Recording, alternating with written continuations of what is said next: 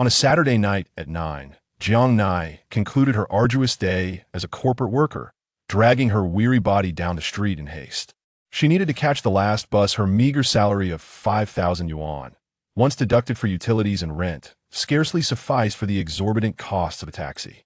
Fortunately, luck smiled upon her this evening as she managed to board the elusive 886 bus. Most of the time, she braved the cold winds to ride a shared bicycle back to her rented apartment. The frigid winter night dissuaded people from venturing outside, leaving the bus nearly empty. Jiang Nai settled into a seat at the front, resting her head against the window, gazing at the residential buildings whizzing by. She pondered when she might possess a home of her own in this bustling city of Pengcheng. It need not be grand, merely a space that offered her a sense of belonging. This thought elicited a bitter laugh from her, mocking herself for indulging in daydreams under the cloak of night. At 26 years old, having graduated 2 years prior with savings of merely 18,000 yuan, she had always been the most unremarkable figure in any crowd. Ordinary looks, a humble background, and ultimately, through sheer effort, she had secured a place at a second-tier university. Yet in an era where graduates abound, such credentials afforded her nothing more than a job with a 5,000 yuan salary. She often lamented her past, wishing she had exerted herself during middle school, and then, with a bit more effort in high school, gained admission to a prestigious university. Would her life have taken a different trajectory? She could already foresee her future within this job. At 28, succumbing to societal pressures, she would be compelled to enter the realm of arranged matches, ultimately settling for a decent, agreeable man, and by 30, bearing a child. Thereafter, her existence would revolve around motherhood, transforming her into a weary matron, and if fortune favored her, her husband would at least treat her with respect. Yet what luck could a person like her ever hope for? How ironic. Was this truly the life she desired? Once, she fancied herself a spirited young girl, convinced her life would be filled with exhilarating highs and passionate pursuits. When was that? Perhaps during her middle school days, those cherished years of innocence. Lost in thought, her mind suddenly blanked, a blinding light flashing before her, bringing tears to her eyes.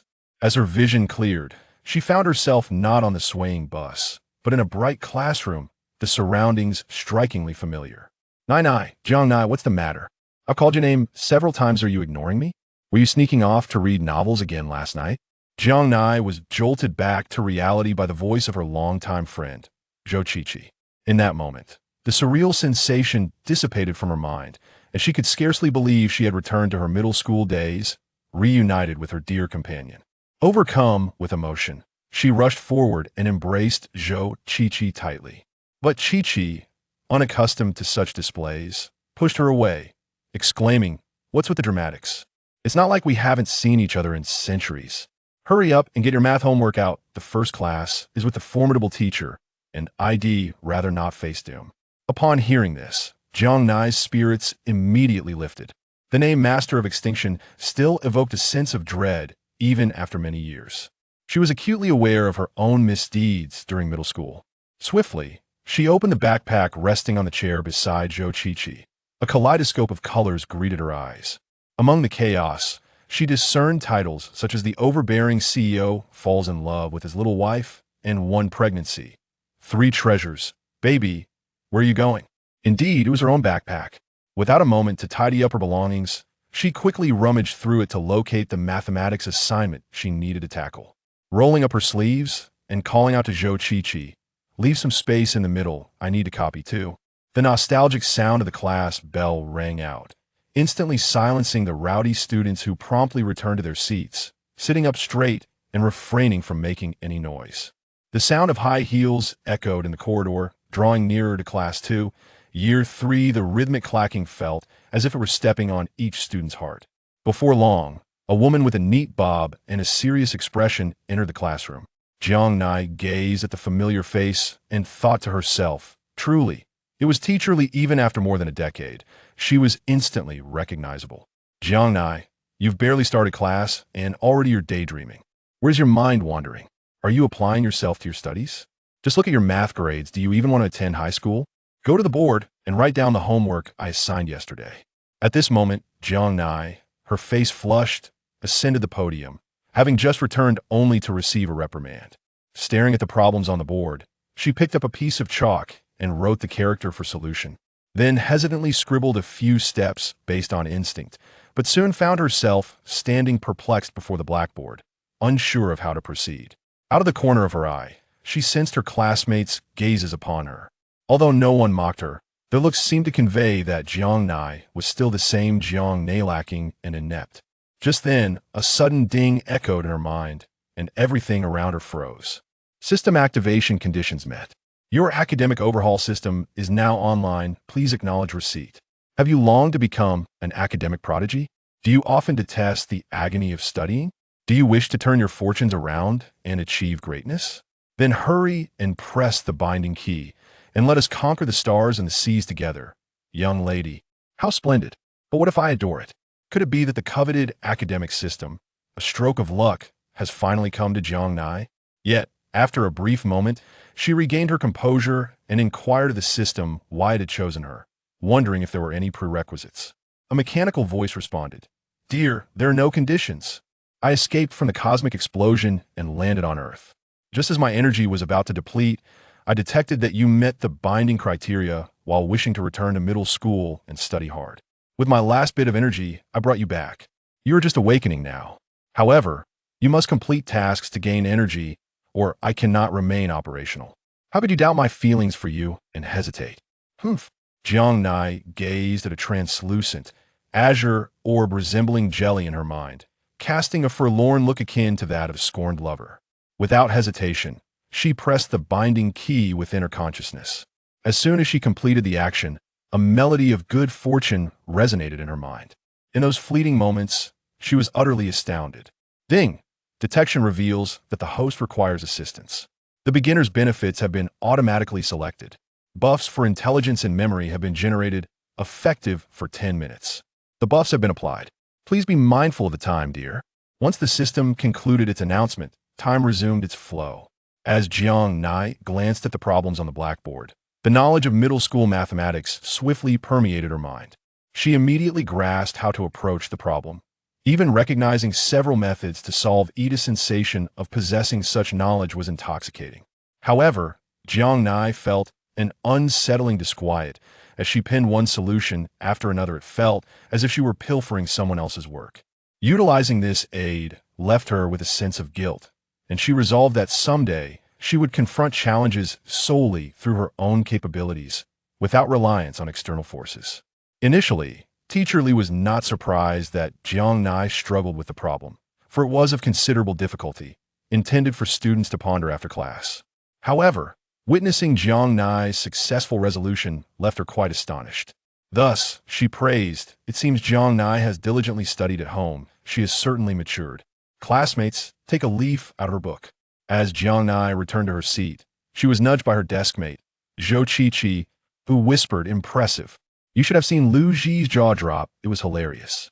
Lu Ji, who performed decently in class, inexplicably harbored an aversion towards her. Often approaching her for no apparent reason was akin to a vexatious fly, unwelcome to all. Jiang Nai had little desire to expend her thoughts on such an individual. Her immediate priority was to focus on her studies. Before the buff dissipated, she was determined not to squander this opportunity. She devoted all her attention to the lecture. The dual buffs of intelligence and memory were remarkably effective. She comprehended and retained every concept the teacher presented, even demonstrating the ability to extrapolate.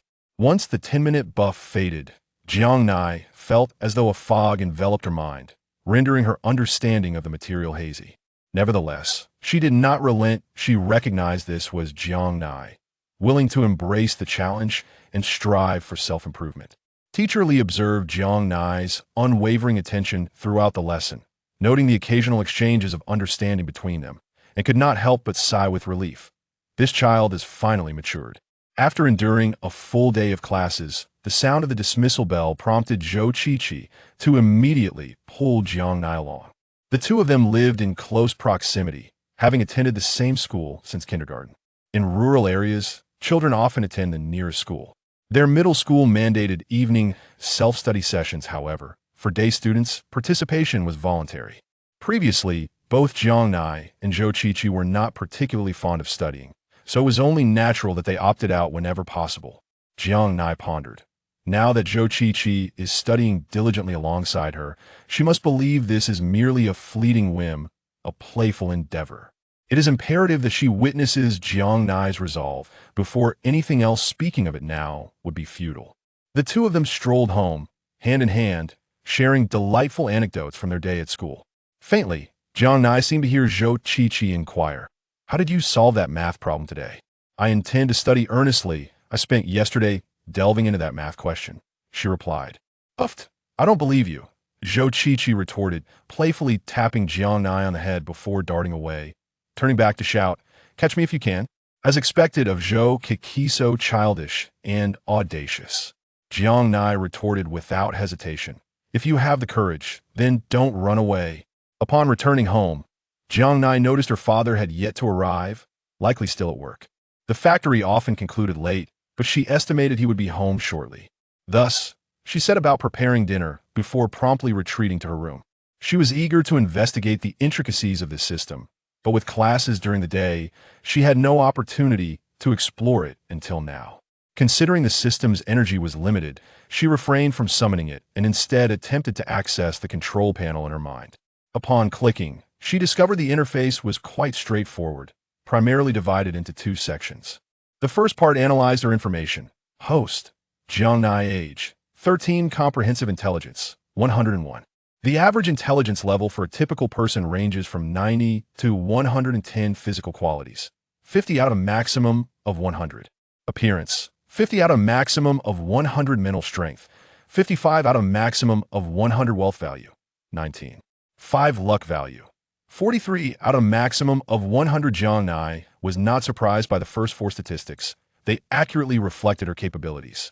The slightly elevated mental strength might be attributed to her rebirth, resulting from a more robust soul. However, why was her financial status displayed? How embarrassing. With a value that was less than whole, she thought, smiling inwardly, "Thank you for providing me with a profound awareness of my poverty." Ding! Host's strong dissatisfaction detected the wealth value on the host's homepage will now be concealed. If the host wishes to display it again, it may be done. What a considerate system. Perhaps it was taken aback by her financial plight as well. But what of the luck value? Was she truly that unfortunate? Although her luck had been rather dismal, she had always believed it would hover around 50. Instead, she received a 43. How fitting that she was both impoverished and unlucky. Why didn't the system mention that this could also be hidden? The various physical attributes on the host's homepage cannot be concealed. Well, if it cannot be hidden, so be it. It seems she cannot escape the reality of her misfortune. Perhaps she should explore other pages to momentarily escape this grim reality. Ah, the system. Let's see what treasures it holds. What does point redemption entail? 1 point exchanges for 1,000 wit. The mall page displayed 0 points. She sighed in exasperation. Next, unforgettable memory 1.0. With just 500 points, possessing it will enable you to initiate a transformation of your memory, bringing you one step closer to becoming a memory deity. Hesitation leads to defeat. If your heart is stirred, act swiftly, dear friend, for acquiring it is akin to gaining a treasure. Unforgettable memory. Wasn't this the very thing I longed for during my school days? What a ridiculous notion that it requires 500 points converted to currency. That equates to an exorbitant sum.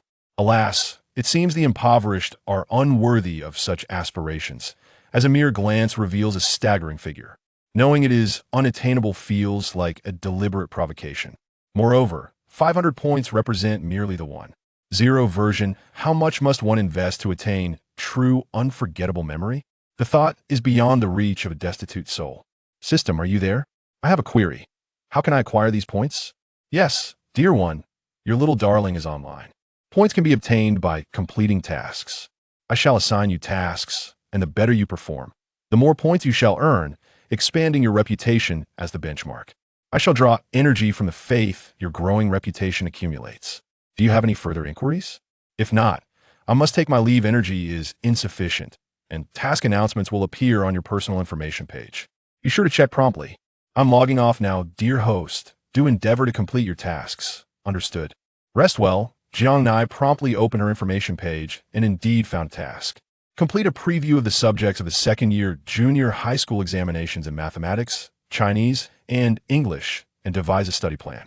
Task duration, 3 days. Task reward, 20 points and 1 free attribute point. To think there are attribute points involved. The novels I devoured in my previous life were not in vain. I understand the significance of this. A person's physical abilities gradually solidify during growth and development. Once established, significant changes are rare. Yet now, the system offers a chance to alter that reality. Jiang Nai is determined to seize this opportunity and strive to become a prodigy. Without delay, she opened her backpack and retrieved her textbooks. Facing the subjects of mathematics, Chinese, and English, she decided to tackle the challenge head-on, beginning with the mathematics book. Upon opening it, she was pleasantly surprised to find it was not as daunting as she had anticipated. Evidently, her 3 years of effort in high school were not in vain. At least the junior high mathematics was comprehensible. The reason she had struggled with the morning's math problems was simply due to forgotten knowledge points. If she focused on her studies now, success was within reach. Nai, are you back? Jiang Ping pushed open the door to find his daughter engrossed in her studies. Initially assuming she was reading a novel, he approached to speak with her, only to discover that Jiang Nai was diligently studying mathematics, seemingly oblivious to his presence. Just as she was immersed in her work, she sensed someone watching her. Turning around, she was delighted to see her father had returned, and she immediately set her book aside to embrace him. How she missed her father. His work kept him away from home, leaving little time for family. They could only spend a few days together during the new year. His demanding job weighed heavily on him, often causing her father worry. Now, seeing him youthful and vibrant filled her with nostalgia. Why are you reading at home today? Didn't you use to rush back and immediately immerse yourself in your precious novels? I suddenly feel that learning is quite essential. I don't wish to squander my time any longer.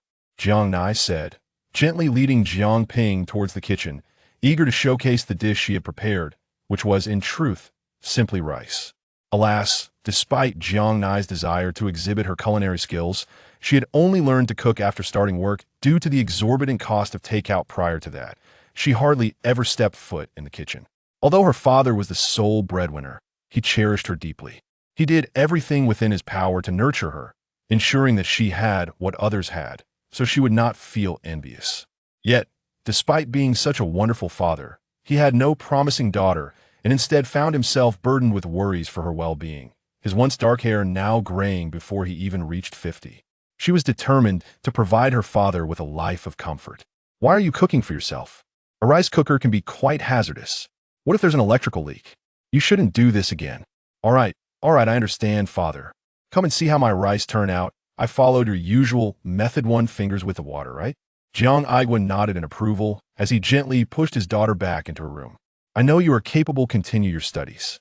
I will take care of dinner. It was a rare opportunity for his daughter to focus on her learning, and he wished for her to seize the moment and absorb as much knowledge as possible. Jiang Nai, too, did not wish to waste time. This learning opportunity was indeed precious. The period of studying was the most unadulterated phase of life. Once she entered the workforce, picking up a book again would not be as simple. She was eager to complete her tasks and see the rewards, and with a little effort over the next couple of days, she believed she could achieve this. By 11 that evening, Jiang Nai had finally completed her tasks in mathematics, language, and English. She promptly opened the task interface and was delighted to find that her tasks had been marked as complete. 30 points were now resting in her account balance, along with an unused free attribute point. Staring at the attribute point, she was unsure where to allocate it. Deep down, she yearned to enhance her appearance throughout her life. She had always been the most inconspicuous person in the crowd, with unremarkable features, rough skin, and a petite stature. She envied those who were naturally beautiful. However, considering that this was a scholarly system and the current tasks were related to learning, she steeled herself and directed the attribute point towards intelligence. As soon as she allocated it, she felt her mind become clearer, the fatigue from prolonged studying dissipating, as if she could continue for 3 days and nights. The system's rewards were remarkably effective. After distributing her points, Jiang Nai opened the task page to see if any new tasks awaited her. To her astonishment, she found a lengthy list, as if a year's worth of tasks were presented before her. Long-term, Task 1. Exercise for 1 hour, each day accumulative. A healthy body is the foundation of success. Reward: 3 points per day. Failure to complete results in a deduction of 6 points. Long-term task 2. Achieve first place in the midterm exam. Reward: 3 free attribute points. 100 points. Failure results in a random deduction of 2 attribute points. Task 3. Earn the favor of the mathematics teacher. Reward: 20 points. Task 4. Complete the preview of remaining subjects and create a study plan. Reward: 30 points and 1 free attribute point. Task 5. Complete the study of the first 3 chapters of each subject according to the study plan. Reward: 40 points. Task 6. Complete the study of all chapters of each subject according to the study plan. Reward: 60 points. Jiang Nai felt overwhelmed by the first task. She truly despised physical activity and was, by nature, an indolent person who preferred sitting to standing and lying down to sitting. The prospect of exercising for an hour each day seemed unbearably torturous. However, upon discovering that the penalty for failing the second task was a random deduction of 2 attribute points, she felt as if her very existence was at stake.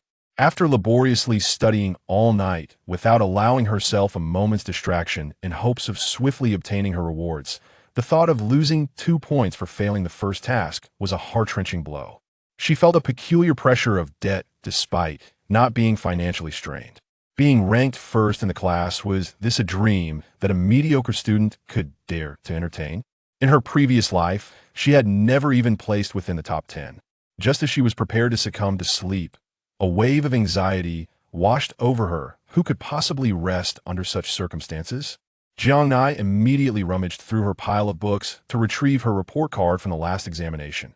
Chinese 77, Mathematics 59, English 72, Political Science 60, History 58, Geography 53, Physics 30, Biology 55. Out of 52 students in the class, she ranked 33rd, which indicated substantial room for improvement. The abysmal score in physics was so dismal that even trampling on the answer sheet might yield a higher mark. She wondered if there existed any tools that would allow her to forego sleep. She was terrified that failing the tasks would render her unattractive and dim-witted. Given her already less than brilliant intellect, continuing down this path would make even the simplest task of running home in the rain seem insurmountable. Wow, what is this? A golden legend? No, it is my life-saving artifact. This is simply an essential for the top achievers. Chapter 2. Qin Xiaoya carefully examined the necklace she had taken out, her attention fixated on the star-shaped crystal pendant, which increasingly appeared to be anomalous. Its blue hue sparkled with an unusual brilliance, and when gazed upon for an extended period, it emitted a kaleidoscope of colors.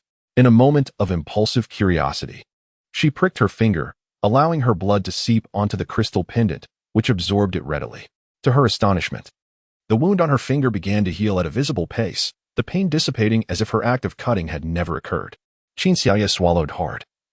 Had she successfully acknowledged the pendant as her own? How was she to enter? Huang Xian had traversed into her space effortlessly after her own acknowledgement. Why was her experience different? Contemplating her predicament, Qin Xiaoya tentatively declared, "I wish to enter." No sooner had the words left her lips than she found herself enveloped in a different realm. Standing on a vast expanse of land that seemed to stretch across several acres. Was this intended for cultivation? She ran her fingers through the dark, rich soil, instinctively recognizing its fertility. To her left lay a meadow, where she spotted various familiar herbs. Curious, she plucked a handful of grass, wondering if this space could indeed support cultivation. However, shortly after her action, the area she had cleared was swiftly reclaimed by newly sprouted grass. The speed of growth was astonishing. A sense of disorientation washed over her. Was the growth rate here swifter than in the outside world? Could she harness this rapidity to cultivate an abundance of crops? Surveying her surroundings, aside from the fertile ground and expansive meadow, she noticed distant mountains, with nearer hills flanking the right side of the open land. At the base of these hills flowed a mountain spring, its waters cascading down and eventually pooling in a small pond adjacent to the open space. Her spirits lifted. Even without water-based abilities in the future, she would not have to fear drought. Turning around, she discovered an orchard behind her, its fruit trees distinctly different from those she was accustomed to. As she approached the trees, she encountered a barrier at the boundary between the land and the orchard. Though she could see the orchard with perfect clarity, she found herself unable to cross over.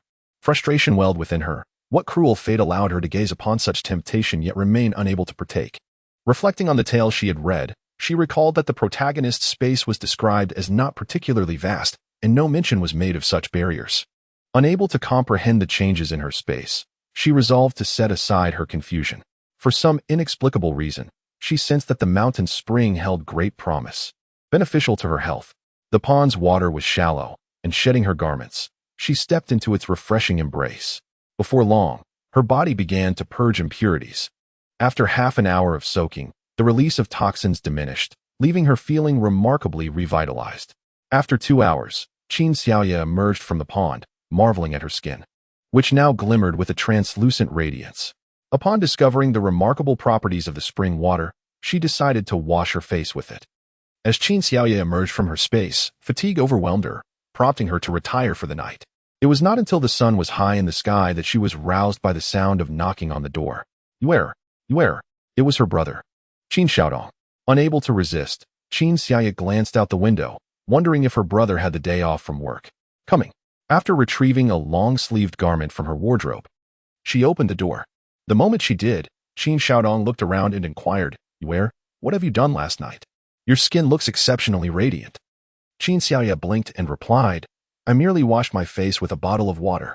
Is the effect truly that remarkable? You must let me try as well. Qin Xiaoya smiled and assured him, just wait, I shall fetch some for you. She emptied several bottles of mineral water, carefully peeling off the labels, preparing enough in case their parents desired some later, to avoid any inconvenience. Handing 2 bottles to Qin Xiaodong, he gratefully accepted them, saying, Thank you, Yuer. By the way, it's time for breakfast. I have asked Wuma to bring it to you. Thank you, brother. Noticing the time, which had already passed 8, she asked, Aren't you working today? I finished my tasks last night, and have taken the day off to keep you company, he replied. Brother, you needn't worry about me. I am perfectly fine. Qin Xiaoya felt a warm glow in her heart from her family's concern.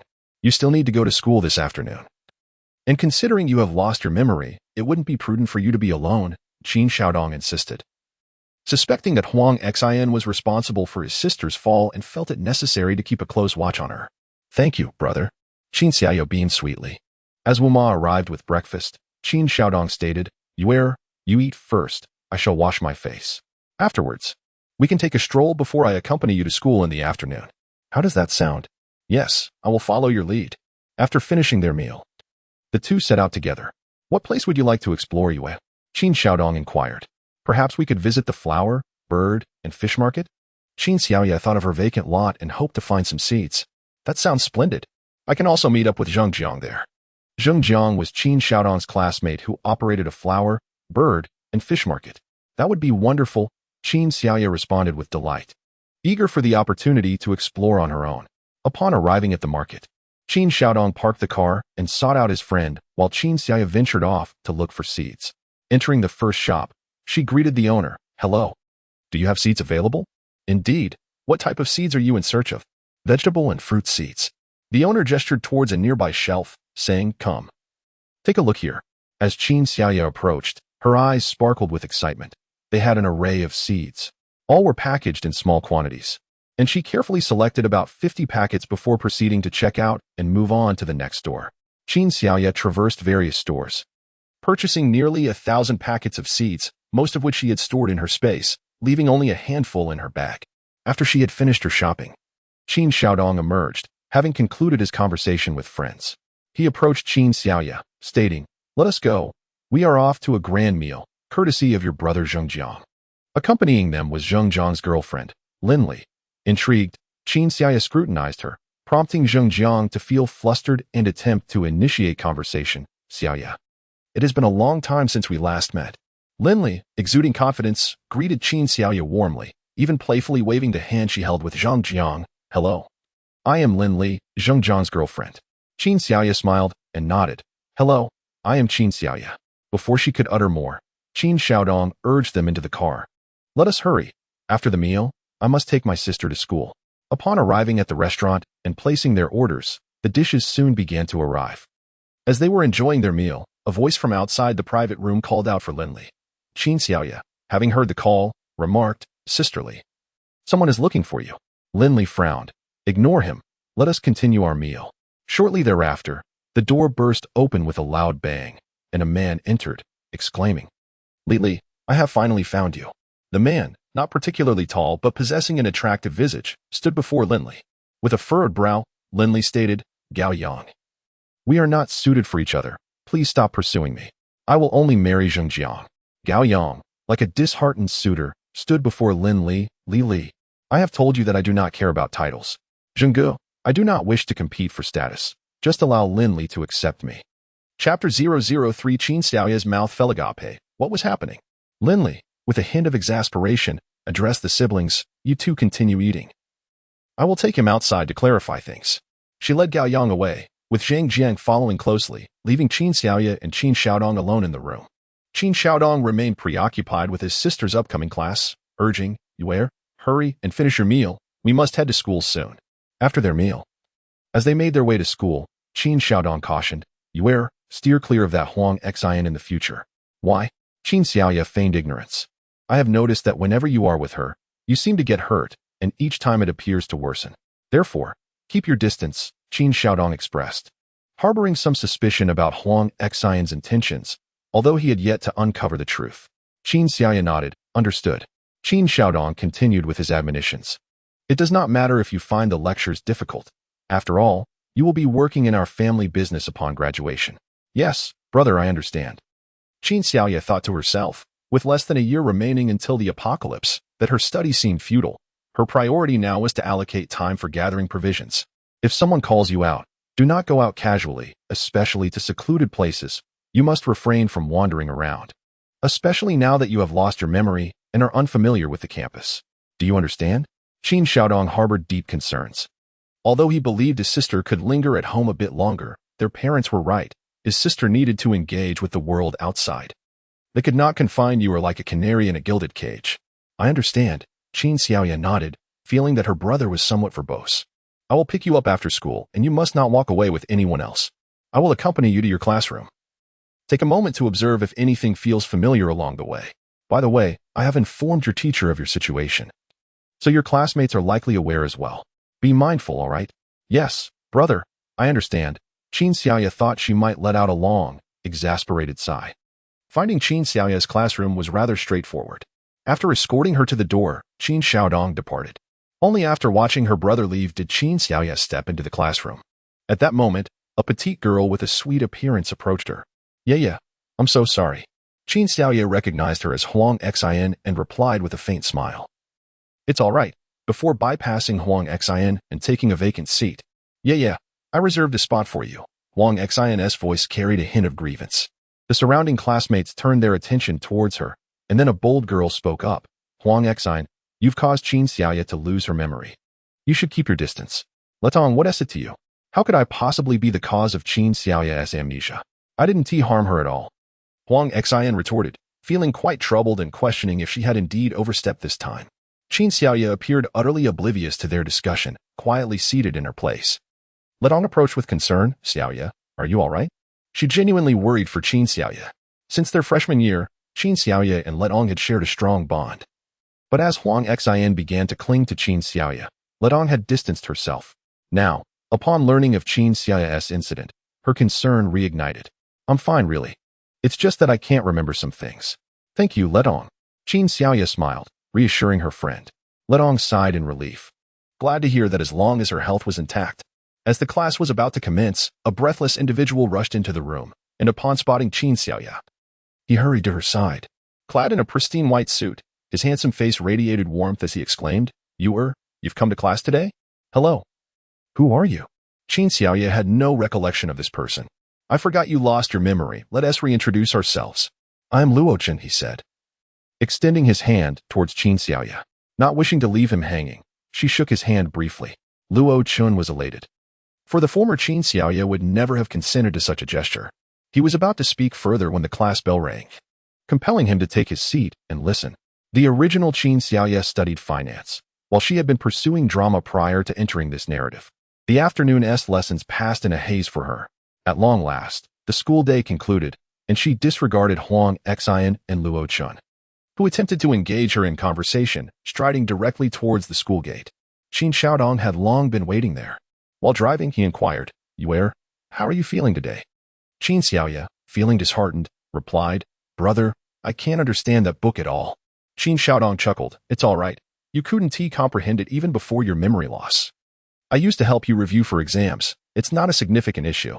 After sharing a laugh, he reassured her, If you truly wish to learn, I can find you a tutor when we return home.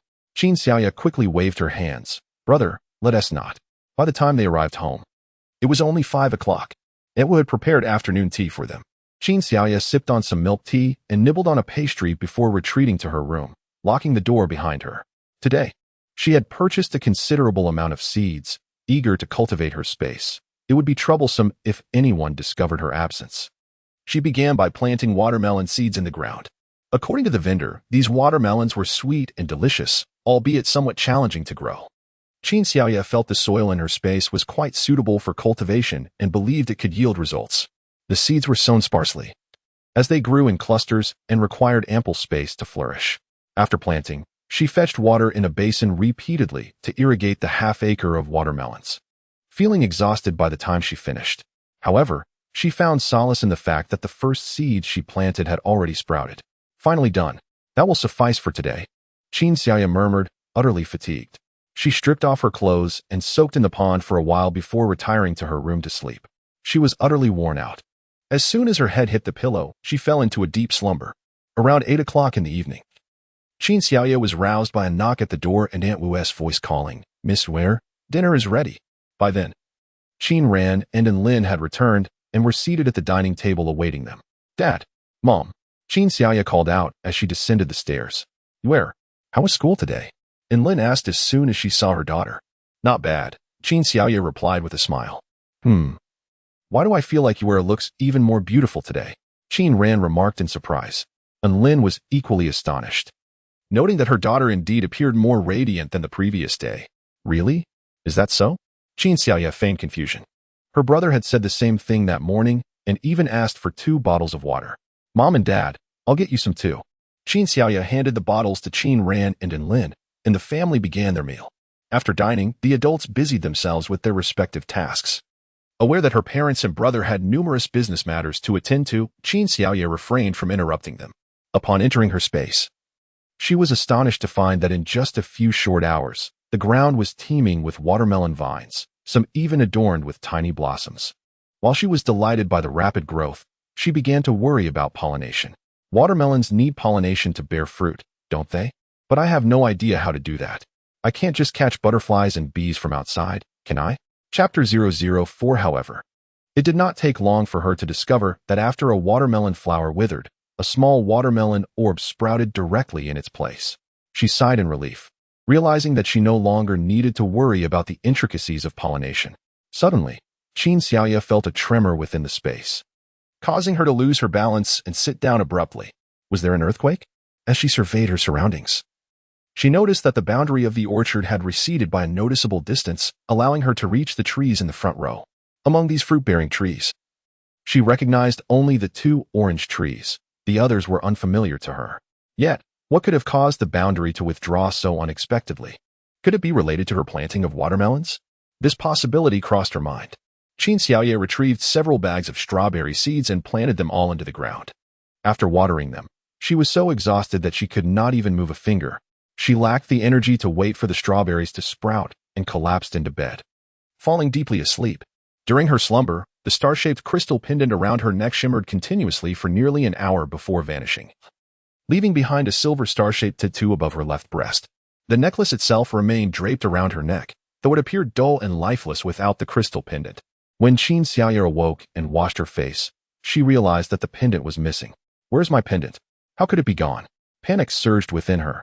After all, it was an essential tool for her survival in the post-apocalyptic world. She searched her room thoroughly but found no trace of the pendant. Taking several deep breaths to regain her composure, she attempted to enter the space. Fortunately, the space had not vanished. If the space still existed, then the pendant must also be there. Perhaps it had transformed into another form while she slept. After a meticulous examination, she finally discovered a tattoo on her body that mirrored the crystal pendant. A weight lifted from her heart. The space remained hers, and she no longer had to worry about it being taken away. With her mind finally at ease, she turned her attention to the transformations within the space. The watermelons had grown substantially, with some appearing excessively large, weighing at least 50 pounds. The strawberries she had planted before sleeping had borne fruit, each nearly the size of an apple. Qin Xiaoya plucked a strawberry and took a bite. Wow, it's incredibly sweet. After indulging in the strawberry, she noticed that the boundary had receded further. She could now step inside the orchard. Within the orchard, 2 wooden cabins caught her eye, igniting a spark of excitement within her.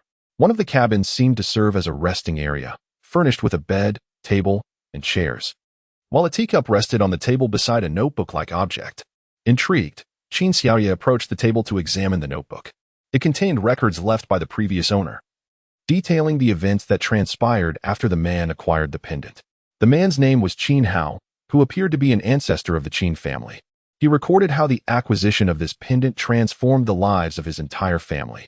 However, he stressed that the orchard must remain concealed, and that ordinary individuals could only consume the fruits in limited quantities, as these were meant for cultivators.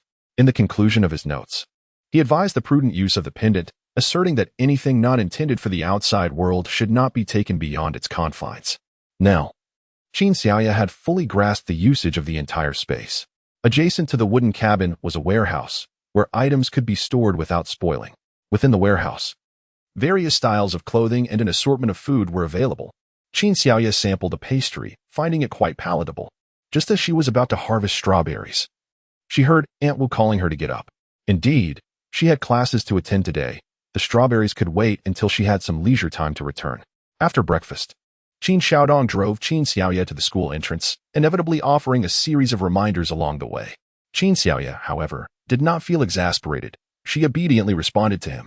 Upon the conclusion of her morning classes, she exited the school and took a taxi to the shopping plaza. In the aftermath of the apocalypse, supplies were scarce, and she felt it prudent to prepare in advance. The shopping plaza offered temporary warehouse rentals, which Qin Xiaoya took advantage of. After paying for a week, she commenced her shopping. The warehouse manager assisted with receiving goods, while the logistics of transporting items were left to her discretion. Qin Xiaoya ascended to the upper floors, identified suitable merchants, and began to exuberantly swipe her card. After all, the Qin family was affluent, and as a favored member, she had no concerns regarding financial limitations. She ordered bulk supplies from several vendors, ensuring she procured clothing for all seasons, as well as shoes, hats, bedding, and everyday necessities, leaving nothing overlooked. Some merchants even needed to source additional stock, requiring a few days, so she instructed them to deliver the items directly to her rented warehouse, promising to settle the remaining balance later. Feeling satisfied with her purchases, she proceeded to the warehouse, which had already received some deliveries. She stored a portion of the goods within her space. After exiting the warehouse, she called her driver, Old Wang, requesting him to pick her up for school, as she still had afternoon classes to attend. Upon finishing her classes, Old Wang was waiting for her at the school gate, accompanied by Qin Xiaodong. Qin Xiaodong inquired, "You error. What did you do at the shopping plaza today?" Aware that she could not conceal her activities from her brother due to the sheer volume of her purchases, she realized that it was impossible to avoid drawing attention. Acting alone would only risk exposure. Having her brother's assistance was an ideal solution. "Brother, I suddenly wish to open a supermarket," she declared. "Excellent. What kind do you envision? I will assist you," Qin Xiaodong responded eagerly, without probing further into her motivations. Whatever his sister aspired to pursue, he wholeheartedly supported. Losses would be inconsequential. Her happiness was paramount. Understanding Qin Xiaoya's ambitions, Qin Xiaodong promptly opened his notebook, searching for an appropriate location for the supermarket, ideally situated near their Qin family enterprise so he could visit occasionally. By the time they returned home, Qin Xiaodong had already identified a suitable site. "The moon hung in the sky as we finalized our location. Let us venture forth to inspect it. Uncle Ma, please drive us to Joey Wei building." Qin Xiaoya blinked in surprise. "So soon? Isn't your pace rather swift? Haven't you already procured a batch of goods? In the future, let your brother liaise with the manufacturers for supplies. Shopping at the mall is far too expensive." Qin Xiaodong affectionately patted his sister's head. Upon arriving at Joey Wei building, which was newly constructed and nearing the completion of its lavish renovations, they found the entire edifice unoccupied, as no merchants had yet settled in. Qin Xiaodong surveyed the third floor, expressing his satisfaction. The basement warehouse was ideal for storing inventory, while the upper 2 levels could accommodate shelves. He even summoned the manager to discuss pricing. His demeanor suggested a desire to purchase the premises outright. As Qin Xiaoya listened in, she felt conflicted. She believed the funds would be better spent on essential supplies. However, how could she broach the subject of the impending apocalypse with her brother? Yet, having this space would indeed provide a veil of secrecy and alleviate numerous complications. Just as she wavered in her thoughts, Qin Xiaodong had already reached an agreement with the manager and was drafting the contract for signatures. By the time Qin Xiaoye regained her composure, the several floors of the shopping center were already registered in her name. With the acquisition completed, Qin Xiaoye resolved to gather supplies first and would, when the opportunity arose, discuss the dire circumstances with her brother. Upon returning home, they found Qin Ran and Lin already present. After inquiring about the shopping center purchase and learning of Qin Xiaoye's intentions to establish a supermarket, they refrained from further discussion, merely encouraging Qin Xiaodong to assist his sister. After the family enjoyed their meal, Qin Xiaoye accompanied her parents for a leisurely stroll in the garden before retreating to her room. Entering her space, she was greeted by a chaotic assortment of goods that had been placed there earlier. With a sigh, she lamented how long it would take to organize everything. If only these items could transport themselves to the warehouse, she mused. No sooner had she spoken than the goods vanished into thin air. Stunned, she harbored an astonishing thought. Could it truly be? She dashed to the warehouse and found everything neatly arranged. If this were the case, could the ripe strawberries and watermelons also find their way to the warehouse? She closed her eyes and silently chanted a few phrases, and upon reopening them, she was delighted to see her strawberries and watermelons perfectly stacked. Next, she experimented with her thoughts to control the vegetable seeds, successfully planting them in the remaining vacant space. Elated, Qin Xiaoye realized this would save her a considerable amount of effort. Having traversed numerous locations that day, she felt fatigued. After consuming a couple of glasses of water, she settled into the pond and soon drifted off to sleep. After a while, the tattoo on her chest began to absorb the water from the pond, though the slumbering Qin Xiaoye remained blissfully unaware of any peculiarities. At 1 o'clock in the morning, she stretched languidly, puzzled. How did I fall asleep here? After tapping her forehead, she stood to discover that the water level in the pond had receded by a third. Could it be? I merely lingered for a while, and the water level has decreased so significantly? At that moment, Qin Xiaoye suddenly experienced a peculiar sensation. She spread her fingers and delicately sensed that extraordinary power once more. And then a small sphere of water materialized in her palm. Qin Xiaoye was astonished. Could this truly be a supernatural ability? She attempted to conjure another water sphere and succeeded again. Elated, Qin Xiaoye realized she had awakened her water ability. However, after the initial excitement, a thought crossed her mind. The water ability seemingly ranked as the weakest among supernatural powers.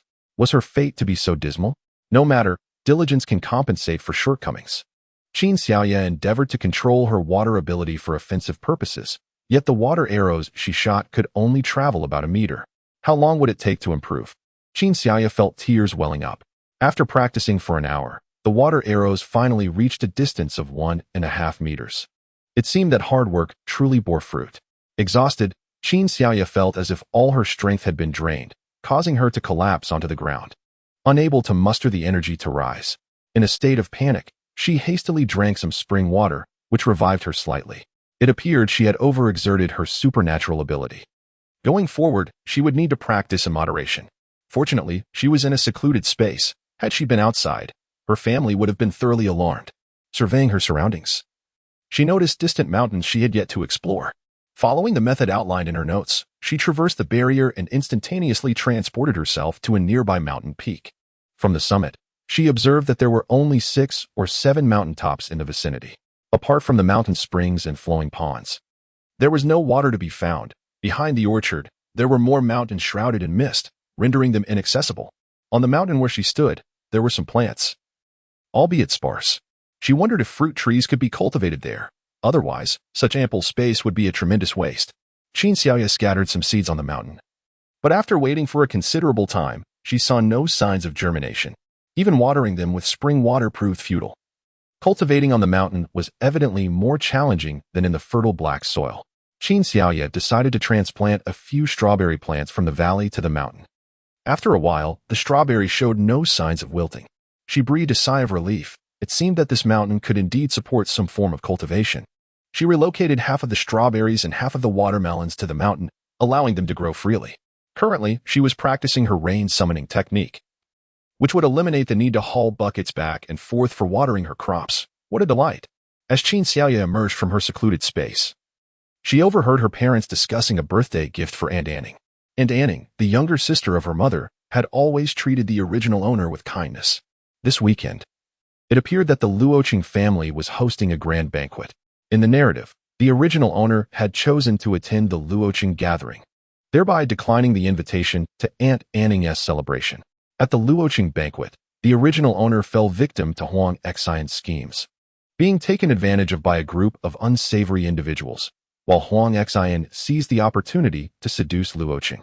From that point onward, the original owner, having been sullied, harbored deep resentment towards Huang Xian, transforming into the malicious antagonist described in the story. The Luoqing family was also a prestigious lineage. Without the elder Luoqing's consent, Huang Xian alone would not have possessed the influence to allow those ruffians to infiltrate their ranks.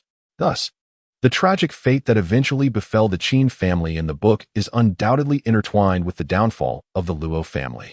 Qin Xiaoya clenched her fists, resolute in her determination that such admirable kin should not perish at the hands of nefarious individuals. What troubles you? And Lin inquired, having seated herself beside her. Concern etched on her face. Qin Xiaoya shook her head. I am fine. Qin Ran interjected. If you feel unwell, you need not attend. Rest at home. We shall convey your regards to Ning. She will not hold it against you. I am perfectly well. I shall accompany you to visit Aunt Ning. Qin Xiaoya narrowed her eyes, recalling that in the narrative, Huang Xian had a remarkably loyal supporting character named Huaya, who was Ning's sister-in-law. She felt compelled to discern what Huaya resembled, lest she be caught unaware in the future. By the way, tomorrow's banquet for the Luo family coincides with that of the Hua family at the same hotel. According to the progression of the story, the Luo family intends to have the original character, the Hua family's granddaughter, removed from the banquet. Would that not be tantamount to a provocation at their doorstep? Perhaps the Luo family originally aimed to target the Hua family, with our Qin family merely caught in the crossfire? Once Qin Ran and Lin departed, Qin Xiaoya approached Qin Xiaodong, whispering, Brother, do the Hua and Luo families harbor any animosity? They support different factions, thus their stances diverge. Qin Xiaodong cautioned her worriedly. Their disputes are not for you, a mere child, to meddle in. I have no intention of interfering, she replied. I merely noted that both the Luo and Aunt's banquet are set at the same venue. Oh, is that so? Qin Xiaodong asked, intrigued. The Luo family is hosting a banquet for Huang Xian, I presume? It had reached his ears that the elder of the Luo family held a fondness for Huang Xian and wished to unite her with his grandson. Qin Xiaoya nodded. Indeed. It is a banquet for Huang Xian. Qin Xiaodong furrowed his brow. Then keep your distance from her. Associating with her brings nothing but trouble. Qin Xiaoya obediently replied, Brother, I understand.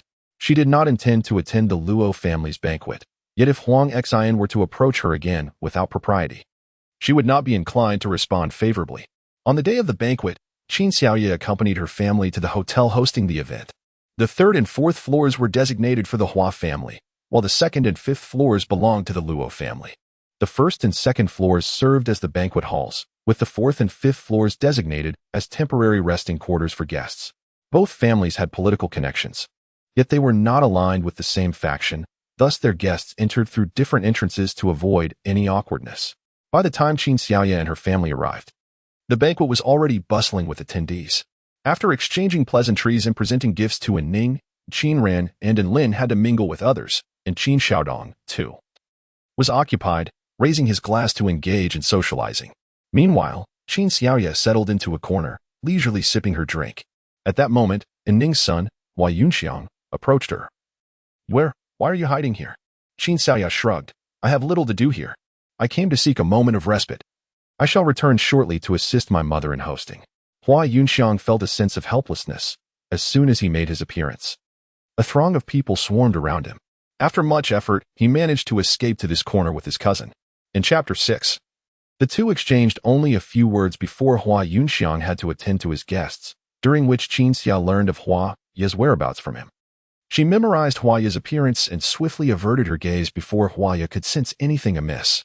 With nothing much to occupy her, and feeling it would be inappropriate to leave early, she bid her brother farewell, collected a room key for an upstairs suite, and intended to retire for a while. As she ascended the stairs with her key, a figure in another corner of the banquet hall also strode briskly in her direction. The elevator halted on the fourth floor, and as Qin Xiaoya turned a corner, she gradually slowed her pace. Ahead of her stood Huang Xian, clad in an elegant gown. Huang Xian approached her, saying, "Xiaoya, since you refused to come to my party, I had no choice but to seek you out. This is my birthday celebration. Given our close relationship, you will partake, won't you?" As she spoke, she extended a glass of wine towards Qin Xiaoya. Qin Xiaoya clenched her fists. Her abilities were not yet lethal. There was a possibility that Huang Xian might emerge unscathed while she herself could be whisked away for experimentation. Moreover, as the heroine of the novel, Huang Xian would certainly not be easily dealt with.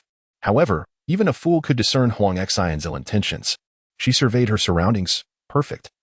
This location was a blind spot for surveillance. Seizing the glass of wine that Huang Xian had not yet offered, she downed it in one gulp and then turned the glass upside down, declaring, "I have finished it." "You," Huang Xian exclaimed, flustered. Yet, upon noticing Qin Xiaoya's flushed cheeks and dazed eyes, she was taken aback. "You're drunk?" Qin Xiaoya merely felt a slight dizziness. Her consciousness remained intact. However, hearing Huang Xian's words, she swayed her body, feigning instability, and slurred, "Aren't you drinking?" Huang Xian smirked coldly. "Had I known you would be so easy to manipulate, I wouldn't have needed to resort to poisoning." She supported Qin Xiaoya into the elevator, producing 2 room keys, extracting one while placing the other back into her purse. Qin Xiaoya glimpsed the room number on the key, 501. Suddenly, she pressed Huang Xian against the elevator wall, holding her chin firmly while forcing the spiked drink down her throat. Seizing the opportunity while Huang Xian was distracted, she snatched the key from her grasp and slipped the one for room 501 into her purse. When the elevator reached the 5th floor, a disoriented Huang Xian stumbled out. Qin Xiaoya's head began to spin as well, and she staggered into the elevator, inadvertently pressing a button for an unknown floor, causing the elevator to ascend once more. Her vision blurred and her consciousness began to fade, an inexplicable heat enveloping her. With the remnants of her rationality combined with the narrative from the book, she deduced the precarious situation. Room 501 held several men that Huang Xian had arranged for her, and one of the drinks Huang Xian had brought contained a drug she had administered, while the one she had just taken was likely part of the old man's scheme to pair Huang Xian with Luo Chun. She had underestimated the situation. Leaning against the corner of the elevator, when the doors opened, the young man waiting outside was startled. Upon recognizing Qin Xiaoya, he exclaimed, "It's you?" Qin Xiaoya lifted her gaze and beheld a man with exquisite features. "Who are you?" she inquired. "I am Xiao Chun, just returned to the country. I am the twin brother of Xiao Yan. He often speaks of you and has shown me your photographs. In person, you are far more enchanting than in the pictures. You may find this hard to believe, but I seem to share his feelings for you." Xiao Chen assisted Qin Xiaoya to her feet, feeling somewhat awkward. "I apologize for being so forward upon our first meeting." Qin Xiaoya, feeling unwell, weakly shook her head. It appeared that Xiao Chen finally noticed her discomfort. He supported her and asked with concern, "What is wrong?" Qin Xiaoya gazed at him intently for a moment, her body leaning against him. "I've been drugged. Please, take me to your room." After all, Xiao Chun was quite handsome. It was not a loss for her. When Qin Xiaoya awoke from her stupor, 3 hours had already elapsed. Heaven knows how anxious her brother and the others must be, searching for her. Her previous attire was wrinkled, yet beside her lay a fresh set of clothes. She changed into them, tidied herself up, and without a glance at the still sleeping Xiao Chen, returned to the 3rd floor. On the 3rd floor, people were gathered in small groups, animatedly discussing the events on the 5th floor. Before Qin Xiaoya could fully grasp the situation, her brother, Qin Xiaodong, hurriedly approached her. Where have you been? I dispatched many people to look for you." "Brother, I'm fine. I just found a place to rest for a while." Qin Xiaoya felt fortunate that the man had not exhibited any predatory tendencies. Otherwise, her brother would have faced a challenging predicament. Qin Xiaodong pulled her aside and whispered, "This matter on the 5th floor does not involve you, does it? The old master of the Hua family seems quite upset. If you were to intervene, it would complicate matters further." Qin Xiaoya feigned confusion. "Brother, what are you talking about?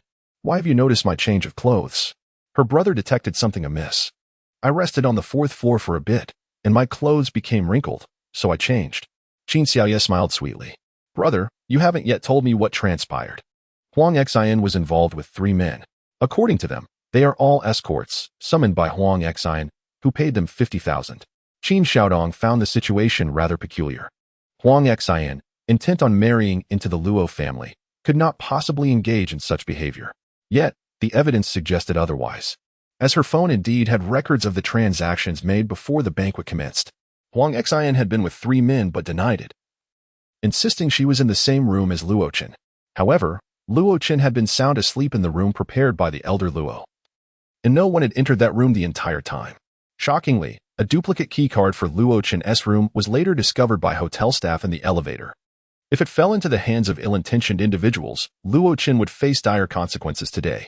The elder Luo had initially intended to give Huang Xian a chance, but upon realizing she could not manage the situation and attempted to extort his grandson, he erupted in anger and cast her out. Huang Xian's hopes of marrying into the Luo family were utterly dashed.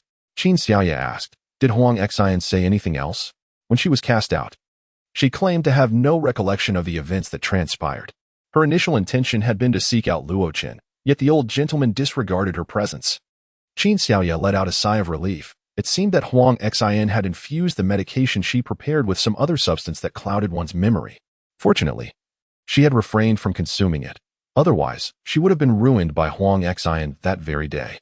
The banquet was finally drawing to a close, and Qin Xiaodong bid farewell to his friends while Qin Xiaoya remained seated quietly in a corner. At that moment, Huayu approached her. "At last, I have found you. You have been hiding away in this corner, too timid to face anyone. Have you committed some transgression?" Qin Xiaoya observed that there was no one else around and directly inquired, "Are you a mad dog? Why do you bite indiscriminately?" Upon hearing Qin Xiaoya's words, Huayu was immediately filled with rage. "You, with the surname Qin, dare to insult me, a person who is your elder?" Huayu's voice was excessively loud, resonating even in the distant tranquility. Upon witnessing her niece being bullied by Huayu, she furrowed her brow and approached with determination. "Huayu, I have warned you before. You are not to torment Yu'er." Qin Xiaodong and a few others approached, and upon realizing that she could not gain any favor, Huayu, infuriated, turned to leave. What has come over this girl from the Qin family? She had never dared to retort before, yet today she allowed herself to be humiliated in front of so many. And Ning still had to attend to the guests. After offering a few words of comfort to Qin Xiaoya, she departed. Qin Xiaodong inquired, "Yu'er, are you all right?" Qin Xiaoya shook her head and said, "It's nothing. Let's head back first." Chapter 007. Early the next morning, Qin Xiaoya appeared with dark circles under her eyes. Qin Xiaodong expressed his concern. "Where? Did you not sleep well last night?" Qin Xiaoya nodded in agreement, deciding to seize this opportunity to discuss the impending apocalypse with her family. She felt it was imperative to inform them in advance, lest they be caught unprepared when the time came. "What's the matter?" Anlin inquired anxiously, sensing that something was amiss with her daughter, though she could not quite discern what it was. "I had a dream last night," Qin Xiaoya replied, rubbing her head. "What kind of dream? A nightmare?" Qin Xiaodong inquired anxiously, "Has something happened to my sister? What could it possibly be?" Qin Xiaoya nodded, uncertain if it was the events of the previous night that had unsettled her, as she found herself dreaming of unsettling things. And Lin, feeling a pang of concern for her daughter, quickly embraced Qin Xiaoya and said, "It's all right. Since it was a dreadful dream, let us not dwell on it." And Lin was exceedingly indulgent towards her daughter. Whenever faced with unpleasant occurrences, her wish was for her daughter to swiftly forget, particularly when it came to nightmares. Qin then spoke up, "You must bravely confront your dreams. Yu'er, share them with your father." "I dreamt that I had not lost my memory and that I shared a close bond with Huang Xian. In fact, I didn't attend Annie's birthday banquet last night, but rather, I was at Huang Xian's gathering." A flicker of fear appeared in Qin Xiaoya's eyes.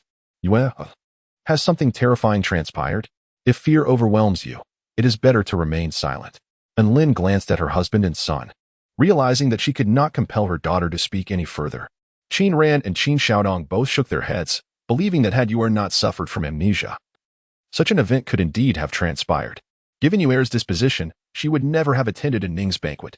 "I even gifted her the set of jewelry that my grandmother had bestowed upon me, yet that evening, calamity struck. However, Huang Xian ascended to Luo Chen's bed, and astonishingly, she administered a drug to me." The words that were to follow from Qin Xiaoya remained unuttered. And then, Qin Xiaodong inquired. "She feigned benevolence to console me, and I foolishly regarded her as a benefactor." Qin Xiaoya's tone grew somewhat frigid.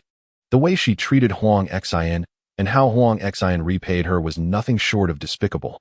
That woman truly deserves her fate. Suddenly, Qin Xiaodong gazed thoughtfully at Qin Xiaoye. You do not dwell on it. The past is behind us. What transpired is not akin to the events of your dreams. And Lin also chimed in.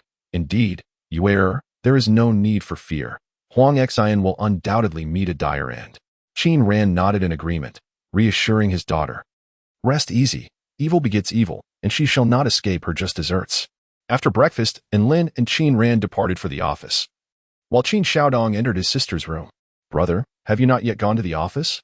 Qin Xiaoye's condition has improved slightly. Her dark circles are not as prominent under her makeup. This dream was indeed envisioned prior to the banquet, was it not? Qin Xiaodong suddenly spoke up. Qin Xiaoye glanced at her brother and nodded, affirming that he was the one she least wanted to deceive regarding this matter. What else has transpired? I sense that your words remain unfinished today, Qin Xiaodong remarked earnestly. Qin Xiaoye exhaled deeply and continued recounting the tale, summarizing the narrative from the book, encompassing the fates of all members of the Qin family. Thus, you were compelled to prevent her from ascending to Luochuan's bed, were you not? Qin Xiaodong inquired. How can you be certain that the dream is genuine? Qin Xiaoye nodded in response. Qin Xiaodong gazed at his sister and inquired. Qin Xiaoye opened the door to take a glance, then secured it with a lock. She beckoned her brother to her dressing room. Brother, I initially thought this was merely a dream. Do you recall what I mentioned this morning? I gifted the set of jewelry that my grandmother bestowed upon me to Huang Xian. Qin Xiaodong nodded in agreement, affirming that indeed, I had mentioned it before. As I lay on the brink of death, Huang Xian revealed that the jewelry had granted her access to a certain realm. Upon examining the set, I discovered that it truly contained a space within. Qin Xiaoye spoke softly. Qin Xiaodong, with keen awareness, covered her mouth and glanced around cautiously. Are you speaking the truth? The water you are drinking is what I have brought forth from the space. Qin Xiaoye could not help but stick out her tongue. Brother, let me take you inside to have a look. As Qin Xiaoye led Qin Xiaodong into the space, he was instantly captivated by the breathtaking scenery. Heavens, this place is simply magnificent. However, when contemplating the dreams of the moon, and perhaps considering them as remnants of a past life, a pang of sorrow pierced his heart. The very possessions of his family had unwittingly aided a villain, leading to the demise of his entire household. That Huang Xian must not be allowed to remain. Suddenly, Qin Xiaodong spoke up. Brother, we are not yet in the apocalypse. Qin Xiaoye couldn't help but furrow her brow. She possessed a certain aura akin to that of a heroine. Yet, had not her sister already tarnished that image the previous night? She has been violated by those three men, and the halo of the protagonist seems to drift further away from her. Qin Xiaodong perceives Huang Xian merely as a scoundrel. After all, it is evident that her demeanor has become irreconcilable with that of his sister. Henceforth, he too shall engage in an unyielding conflict with her. Perhaps that is the way it shall be. Qin Xiaoye felt a tinge of worry, yet her thoughts shifted to another matter. Brother, make sure to drink plenty of spring water. I have now awakened my water abilities. As she spoke, a delicate stream emanated from her hand. Sister, you are truly remarkable. Qin Xiaodong chuckled. From now on, I shall drink it daily. However, Qin Xiaodong's expression soon turned serious. Since the events from your dream have already begun to unfold, it signifies that the apocalypse is indeed likely to occur. In the days to come, whether you attend school or not is of little consequence. Focus solely on cultivating your abilities in this space. I will start gathering supplies from this moment on. If you require anything, simply let me know. Brother, what is the situation at the supermarket? I seized this opportunity to import more goods from abroad. Qin Xiaoye blinked her eyes. This is straightforward. Even without a supermarket, we can procure supplies. Just the other day, someone expressed interest in acquiring my company. A mischievous smile appeared on Qin Xiaodong's face. As he believed he could sell the company, who would have known if the apocalypse might arrive sooner than anticipated? Would the supermarket be sellable then? Qin Xiaoye raised her eyebrows and inquired, We still need to utilize the supermarket's cover to procure goods from abroad, don't we? Qin Xiaodong advised against selling off their stock. Indeed, he acknowledged, if we were to import too much without the supermarket, it would certainly attract attention. Qin Xiaoye nodded in agreement. In truth, we could easily make a trip abroad, she suggested. Qin Xiaodong considered the idea of traveling overseas to be quite appealing. His sister's space had the capacity to accommodate an abundance of items, particularly that versatile warehouse, which could never be filled to capacity. Although Qin Xiaodong had already enjoyed breakfast, he couldn't resist picking some luscious strawberries and indulging in them. The fruit here is simply delectable. From now on, you mustn't keep any secrets from your brother, Understood? Understood, brother. Qin Xiaoya said with a smile. Now that her brother is aware of this matter, she no longer has to bear a heavy burden in her heart. Brother, what do our parents have to say about it? Qin Xiaoya inquired. Chapter 008. They cannot yet disclose this to anyone. Qin Xiaodong furrowed his brow and remarked that regardless of whom they confide in, the information would inevitably be leaked. Do you truly harbor such distrust towards our parents? Qin Xiaoya raised an eyebrow. It is not a matter of disbelief. Consider that once mother learns of this, it will undoubtedly be impossible to keep it concealed from Aunt Ning. If Aunt Ning discovers it, the Hua family will surely become aware of the situation. Qin Xiaodong furrowed his brow and remarked that although Huaya may appear as such, the old master Hua will certainly not forget her. Do you truly believe this matter can be kept under wraps? Qin Xiaoye could not help but feel a twinge of dental pain. Indeed, her mother shared everything with her aunt. Thus, the siblings decided to keep this matter concealed from their parents for the time being. Qin Xiaodong took his sister to a house just outside the school. You should focus on your training here. No one will disturb you. I need to attend to some business matters. Just as Qin Xiaodong was about to leave, he received a phone call from the very individual interested in purchasing his company. Initially, Qin Xiaoye intended to ignore the call, but today she had a change of heart and answered it. Qin, you finally decided to take my call. I understand that my previous offer may have upset you with its meager sum. Since your company is on the verge of going public, how about I offer 50 billion? The individual revealed the highest price he had in mind. Qin Xiaodong's eyes sparkled. Although his company's valuation hovered around 3 billion, its development potential truly warranted a worth of 50 billion. Well, since you were straightforward, I shall be as well, Qin Xiaodong agreed. The person opposite him was taken aback. Having not anticipated that Qin Xiaodong would genuinely consent, leaving his meticulously prepared discourse unspoken. Thus, without visiting his company, Qin Xiaodong proceeded directly to negotiate the sale. This company was the brainchild of Qin Xiaodong, a sole entity without shareholders. Technically, his sister was the only stakeholder, possessing a modest 20% of the shares. Yet he had always managed its affairs. Observing her brother's elation as he departed, Qin Xiaoye secured the door and retreated into her own space.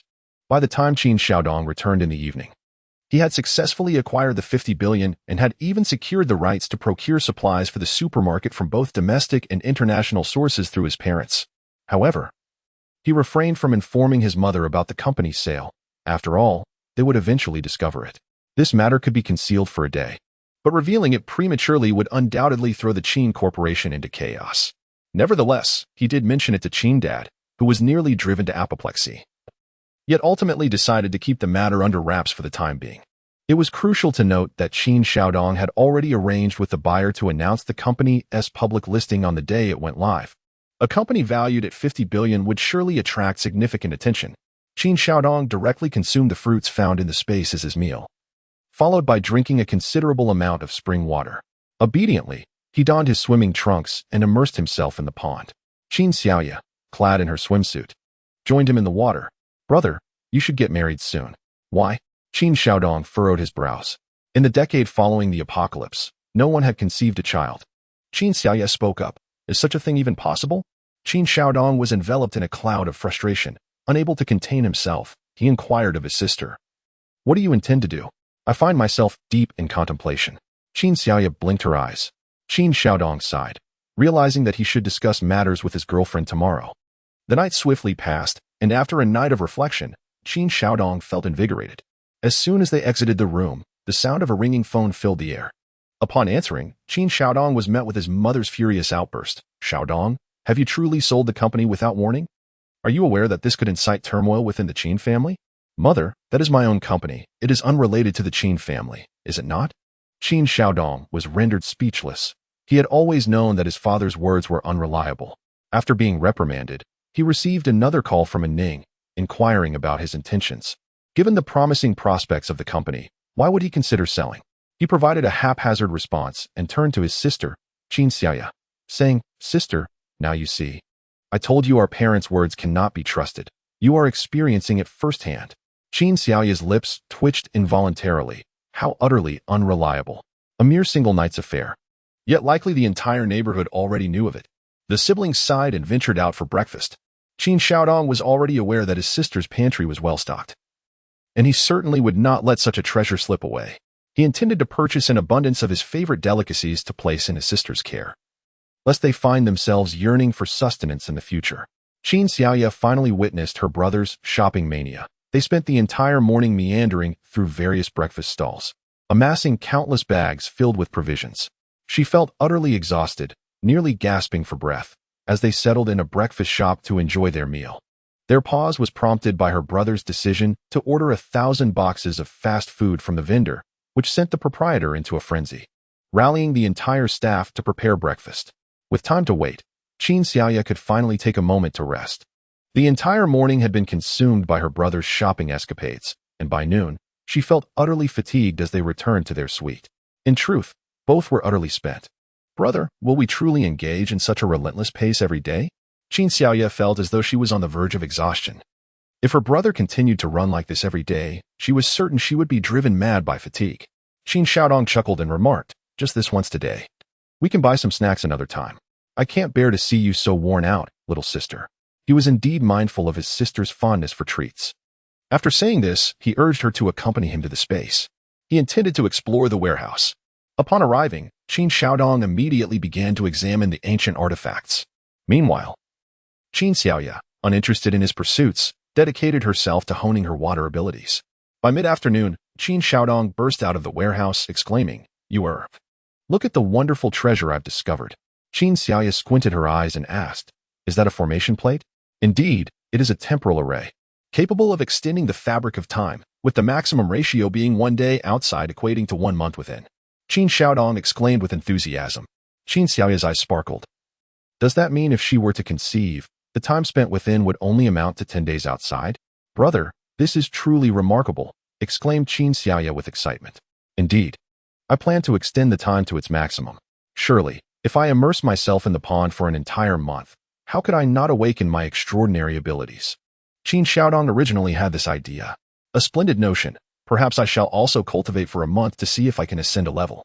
Qin Xiaoya chuckled, relishing the rare moment of alignment with her brother's thoughts. However, would their family worry about their absence for 24 hours? Rest assured, I shall step out shortly to inform my parents, and they will ensure that we are not disturbed. Qin Xiaodong winked. Excellent. Qin Xiaoya naturally concurred. As it was not she who would face the ire, her brother's words were of no concern to her. Chapter 009 Thus, Qin Xiaodong briefed his parents about their temporary stay in the apartment over the next couple of days, assuring them that they would reveal themselves once matters at the company stabilized. He also informed them that he had turned off his phone to avoid any disturbances. As for Qin Xiaoya's mobile device, he mentioned that he had confiscated it as well, ensuring that their parents would be unable to reach the siblings during this period. After hanging up, Enlin nearly erupted in frustration, wondering why that rascal had chosen to sever contact, even instructing her daughter to keep her distance. What was he plotting? Are those two fellows truly contemplating leaving home? Noticing her troubled expression, Qin Ran could not help but inquire, "What is the matter?" "Your son has requested that we refrain from contacting him or Xiaoya for the next couple of days," Anlin said with a hint of frustration. "Why should we comply?" Qin Ran responded with anger. After all, she is his daughter, isn't she? He turned off his phone and confiscated Xiaoya's as well. Anlin's lips twitched slightly. "Do you have any solutions? Let them enjoy a couple of days of tranquility." Qin Ran was perplexed by his son's mysterious activities. He was aware that after his son procured the phone number of a foreign merchant from him, it seemed he had placed numerous orders. The foreign merchant even took the time to call and express gratitude for the care given to his business, which left Qin Ran bewildered. It was important to note that the merchant primarily dealt in grains, thus, Qin Ran couldn't help but wonder what his son intended to do with such a substantial quantity of grain. "My son has sold the company and invested all the proceeds in grain. What could be the reason behind this? Why do I feel an unsettling sensation? Is this the rhythm of a nation in decline?" It must be said that Qin Ran possesses a remarkably astute mind, as he swiftly identified the crux of the issue. However, his estimation was somewhat modest. It is not merely a matter of national ruin, but rather the devastation of the entire world. After Qin Xiaoya and Qin Xiaodong properly set up and activated the array, they immersed themselves directly into the pond. Qin Xiaoya would occasionally emerge from the water to prepare meals and dine, and when time permitted, she would also tend to the fruits and vegetables she had cultivated.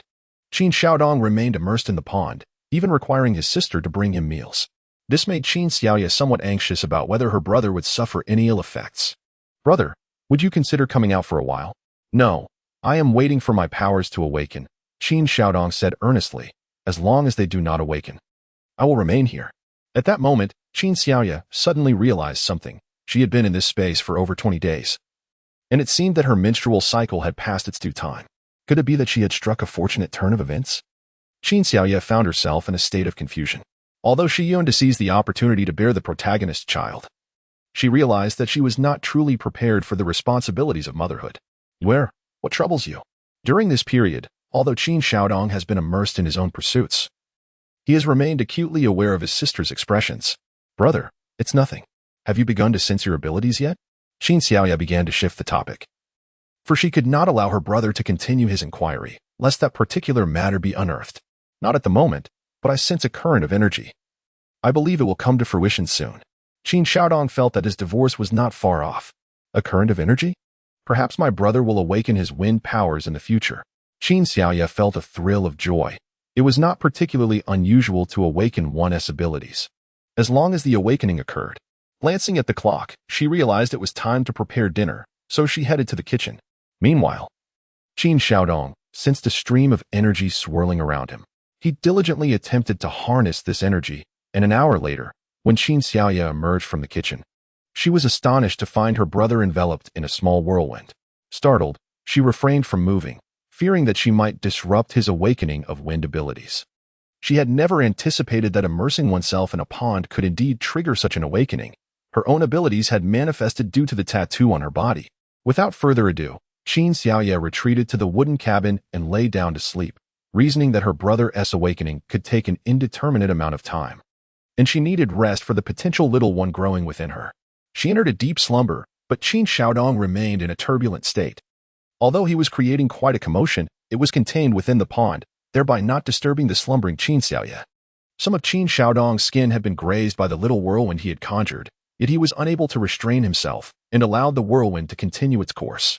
Fortunately, his lower body remained submerged in water. Had it also been injured, the situation would have escalated beyond mere minor wounds.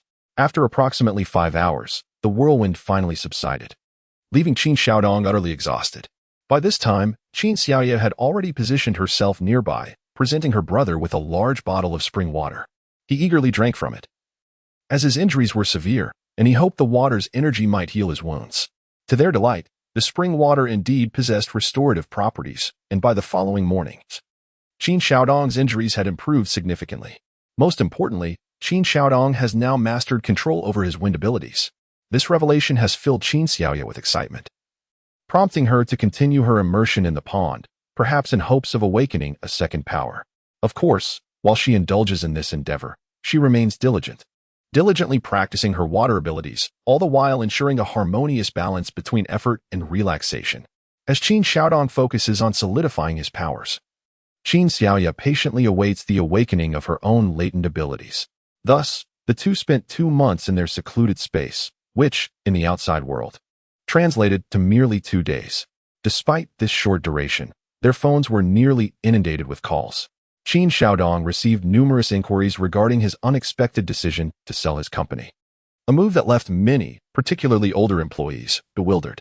Although he compensated them generously, their reluctance to part ways with him remained palpable. On the other hand, Qin Xiaoya was besieged by calls from women enamored with beauty, now convinced of her brother's assertion that whatever her aunt knew would soon become common knowledge. The remarkable efficacy of the skincare products she received from her aunt spread like wildfire, resulting in her phone's battery depleting from the incessant notifications. Upon recharging, she discovered over 50 missed calls, 8 of which were from Ning, with the remainder consisting of unknown numbers. Qin Xiaoya surmised that these calls were likely connected to her aunt Ning, and perhaps even to Xiao Chun. After 2 months in the space, she had an undeniable intuition that she was pregnant, as she could distinctly sense the rhythmic heartbeat within her, albeit a bit erratic, likely due to the small size of the fetus. Just as she finished charging her phone, a call came through. Hello? Where? It's Xiao Chen. Is there something you need? Qin Xiaoya was reluctant to maintain further contact with him, primarily due to her fear that he might uncover the peculiarities surrounding her. I have searched for you over the past 2 days, yet there has been no news from you, which has caused me considerable concern. Xiao Chen was indeed worried. He pondered whether his forceful actions towards Ware would instill a sense of fear in her for the future. Although that night nothing unusual was detected, It did not guarantee that anomalies would not arise subsequently. Chapter 010. I am fine. Could you please refrain from contacting me in the future? Qin Xiaoya could not help but voice her suggestion. Do you think it is feasible? Xiao Qin's voice was deep and resonant, yet simultaneously exuded a commanding presence. Qin Xiaoya wore a look of despair, fully aware of the impossibility of the situation. However, she pondered how she might evade the inevitable consequence of him fathering a little Bun. Particularly, time within the confines of space passes swiftly. As long as one finds a way to give birth in another location, he is unlikely to discover it. However, I shall need to rely on my esteemed elder brother for this matter. Yet, how shall I broach this delicate subject with him? Qin Xiaoya hesitated. While it might be plausible for her to evade Xiaoqin for a time, eluding her brother seemed an impossible task. Whose call was that just now? Qin Xiaodong inquired, while Xiaoqin remained silent. Qin Xiaoya curled her lips in disdain. Presuming that her brother had indeed overheard her conversation and could not possibly be unaware of the identity in question. What exactly is your relationship with him?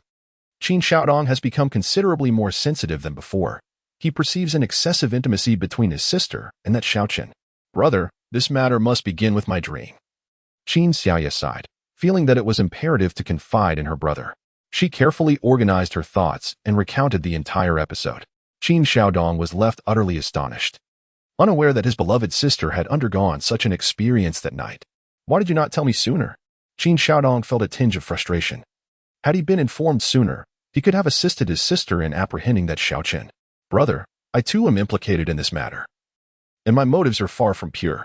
Qin Xiaoya was equally troubled. In truth, she had initially intended to devote herself to Luoqin. Upon reflection, Qin Xiaodong realized that Huang Xian's transformation was indeed orchestrated by his sister.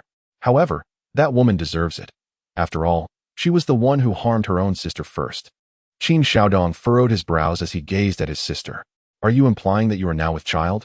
And that you are already 2 months along? Yes. Qin Xiaoya nodded and said, Brother, I wish to remain in our space for a while, allowing me to give birth to the child sooner.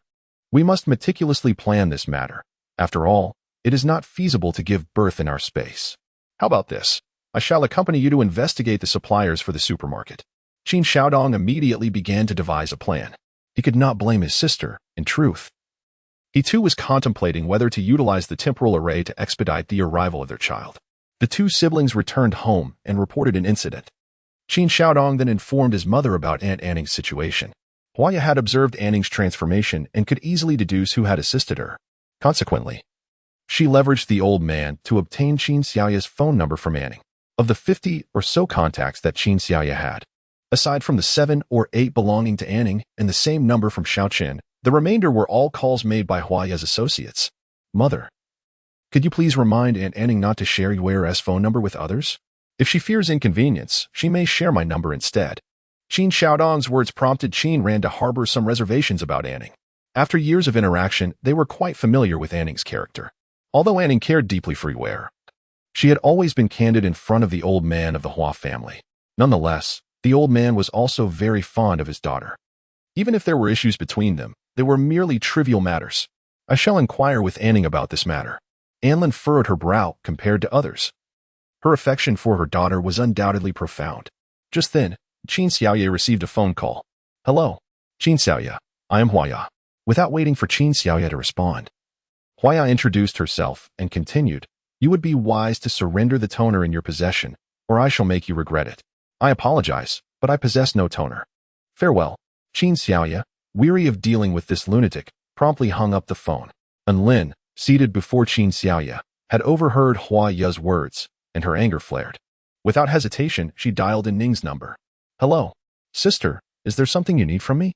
Anning remains unaware of the events that have transpired. Anning, is this truly how you treat your niece? Huaya just called and threatened Yuer. I am uncertain of your thoughts on this matter. Why did you disclose Yuer's phone number to her?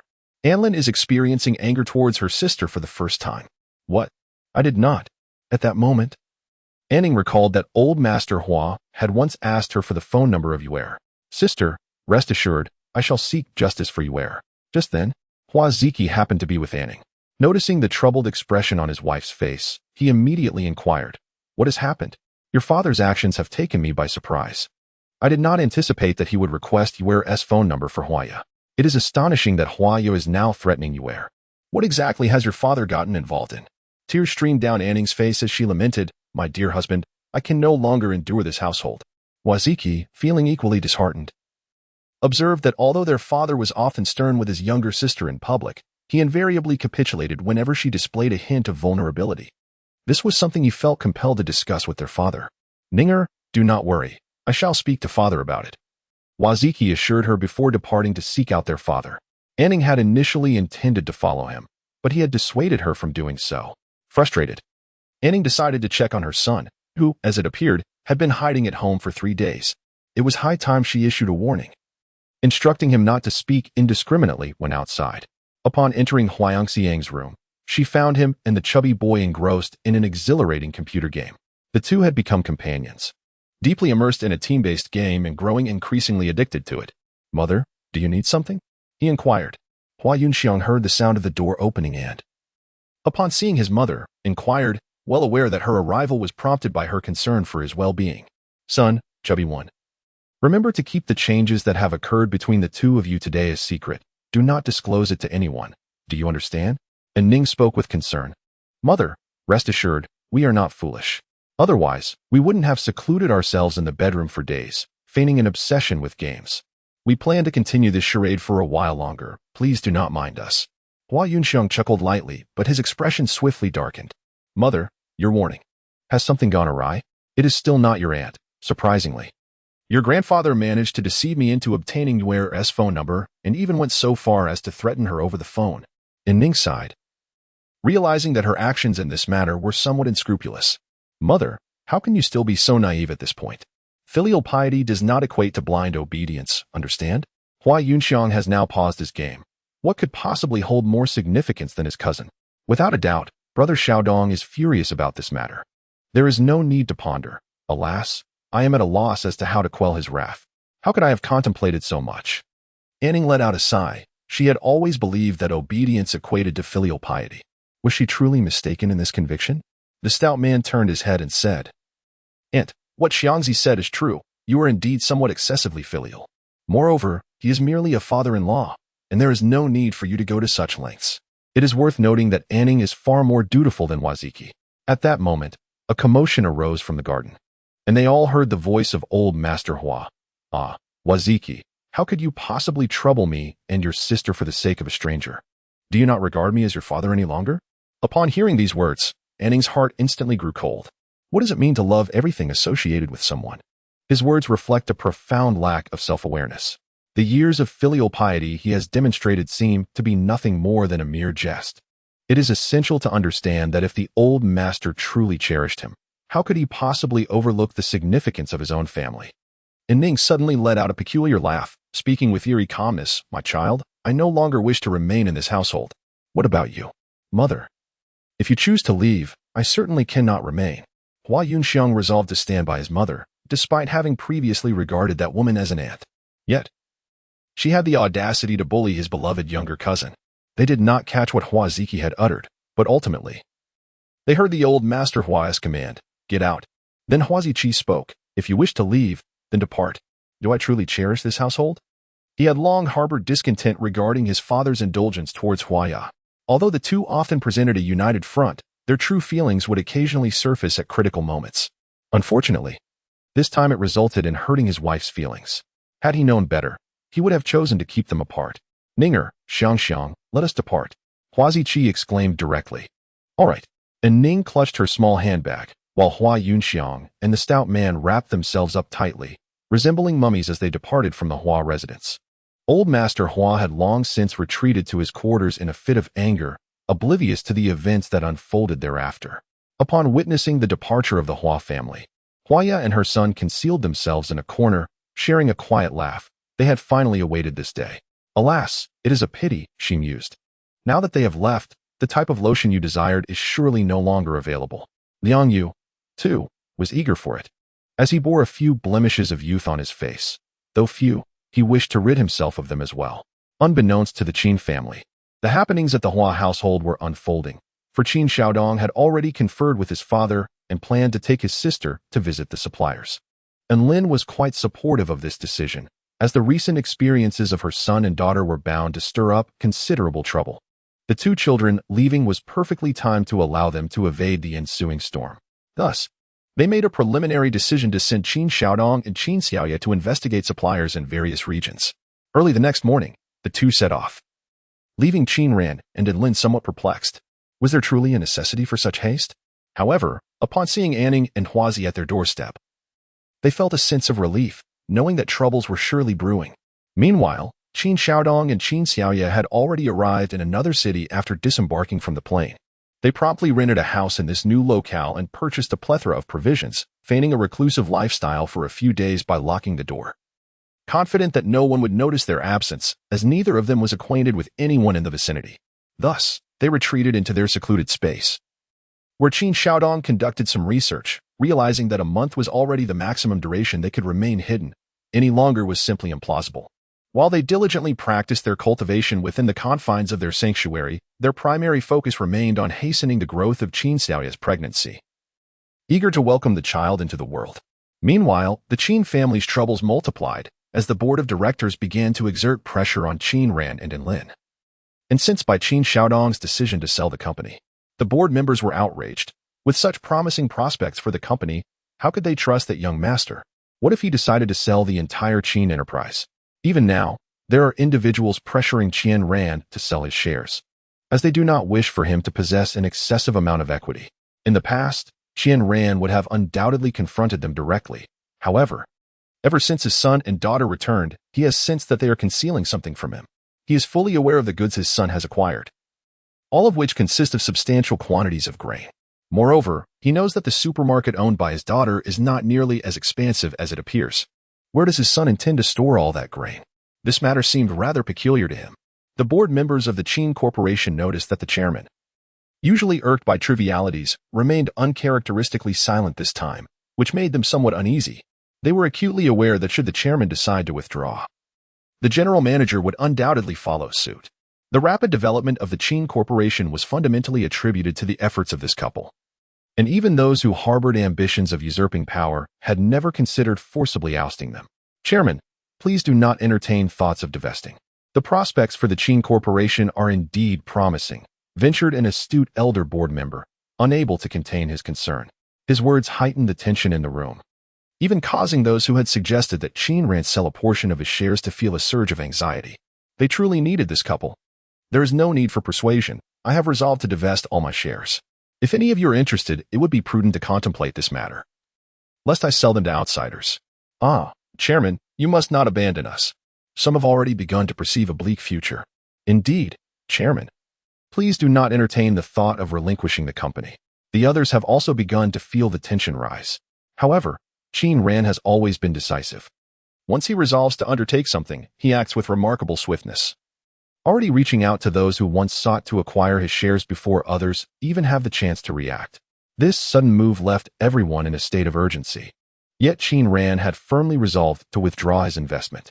As for Lin, she has always heeded her husband's wishes. Upon hearing his decision to divest, she promptly entrusted her affairs to the secretary and departed without hesitation. No one comprehended why Qin Ran and his wife had suddenly opted to withdraw, nor did they exhibit even a hint of indecision. Upon returning home, Lin inquired of her husband, "Why did you relinquish control of the company so abruptly?" To which Qin Ran responded, "Have you not noticed how mysteriously our son and daughter have been behaving lately?" He posed this question with a sense of disbelief that his wife had not observed, attributing it to her unwarranted trust in their children. Isn't it merely a matter of excess inventory? If they prefer to hoard, let them indulge. It is of little consequence, for we are not lacking in resources. Lin dismissed the concern, believing they had ample wealth. Even if everything was tied up in stock, they possessed the capability to start anew. Qin Ran furrowed his brow and said, "Why do you not consider other possibilities? Why did our son sell the company only to stockpile such a vast amount of goods? Have you seen that supermarket?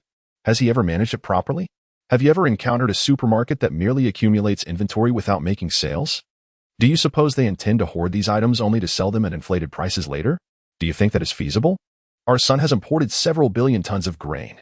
Do you believe that supermarket's underground warehouse can accommodate such a quantity? Where is he storing all of it?"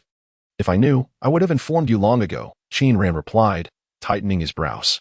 "Consider this. Our inexplicable strength has increased significantly, and not just a trivial amount. Xiangzi and Pongzi have even become robust after drinking the facial wash. What could be the reason behind this? Why? And Lin gazed at her husband, marveling at his astuteness. Chapter 12. I have a foreboding. It feels as though a significant event is imminent, one that could irrevocably alter our current way of life. Qin Ran sighed, his sense of impending crisis proving to be accurate. And Lin, pouting in contemplation, suddenly exclaimed, could it be that the apocalypse is upon us?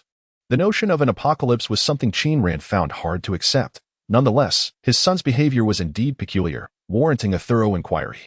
Observing her husband's silence, and Lin nudged his arm and said, I was merely jesting, dear husband. Do not let your imagination run wild.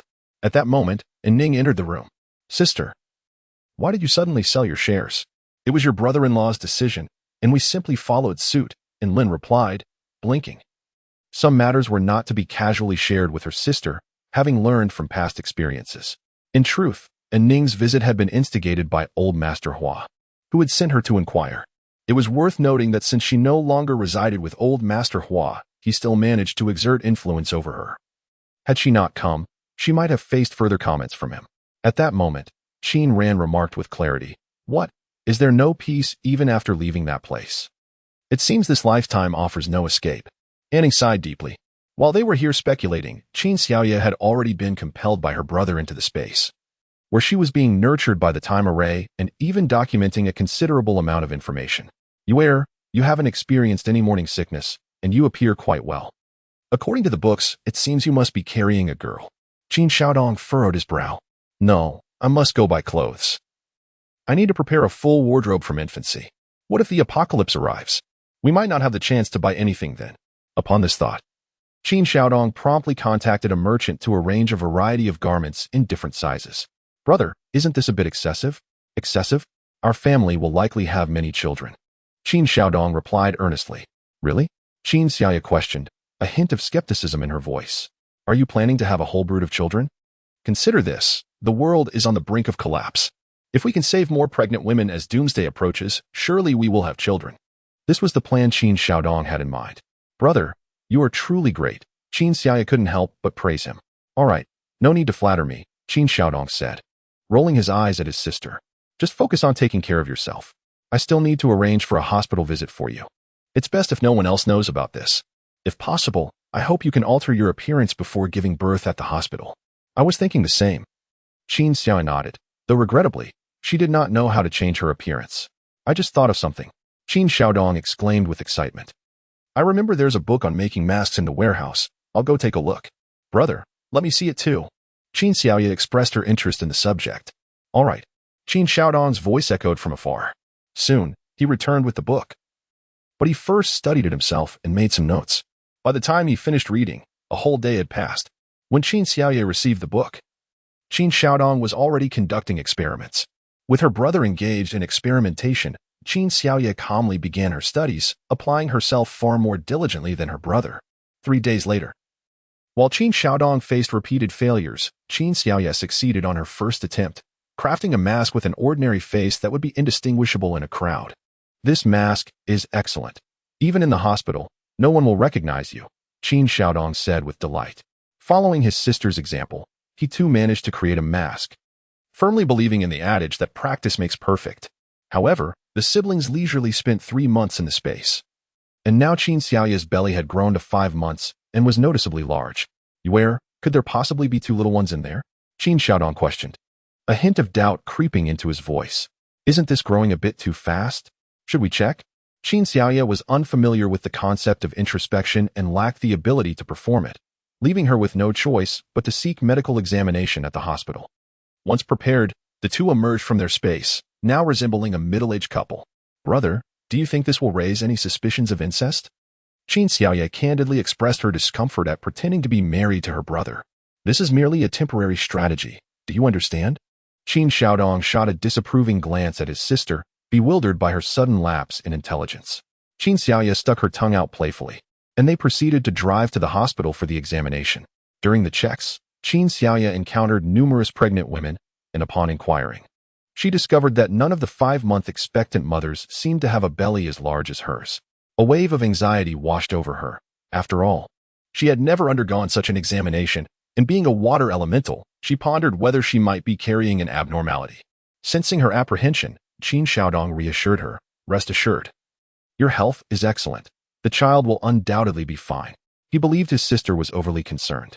As it approached Qin Xiaoya's turn, Qin Xiaodong received a call from Qin Ran. "It's Dad on the line," he announced. "You should answer it quickly," Qin Xiaoya urged her brother. Understanding the necessity to keep their parents calm and avoid unnecessary complications. Nodding, Qin Xiaodong stepped aside to take the call, while Qin Xiaoya proceeded into the examination room. The doctor posed numerous questions and recommended an ultrasound. Agreeing to the suggestion, Qin Xiaoya underwent the procedure, and to her astonishment, she discovered that she was carrying triplets. In a post-apocalyptic world, having multiple children was a significant advantage, especially given humanity's dwindling reproductive capabilities. The ultrasound technician was equally delighted and encouraged her to have a color ultrasound, which Qin Xiaoya consented to, eagerly studying the images. It appeared that the first two were boys, while the third remained ambiguous. Upon exiting, Qin Xiaodong wore a look of dismay. "Nevertheless," he inquired, "how did the examination go?" "Guess what, brother? It's triplets," Qin Xiaoya exclaimed with excitement. "Really?" Qin Xiaodong beamed, thrilled at the prospect of having 3 nephews.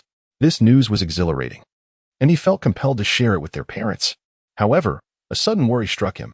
How would they explain the rapid growth of her belly in just 3 days? Should they embellish the story further? "Brother, what's wrong?" Noticing the shift from joy to concern on Qin Xiaodong's face, Qin Xiaoya couldn't help but ask. "Our parents are coming," he replied through clenched teeth, suggesting they meet them at the airport. "Why don't you go alone?" "I'll just hide for a couple of days," Qin Xiaoya proposed. "That won't do. You are carrying triplets. Do you think you can manage without family support? This matter cannot be concealed from our parents any longer. Besides, they are not unreasonable," Qin Xiaodong asserted. "And you should clarify about the company we sold, don't you think?" Qin Xiaoya felt somewhat overwhelmed by the influx of information. But by the time she regained her composure, she found herself seated in the car, with her brother driving towards the airport. Chapter 013. Do not fret too much. "After all, you have me," Qin Xiaodong reassured his sister. "Brother, I understand you have to take the lead, but given the situation, it is impossible for our parents not to scold me," Qin Xiaoya sighed. Qin Xiaodong chuckled. "My dear Yuer, consider this. You are a triplet now. Do you truly believe our parents would be excessively harsh on you? They have longed for grandchildren for so long. Surely they will grant you leniency this time." While Qin Xiaodong maintained an optimistic outlook, Qin Xiaoya felt a growing sense of anxiety. Would their parents become so upset that they would simply turn around and leave? Her apprehension was quite pronounced, as this was her first experience as a mother, encountering such circumstances. Moreover, being their daughter, Qin Xiaoya felt it was only natural to be anxious. Ultimately, whether she faced it head-on or shrank away, she quickly composed herself. Upon arriving at the airport, Qin Xiaodong, wishing to spare their parents any undue excitement, instructed Qin Xiaoya to remain in the car, deeming it unsafe for a pregnant woman to greet someone. "Where? Stay put in the car," he reminded her after parking. "Don't worry, brother." Qin Xiaoya waved her hand at him, a large strawberry in hand, nibbling away. Qin Xiaodong parked the car in the lot, seeking a shaded area. Although the temperature outside was mild, cars could easily heat up, and he was concerned for his sister's comfort. However, Qin Xiaoya had fully opened her window, having returned to her usual self around her brother. At that moment, a Land Rover pulled up nearby, and 2 women and a man emerged from it. One of the younger girls spotted Qin Xiaoya enjoying her strawberry and exclaimed, "Ling, I want to eat that kind of strawberry." Ling turned towards them, immediately captivated by Qin Xiaoya's exquisite features. After glancing at their rather ordinary vehicle, he confidently approached. "Hello. Beautiful. May I inquire where you purchased your strawberries?" Qin Xiaoya, pleased by his demeanor, replied, "They were sent by someone from my hometown." "Oh, I apologize for the intrusion," Ling said, returning to his companions. "Fair, those strawberries are from her hometown. I don't care. I want to eat them," insisted Fair stubbornly. Qin Xiaoya, possessing keen hearing, found it impossible not to overhear the woman's voice, which was anything but soft. "Fair, how can you be so impolite?" Ling's expression turned frosty. While he had an affinity for beautiful women, he found it difficult to tolerate this particular one's arrogance and lack of intellect. He did not consider her to be unsophisticated. In fact, her demeanor far surpassed that of this Fair. Noticing Ling's displeasure, Fair realized she had perhaps gone too far. At that moment, a woman beside her remarked, "Fair, since you enjoy eating, let me fetch you something." With that, the woman made her way toward Qin Xiaoya's car. By now, Qin Xiaoya had already rolled up her window. Despite the sun's harsh rays causing the temperature to rise, for someone with her water manipulation ability, the heat was a trivial matter. As the woman approached, Qin Xiaoya feigned sleep. The woman returned, exasperated. Fair, she's pretending to be asleep. She's just a country bumpkin, Fair retorted. Insulted once again, Qin Xiaoya felt her temper flare. She was not one to be trifled with, and she stepped out of the car, drawing the attention of several onlookers. Upon seeing her pregnant belly, a few young men swiftly positioned themselves behind her. Qin Xiaoya approached Fair and delivered 2 sharp slaps, declaring, "I was hoping to keep my hands clean." The young men cheered, "Sister, you're amazing. This kind of woman deserves a beating." Though Qin Xiaoya had no prior acquaintance with these young men, she understood they had come to express their gratitude. Without waiting for Fair to regain her composure, Qin Xiaoya returned to her car and retrieved a bag of strawberries, offering it to the young men. "You boys are great. Enjoy this bag of strawberries." "Thank you, sister. I've always thought your strawberries were delicious, but I didn't expect them to be this sweet," one boy exclaimed as he took a bite. "Let me try." Another boy quickly grabbed one and savored it. "I want one too." "Me too." Soon, the boys were clamoring for strawberries, and within no time, the bag was emptied. Qin Xiaoya observed that these boys were slightly younger than her, likely still in high school, embodying a fearless spirit. At that moment, Fea had finally come to her senses and attempted to approach, only to be restrained by another woman accompanying her. "Fair, that's a pregnant woman." "So what? Can a pregnant woman bully others?" Fea shot back. To her astonishment, as her words left her lips, the crowd began to admonish her. "A shameless person is just pretentious. She started it, and the other didn't provoke her at all. What does she think she is?" One woman scoffed. "Exactly. She bullies others and still has the audacity to complain. If it were me, I would have lunged at her and torn her apart." A woman cast a disdainful glance up and down at Fair. The crowd began to chatter animatedly about her, uncertain whether it was due to Qin Xiaoya's pregnancy or her striking beauty. A few young men leaned against Qin Xiaoya's car, vigilantly watching Fair to prevent her from approaching and potentially harming her. "You all can go about your business. I'm perfectly fine," Qin Xiaoya called out to the group. "Are you really okay, sis? Your belly looks so large. It seems like you're about to give birth," one of them remarked. Qin Xiaoya shook her head. "No worries. I'm just carrying triplets, so my belly is a bit bigger." "Triplets?" The boys perked up with excitement, crowding around to get a better look at Qin Xiaoya's belly. No wonder her belly was so large. It turned out to be triplets. The onlookers suddenly felt a sense of pride and joy. "What good fortune!" they exclaimed in admiration. Fea attempted to push forward, but her 2 companions blocked her way. At that moment, Qin Xiaodong rushed back with their parents, his concern for his sister evident. Seeing a crowd gathered around her caused him to panic. What is wrong?" he asked, darting over with the speed of a shooting star, leaving the onlookers momentarily speechless. The crowd parted to make way for him as Qin Xiaoya reassured, "I'm fine, brother." That's good. As long as you're okay, I can relax," Qin Xiaodong said, visibly relieved. "My family has arrived. Thank you all." Qin Xiaoya expressed her gratitude to the crowd. "Why should a beauty like you be so formal with us? Whenever you give birth, just let us come and see," someone couldn't help but say. "A child born from such a beautiful woman is sure to be stunning." "Exactly. Your child will undoubtedly be beautiful. Sis, we want to see you too," the young men quickly affirmed. They had enjoyed strawberries for a while, and now they felt an unusual sense of well-being, even shedding their fatigue from the past few days. Realizing they had encountered something remarkable. "All right," Qin Xiaoya replied affirmatively to each of them. At that moment, Qin ran and Lin approached. But due to the crowd surrounding the car, they couldn't see Qin Xiaoya. However, upon hearing discussions about childbirth, they felt a sense of confusion. Surely they weren't referring to their daughter? Initially uncertain, they exchanged glances when Qin Xiaoya responded affirmatively, realizing that the comments were indeed about their daughter. It was evident that the crowd was speaking about her noticeably large belly, which was impossible, considering they had only been apart for 3 days. "Husband," and Lin called out nervously to Qin Ran. "Stay calm," Qin Ran replied, equally anxious. They leaned on each other, fearing they might not be able to handle the impending revelation. Could this truly be happening? Anlin felt her legs growing weaker, a wave of concern washing over her as she feared for her daughter's safety. What would become of her precious child? How would she navigate life? Her youth had only just begun, and it simply could not be allowed to slip away. Qin Ran's situation was hardly any better. He struggled to move. However, at that moment, under Qin Xiaodong's urging, Everyone had exited the vehicle, and thus, Qin Xiaoye appeared before Qin Ran and Anlin, her noticeably large belly taking center stage. Yue! Anlin exclaimed in surprise, wanting to ask what had happened, how her belly had grown so large in just a few days. Yet, the pressing questions remained unspoken. Some matters were best kept from prying eyes, and they wished to avoid any trouble. Let us hurry and leave, Qin Xiaodong urged.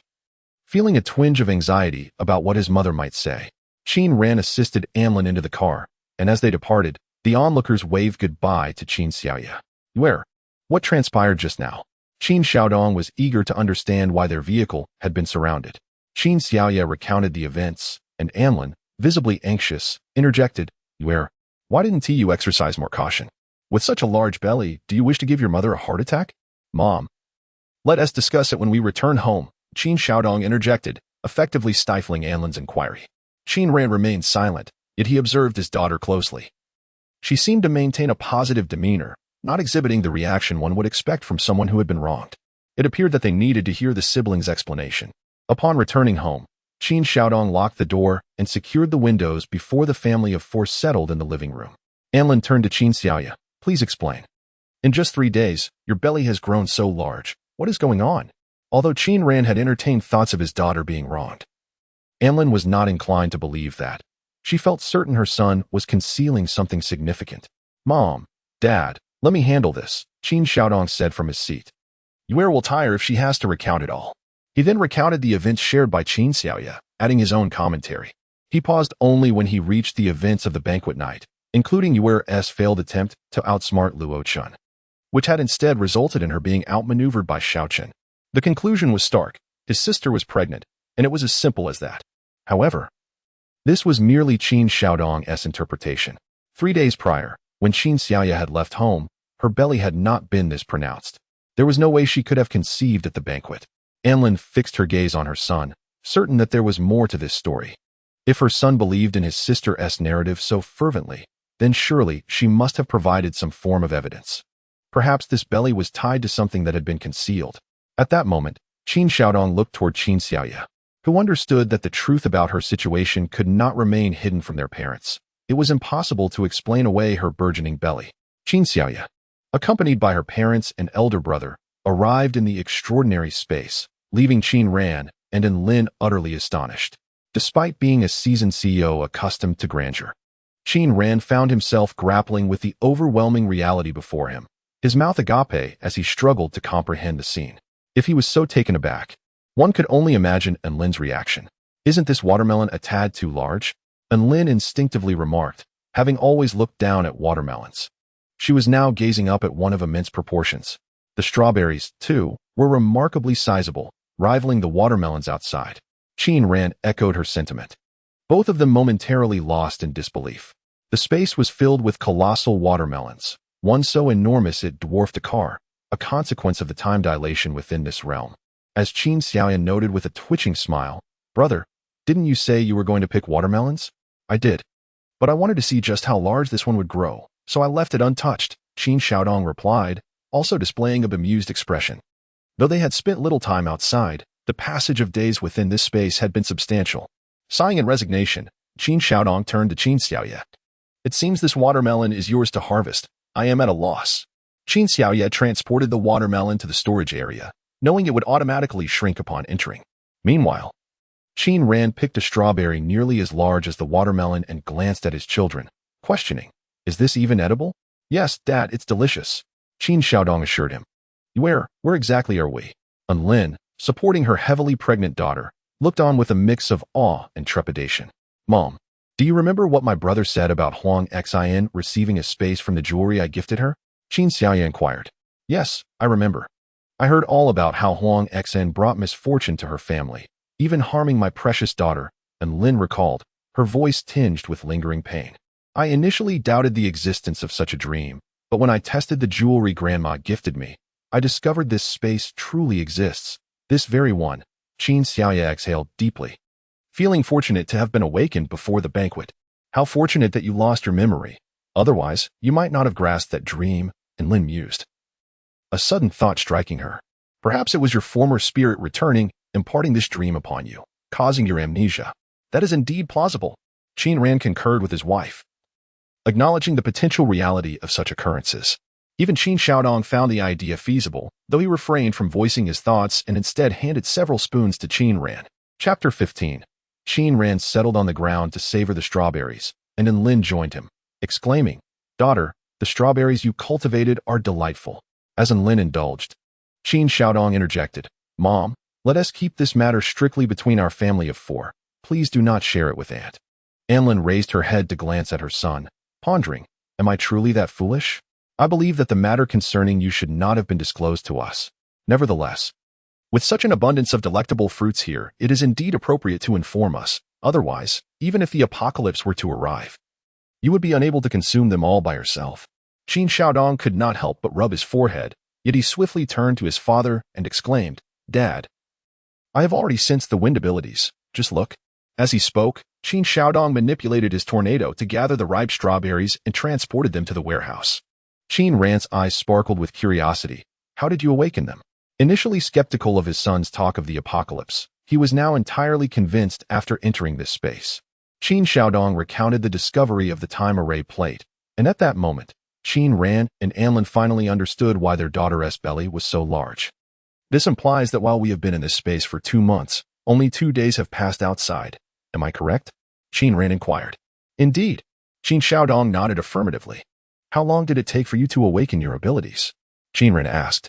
"Less than a month, I suppose," Qin Xiaodong replied. Qin Ran chuckled. "Then it follows that I should awaken in about 10 days. Upon arriving at the warehouse, he heard that the clothes his son had brought were stored there, and he intended to find a pair of swim trunks." Qin Xiaodong's mouth twitched. According to his father's theory, it meant that his own aptitude was half inferior to that of his father? Did he not understand the saying that the student surpasses the master? "What are you looking for, dear?" Anlin asked. "Swim trunks," Qin Ran shouted. "I have some in my bag," Anlin replied, rummaging through her small bag, which surprisingly contained swimwear for both herself and Qin Ran. Qin Xiaodong stared at his mother in disbelief. "Mom, had you already planned this? Go away. Do you not realize that the city of Donghai where you reside is a swimming city?" Anlin glared at him, stating that she had brought the swimwear 2 years ago out of concern that there would be no comfortable options available here. Qin Ran took the swimwear and changed in the warehouse, while Anlin also changed into her swimsuit, and the two of them leapt directly into the pond. "Son, please set some spring water aside for us," Qin Ran instructed. "Hurry up, or else if we fail to awaken our abilities, it will be your fault." Upon hearing this, Qin Xiaodong felt the weight of the responsibility, quickly arranging the spring water for his esteemed ancestors, lest they blame him for their inability to awaken. A month passed, and both Qin Ran and Anlin felt somewhat dejected, questioning why their daughter and son had awakened their abilities so swiftly while they had not. Even more infuriating was the fact that their daughter had awakened her second ability, the wood element, while heavily pregnant. "Dear, do you think we might be incapable of awakening our abilities?" Anlin expressed her frustration. "Do not worry, let us hold on a little longer. Did not you mention that her second ability took 6 months to awaken?" Qin Ran no longer wished to compete with his son. Comparing oneself to others was indeed a source of frustration. Suddenly, a multitude of ice blocks materialized around Anlin, startling her momentarily. However, she quickly regained her composure as she awakened her ice abilities. Qin Ran gazed at her with envy, realizing that his wife possessed such remarkable talent. Perhaps their son inherited his mother's exceptional abilities, only to have them diluted in him. Anlin's awakening of her powers brought relief to Qin Xiaoya and Qin Xiaodong. Had their parents failed to awaken, the pressure on them would have been immense. Qin Ran, however, felt increasingly frustrated. Why was he the only one unable to awaken? "Dad, don't worry. Take your time," Qin Xiaodong comforted his father, though it was evident that Qin Ran was unconvinced. He pondered what set him apart from his wife. To be fair, Anlin was a true food enthusiast. There was no fruit in this space that she wouldn't consume, although there were indeed a few varieties that he personally avoided. "Son, gather one of each type of fruit from the space for me," Qin Ran commanded. Qin Xiaodong cast a skeptical glance at his father, wondering if he was about to channel his frustration into a craving for food. Nevertheless, he complied, fearing that his father might unjustly blame him for his inability to awaken. For the next 2 days, Qin Ran indulged in an array of fruits, even neglecting his meals. Perseverance bore fruit. After 3 days of consuming various fruits, he finally awakened his fire abilities, which, without a doubt, were the strongest offensive powers in their family. Of course, Anlin's ice abilities were formidable as well, but comparatively, fire abilities exhibited greater destructive potential. Qin Xiaodong now found himself in a quandary. His wind abilities merely afforded him enhanced speed for fleeing, lacking any significant offensive power. He yearned to awaken an additional ability. Perhaps something akin to his sister asked what abilities would be splendid. At the very least, if he had to flee, he would prefer to ensnare the enemy first. Qin Xiaodong decided to remain submerged in water, resolving not to venture out unnecessarily. Qin Ran pushed the basket of fruits before his son, believing the answer lay within. Qin Xiaodong, perplexed by this statement, did not have the chance to inquire further as his father had already departed. How are you feeling now? He asked, noticing that his daughter's belly had grown to 6 months. He wondered when his 3 little grandchildren would choose to make their entrance into the world and whether it was time to prepare for the hospital. Husband. It's only been 6 months. We should wait at least another month, Anlin mused, contemplating whether their daughter would have a natural birth or a cesarean. Is it not time to head to the hospital? Qin Ran inquired. It has only been a day outside. If our daughter can hold on, it would be best to wait another 2 or 3 days, Anlin remarked, as if suddenly struck by a thought. Xiaodong, do you have time to check on the car? Is the fuel tank full? It's best to have everything ready. Upon hearing this, Qin Xiaodong realized the urgency regarding his sister's well-being. As soon as his mother finished speaking, he promptly sought out Qin Xiaoya. In recent days, Qin Xiaoya has been reclining in bed, indulging in her wood-based abilities. She possesses numerous seeds, allowing her to hasten their growth at will. Observing his sister enjoying grapes, Qin Xiaodong quickly approached to snatch a few for himself. It seems your wood abilities are indeed quite effective. Of course, no matter where I go, I shall never go hungry, Qin Xiaoya replied, clearly pleased with her wood-based powers. I will step outside for a moment to inspect the car and ensure everything is prepared, Qin Xiaodong stated. Following his words, Qin Xiaoya promptly ushered him out. Once he had departed, she decided to take a stroll. Anlin, noticing her, hurried over. Do be careful. Mom, I am an ability user. Worry not.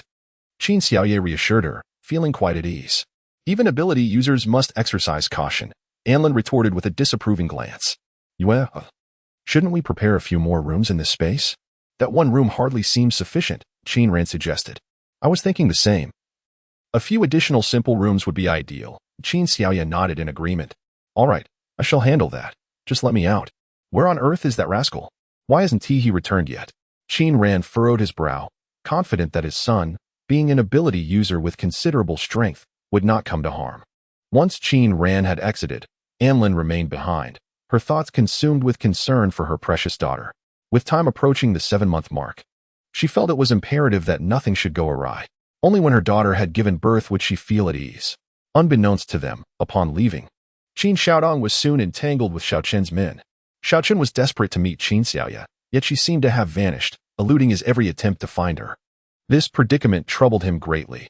His heart was tethered to her, and without her presence, he felt a profound unease. Where's Yue? Xiaoqin inquired, fixing his gaze on Qin Xiaodong. Yue has already left this place, Qin Xiaodong shot back, glaring at Xiaoqin, the very man who had wronged his sister. He was determined to teach this fellow a lesson. With that thought in mind, Qin Xiaodong launched a punch, only to be taken aback when Xiaoqin effortlessly blocked it. Despite his full strength, it seems you have some skill, Xiaoqin remarked, though Qin Xiaodong's resolve remained unyielding as he pressed on with his assault. Their confrontation became a spectacle in which no one dared intervene.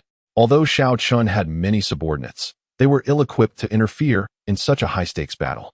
Once engaged, Qin Xiaodong found himself increasingly drawn into the fight. Encountering an evenly matched opponent only intensified his desire to continue battling.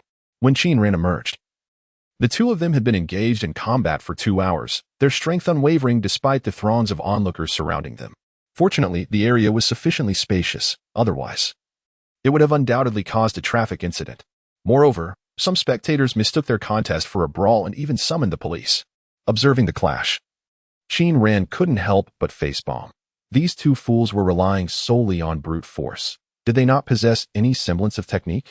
Speaking of technique, Qin Ran felt a twinge of frustration, as it appeared they had never learned any skillful maneuvers. It seemed necessary to seek out a professional coach in the future. At that moment, a young child interjected, "Officer, why don't you arrest them?" "Arrest them? Why would I do that?" the officer inquired, looking at the child. "They're fighting," the child replied, puzzled. "No, this isn't a fight, it's a contest. Both of these individuals are martial arts masters, the officer explained, marveling at their prowess. He was quite young himself, having been a martial arts enthusiast since childhood, which was likely why he had chosen to become a police officer. Martial arts masters? The child seemed to have absorbed too much television, growing increasingly disenchanted. Why don't they just fly and fight? The officer nearly choked on his drink at the thought. He believed their current display was impressive enough. If they were to take flight, he suspected he might faint from disbelief. Those who could soar and spar were more akin to phantoms. He wondered how modern children perceived such things. Their thoughts were truly extraordinary. They're not even as formidable as the characters from Hua Qian-gu. Look how powerful and beautiful Killing Sister is. The child continued, expressing his admiration. He declared that when he grew up, he would surely marry her. The officer turned to scrutinize the boy, recognizing him as an ordinary child. Yet, the television series had a tendency to bend norms, and he pondered whether it was necessary to nurture such inclinations from a young age. Observing the child's parents, he found nothing amiss. The officer's internal musings went unheard. For at that moment, Qin Ran had pushed his way through the crowd. You too, cease this at once. Upon hearing Qin Ran's voice, not only did Qin Xiaodong halt, but Xiao Chen also quickly complied. After all, this was his future father-in-law. Offending him would make it exceedingly difficult to get close to Yu Heir in the future. Why are you fighting? Qin Ran inquired. Dad, he wants to see Yu Heir, Qin Xiaodong replied, visibly frustrated. But Yu Heir is not here. Why does it concern us? Qin Ran waved his hand dismissively. Uncle, didn't Yu Heir come here with Dong Gu? Xiao Chen asked anxiously, desperate to see her. Hey, we're about the same age. Just call me Dong Gu. I can't handle the formalities, Qin Xiaodong retorted, dismissing any attempts to forge a connection through titles. Xiaodong, please step aside.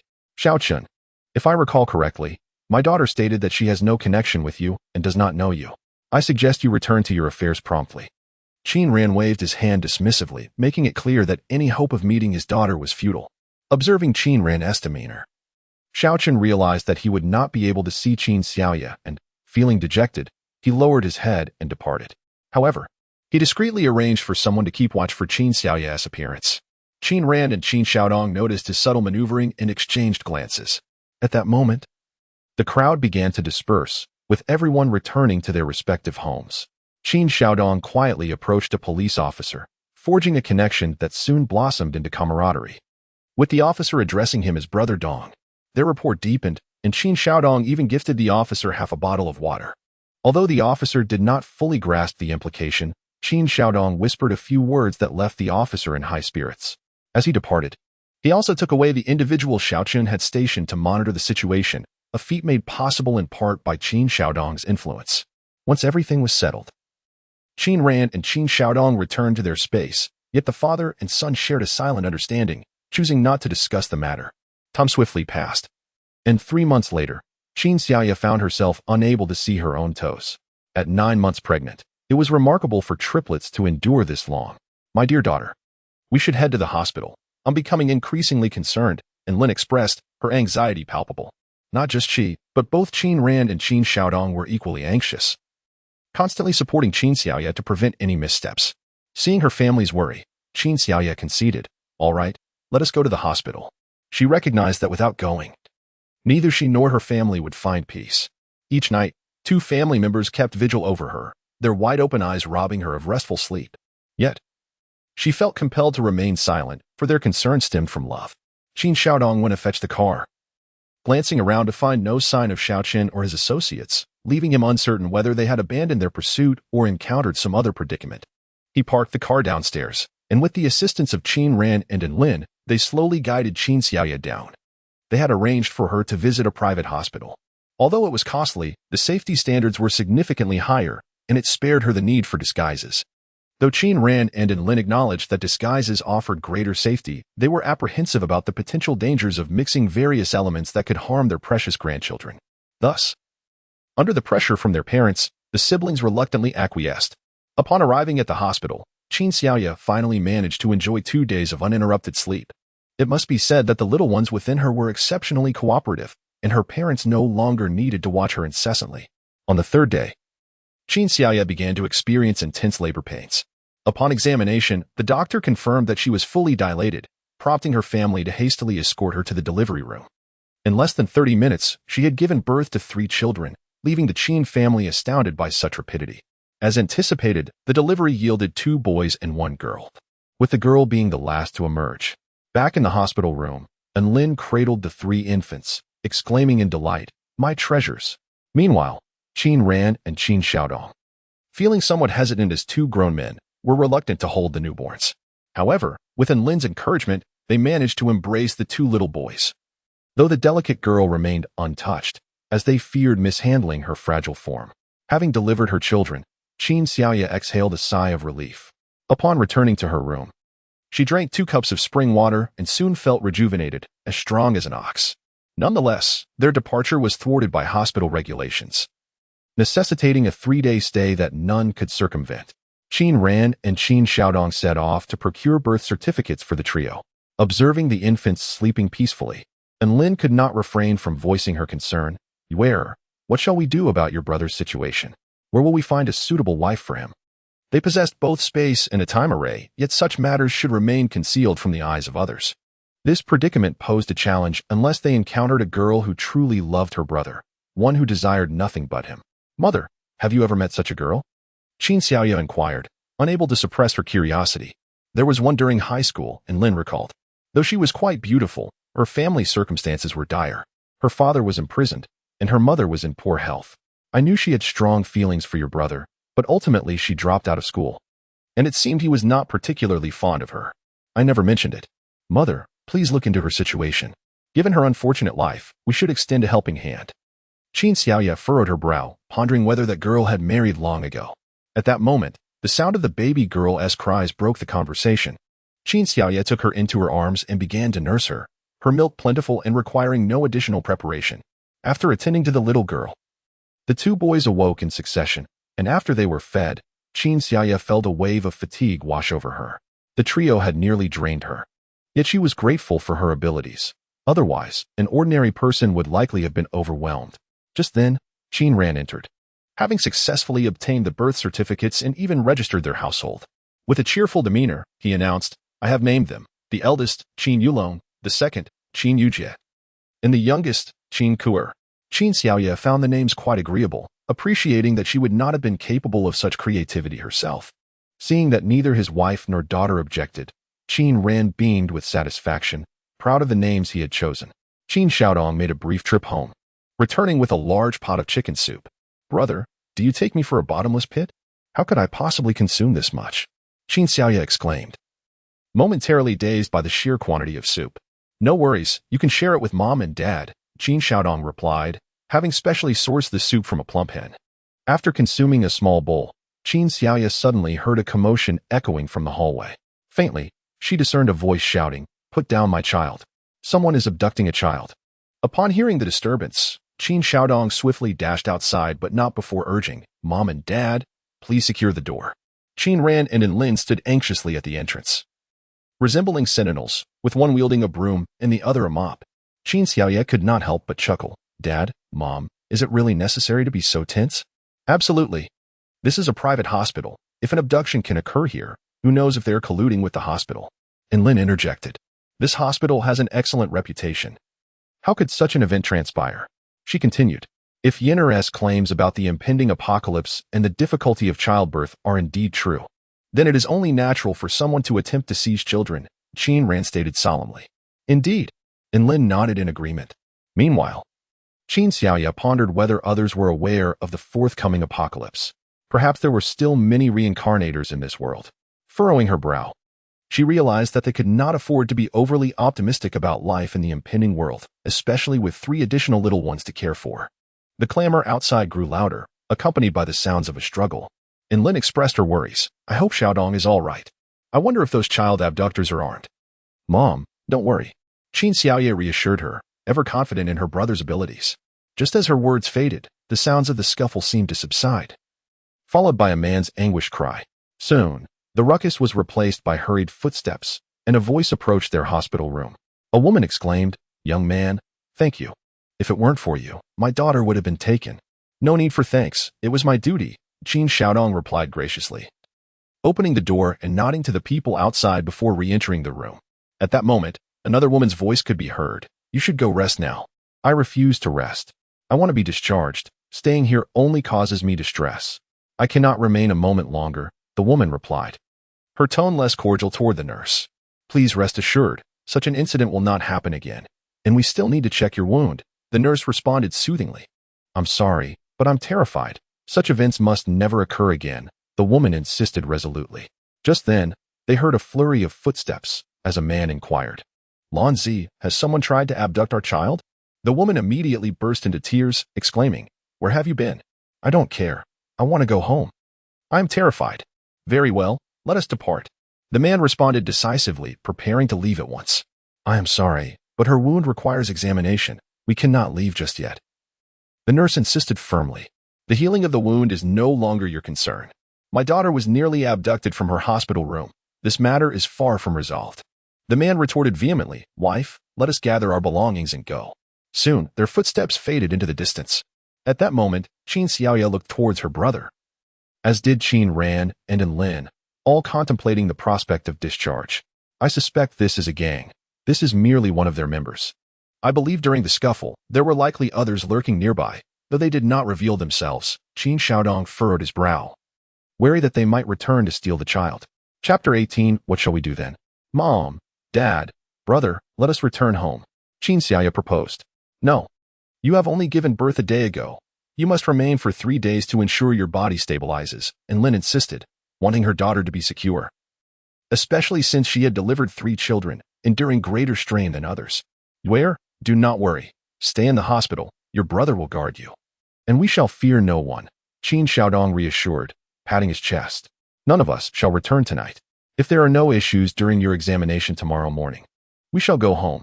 And Lin's word was final, given her experience as a mother.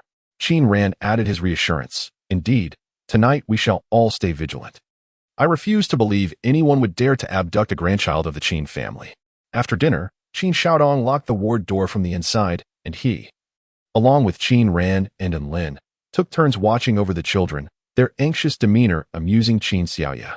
Observing closely, she noted the absence of surveillance cameras. Mom and Dad, we should take the children into the space, she suggested. How could that be possible? Time passes too swiftly in there. We cannot rush their growth. Qin Ran immediately rejected the idea. Let brother retrieve the time array. The time inside matches that of the outside, Qin Xiaoya explained. That sounds splendid. Xiaodong, why are you not acting promptly? As soon as Qin Ran finished speaking, Qin Xiaodong was already transported into the space by Qin Xiaoya. Once he secured the array, Qin Ran decided that Qin Xiaoya and Lin would rest in the space while he and Qin Xiaodong remained outside, eager to see who would dare threaten the children of the Qin family. Reluctantly, Qin Xiaoya and her mother took the children into the space, where a crib had already been prepared. After placing the babies inside, the two of them lay down to rest. In the dead of night, however, Qin Xiaoya heard a commotion in the ward and swiftly exited the space. At that moment, Qin Xiaodong stood up beside her, whispering, Yue, why have you come out? There is something happening. Qin Xiaoya replied in a hushed tone. I understand you have just given birth. You should rest now as you have no business here. Qin Xiaodong remarked. I am perfectly fine, Qin Xiaoya retorted, pouting slightly. The moment she delivered her child, she felt rejuvenated. It is known that individuals with extraordinary abilities possess remarkable physical resilience. Lying in bed for a month would surely drive her to despair.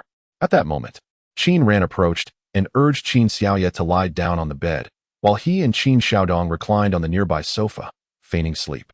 Suddenly, the door creaked open, and 2 shadowy figures stealthily entered, making their way towards the crib.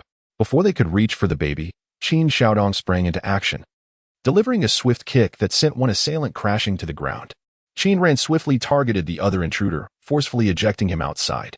The commotion quickly drew the attention of nearby individuals. What has happened? Someone has entered to steal the child, Qin Ran exclaimed, pinning one of the intruders down. While Qin Xiaodong dealt with the other, Qin Xiaoya promptly secured the door, knowing her child was not in the room, and thus felt compelled to enhance their defenses. I recognize that person. He was present when the child was snatched earlier today. A heavily pregnant woman cried out. Are you certain, my dear? Her companion inquired. Concern etched across his face. Absolutely, it is him. I can identify him, she affirmed. We cannot stay in this hospital any longer. After voicing her fears, she suddenly winced in pain, realizing that the decision to change hospitals was not within her control. At that moment, the couple from earlier emerged, the woman insisting. I told you we should leave. But your wound has reopened. The man replied, his voice tinged with helplessness. Perhaps we should first return the child. I am terrified. Utterly terrified, she clutched her precious daughter, unwilling to let go. Influenced by her distress, others began expressing their desire to vacate the hospital, citing an overwhelming sense of insecurity. Everyone, please remain calm. I am the head nurse here. Recently, we have encountered inexplicable incidents across various maternity wards. We have some insecurity, and there has been a notable increase in child abductions at hospital entrances. Thus, I believe it is safer to stay within the hospital for now, she reassured them. What? Other hospitals have experienced such occurrences as well? Someone gasped in astonishment. Indeed, the nearest hospital has already reported 2 abductions, the head nurse lamented. Oh, it is fortunate we have martial arts experts among us. Otherwise, our children would have been taken already, someone remarked, casting a grateful glance at Qin Xiaodong and Qin Ran. Head nurse, is this information accurate? Where are the police? Have they made any progress in the investigation? A voice rose, unable to contain its urgency.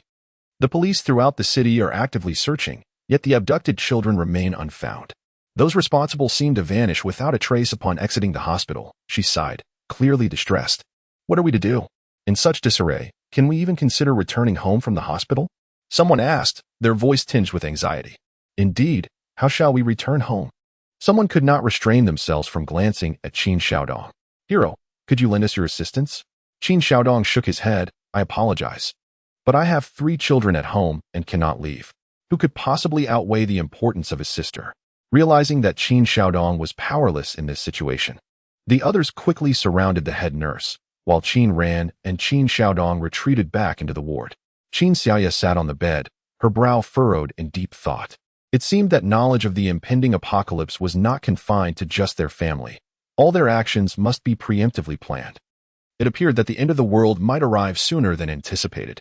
If this issue remained unresolved, even without the apocalypse, the world would already be in chaos. Qin Ran sighed. Indeed, how could they dare to abduct children? Qin Xiaodong frowned.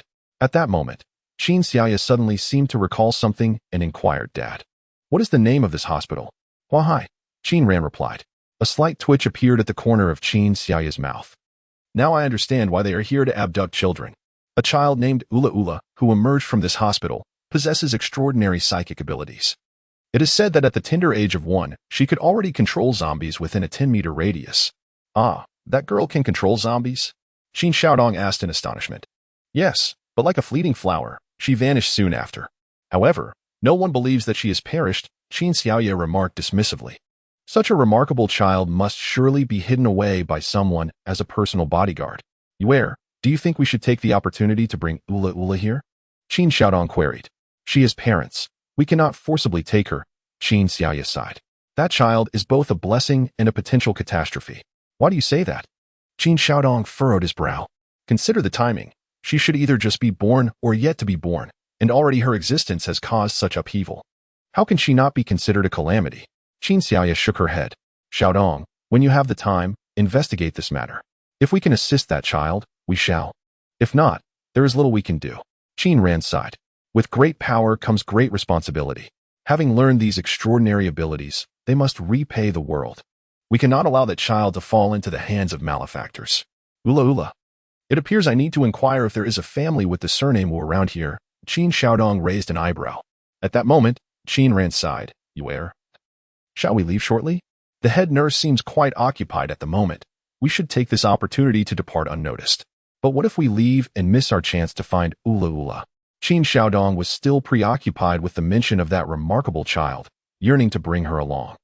Then I will accompany your mother to care for the children in our space, while you and your sister remain outside, claiming we have already departed, Qin Ran suggested. That seems acceptable, but will they not check the surveillance footage? Qin Xiaoya could not help but speak up. With technology so advanced nowadays, such matters cannot be fabricated. That's simple enough, Qin Xiaodong replied. We can step outside for a brief moment and return. Just wait for me while I assess the situation outside. After saying this, he exited. Soon, Qin Xiaodong returned. At the entrance of our hospital, there is a large contingent of security personnel. They only allow exits, not entries. However, women who have just given birth are permitted to return. Let us go now. As long as you can come back, you will be able to return as well. He had also observed someone leaving while carrying a child, and shortly thereafter, Lin emerged too.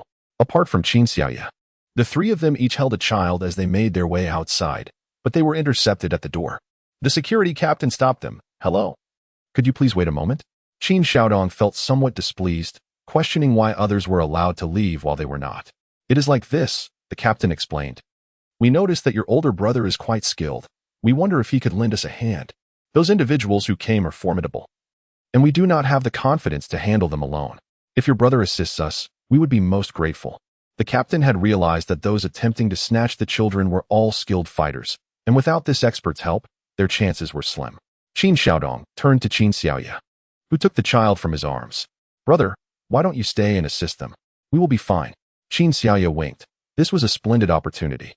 If someone were to abduct Alala, retrieving her from the captor would be much easier. Qin Xiaodong nodded. "Then be careful on your way." Qin Xiaoya affirmed with a nod and left with her parents, each cradling a child. They hailed a taxi, as it would be quite inconvenient for them to drive while carrying the children. The journey was relatively smooth, and the family safely returned home. And Lin could not resist saying to her daughter, "Why not come back to our house? I believe it is safer there. At least our villa is our territory, and the order is better maintained." How do we explain this to the child? Qin Xiaoya raised an eyebrow, not wishing to keep the child confined in space. With the remaining time, she wanted her children to witness this relatively stable world. Let us take them out and simply state they are your children, after all. They will surely assume they are adopted, and Lin suggested, blinking. However, her daughter had not appeared pregnant just days prior. Who would believe that 3 children could be born in less than half a month? That is true. With the apocalypse looming, some matters need to be addressed swiftly. I must convert the items I possess into supplies. Though Qin Ran had procured some goods in recent days, he felt his efforts were still insufficient. He must seize the opportunity to transform all his money into tangible resources while circumstances remain stable, ensuring peace of mind, particularly in light of the recent child abduction incidents, which further affirm that an apocalyptic era is swiftly approaching. While other families may find themselves devoid of descendants, their household is already blessed with 3 children. It is imperative that they provide ample provisions for these 3 to ensure a worry-free existence. Please call your brother and discuss this matter. It is essential to act promptly.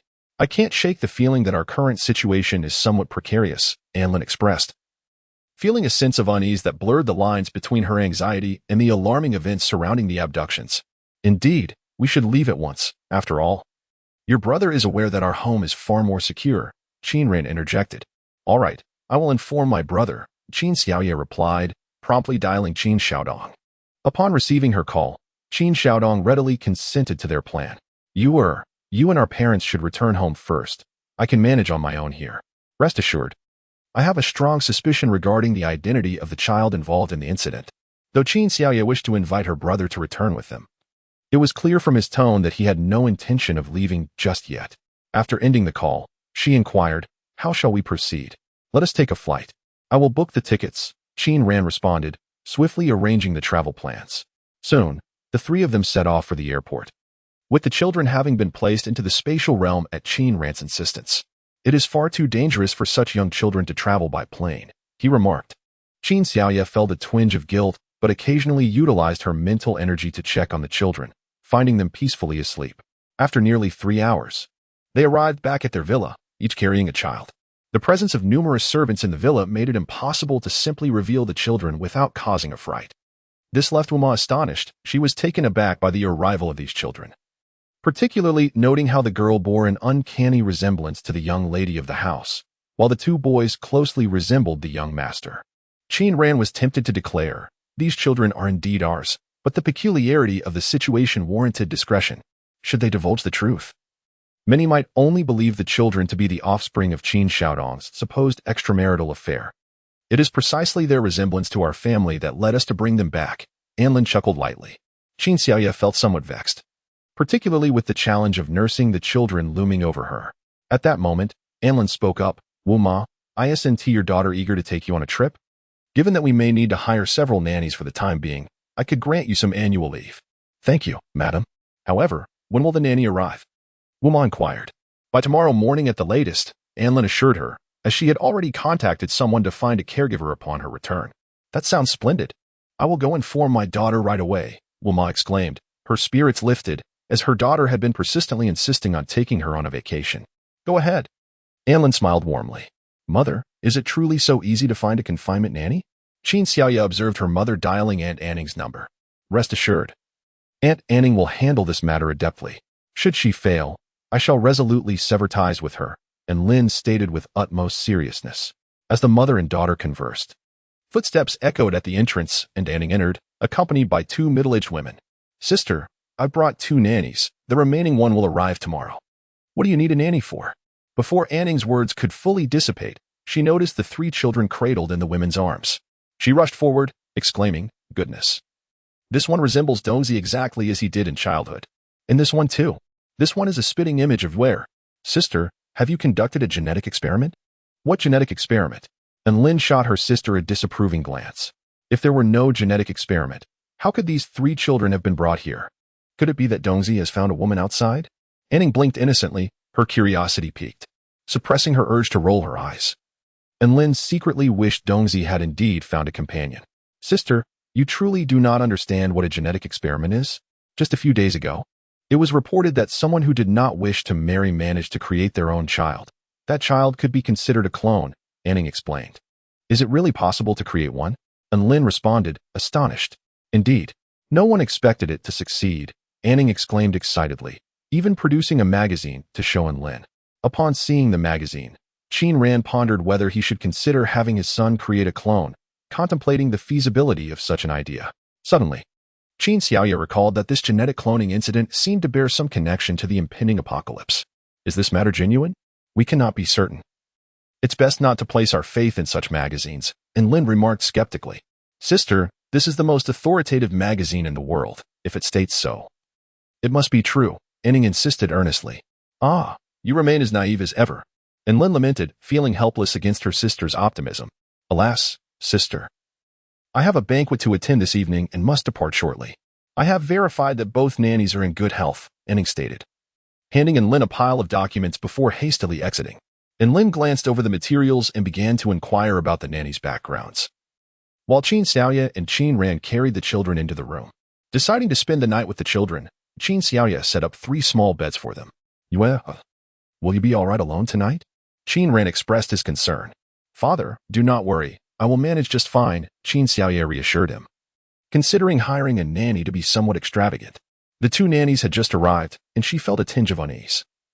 They would need to assess their character before making a decision. Qin Ran also hesitated to entrust his precious grandson to strangers. At this moment, Anlin had finished asking the 2 nannies questions and instructed them to familiarize themselves with the environment, with formal duties commencing the following day. At this time, Mama Wu had returned, having arranged rooms for the 3 nannies. Furthermore, she joyfully informed Anlin that her daughter had already booked a flight for the next day. Anlin sighed with relief. However, she cautioned Mama Wu to not venture too far during her time off, as the world outside was somewhat tumultuous. Upon hearing her mistress's words, Mama Wu appeared to gain some insight, realizing why the couple had sold their company. Indeed, the situation was becoming precarious. Perhaps it was wise to have her daughter stay in their hometown for a while. It must be said that Mama Wu was quite perceptive, and her thoughts were not without merit. That evening, the household remained tranquil, as the other residents were housed in the bungalows within the compound, ensuring their safety throughout the night. Qin Xiaoya surmised that if her brother discovered someone with the surname Wu, it implied that others had already noticed as well. Thus the matter likely would not come back to them. Nevertheless, for the sake of safety, Qin Xiaoya decided to take the children to rest in the space. While Qin Ran and Anlin refrained from entering the space at night to avoid detection, they were also contemplating hiring a nanny, as bringing one on board would complicate their access to the space at night. Darling, what do you think we should do at night in the future? Anlin inquired. Let us discuss this further when Xiaodong returns. We can leave the children in the care of the nanny, but we must also ensure that someone is watching over them as well. What if the nannies were to abduct the children? Qin Ran expressed his concerns. Are you perhaps worrying too much? Anlin felt her husband was being excessively cautious. It is not excessive concern, rather, we must contemplate the matters that warrant our attention. We should wait until something goes wrong to regret our inaction, for by then, it would be too late, Qin Ran replied, raising an eyebrow. Anlin chuckled softly, acknowledging. You are right, dear. I should ponder this matter more thoroughly. I have an unsettling feeling about one of the nannies. Which nanny? Qin Ran's expression shifted, and he immediately asked with a hint of urgency. The younger one. I sense she has some signs of pretense. Anlin had always felt something was amiss with that woman. Then hurry and have our daughter use her mental strength to observe her, Qin Ran insisted, prompting Anlin to contact Qin Xiaoya about the situation, as it was imperative to inform her. Otherwise, should something untoward occur, they would be remiss in their duty to their daughter. Anlin conveyed the situation to Qin Xiaoya, who decided to stay with her mother to watch over the children, ensuring that at least someone was present to keep an eye on them, thus allowing her mother to be at ease. Qin Xiaoya then led her mother into the space, but returned to her bedroom to monitor the movements of the younger nanny, who was now sitting in the room prepared by Mama Wu, her expression dark and brooding. I never imagined that a servant's room could be more spacious than my own home. The voice of the maid was somewhat husky, yet it evoked a sense of familiarity within Qin Xiaoya. What could be the reason? Why did she find the maid's voice so recognizable? At that moment, the maid glanced around, seemingly searching for any surveillance devices. After surveying the area, she appeared to relax, removing her outerwear, and shortly thereafter, astonishingly, she took off her wig. Upon the removal of the wig, Qin Xiaoya understood the source of her familiarity. It was none other than Huang Xian. Could it be? How could Huang Xian end up working as a maid in her household? Was it deliberate or merely coincidental? Qin Xiaoya inhaled deeply. This woman absolutely could not remain in her home. She posed a significant threat, and who knew what harm she might inflict upon the three children. Just then, a knock sounded at Huang Xian's door. She hastily donned her wig and opened the door.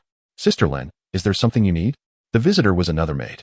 "I just wanted to check if you're settling in well," Sister Lin said with an innocent smile. "What is there not to settle in well with?" "Isn't this the house arranged for us by the master?" Huang Xian inquired casually. "It's not that I can't settle in. It's just that this is not my first time in a villa. This house is so luxurious that I hardly dare to touch anything."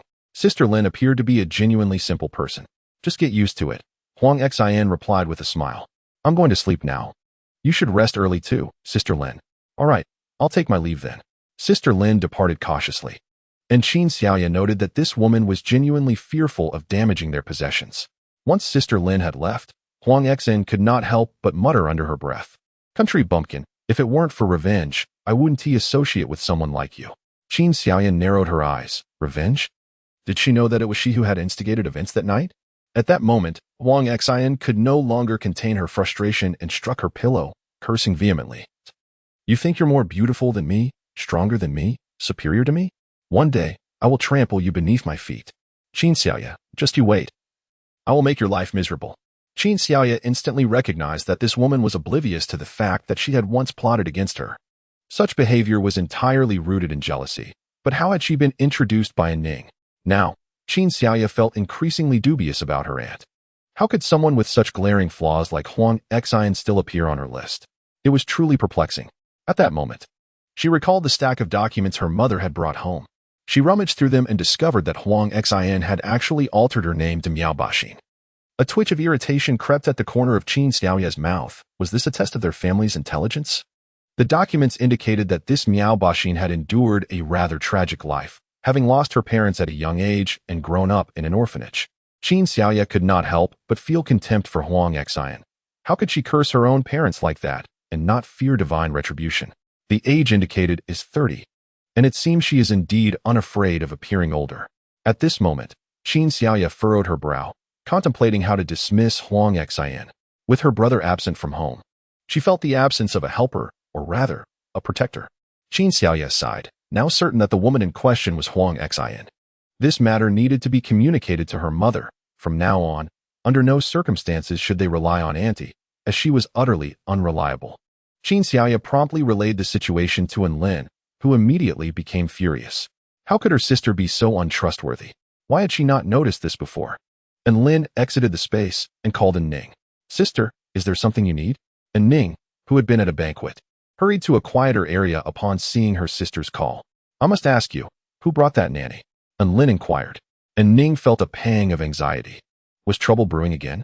Unable to contain herself, she replied, "Sister, I only managed to find Lin Jia." And then Huaya mentioned that her neighbor had a nanny who had just quit. She inquired, and fortuitously, that woman agreed to come. "I believe her last name is Miao, right?" "Miao?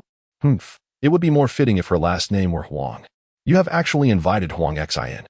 Do you wish for her to bring harm to our Yue?" And Lin was genuinely incensed. How could her sister be so thoughtless? and Ning suddenly felt a chill run down her spine. What? You mean the one with the last name Miao is actually masquerading as Huang? Isn't it obvious? Tell me, the one coming tomorrow isn't that Huaya you mentioned, is it? And Lin couldn't help but interject. The one coming tomorrow is indeed the nanny Huaya said was available and quite decent, and Ning's voice grew increasingly faint. Could Huaya truly be so benevolent? Never mind. Inform her that the one scheduled for tomorrow is no longer needed. As for today's visitor, say nothing. Wait for Xiaodong to return and let him handle this matter. I am eager to see what Huang Xian intends, and Lin scoffed before ending the call. And Ning felt increasingly unable to navigate her relationship with her sister. Life had become burdensome, especially with such a sister-in-law. At that moment, Huaziki emerged. And upon seeing Ning's demeanor, he understood something was amiss. And Ning recounted the events, and Huaziki too became upset. And Lin has deceived you so many times. When will you learn? He queried. If you cannot assist your sister, she can seek help elsewhere. And Ning looked at her husband with a sense of grievance. She only wished to aid her sister. Little did she know that her assistance only complicated matters further. What did your sister say? Huaziki asked, sensing that this time their brother-in-law's sale of the company must be linked to some significant issue. However, to uncover the truth, they would need to obtain proof. As the situation was becoming increasingly chaotic, making it harder for their sister to trust them, sister instructed not to reveal any whispers. After all, there was no need for tomorrow's gathering, as she feared that Huaya might attend alone. Anning murmured softly, You know, this situation is indeed plausible. Huaya is quite capable of such actions. She has nearly lost her mind over that beauty serum you acquired last time. Huaziki let out a long sigh. Yes, I am aware of this matter, Anning nodded. I shall call her immediately. When Anning dialed Huaya, she found her preparing her cosmetics at home, firmly believing that she could outshine the young girl named Huang Xian in beauty. However, upon hearing that she need not attend tomorrow's event, Huaya regretted her decision to assist Huang Xian. It must be noted that Huang Xian had aspired to infiltrate the Hua family for employment, seeking opportunities to disrupt Anning. Much like she had with the Qin family, the Hua family had been relatively unguarded against her, and unexpectedly, Huang Xian had found a chance to enter the Qin household. Thus, when Huaya reached out, Huang Xian readily accepted. This situation could also be attributed to Qin Xiaoya, who inadvertently brought misfortune upon Anning. Were it not for Huang Xian's enmity with Qin Xiaoya and the unfortunate coincidence of Anning's banquet coinciding with hers, she believed she would not have made a fool of herself, even incurring the disdain of old Master Luo. This incident deepened Huang Xian's hatred for Qin Xiaoya. After all, she was Anning's niece and the adversary of the Luo family. The Qin family, being affluent, only exacerbated Huang Xian's class envy, a sentiment that would never change. Furthermore, there was an array of overt jealousy. In her eyes, Qin Xiaoya was always in the wrong, while Huang Xian was perpetually justified. Unbeknownst to Qin Xiaoya, Huaya's regret loomed large. Yet she was acutely aware of Huang Xian's intent to harm her. Now, with 3 children of her own, she could not allow this nefarious protagonist to wreak havoc. Qin Xiaoya could easily envision Huang Xian's reaction upon encountering children who bore a striking resemblance to her. It was certain that she would not care for them properly. Returning to her space, Qin Xiaoya observed her mother sitting beside the 3 children and couldn't help but sigh. Mother, we really shouldn't have hired a nanny. We can manage the children ourselves. If we don't employ a nanny, how can we focus on our cultivation? Anlin frowned, asserting that it was indeed wise to keep Wu Ma around, as her presence would deter any mischief from Huang Xian. Huang Xian is bound to cause trouble, and I cannot trust her to remain in our home, Qin Xiaoya remarked. She is the source of calamity for their family. I understand, yet we should wait for your brother to return. Did he not say that her life must not be spared? Anlin concurred, believing that it was best to eliminate the source of misfortune. Observing her mother, Qin Xiaoya noted a newfound resoluteness in her demeanor, a positive transformation. Mother, I commend your evolution. It is indeed commendable. I am now a grandmother, for their sake. We cannot allow any threats to linger. Anlin spoke fiercely, questioning why these women were so determined to infiltrate their home, if not for the treasure held by her daughter. According to her daughter's dream, the treasure was destined to fall into Huang Xian's hands, making their pursuit quite understandable. Yet, who might be the individual arriving tomorrow? Regardless, she harbored no faith in Huaya. Could it be that she intended to come herself? Anning's behavior had truly disappointed her. Mom, don't overthink it. It meant well, but she likely did not foresee Huaya's mischief in this matter. Although Qin Xiaoya felt a surge of anger, she also felt helpless. recognizing that her mother and aunt were fundamentally similar. However, the presence of the three children had brought about a change, which she welcomed. After all, in the face of an impending apocalypse, if one does not adapt, and if one's heart does not harden, one might not only perish by association, but could also fall victim to others. Kindness in the end times is a dangerous folly. Qin Xiaoya glanced at her children, peacefully asleep, and resolved to soak in the pond. After giving birth, she had used spring water, which posed no harm to the children. She believed that even if she immersed herself in the pond, it would not affect her milk supply, so she headed toward the water. Where are you going? Anlin exclaimed in surprise. I'm going to soak in the pond. I feel quite uncomfortable, Qin Xiaoye replied, having not bathed since giving birth. How can that be allowed? Anlin protested, concerned for her daughter, who had only recently given birth and had not completed her confinement period. Mom, I'm fine. Don't you remember? After my surgery, I drank a cup of spring water and was perfectly okay. Besides, the children have long adjusted to this water. Soaking in it won't affect my milk supply. Qin Xiaoya presented a reasonable argument. Is it really safe? Anlin felt a twinge of worry, but she found it hard to counter her daughter's logic. Have no fear, Qin Xiaoya assured her as she stepped into the pond. Upon entering, she discovered some dark stains emerging from her body. What could this be? She hadn't consumed anything unusual recently, so how could these marks appear? However, she soon felt two streams of energy surging within her, prompting her to rejoice. It appeared she was on the verge of awakening her lightning and wind abilities.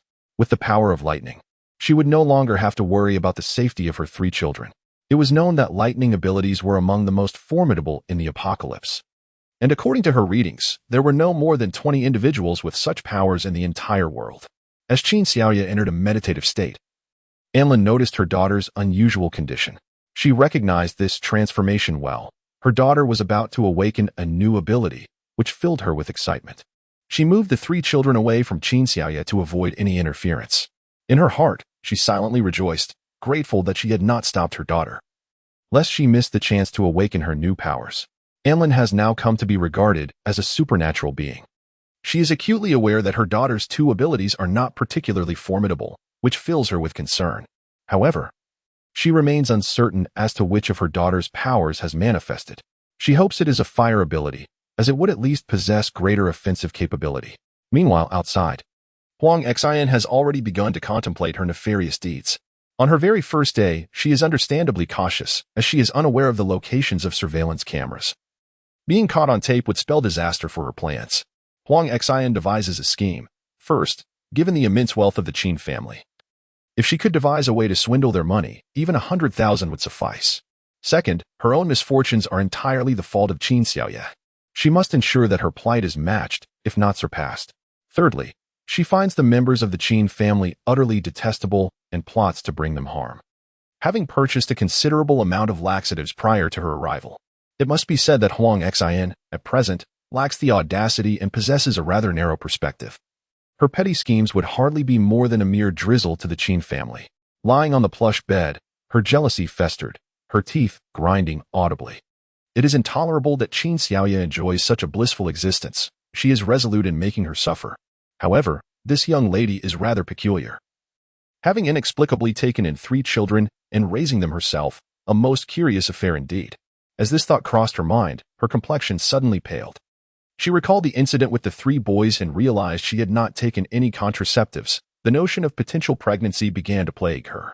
The more she pondered, the more her countenance darkened. Even if she were indeed pregnant, it would be some time before any signs could be detected. Her expression grew increasingly grim. Her teeth clenched once more. She found herself utterly cornered. Following the events of the banquet, even her father had disowned her. She was now truly without support. Moreover, her initial decision to approach Huaya was fueled by the prospect of financial gain. Where better to earn money than among the affluent? Just yesterday, someone had tempted her to enter the world of illicit earnings. Though she had suffered a setback, she still held on to her principles. As this realization dawned on her, her teeth audibly ground together again. At that moment, a knock echoed at her door. Upon opening it, she found it was Sister Lin. Is there something you need? Have you heard the sound of mice? In such a beautiful house, I keep hearing the sound of them gnawing. It's quite terrifying, Sister Lin admitted, her voice tinged with fear. It's likely a figment of your imagination. I am trying to sleep. Please refrain from knocking unless it's urgent, Huang Xian replied, seething with frustration. How could this villa, boasting excellent soundproofing, allows Sister Lin to hear the grinding of her teeth. In truth, the sound insulation of the room was indeed commendable. However, her room and Sister Lin's had once been a single space, which had been divided due to the influx of guests, resulting in compromised soundproofing. Now, Huang Xin no longer dared to bite her teeth, fearing that Lin Saw might overhear her. It was disheartening for Huang Xin. If only Lin Saw's ears were not so keen. In the adjacent room, Lin Saw, who was terribly afraid of mice, had been thoroughly frightened by the creaking sounds moments ago and was now hiding under the covers, contemplating whether she should inform the homeowners. In the early hours, Qin Xiaoya was roused from her slumber by the cries of the children. She had fully awakened her thunder and wind abilities, swiftly dressing herself before rushing to the side of her 3 children. And Lin was soothing Qin Ke, hardly paying attention to the 2 rascals. Qin Xiaoya picked one up in each arm, and instantly, their cries ceased. However, upon seeing their pitiful expressions, she realized they were hungry. Cradling the 2 children, she settled onto the nearby bed and began to nurse them. It must be said, the advantage of being an ability wielder is that Qin Xiaoya possessed excellent physical strength and ample milk supply. After satiating the 2 little rascals, she then cradled Qin Ke from her mother's arms to feed her. The previously wailing Qin Ke immediately quieted down as she latched on, the sound of her sucking filling the air, and Lin sighed and remarked, "This little girl is quite delicate, just like you were as a child." Was I that mischievous as a child? Qin Xiaoya blinked, finding this exchange oddly nostalgic. It reminded her of her parents and siblings in another world, with siblings around. Her parents must have found it easier to navigate the pain of loss. Indeed, you were quite clever as a child, knowing how to charm your brother even before you were a month old. And Lin lamented, feeling remiss as a mother for allowing her son to steal the attention of her daughter at such a tender age. Qin Xiaoya could easily envision the image of her less than a month-old child gazing up at her brother with wide, round eyes. It would indeed be strange if her brother did not adore her. It seemed that the original Qin Xiaoya had been raised primarily by her brother. Just as she finished feeding Qin Ke and had yet to set her daughter down, she heard her mother gasp in astonishment. Following her mother's astonished gaze, she discovered that her eldest son, Qin Yulong, had inexplicably lifted off from his crib and was soaring towards her. Heavens! Is this an ability as well? And Lin was astounded. It must be. At that moment, Qin Xiaoya had caught her eldest son, and looking into his innocent eyes, her heart melted completely. This was her son, so intelligent and remarkable, capable of flight, an ability she had never dared to imagine. Just then, Qin Xiaoya felt something emerge from her arms. She noticed her second son, Qin Yuchia, had somehow leaped into her embrace. "Mom, did you see how Xiao Jie got here? It was like he teleported." And Lin exclaimed in disbelief. Were her 2 grandsons destined to defy the heavens? At that moment, Qin Xiaoya noticed that her precious daughter, Ke, seemed unwell, as the 3 little ones were too cramped in her embrace. The little girl kicked forcefully, sending Xiaolong and Xiao Jie a short distance away. The strength of the petite child astonished Qin Xiaoya. "My goodness," Ke kicked Xiaolong and Xiao Jie. "I sense her strength is considerable. Will we end up with a little female tyrant in our family? Who would speak of their daughter in such a manner? Ke, darling, come to Grandma." Anlin took Qin Ke into her arms, which seemed to bring some comfort, though it was not the warmth of her mother's embrace, prompting her to whimper slightly. Anlin promptly began to rock Qin Ke gently, singing a soothing lullaby, and soon the little girl succumbed to slumber. Meanwhile, Xiaolong and Xiao Jie had also drifted off to sleep. Anlin exchanged a glance with Qin Xiaoya, and after placing the children down, they moved away from the area. "Mom, with the children like this, we simply cannot hire a nanny." Qin Xiaoya was deeply concerned about her children suddenly taking flight. She feared that if a nanny were to speak of it, they might be dissected. "I must discuss this with your father right away. We will take care of them ourselves. It's exhausting, but it's worth it to keep the children's secrets from being discovered." Anlin, having experienced a child-snatching incident, was particularly sensitive to such matters. Indeed, after exiting the space, Qin Xiaoya used her spiritual awareness to observe, discovering that Huang Xin was sleeping soundly. Yet Lin Sa appeared to be exhibiting signs of tension, sweating profusely despite being asleep. How peculiar! Qin Xiaoya shook her head, unaware of the events that transpired at night. Thus oblivious to Lin Sa's distress, which stemmed entirely from Huang Xin. Anlin went to inform her husband of the situation, while Qin Xiaoya checked the time, around 4 in the morning, and wondered if her brother was awake. When she called, Qin Xiaodong had just finished a battle. "Yue, how did you know I was awake?" he asked, surprised that his sister had such knowledge. "Hee, I merely took a chance, I didn't expect you to truly be awake. Qin Xiaoya chuckled. You err that Yula La was born, and she is incredibly dark-skinned. No wonder she's called Yula La. Qin Xiaodong, in truth, wanted to express that he had never seen such an unattractive girl. She was indeed the epitome of ugliness. Is she black? Qin Xiaoya pondered this possibility. Their family was entirely Han Chinese, yet Yula La's skin resembled that of a black person. Had she not borne a resemblance to her father? The Wu family would likely have taken her for a paternity test by now. Qin Xiaodong couldn't help but chuckle at the thought of their family's expressions. However, recalling the individuals who had come to snatch Yula La made him a bit melancholic. Sis, I sense that the Wu family might not want this daughter anymore. Should we consider taking her in? Why would they not want this child? Qin Xiaoya furrowed her brows. Children with innate capabilities tend to be quite sensitive. Much like their own trio of treasures, the Wu family has already sustained 5 injuries. And it seems they are aware that the child abduction incidents are specifically targeting their children. Qin Xiaodong feels somewhat disheartened. The audacity of these kidnappers is astonishing, as even their security team has suffered 20 injuries. If the Wu family truly wishes to relinquish their child, then perhaps it is best to bring the child back. Qin Xiaoya decides that some matters are best left unspoken over the phone to spare her brother from undue alarm. Very well. I shall discuss this with the Wu family shortly, she thinks, noting that their financial situation does not appear particularly robust, and with several injured, they are beginning to struggle with the burden. Qin Xiaodong is well aware of the circumstances. Let us extend a helping hand, he contemplates, reasoning that since they have more money than they know what to do with, it would be fitting to assist others, especially as the end times approach, rendering currency nearly worthless. After concluding the call, Qin Xiaodong suddenly realizes that his sister would not contact him unless she were in trouble, yet she had said nothing. All the dialogue had come from him. Could there be secrets that cannot be discussed over the phone?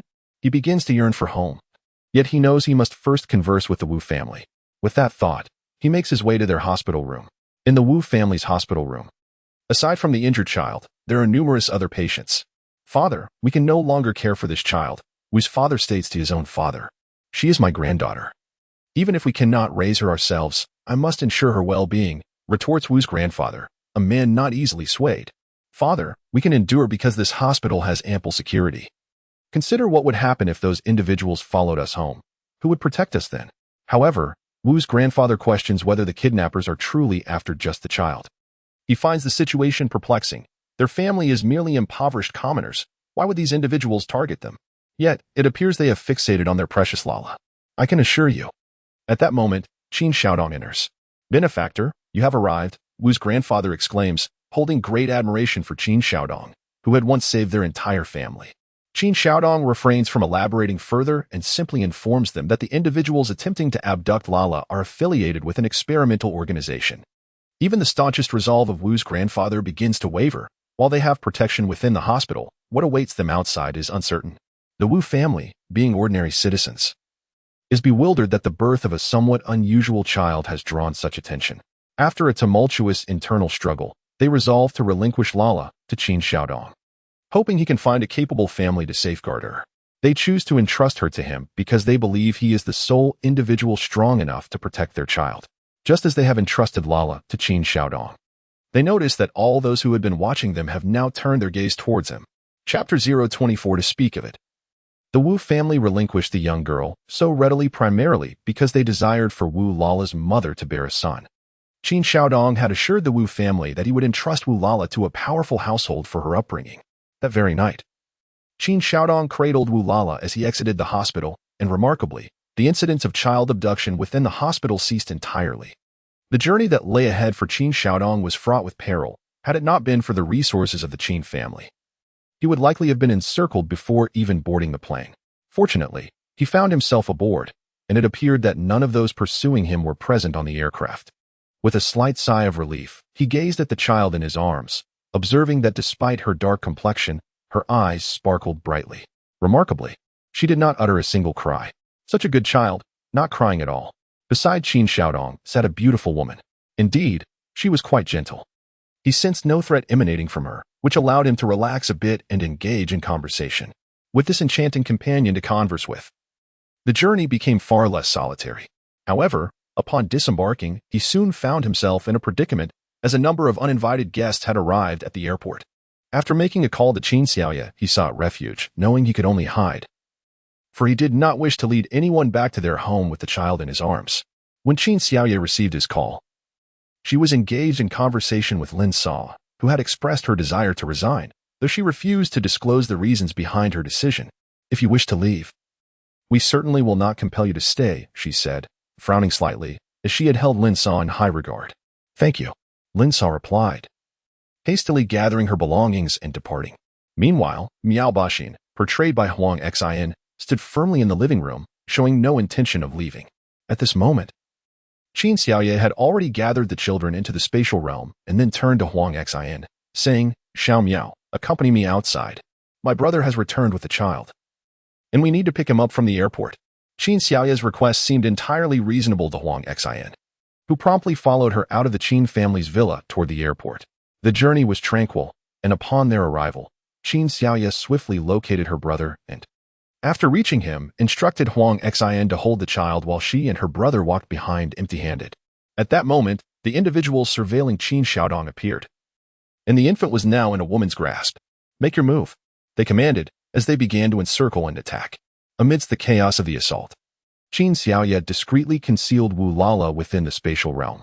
This is bad. The kidnappers are here. Hold the child tightly. We will ensure your safety, Qin Xiaoye urged anxiously.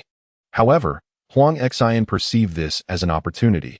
Noticing Qin Xiaoye's intense concern for the child, she deliberately held the child loosely, thinking that if someone did attempt to snatch the baby, it would serve her purpose splendidly.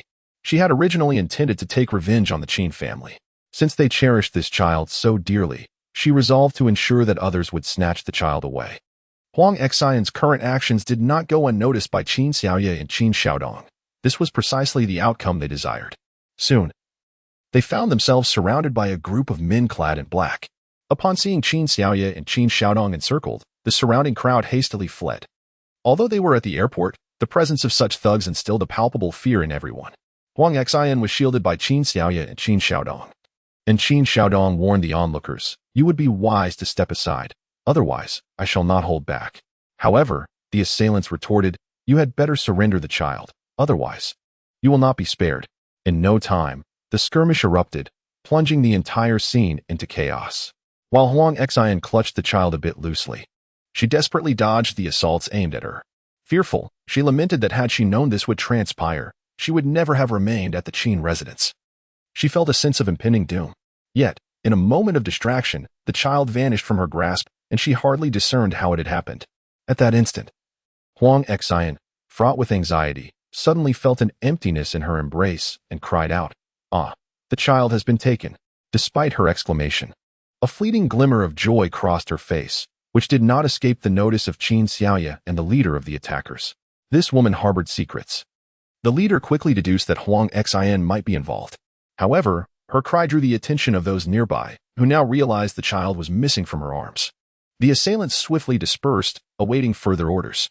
Qin Xiaoye and Qin Xiaodong exchanged anxious glances, scanning their surroundings. Who took the child? Where is it? I do not know. I just felt an emptiness, and then the child was gone, Huang Xian replied, her complexion paling. Even a fool could see that the group who had come to abduct the child had retreated, only to regroup and seemingly fixate on her. You were holding the child just fine. Where has it gone? Qin Xiaoye demanded sharply, her expression betraying genuine anger, devoid of pretense. Qin Xiaodong sighed, well, if the child is lost, it is lost. I truly do not know. I genuinely do not know who took her. Huang Xian's hands trembled as she sensed many hostile gazes upon her. Boss, how could the child suddenly disappear? It must be related to the woman who was holding the child. Find a way to take her away. What about the other two? Their background is too complex. We cannot provoke them for now. The speaker quickly moved in to encircle them again. Qin Xiaoye overheard their conversation. However, seeing the attackers closing in once more, she feigned anxiety. Return the child to us. Huang Xian remained under the protection of Qin Xiaodong and Qin Xiaoye, but as the assailants launched their attack, they quickly scattered. And Huang Xian was soon carried away by the group. Qin Xiaoye and Qin Xiaodong pretended to be in pursuit as they exited the airport. But they also seized the opportunity to leave the premises. Once Qin Xiaoye arrived at a secluded area, she could not help but chuckle, thinking to herself that those rascals could contend with Huang Xian. If that reborn individual had survived in the apocalypse for several years, they would surely be aware of Huang Xian's spatial abilities. In due course, it would be quite amusing. Well done, Yuer, Qin Xiaodong remarked with a smile.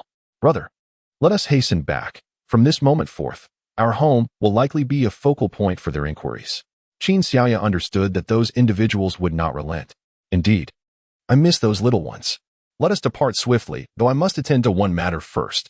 As they walked, Qin Xiaodong called the police, reaching out to a classmate, thereby avoiding the necessity of being present for a statement. Upon their return home, the city-wide manhunt commenced, and those who had abducted children vanished without a trace, having already taken Huang Xian out of the city. As soon as Qin Xiaoya and Qin Xiaodong stepped inside, and Lin anxiously checked for any injuries, then inquired, "What about that woman?"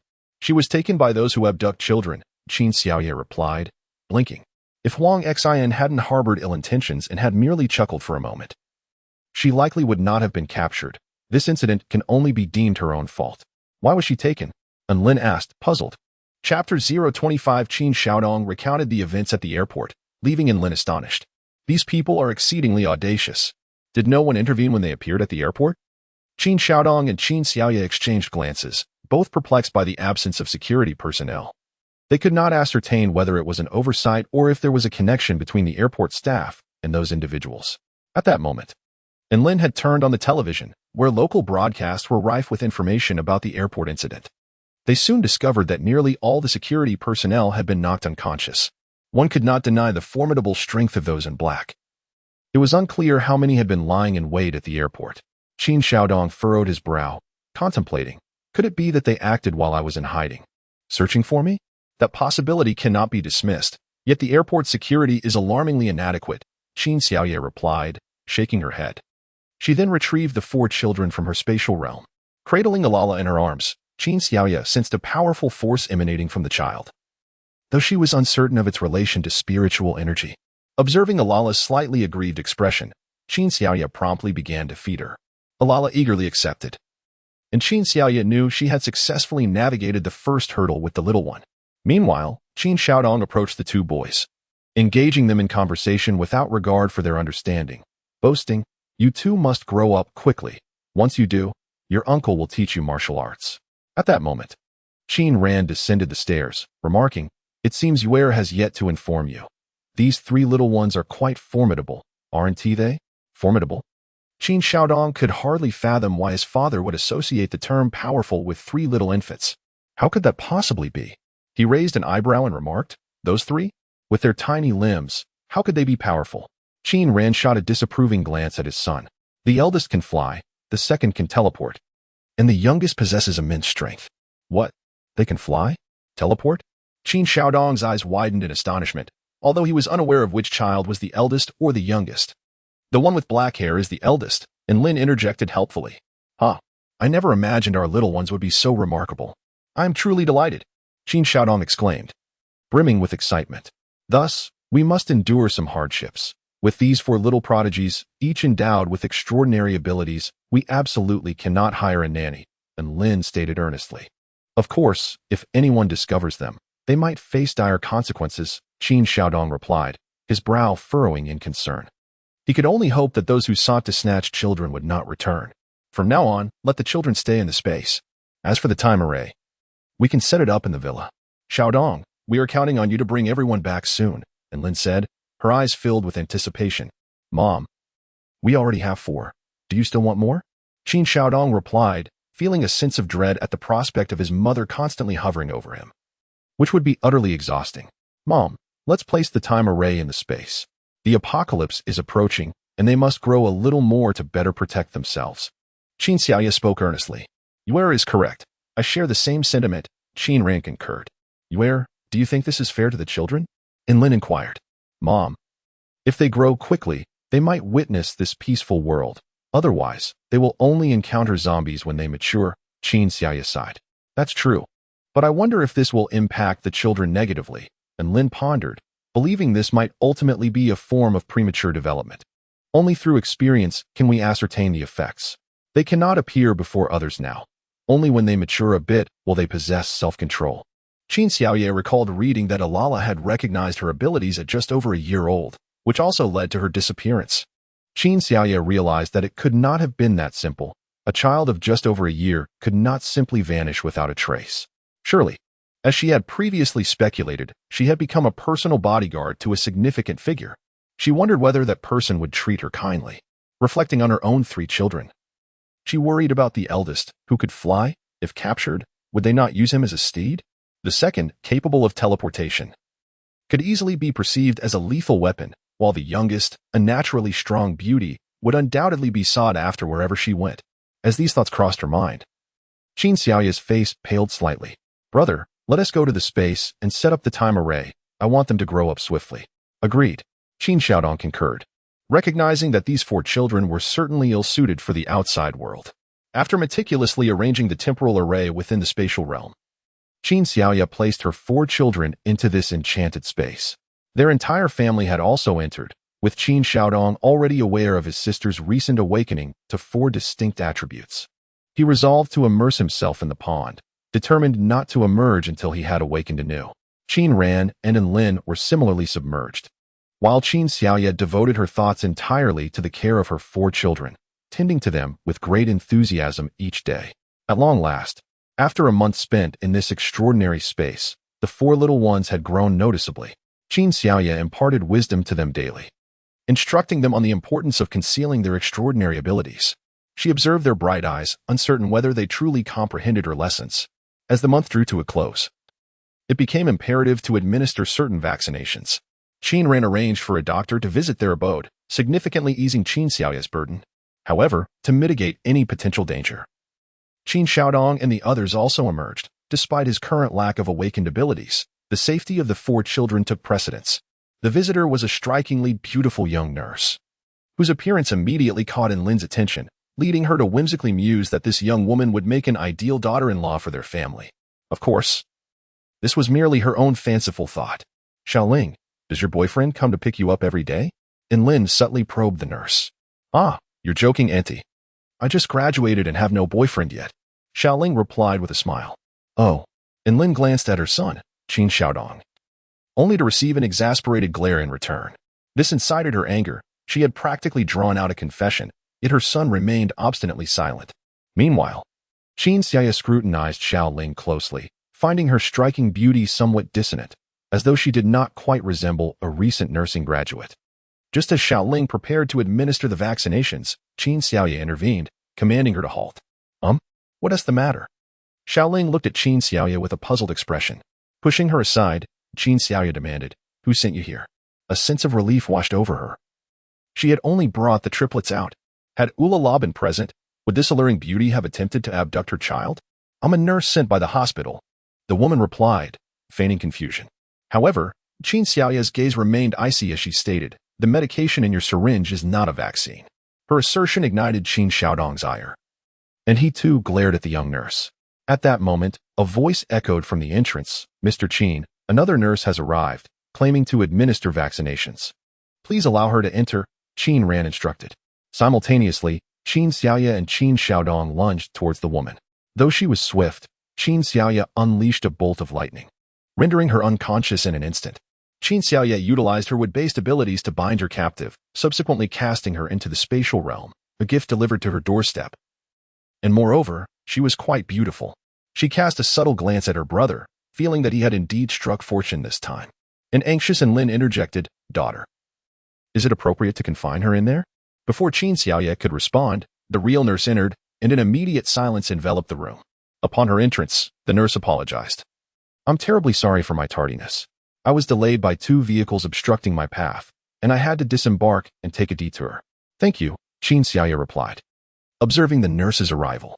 No need for thanks, it is our duty, the nurse replied, skillfully examining the children. Qin Xiaoye subtly gestured to Qin Xiaodong, indicating that they must find a way to retain the syringes. Upon seeing the syringes the nurse carried, Qin Xiaodong discreetly pilfered the corresponding vials. Such tasks were beneath his capabilities. After the nurse administered the vaccinations to the 3 children, Qin Ran suddenly recalled a crucial detail within their spatial realm. A month for their children equated to merely a day in the external world. Would this make their immunizations excessively frequent? If they continually summoned the nurse, it might raise suspicions. Nurse, Could we retain the vaccines for the children's future immunizations? Qin Ran inquired. The nurse recalled the director's instructions, which advised her to accommodate any requests from the Qin family while also broaching the topic of sponsorship. Is it too much to ask? Qin Ran pressed. Mr. Qin, our director mentioned that you might consider sponsoring a project for our hospital, correct?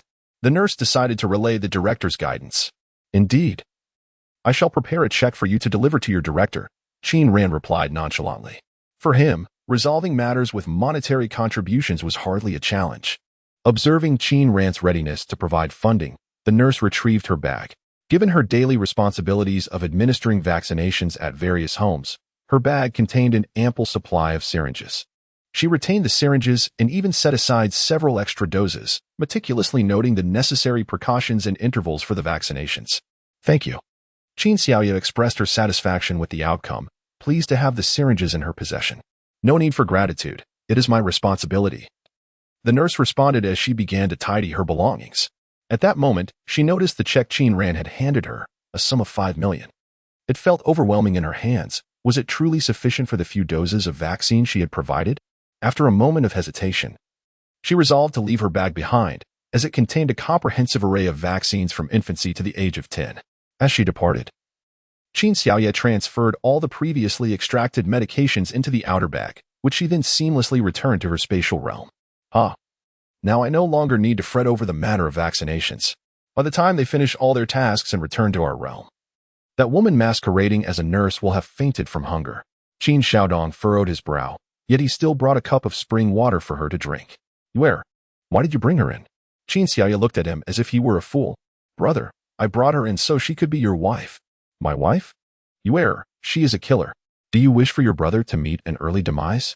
At that moment, Lin chuckled, finding the idea quite clever, as it would allow the woman to reside here without venturing outside. You too, do you not realize that illegal confinement is a crime? Qin Ran could not help but cast a disapproving glance at his wife and daughter. What is there to fear? They will find no evidence, and besides, this woman came to us willingly. Faced with his wife's obstinate response, Qin Ran could only feel a sense of helplessness. There was still an urgent issue at hand. While the two women had agreed, the question remained whether Xiaodong would consent as well.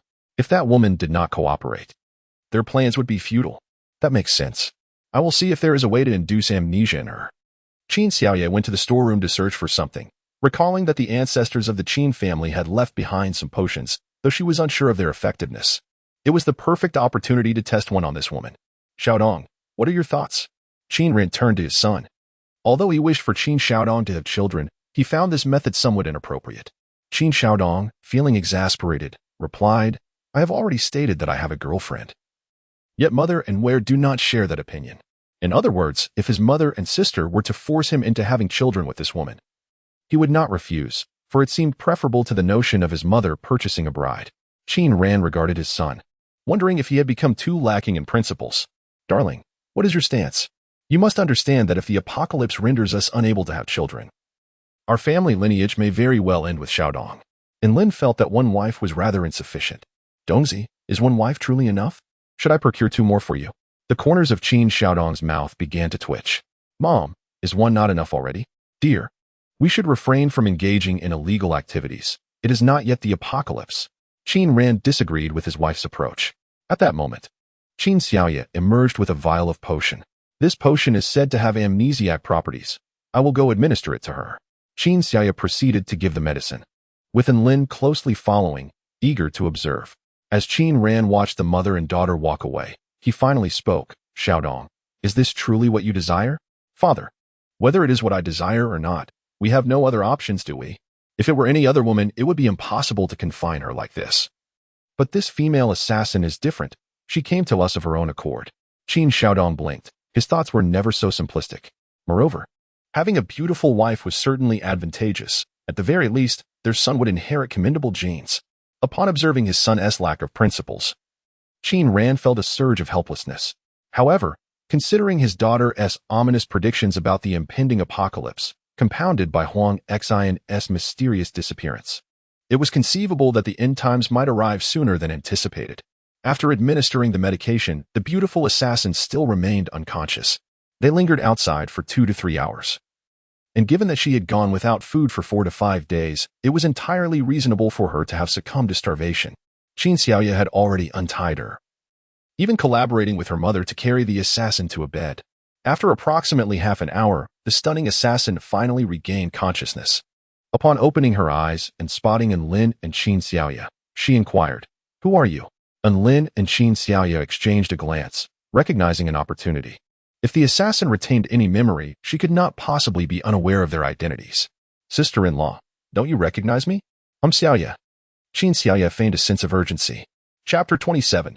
Xiaoya, that name sounds so familiar. The beautiful assassin shook her head, feeling a sense of familiarity, but unable to recall anything distinctly. "Xiaoling, are you hungry? Let me get you something to eat." Lin gently patted her hand and said, "Am I called Xiaoling?" The beautiful assassin asked, perplexed. "Look, this is your ID badge, Li Xiaoling." Lin pointed to the name tag on her chest for her to see. "Oh, so I'm called Li Xiaoling. But why does this name feel familiar, yet not quite like my own?" Regardless, Lin and Qin Xiaoya were unconcerned. From this day forth, she would be known as Li Xiaoling. At that moment, Qin Xiaodong approached. Standing at 6 feet tall, he was quite handsome and affluent, a figure idolized by many women. If it weren't for his somewhat wooden personality, he could probably attract a trainload of admirers. His greatest failure, it seemed, was indeed his character. Previously, he had focused primarily on his career and caring for his sister. It was only after learning about the impending apocalypse that he began to contemplate the prospect of children. When he thought of having children, memories of his similarly wooden girlfriend surfaced. However, she had mysteriously vanished. Although his girlfriend, Zhang Yuhui, was a researcher in a laboratory, they used to meet once every 6 months and maintain contact monthly. It had now been 3 months since their last communication, leaving Qin Xiaodong puzzled. After all, Zhang Yui's laboratory was dedicated to human genetics. Could there have been an incident there? He suspected that the emergence of zombies in the apocalypse was somehow linked to genetic experimentation. "Dongzi, come over and take care of your wife. I will prepare dinner. You go check on the child," and Lin instructed, recognizing the importance of creating opportunities for her son. Qin Xiaoya winked at her brother before departing. In her memory, she had always harbored a strong dislike for Zhang Yui, deeming her to possess little beyond a sharp intellect. In terms of looks and physique, she was utterly lacking, resembling a withered green bean, and thus unworthy of her brother. Yet, perhaps her brother had a penchant for such a type? Nevertheless, speculating on such matters seemed premature. Qin Xiaoya was far more concerned about the possibility of Li Xiaoling suddenly regaining her memory. It would be prudent to relocate the 4 children to a place inaccessible to her. After careful observation, Qin Xiaoya resolved to construct a dwelling atop the mountain, either to house the children or to sequester her brother and sister-in-law there.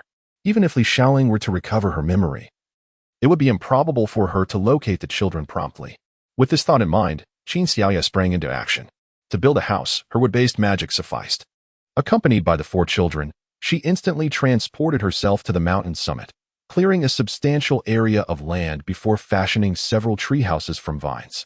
Upon surveying the vicinity, she noticed remnants of the strawberries and watermelons she had once planted. If she could procure some grains, everything would be in order. By the time Qin Xiaoya completed her preparations, she discovered her brother was engaged in lively conversation with Li Xiaoling. This development was promising, should a bond form between them. It seemed likely that even if Li Xiaoling regained her memory, she would choose to remain. Qin Xiaoya mischievously mused that even if she wished to leave, it would be impossible. Within her domain, she wielded absolute control as long as she did not harm the 4 children. When she directed Qin Xiaodong to take Li Xiaoling to the tree houses, he was immediately disheartened, lamenting, "Sister, I still need to enjoy the pond daily." To which she replied, "Brother, what does it matter? I shall build you one." With a swift teleportation, Qin Xiaoya appeared at the treehouse, excavating a large pit and filling it with water from the pond. Upon returning to Qin Xiaodong, she smiled and said, "Brother, please." He felt a wave of resignation had he just been ousted. Yet, for the sake of the children's safety, he had little choice but to endure. Of course, they would need to eat first, as Li Xiaoling had gone several days without food. Thus, in a state of confusion, Li Xiaoling was led to the mountain by Qin Xiaodong. Upon entering the treehouse and observing the preparations, he was quite pleased, at the very least. His sister was not intent on starving them. The kitchen was well stocked with food and equipped with a gas stove. Nothing was lacking. As time passed, it marked the 5th day since Huang Xian's disappearance, and the children in the space had now grown to 5 months old. They had learned to crawl and were freely exercising their abilities. Meanwhile, Li Xiaoling had successfully conceived, and Lin would occasionally scamper up the mountain to care for her. Qin Xiaoya had been closely following the case of Huang Xian's disappearance. After 5 days of relentless searching, the police finally uncovered a few clues. As soon as Qin Xiaoya exited her space, she received a call informing her that Huang Xian seemed to have been taken to the capital, with only a fleeting glimpse of her captured on a surveillance camera before she vanished. It remained a mystery whether Huang Xian was indeed in the clutches of those men in black, for the footage suggested she had walked away unaided. Qin Xiaoya furrowed her brow. It was remarkable how Huang Xian had managed to navigate the city freely despite being abducted.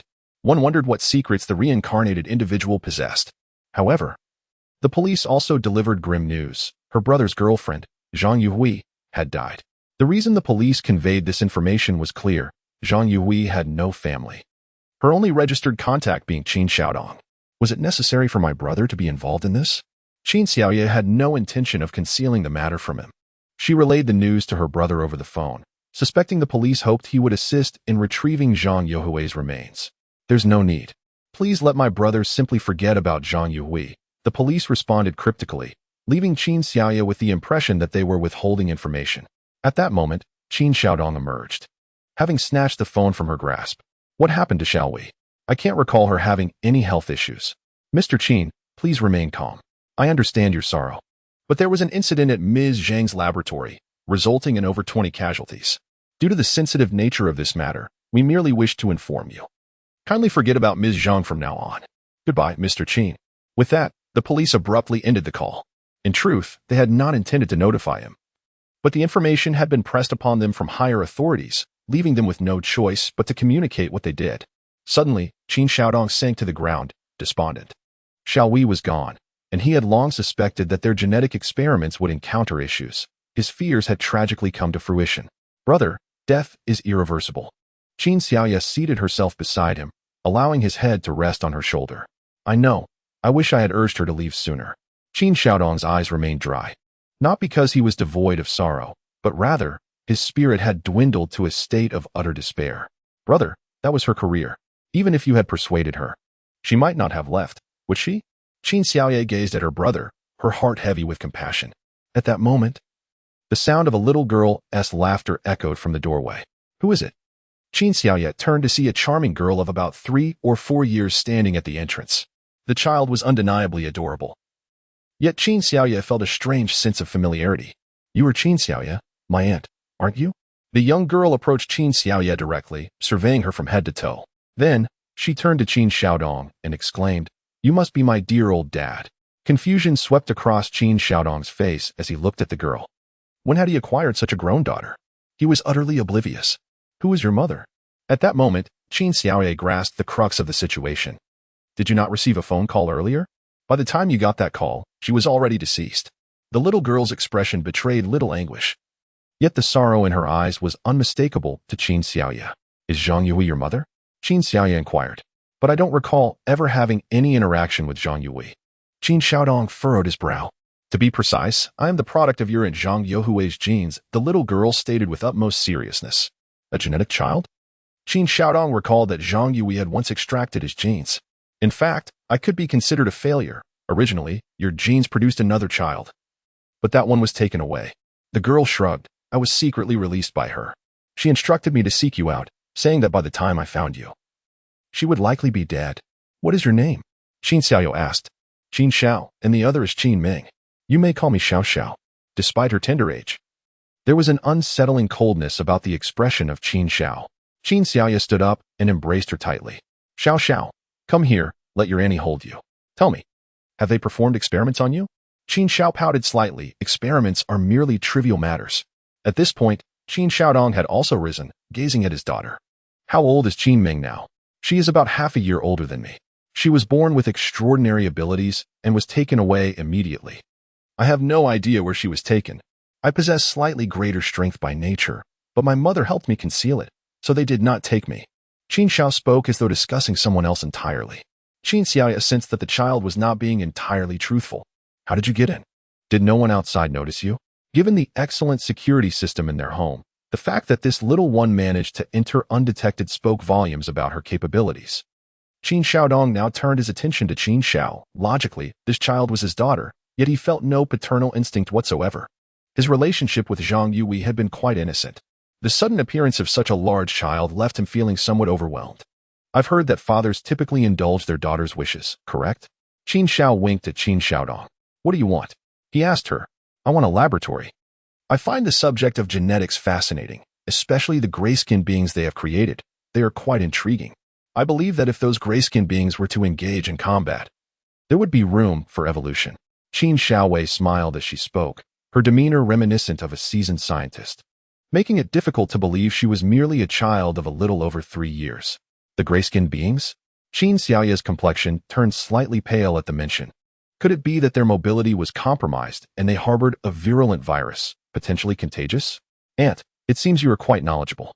Indeed, those entities carry a formidable virus. Although no antidote has been developed yet, if managed properly, there should be no cause for alarm, Qin Xiaowei stated earnestly. Incorrect. I fear the virus has already leaked. Qin Xiaoya replied with a grave expression, while the text did not document the laboratory incidents. She recalled a passage indicating that the laboratory issues arose due to the escape of 2 gray-skinned beings. Moreover, critically, these 2 may have already transformed into level 2 zombies.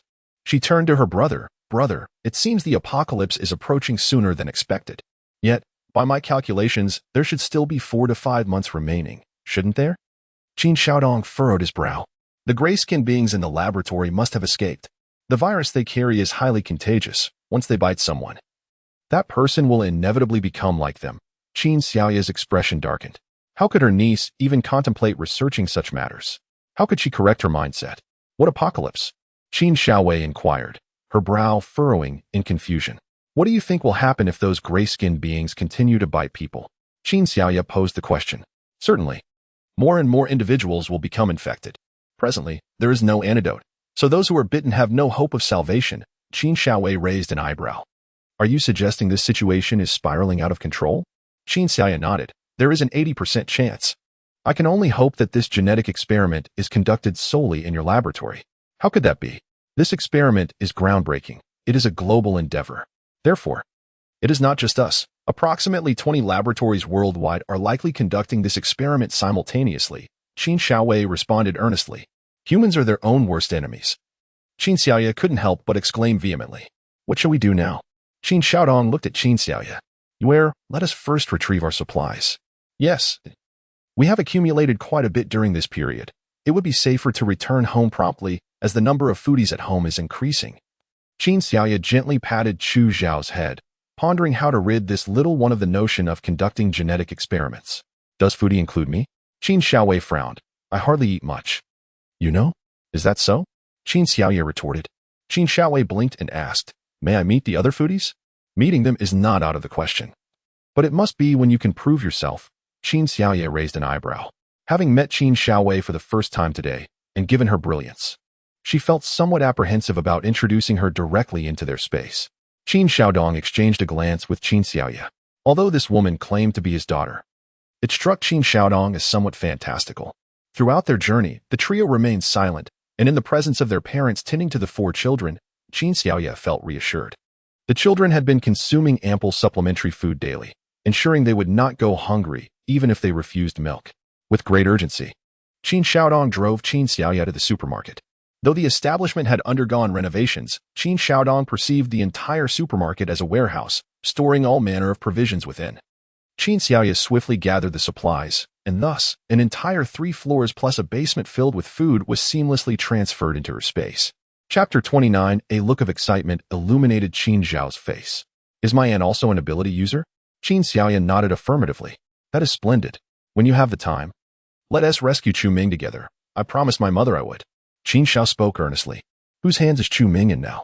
Qin Xiaoya sensed that Chu Ming was likely held in the same location as the individuals who had abducted Huang Xian. Dr. Gao, that villain, has quite a few ability users among his subordinates. Not long ago, I heard he was attempting to capture a child, but that child mysteriously vanished. Qin Xiao revealed a wealth of information. How do you know all this?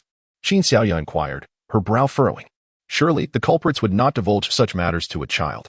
I overheard it. I originally intended to rescue Qin Ming, but I encountered a peculiar woman, who was also captured by Dr. Gao. I assisted her, which ultimately alerted Dr. Gao's subordinates and thwarted my plan. Qin Xiao expressed her frustration. You didn't rescue Huang Xian, did you? A twitch appeared at the corner of Qin Xiaoya's mouth. Huang Xian? Let me think. That sounds familiar. The woman mentioned I could seek her help, claiming she could protect me. How strange. She seemed utterly inept. Qin Xiao pondered the encounter, finding the woman rather odd. Has Huang Xian been reborn? Qin Xiaoya raised an eyebrow. That seems unlikely, doesn't it? Unlikely, indeed, Qin Xiaodong remarked. Turning his attention to Qin Xiao. How did you find your way here? I returned by plane with Huang Xian. She brought me to this vicinity. Qin Xiao raised an eyebrow, sensing a disquieting impression that her father and aunt held a certain disdain for Huang Xian. At this moment, Qin Xiaodong furrowed his brow. He gleaned from Qin Xiao's words that her relationship with Huang Xian was quite amicable. Moreover, there was a preconceived notion at play. It seemed Qin Xiao favored Huang Xian over her own family. In light of this, he felt an unease about bringing Qin Xiao into his sister's space. For despite being his daughter, she was not born of his flesh, but rather a product of another's genetic endeavors. Determined, Qin Xiaodong turned his gaze towards Qin Xiaoya. Upon noticing her brother's look, Qin Xiaoya couldn't help but shake her head. Her mind was resolute. Huang Xian must not win the hearts of Qin Xiao and Qin Ming. It appeared that Huang Xian had already managed to win over Qin Xiao to some extent, while Qin Ming was in the hands of Dr. Gao, making her inaccessible. It must be said that Qin Xiao was rather perceptive. Do you not like Huang Xian? Huang Xian once attempted to take my life, Qin Xiaoya stated earnestly. Not uttering a falsehood, the true Qin Xiaoya had perished due to Huang Xian's machinations. I believe you, Qin Xiao responded earnestly. So she is deceiving me then? She claimed that the Qin family are ruthless, devouring flesh without spitting out bones. Yet upon our first meeting, I did not find you particularly fierce. Initially, Huang Xian, having witnessed Qin Zhao's prowess, was reluctant to allow her into the Qin household, but Qin Xiao was insistent, and Huang Xian, unable to contend with her, ultimately acquiesced. No matter how clever you are merely a child. It is quite natural for her to wish to take you away after witnessing your strength. Qin Xiaoya said with a smile. Let us gather our belongings and depart. Some matters are best discussed at home, Qin Xiaodong suggested. Feeling that the supermarket might not be entirely safe. At that moment, the supermarket's entrance suddenly resounded. They had locked the door upon entering. Someone was attempting to enter the supermarket. Did you offend someone? Chu Xiao asked, glancing at the door. Perhaps. Let us hide for now, Qin Xiaoya replied. Pulling her to conceal themselves behind a pillar, while Qin Xiaodong quickly sought refuge behind another. Just as they settled into their hiding places, the door swung open. Boss. We have a mountain of grain here. Just an hour ago, I saw it piled high. A loud slap interrupted the speaker, who was struck across the face. Damn it. This supermarket has just been renovated. Where did all this grain come from? I advise you to find the grain quickly, or we will face dire consequences from above. Boss. I truly saw it. You must know that I stole the key from the unloading personnel. The speaker covered his face, wincing in pain. His eyes could not have deceived him. Just an hour prior, the place was indeed filled with grain. Let us leave, Zhang Xiaoxi. I suggest you find that grain swiftly. Otherwise, you will face dire repercussions. The boss stormed off in frustration. Zhang Xiaoxi knelt on the ground, despairing at what to do. If he could not locate the grain, his life would be forfeit. But where had the grain vanished to? Even if there were trucks to load it, it should not have been completed so soon. At that moment, Qin Xiaoya noticed Chu Xiao suddenly darting out, unnoticed by Zhang Xiaoxi. When Chu Xiao returned, she held a key in her hand. Zhang Xiaoxi quickly departed from the scene. Xiao Xiao, you are truly remarkable, Qin Xiaoya exclaimed. However, the lock here must be changed. Who knows how many keys he has made? Indeed, the lock must be replaced. Otherwise, I will have to rent another warehouse, preferably far from the city. Qin Xiaodong stated with utmost seriousness. Indeed, it appears that there are quite a number of reincarnators, and many individuals are seeking to hoard provisions. Qin Xiaoya exhaled deeply. Relieved that they had gathered their supplies in time, a delay could have led to complications. Your world is truly troublesome. Qin Xiao shook her head, expressing her preference for the laboratory. Do not dwell on matters of the laboratory. It is impossible for me to allow you to study the gray-skinned individuals, as that would be akin to lifting a stone only to drop it on one's own foot, Qin Xiaodong stated earnestly. Father, that is a display of hegemony. Qin Xiao retorted with a pout, only to receive a light tap on her head from her rather indulgent father. Surprisingly, this gesture evoked a sense of affection within her, as if it were the first time she had experienced such warmth. Although Huang Xin was attentive towards her, that care often felt tinged with an ulterior motive. With a playful smirk, Chu Xiao absent-mindedly stroked her head, unaware that, in this moment, she had unconsciously acknowledged her family. On their way home, Qin Xiaoye and Qin Xiaodong noticed subtle changes in Qin Xiao. For instance, she would casually mention that her mother lacked the time to care for her, often leaving her in the laboratory. Thus her experiences were predominantly confined to that environment. Qin Xiaoye recognized that this was her way of justifying her desire for a laboratory, a space she had known since birth. The world outside felt overwhelmingly unfamiliar, prompting her yearning to return to the laboratory. Embracing her gently, Qin Xiaoye smiled. You will come to enjoy life outside. The laboratory is merely a refuge from society. The world beyond is vibrant and full of wonder. Indeed, Qin Xiao replied, Aunt, do you truly despise Huang Xin? Despite her interactions with Huang Xin being generally pleasant after all, Huang Xin had never harmed her. Qin Xiao was aware that Huang Xin was an arch-nemesis of her aunt, locked in a deadly stalemate, where it was either one S demise or the other S. Sighing, Qin Xiaoye remarked, You children do not comprehend the complexities of adult affairs. Chapter 30 revealed that Huang Xin might very well be orchestrating a scenario to incite conflict within the Qin family. If she could manipulate Chu Xiao to inflict harm upon them, it would undoubtedly be a devastating blow.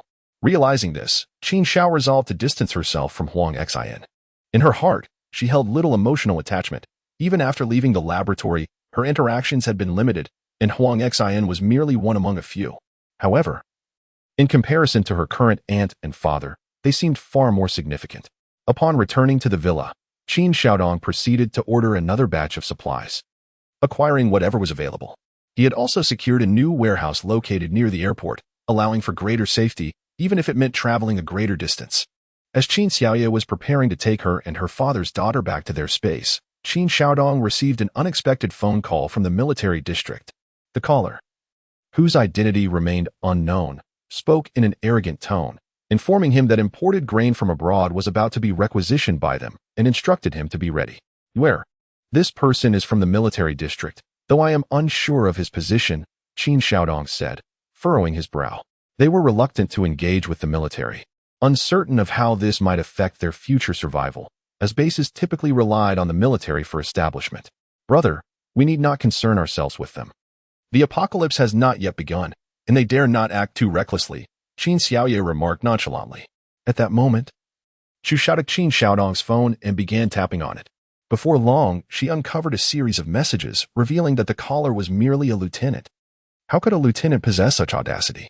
Qin Xiaoye questioned, skeptical, surmising that there must be someone behind him directing his actions. Qin Xiaodong nodded, but soon turned his gaze to Chu Xiao, realizing his daughter was quite remarkable. Xiao Xiao, I feel you are far more capable than Meng Meng, Qin Xiaoye said, looking at Qin Xiao. Our paths differ. She possesses supernatural abilities, while I merely have strength and intellect. Chu Xiao replied dismissively, adding, Wait a moment. Let me investigate. She began searching something on her wristwatch, and shortly thereafter announced, This lieutenant is associated with the Luo family. I suspected as much. No wonder he is so brazen. He belongs to the Luo family, Qin Xiaodong scoffed. Although the Qin family had a contentious relationship with the Hua family, any attempts by the Luo family to undermine them would depend on the Qin family's willingness to engage. Now that we know who intends to make a move against us, we simply need to be cautious moving forward. However, brother, exercise caution when procuring supplies. The military is likely aware of the urgency of the situation, Qin Xiaoye observed, sensing that the military seemed to be beginning to stockpile food as well. Indeed, we must accelerate our pace. Otherwise, this money will soon become worthless, Qin Xiaodong sighed. Let us return to the space first. I need to discuss this matter with father, Qin Xiaoye concluded, leading Qin Xiaodong and Chu Xiao into their special realm. Upon entering the space, Chu Xiao was immediately captivated by the various items present. Auntie, are these large fruits also products of genetic research? She inquired. Not exactly. But if you wish to study them, you can meet your grandparents, Qin Xiaoye replied, believing that engaging her in such matters might help her adapt to life in the space more quickly. At that moment, Qin Ran and Enlin arrived. Qin Xiaoye explained Chu Xiao's identity, and both Qin Ran and Enlin gazed at the child in astonishment, realizing that they indeed had a genetically gifted child as Ning had described. Hello, Grandpa and Mom. Chu Xiao greeted obediently. Good girl, Xiao Xiao, Enlin said, embracing her. Regardless of the circumstances, she was still her granddaughter, and she delighted in the prospect of such children filling her home with joy. Qin Ran brought Qin Xiao closer, observing her for quite some time. He discovered that the girl bore a striking resemblance to Zhang Yui, with only faint traces of Qin Xiaodong. "Grandpa, Grandma, I'm off to study strawberries," Qin Xiao exclaimed, utterly captivated by the fruit. Although she had never tasted strawberries, she was aware that they possessed a tart flavor. It was rather pitiable that this little girl had grown up eating laboratory takeout alongside her mother. Those engaged in experimentation seldom sought after fresh fruits, rendering them indifferent to such delights. Qin Xiao had only encountered them through her computer screen, completely unaware of their true flavor. If she desires strawberries, why not just say so instead of calling it research? Qin Ran thought, shaking his head in amusement. "Father, do not underestimate your granddaughter. She is indeed remarkable," Qin Xiaoya interjected. "How remarkable can a 3-year-old be?" Qin Ran mused, skeptical of a toddler's capabilities. Anlin playfully smacked her husband and chimed in, "Can an ordinary little girl escape from the laboratory to find her father? Consider that her mother may have perished there." Qin Ran's expression darkened at the thought. If this child were too astute, it could potentially endanger his daughter. Although she was indeed his granddaughter, her existence was the result of unnatural means, leaving him feeling a disconnect. "Where?" Qin Ran addressed Qin Xiaoya. "Do not worry, Dad," she replied, sensing her father's concern. However, she quickly shifted the subject. "Today, someone from the military district called for my brother, requesting the grain that was imported from abroad." "Who are they?" Qin Ran furrowed his brow. Despite their newfound abilities, they were not yet in a position to confront the state apparatus. "It's the Luo family," Qin Xiaoye revealed. This information was uncovered by Xiao Xiao. "Oh, that little one is quite impressive." Qin Ran's eyes lit up, realizing the benefits of having a clever child in their midst. "Dad, we can simply ignore the Luo family, right? Surely they wouldn't dare to invade our home openly," Qin Xiaoye remarked, reassured since she had already secured the supplies from the supermarket. "This situation is quite precarious. Our family is on the verge of a rift with the Hua family. The Luo family seems to be pressuring us to take sides," Qin Ran stated, his brows still knitted in concern. "Father, I suggest we sell the villa here as soon as possible and move to the mountains," Qin Xiaodong proposed, having approached them, eager to avoid entanglements with the military. "Leaving this place might not be a bad idea. The future development in the Kyoto base is bound to be exceptional," Qin Xiaoya chimed in from a distance, though her hands were busy scooping strawberries to feed Qin Xiao. Qin Xiao initially hesitated, but under Qin Xiaoya's insistence, she took a bite, and her eyes instantly sparkled with delight. How delicious strawberries are! The computer and books had deceived her. "I'll eat by myself," Qin Xiao declared, snatching the strawberry away and devouring it without a spoon. However, by the time she finished, her face was smeared with crimson juice. Qin Xiaoya wiped her face clean and gently said, "You can eat whatever you like, but not too much, as we still have dinner to attend to." Chapter 31. Qin Xiao nodded. At that moment, she noticed 4 little ones not far from her. "Are they my younger siblings?" "Indeed, all 4 of them," Qin Xiaoya replied with a smile. "You may go play with them, but be cautious. They are quite formidable." "Formidable?" Qin Xiao felt no sense of danger from these 4 little beings. She approached them and, although she frequently encountered genetically identical infants in the laboratory, none had the vibrant expressions exhibited by these 4. They were seated on a large mat enclosed by a fence, surrounded by numerous small balls, which they were gleefully tossing about. What puzzled Qin Xiao was that none of the balls had ventured outside the enclosure. Just then, one of the little ones threw a ball in her direction, and she swiftly caught it before tossing it back inside. The other little ones seemed to find this amusing and quickly sent another ball her way, which she caught again. Soon, all 3 remaining little ones joined in, throwing balls at her. Qin Xiao was astonished. These 4 were remarkably clever. It was well known that even genetically engineered children typically exhibited a lack of awareness before their first birthday, making their display of intelligence quite extraordinary. "You are clever too," Qin Xiaoya remarked with a smile. "No, I'm not as clever as they are," Qin Xiao replied, shaking her head. She had been infused with numerous substances, and without those enhancements, she believed she would not possess such intelligence. "You play with them. I will go prepare dinner," Qin Xiaoya said, gently patting Qin Xiao's head before heading to the kitchen. Qin Xiao touched the spot where Qin Xiaoya had patted her, finding the sensation strange yet comforting. Obediently, she removed her shoes and jumped into the mat, approaching the 4 little ones and sitting beside them. In the distance, Qin Ran felt a twinge of worry, fearing that Qin Xiao might inadvertently harm the little ones. and Lin tugged at his hand and said, "Dear, let us go help our daughter with dinner. By the way, I still need to take food to Xiaoling, Mom. I can take it to her." Qin Xiaodong chimed in, raising his eyebrows. "That works. You haven't visited her in several days," and Lin replied, nodding. Pregnant women are particularly sensitive. Even though Li Xiaoling was originally an assassin, she was still a woman. And with her memories cleansed by her daughter, she had become even more attuned to her emotions. After the meal was prepared, Qin Xiao found herself for the first time seated at a table surrounded by everyone, observing the quadruplets nestled in their specially designed infant chairs, being fed by others. A tinge of envy washed over her, as it seemed she had never experienced such treatment in her childhood. "Smile, eat more, try everything and see what flavors you like," Qin Xiaoye urged, placing some dishes onto Qin Xiao's plate, uncertain of her appetite, especially since today's offerings were quite plentiful. Delicious, far superior to takeout. Qin Xiao quickly developed a fondness for the meal before her. She was not a picky eater, and her upbringing had not afforded her the luxury of selectivity. In Lin's side, feeling a pang of sympathy for her granddaughter, who had grown up on takeout. With a heavy heart, Lin gazed at Qin Xiao, recalling the existence of another named Qin Ming, who had been taken away. She felt a creeping worry about whether the other child was enduring a similarly inhumane existence. Meanwhile, while they reveled in familial bliss, Huang Xin was grappling with her own troubles. She felt unwell, a nauseating sensation threatening to overwhelm her. Not one to be oblivious. She pondered a possibility that struck her with dread: she might be pregnant. Though uncertain, tears began to stream down her face as she bitterly reflected that it should have been Qin Xiaoye enduring all the hardships, yet here she was, suffering instead. What truly broke Huang Xion's heart was the thought of Luo Chen. The opportunity between them had slipped away. Had it not been for those three men, she might have been expecting Luo Chen's child. As she delved deeper into her thoughts, she became increasingly convinced that she was meant to bear Luo Chen's offspring. Yet it felt as though her fate had been usurped, and she had lost her right to ever meet him again. In that moment, a memory surfaced of the clever little girl, Qin Xiao, just 3 years old, possessing remarkable intelligence and considerable skill. How wonderful it would be to have a child as extraordinary as she.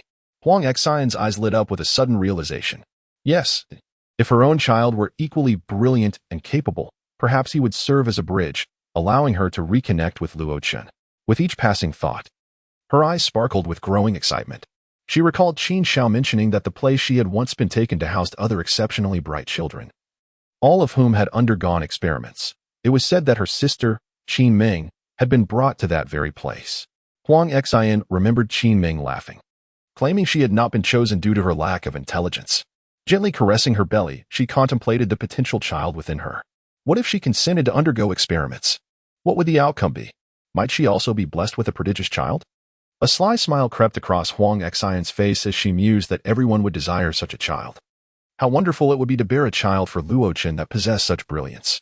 The more she entertained this notion, the more she felt she was destined to carry Luo Chen's child. Huang Xian resolved to venture once more to the capital, contemplating the possibility of conducting an experiment or acquiring such advanced technology. After all, she was familiar with the route, and she still remembered the shortcut that Qin Xiao had shown her. Thus, she set off, unencumbered by her father's indifference or anyone else's oversight, feeling liberated in her newfound autonomy. Initially, she intended to check on Qin Xiao, but she realized that since arriving at the Qin family, Qin Xiao had ceased all communication with her. The promised phone call never materialized. It appeared that the Qin family forbade her from maintaining contact, and being a child, she was easily intimidated by the adults, rendering her hesitant. Just days had passed without a word, and it seemed unlikely that they would reconnect in the future. Huang Xian instinctively placed a hand on her abdomen, pondering how wonderful it would be if the child within her possessed extraordinary abilities. Perhaps, in the future, she could achieve her own aspirations through her child. Throughout her journey, her mind spiraled with these thoughts, for she felt she had no support left. Fixating instead on the hope that this trip might enable her to either transform her child into an exceptional individual or even acquire a child of her own. A sudden surge of optimism enveloped her as she envisioned the possibilities that could arise if she were to obtain such technology. Might she not also become a formidable personage? With renewed fervor, Huang Xian embarked on her quest to reshape her destiny. Meanwhile, Qin Xiaoye found herself afflicted with a headache, as Li Xiaoling had learned of Qin Zhao's existence through Qin Xiaodong and was eager to meet her. Qin Xiaoye could not help but curse her brother for his indiscretion. How much better it would have been to allow Li Shaoling to focus on her childbirth without inviting such complications. In Chapter 32, Qin Xiao expressed discomfort, twisting her body as she remarked, "Aunt, I am about to meet my stepmother, am I not? Do not be anxious. She will not harm you," Qin Xiaoya reassured her. This time, she accompanied Qin Xiao up the mountain, initially intending for Enlin to join them, but Qin Xiaoya feared she might not handle the situation well. "I know she won't eat me, but I am aware of many cases of child abuse," Qin Xiao said, furrowing her brow. "Do not worry, dear. Your aunt is here with you. Besides, you are not required to live with them. It all depends on your own wishes. You are quite capable. Why fear being bullied?" Qin Xiaoya thought to herself that as long as her little niece was not the one doing the bullying, all would be well, especially considering Li Shaoling was currently pregnant. As Qin Xiaoya prepared to ascend the mountain, she was intercepted by Qin Xiaodong. "Where? You need not go up. Return and care for the child. I will manage." "Are you capable of that?" Qin Xiaoya skeptically scrutinized her brother, wondering when he had become so close to Li Shaoling. "I specifically informed her that some matters do not require concealment," Qin Xiaodong replied, aware of his sister's thoughts. His reasoning stemmed from concern for her. He worried that managing too many children might be burdensome for her, and he hoped to alleviate her load by having Li Shaoling assist. "Brother, take Xiao Xiao with you." "Xiao Xiao, goodbye. Remember to listen to your father," Qin Xiaoya reminded gently. Got it, auntie, bye-bye." Qin Xiao waved, a hint of nervousness flickering in her demeanor. Yet she resolutely followed Qin Xiaodong up the mountain. Noticing that her presence was no longer required, Qin Xiaoya exited the space. She still needed to collect the goods. And upon reflection, 2 days had already elapsed outside. She wondered if the warehouse near the airport was filled to capacity. Currently, she and her companions resided in the villa, allowing only a select few to deliver groceries while keeping everyone else at bay. As soon as Qin Xiaoya stepped out, she was greeted by the ringing of her phone. Upon answering, a voice on the other end inquired, "Have you made a decision? I've given you 2 days. Who are you? What are you talking about?" Although Qin Xiaoya recognized the caller as someone from the military district, she feigned ignorance. "You must be Qin Xiaoya. Did your brother not inform you? The supplies in your supermarket have been requisitioned by our military district. I advise you to comply willingly, lest things turn unpleasant for everyone." The tone was undeniably authoritative. "What? Is that what your family taught you? We live in a lawful society now. Do you not fear me reporting you?" Qin Xiaoya retorted coldly, refusing to be intimidated. "Indeed. The world is lawful as of now, but who knows what the future holds? Don't pretend you're unaware, Qin Xiaoya. Don't you find it rather sudden that your 2 companies have taken such actions?" The voice dripped with mockery. "What do you mean? Are you suggesting that your need for food is a rebellion?" Qin Xiaoya deliberately twisted the facts. "What did you say?" The caller's irritation grew. How could this woman be so ungrateful? "If you need food, is it for insurrection? You're quite audacious. I'll report you immediately."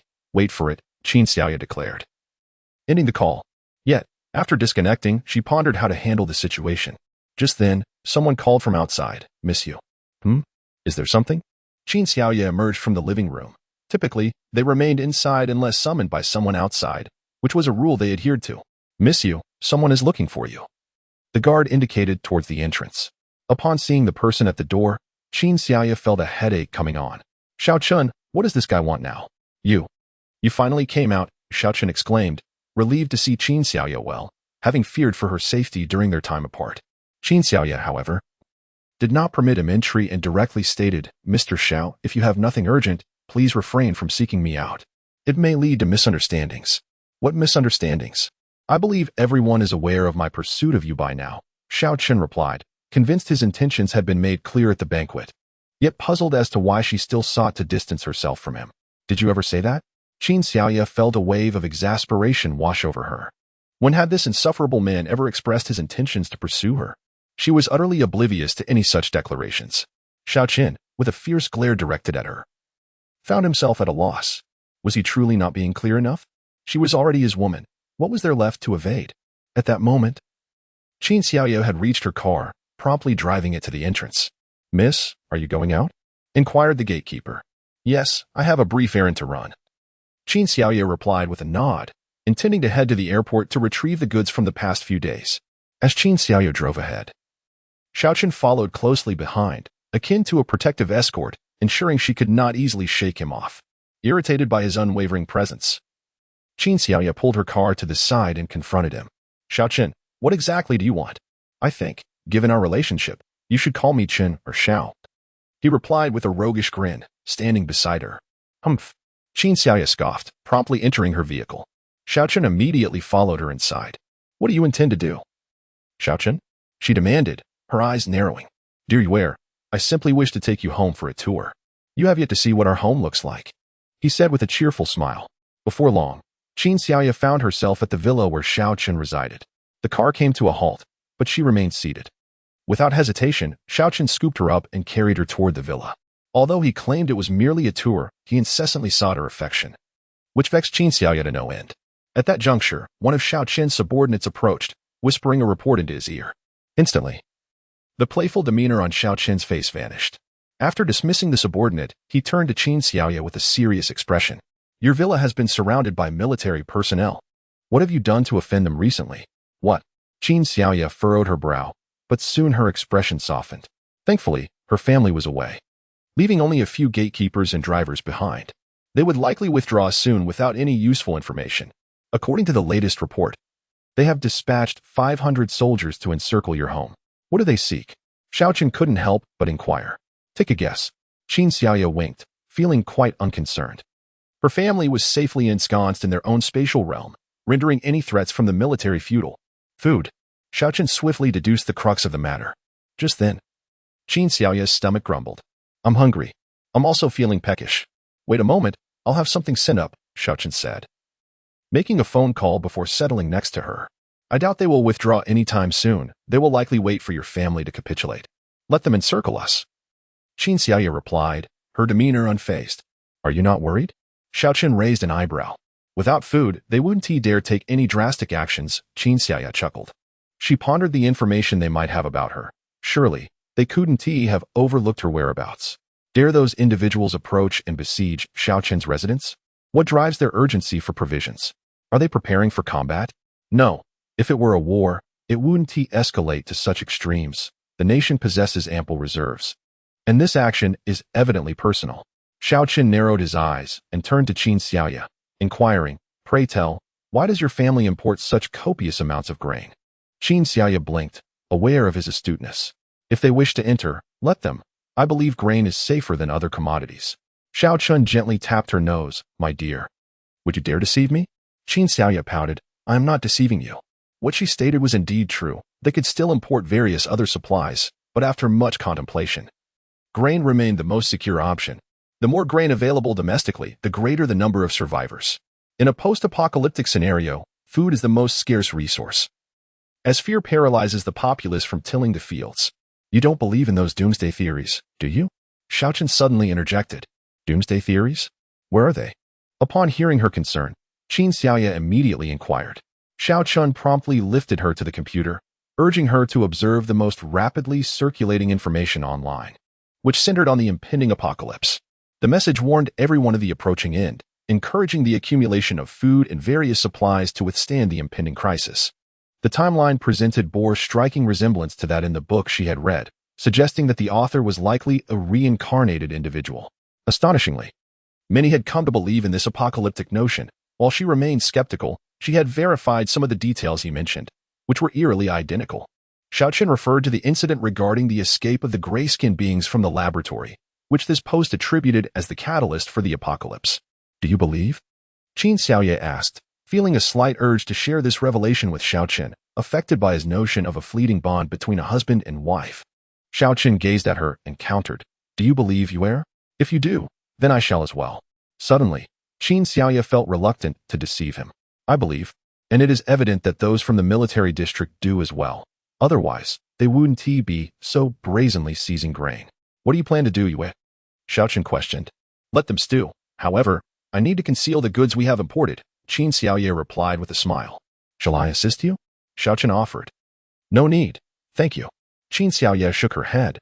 Her spatial abilities were not something she could divulge to others, and this was a task she needed to undertake herself. Yue, why the formality with me?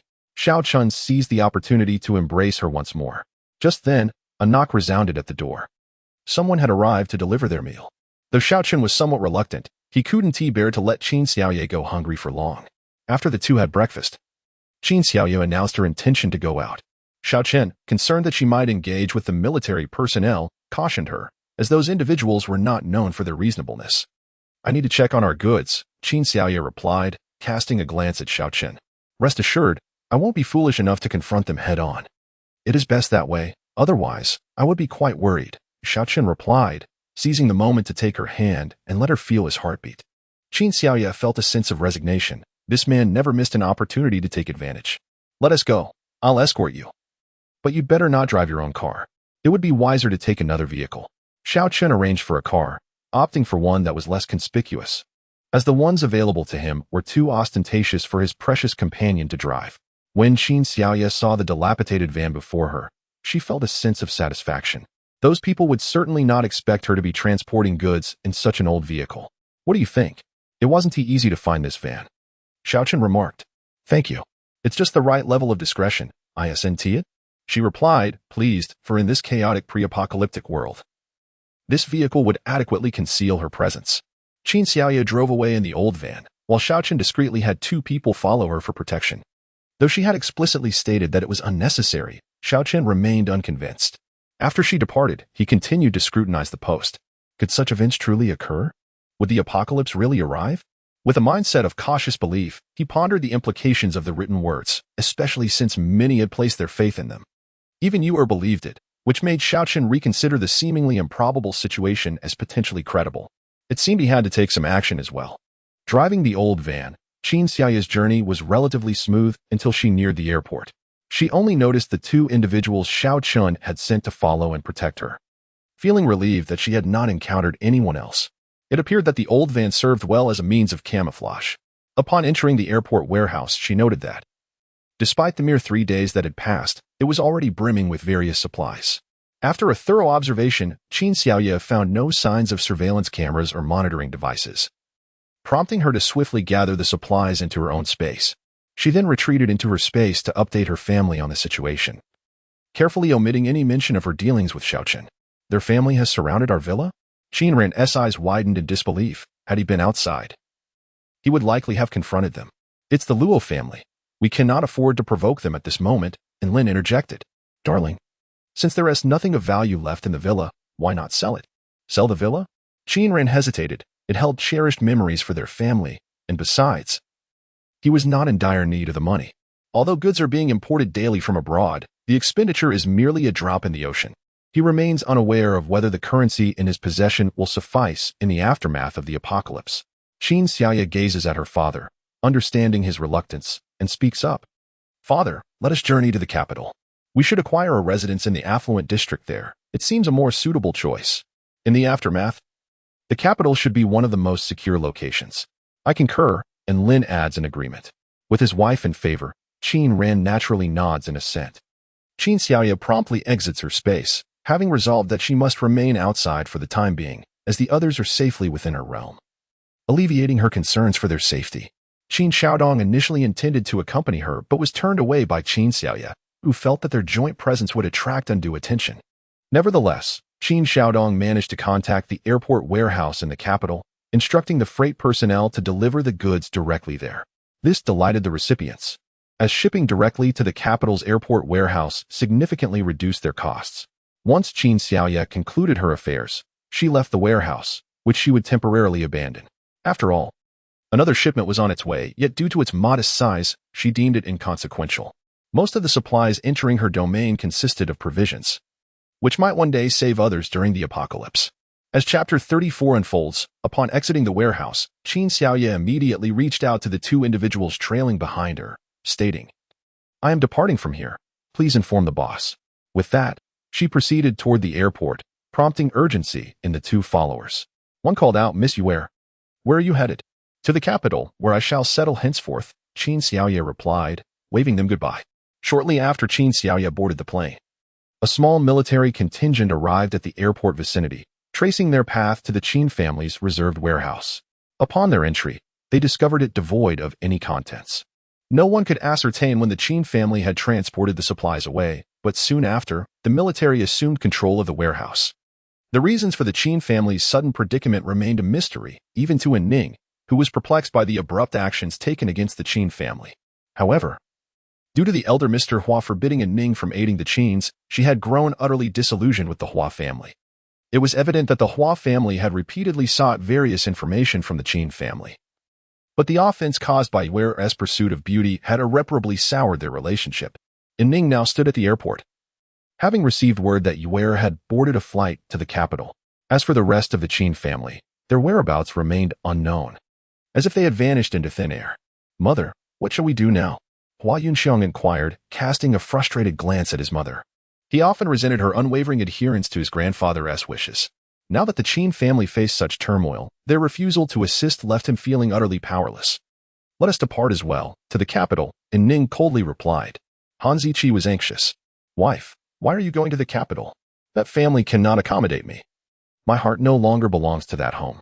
Anning, having spoken, took her son by the hand and headed towards the airport. If they moved quickly, they might still find Yuer. If they delayed, she had a sense that she might never see them again in this lifetime. Hua Yunxiang was pulled by his mother onto a private jet, feeling somewhat astonished. "Mom, why resort to a private plane?" "Xiang, I have a feeling that if I cannot find Yuer at the airport in the capital, I may never see her again." Anning's eyes brimmed with tears, for she had only one sister. "Mom, don't worry. I will definitely help you find Yuer," Hua Yunxiang promised earnestly. "We must find her." Anning believed that finding Yuer meant finding her sister as well. "Mom, do you think this means we have finally severed ties with the Hua family?" Hua Yunxiang inquired, gazing down at the city growing ever more distant. "What? Do you still wish to remain in that family that only exploits people?" Anning replied with a hint of disappointment in her voice. Hua Yunxiang pouted. He wanted to say, "Mom, if anyone is being exploited, it's you who is being taken advantage of daily, far more than Dad." However, he felt relieved that his mother had finally awakened, largely due to his cousin's influence. He resolved to express his gratitude to her when he next saw her, as his improved physical condition was also a result of her support. "What kind of expression is that? Do you look down on your mother?" Anning glared at her son, feeling exasperated by his attitude. "Mom, I don't look down on you.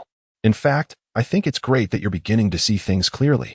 Honestly, I also don't want to return to that home. It feels suffocating," Hua Yunxiang admitted.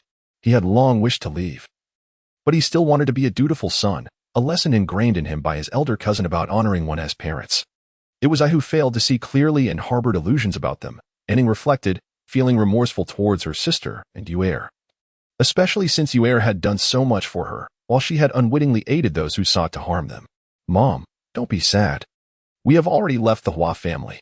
By the way, did you bring any money?" Hua Yunxiang couldn't help but ask, as this matter concerned him greatly. Even though they had distanced themselves from the Hua family, financial resources were still necessary. "Rest assured, I brought several cards. Not too many. Just about 600 or 700 million. Anning raised her eyebrows, as if to say, how could she leave without money? "That is quite good. At least we won't have to worry for a while," Hua Yunxiang said, cheerful at the thought. "Don't worry. We won't have to fret in the future either. I have contacted someone. Soon, I will sell all my shares, which should yield at least another billion or so." "When Xiaodong and your uncle suddenly sold their shares, I sensed that something was amiss, so I have also been in touch to sell mine." Anning raised her eyebrows, pondering that otherwise, she wouldn't be holding 600 or 700 million in her hands now. "Mom, did you foresee our departure?" Huang Xiang gazed intently at his mother, realizing for the first time how astute she truly was. "It is not merely my observation, but rather the fact that your uncle and cousin, both exceptionally clever, have inexplicably sold the company in their possession. I suspect there must be a significant reason behind this.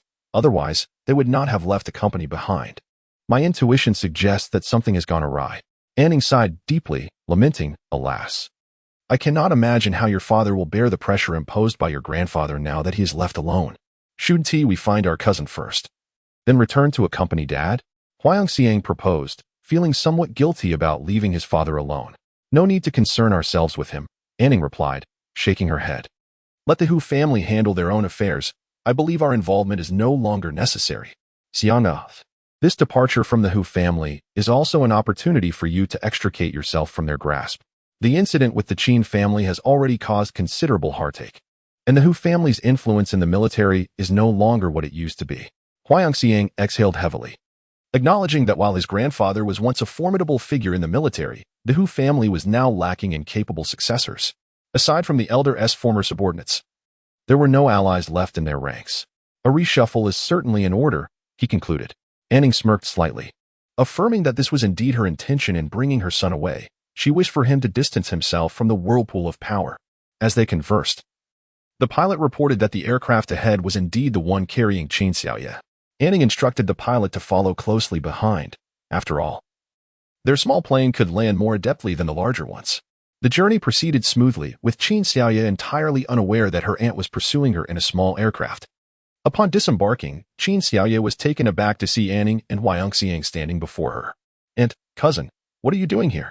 she exclaimed in surprise, astonished by the swift response from her family. "We came to pursue you," Huang Xiang said, stepping closer to her and taking the small bag from her hands. "What are your plans next?" "I intend to buy a house in the affluent district near the military area," Qin Xiaoye replied with a smile, unreserved in sharing her intentions. "In that case, I shall also purchase a property there. Let us be neighbors," Anning responded, unperturbed by where her sister and the others might go, knowing they would surely be nearby as long as Ware was present. "Aunt, have you been free these past few days?" Qin Xiaoye inquired, her eyes sparkling.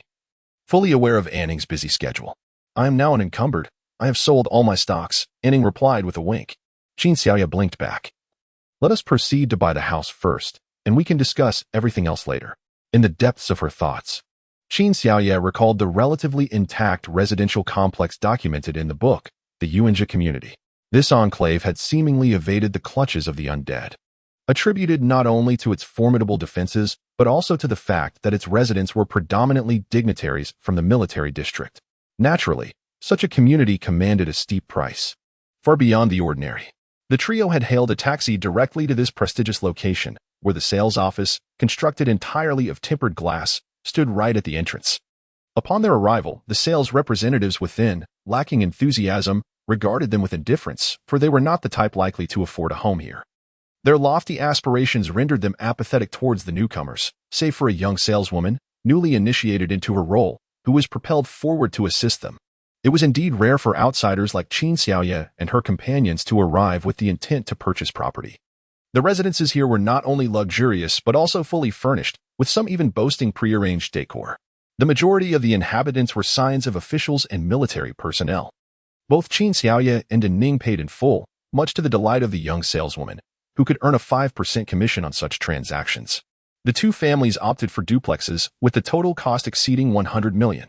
The young woman was ecstatic, while others looked on enviously, though they dared not act on their jealousy, for these high-ranking individuals were not to be trifled with. A defining feature of the Yuanjia community was its readiness for immediate occupancy, with opulent furnishings throughout. Qin Xiaoye selected a unit on the 6th floor, while Ning chose one directly opposite her. Qin Xiaoye was quite pleased with the duplex layout, which provided ample space for their family. After casting a glance at her own residence, Ning promptly led Huang Xiang to Qin Xiaoye's place. "Where, please tell me, what is about to transpire?" Ning's sensitivity regarding family matters was not lost on Qin Xiaoye. "Auntie, you might not believe what I am about to share," she replied. "How can one ascertain if I would believe it unless you divulge it?" Ning winked at Qin Xiaoye, who suddenly felt as though her aunt were a cunning fox. With a sigh, Qin Xiaoye acknowledged that she would eventually have to reveal this matter to them. Since Ning had inquired, she decided to share, leaving the question of belief to her. Qin Xiaoye recounted the events of the apocalypse but refrained from disclosing the existence of her spatial abilities, as that was information meant solely for her family, rendering her aunt a temporary outsider. "Is what is discussed online about the apocalypse true?" Huang Xiang recalled a post he had seen. "Indeed, there is evidence to support it. A little girl named Alala appeared in my dreams. At just 1 year old, she possessed the psychic ability to control the surrounding zombies. The recent child abduction incident in Donghai was, in fact, an attempt to seize that very Alala." Qin Xiaoye reminisced about her companion, Alala, in her space, pondering whether it was time to bestow upon her a new name to prevent immediate recognition. What? The abduction of children was merely to seize the one endowed with extraordinary abilities? Ning was taken aback, realizing that the apocalyptic scenario might indeed be authentic. However, she understood that this matter could not yet be disclosed. She had pressing tasks to attend to.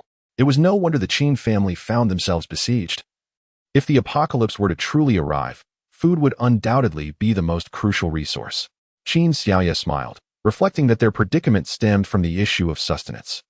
Hua Yunxiang could not help but scoff, questioning why, if they were aware of the impending apocalypse, they did not import food themselves but rather resorted to seizing it from others.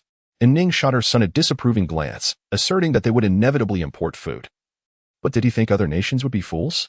If this experiment were global in scope, then the act of fleeing could not be isolated to a solitary instance. I will return to arrange certain matters. Xianger, you must swiftly procure a vehicle. We cannot venture forth without transportation. At once, Hua Yunxiang dashed out the door. And Ning approached the entrance and inquired, when will your mother and the others return? Soon, likely within a day or two. Qin Xiaoye raised an eyebrow, noting that they could emerge at any moment, although they must ensure the performance is well executed. And Ning felt a slight relief, as long as they were unharmed. She was content. She had harbored concerns that her sister and the others had been apprehended by military personnel, but since that was not the case, she felt reassured.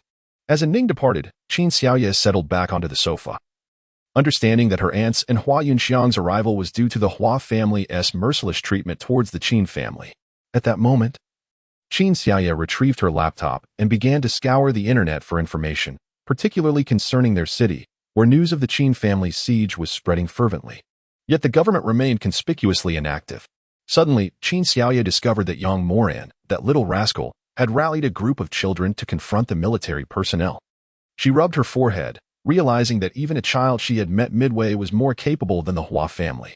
In truth, her aunt's departure might not be entirely unfavorable. The Hua family's members were likely to self-destruct at any moment. Qin Xiaoye took out her phone, intending to call Yang Moran, but just as she retrieved it, the phone rang. Where are you? Xiao Chen's voice resonated from the other end. In the capital. Qin Xiaoye chose to be forthright with him, especially since she had already sent word through his subordinates. I see. Which part of the capital? Xiao Chen's tone was grave, prompting Qin Xiaoye to quickly divulge her location. Wait for me. Xiao Chen hung up, leaving Qin Xiaoye puzzled about the unfolding events. Wait for him. Was he coming to the capital? Qin Xiaoye felt like jumping in frustration. She had intended for her parents to come out, but with this fellow's arrival, how would they manage? Even if they did emerge, how could they possibly reconcile with someone like Xiao Chun? However, jumping up and down was futile. Within half an hour, Qin Xiaoye heard the sound of knocking on the door.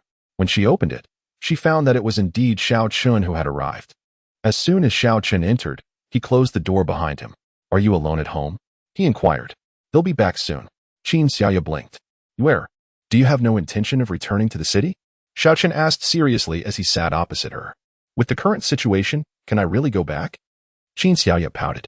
Even if no one was home, their villa was surrounded, and online rumors claimed that the military district had dismissed all their servants. Their power was indeed considerable. Who did you buy the house from? Xiao Chen asked, his eyes narrowing.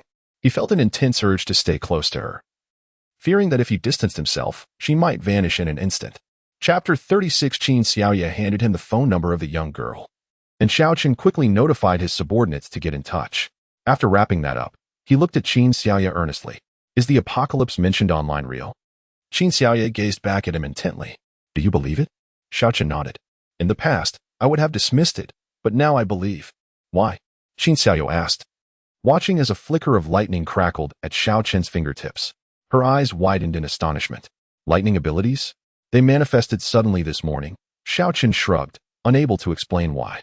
Qin Xiaoye, feeling a bit anxious, examined her own body. She feared that this lightning ability was something she had just barely awakened. When she confirmed that her own powers were still intact, she breathed a slight sigh of relief. Yet, she quickly leaped up again. Wasn't it said that lightning abilities are rare? How is it that another one has emerged? Are lightning abilities now commonplace? Observing Qin Xiaoye's agitation, Xiao Chen sensed that his newly awakened lightning power might be connected to her somehow. I sold my company at a significantly low price, Xiao Chen revealed suddenly. Did anyone take it? Qin Xiaoye mused, wondering if anyone would dare to accept the offer. Oh yes, many were eager to take it, Xiao Chen chuckled. Not only that, he had converted all the funds into various resources, knowing that his influence far exceeded that of the Qin family, making it easy for him to procure supplies. As long as someone accepted, that's good, Qin Xiaoye sighed in relief. It was better this way, now that he was aware of the apocalypse. She no longer needed to bear the burden of telling him, alleviating her guilt, especially since he was the father of her child. How long do you think we have left? Xiao Chen asked. Perhaps 6 months, perhaps a month. The time frame is uncertain. Qin Xiaoye raised an eyebrow and replied. Just as Xiao Chun was about to say something else, he received a phone call. I'll head downstairs for a moment. If you have time, find me. I'm on the 5th floor. As Xiao Chen departed, Qin Xiaoya secured the door and retreated to the space.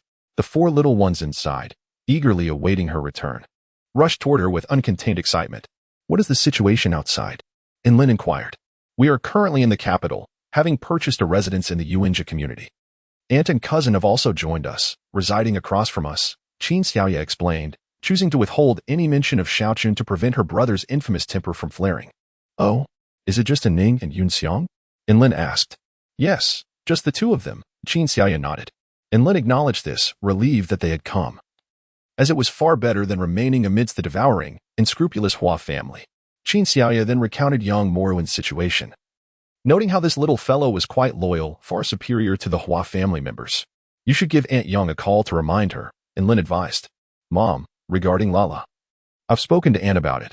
I wish to change her name. Qin Xiaoya recalled Lala. It was long overdue, Lin remarked, glancing at the now less dark-skinned Ulala beside her. Although Ulala did not quite match Qin Ke in beauty, she had grown quite lovely. Let us call her Qin Shuer. I hope little Lala grows up to be fair and lovely, easily recognized by others, Qin Xiaoya mused. Recently, Qin Ran had formed a deep bond with the 4 children, wishing that Ulala would remain unrecognizable to others. Shuer sounds delightful. Come here, Shuer, let Mama hold you. Qin Xiaoya exclaimed as she lifted her. With bright, sparkling eyes, Qin Shuer planted a sweet kiss on Qin Xiaoya, who reciprocated with several affectionate pecks on her cheek. The other 3, emboldened by this display, clamored to join in, and with a sigh, Qin Xiaoya tenderly obliged each one in turn. Mom, how's Xiao Xiao getting along with them? Though her time outside had been brief, several days had passed in the space, causing her some concern. Rest assured, Xiao Xiao and Xiao Ling interact like mother and daughter, Lin replied with a smile, surprised by how amiable Li Xiaoling had become after her amnesia. Mom, she used to be an assassin, but how can you be certain she was compelled? Qin Xiaoya chuckled, observing Li Xiaoling's gentle demeanor toward Qin Xiao. Remarkably, she sensed a maternal bond emanating from Li Xiaoling toward Qin Xiao, indicating that she should not be underestimated. Indeed, I believe her amnesia has led to genuine emotional expressions. Lin maintained her trust in Li Xiaoling. However, Qin Xiaoya harbored reservations. Amnesia did not equate to a lack of cunning. Meanwhile, Qin Ran was preoccupied with entertaining Xiao Long and Xiao Jia, convinced that his closest emotional ties were with these 4, feeling an inexplicable discomfort toward Qin Xiao. Although Qin Xiao was also her granddaughter, in his eyes, she was ultimately not a child born through legitimate means, and his reluctance was quite understandable. When do you think we should make an appearance? Lin inquired, gazing at her daughter. Mom, let us head home tonight. Qin Xiaoyu resolved to arrange for her parents to come over, feeling that being alone was somewhat too solitary. Very well. Your father and I will take the 4 children with us. Let your brother accompany your sister-in-law and Qin Xiao, Lin swiftly decided. That works. I'll pretend to go out to fetch you. Since I haven't purchased a car in the capital yet, it does feel a bit inconvenient, Qin Xiaoyu sighed. Dad, once you're out, please buy a few cars. We must select sturdy models. All right, let your brother accompany me. It appears he cannot stay in that space for much longer, Qin Ran chuckled, noting that his wife had just mentioned their son should remain in the space. And now there was indeed something for him to do. Lin shot her husband a glance. We can't leave Xiaoling alone in there. Perhaps we should bring her out as well. Qin Xiaoyu shook her head. Mom, this is their headquarters. Do you think it's wise to let her out? Dad, you could take your cousin along. That works. Qin Ran raised an eyebrow. If I buy multiple cars, the dealership will deliver them. However, we must expedite this purchase to avoid missing out on suitable options, especially since quite a few people are now aware of the impending apocalypse. In the evening, Qin Xiaoyu stepped out briefly and then returned with Lin and Qin Ran, bringing the 4 children along as well. It was essential to have someone care for the children. Upon their return, Ning approached, and the 2 sisters nestled in the bedroom, chattering away for quite some time before they emerged, both smiling radiantly, like blooming flowers. Qin Xiaoyu understood that her mother had likely resolved her worries with her aunt. Communication between people is indeed vital, and Ning spent time in the living room, playfully engaging with the children. And she refrained from questioning why they had suddenly grown so much, as some matters remain unspoken among them. When Ning departed, Qin Xiaoyu handed her 2 large buckets of water, and Ning recognized the value of these items and beamed with joy. Shortly after her departure, Xiao Chen arrived. Upon seeing the 4 children in the living room, He was initially taken aback, and after a closer inspection, he was even more astonished. For 3 of the children possessed the best traits of both him and Yue. He felt an inexplicable closeness to them. The moment the 3 children spotted him, they crawled towards him eagerly. Qin Xiaoyu's eyes widened in disbelief. After nurturing them for half a year, here came this fellow. And the 3 little bundles of joy instinctively crawled towards him. At that moment, Qin Yulong had already reached Xiao Chen's side, tugging at his pants as he attempted to climb up. Xiaolong, come here, Grandpa will give you a hug. Upon witnessing Xiao Chen, Qin Ran's countenance turned a shade of green, particularly when he observed the little rascal, Qin Yulong, audaciously reaching out to grasp Xiao Chen. His ire was kindled, yet he realized that calling out would prove futile. Qin Yulong was resolute in his affection for Xiao Chen. The latter effortlessly lifted Qin Yulong with one hand, prompting Qin Xiaoye to hasten forward and cradle the child in her embrace. You naughty little dragon. Did you not hear your grandfather calling? She chided. Just as Qin Xiaoye placed Qin Yulong into Qin Ran's arms, Qin Yujie had already latched onto Xiao Chen's thigh. This time, Xiao Chen had learned the art of holding children. He promptly gathered Qin Yujie into his arms. The child, brimming with excitement, blew bubbles while fixating his gaze upon Xiao Chen's face. A sense of deja vu washed over Xiao Chen as he scrutinized the child, who bore an uncanny resemblance to his own youthful visage. Yet, if this were indeed the offspring of himself and Yue, it was implausible that the child could have grown so large in such a brief span of time. At that moment, Qin Kuer was slowly making her way toward them, while only Qin Shuer remained unfazed by Xiao Chen's presence, serenely seated on a mat, engrossed in her plush toy. Xiao Chen then cradled Qin Kuer, who strikingly resembled Qin Xiaoye, as if she had been sculpted from the same mold. It was hard to believe that she was not Qin Xiaoye's child. Nevertheless, Xiao Chen recalled distinctly that Yue had never been with another man aside from him. It was inconceivable for them to have a child so swiftly. Even if she were pregnant, it would merely be a little over a month. Perplexed, Xiao Chen resolved to investigate the matter further. Despite the Qin family not causing him any distress, he recalled a previous incident concerning Yue in Donghai, where one of the subordinates had claimed to have seen Miss Yue in a state of pregnancy, a statement he had vehemently rebuked at the time. Perhaps there was truth to this claim. Noticing Xiao Chen's bewildered expression as he departed, Lin anxiously inquired, Where? Do you think this matter can remain concealed? Qin Xiaoye merely shrugged, stating, If it cannot be concealed, then so be it. Regardless, these little bundles are mine, and no one shall take them away. Let them try. They will not succeed in stealing my grandchildren, Qin Ran asserted, exuding an air of dominance. Father, rest assured, I will not allow anyone to take the children from us. Qin Xiaoye replied with a smile. As night fell, although the family had allocated their rooms, they chose not to retire to their respective quarters. Instead, they congregated in the study and ventured into the space together, disregarding concerns about the children's rapid growth. In the face of impending chaos, such trivial matters were of little consequence. Their primary focus lay solely on their levels of supernatural abilities. Qin Xiaoye's progress has been remarkably swift, particularly in her mastery of lightning abilities, which she has diligently cultivated. Her proficiency has now ascended to the 2nd level, while her other 3 abilities remain stagnantly at the 1st level. The reason behind her lightning powers reaching this new height eludes her, and she steadfastly refrains from divulging any secrets. Ever since that incident with Xiao Chen, who awakened his own lightning powers, her abilities inexplicably surged to the 2nd tier. Could this be the advantage of mutual cultivation? Qin Xiaoye dismisses the notion, recognizing that abilities differ fundamentally from cultivation practices, while the latter may involve dual cultivation. The former has never exhibited such a phenomenon. Soaking in the pond, she finds herself unconcerned about the 4 little ones, as they are quite capable of scrounging for food in the storage room on their own. Yue, why does it seem to me that you are merely hurting children? And Lin couldn't help but voice her skepticism upon observing her daughter's unconventional childcare. Mother, raising children is akin to herding sheep, isn't it? Whether it's 1 or 4. It's still the same, Qin Xiaoye replied dismissively.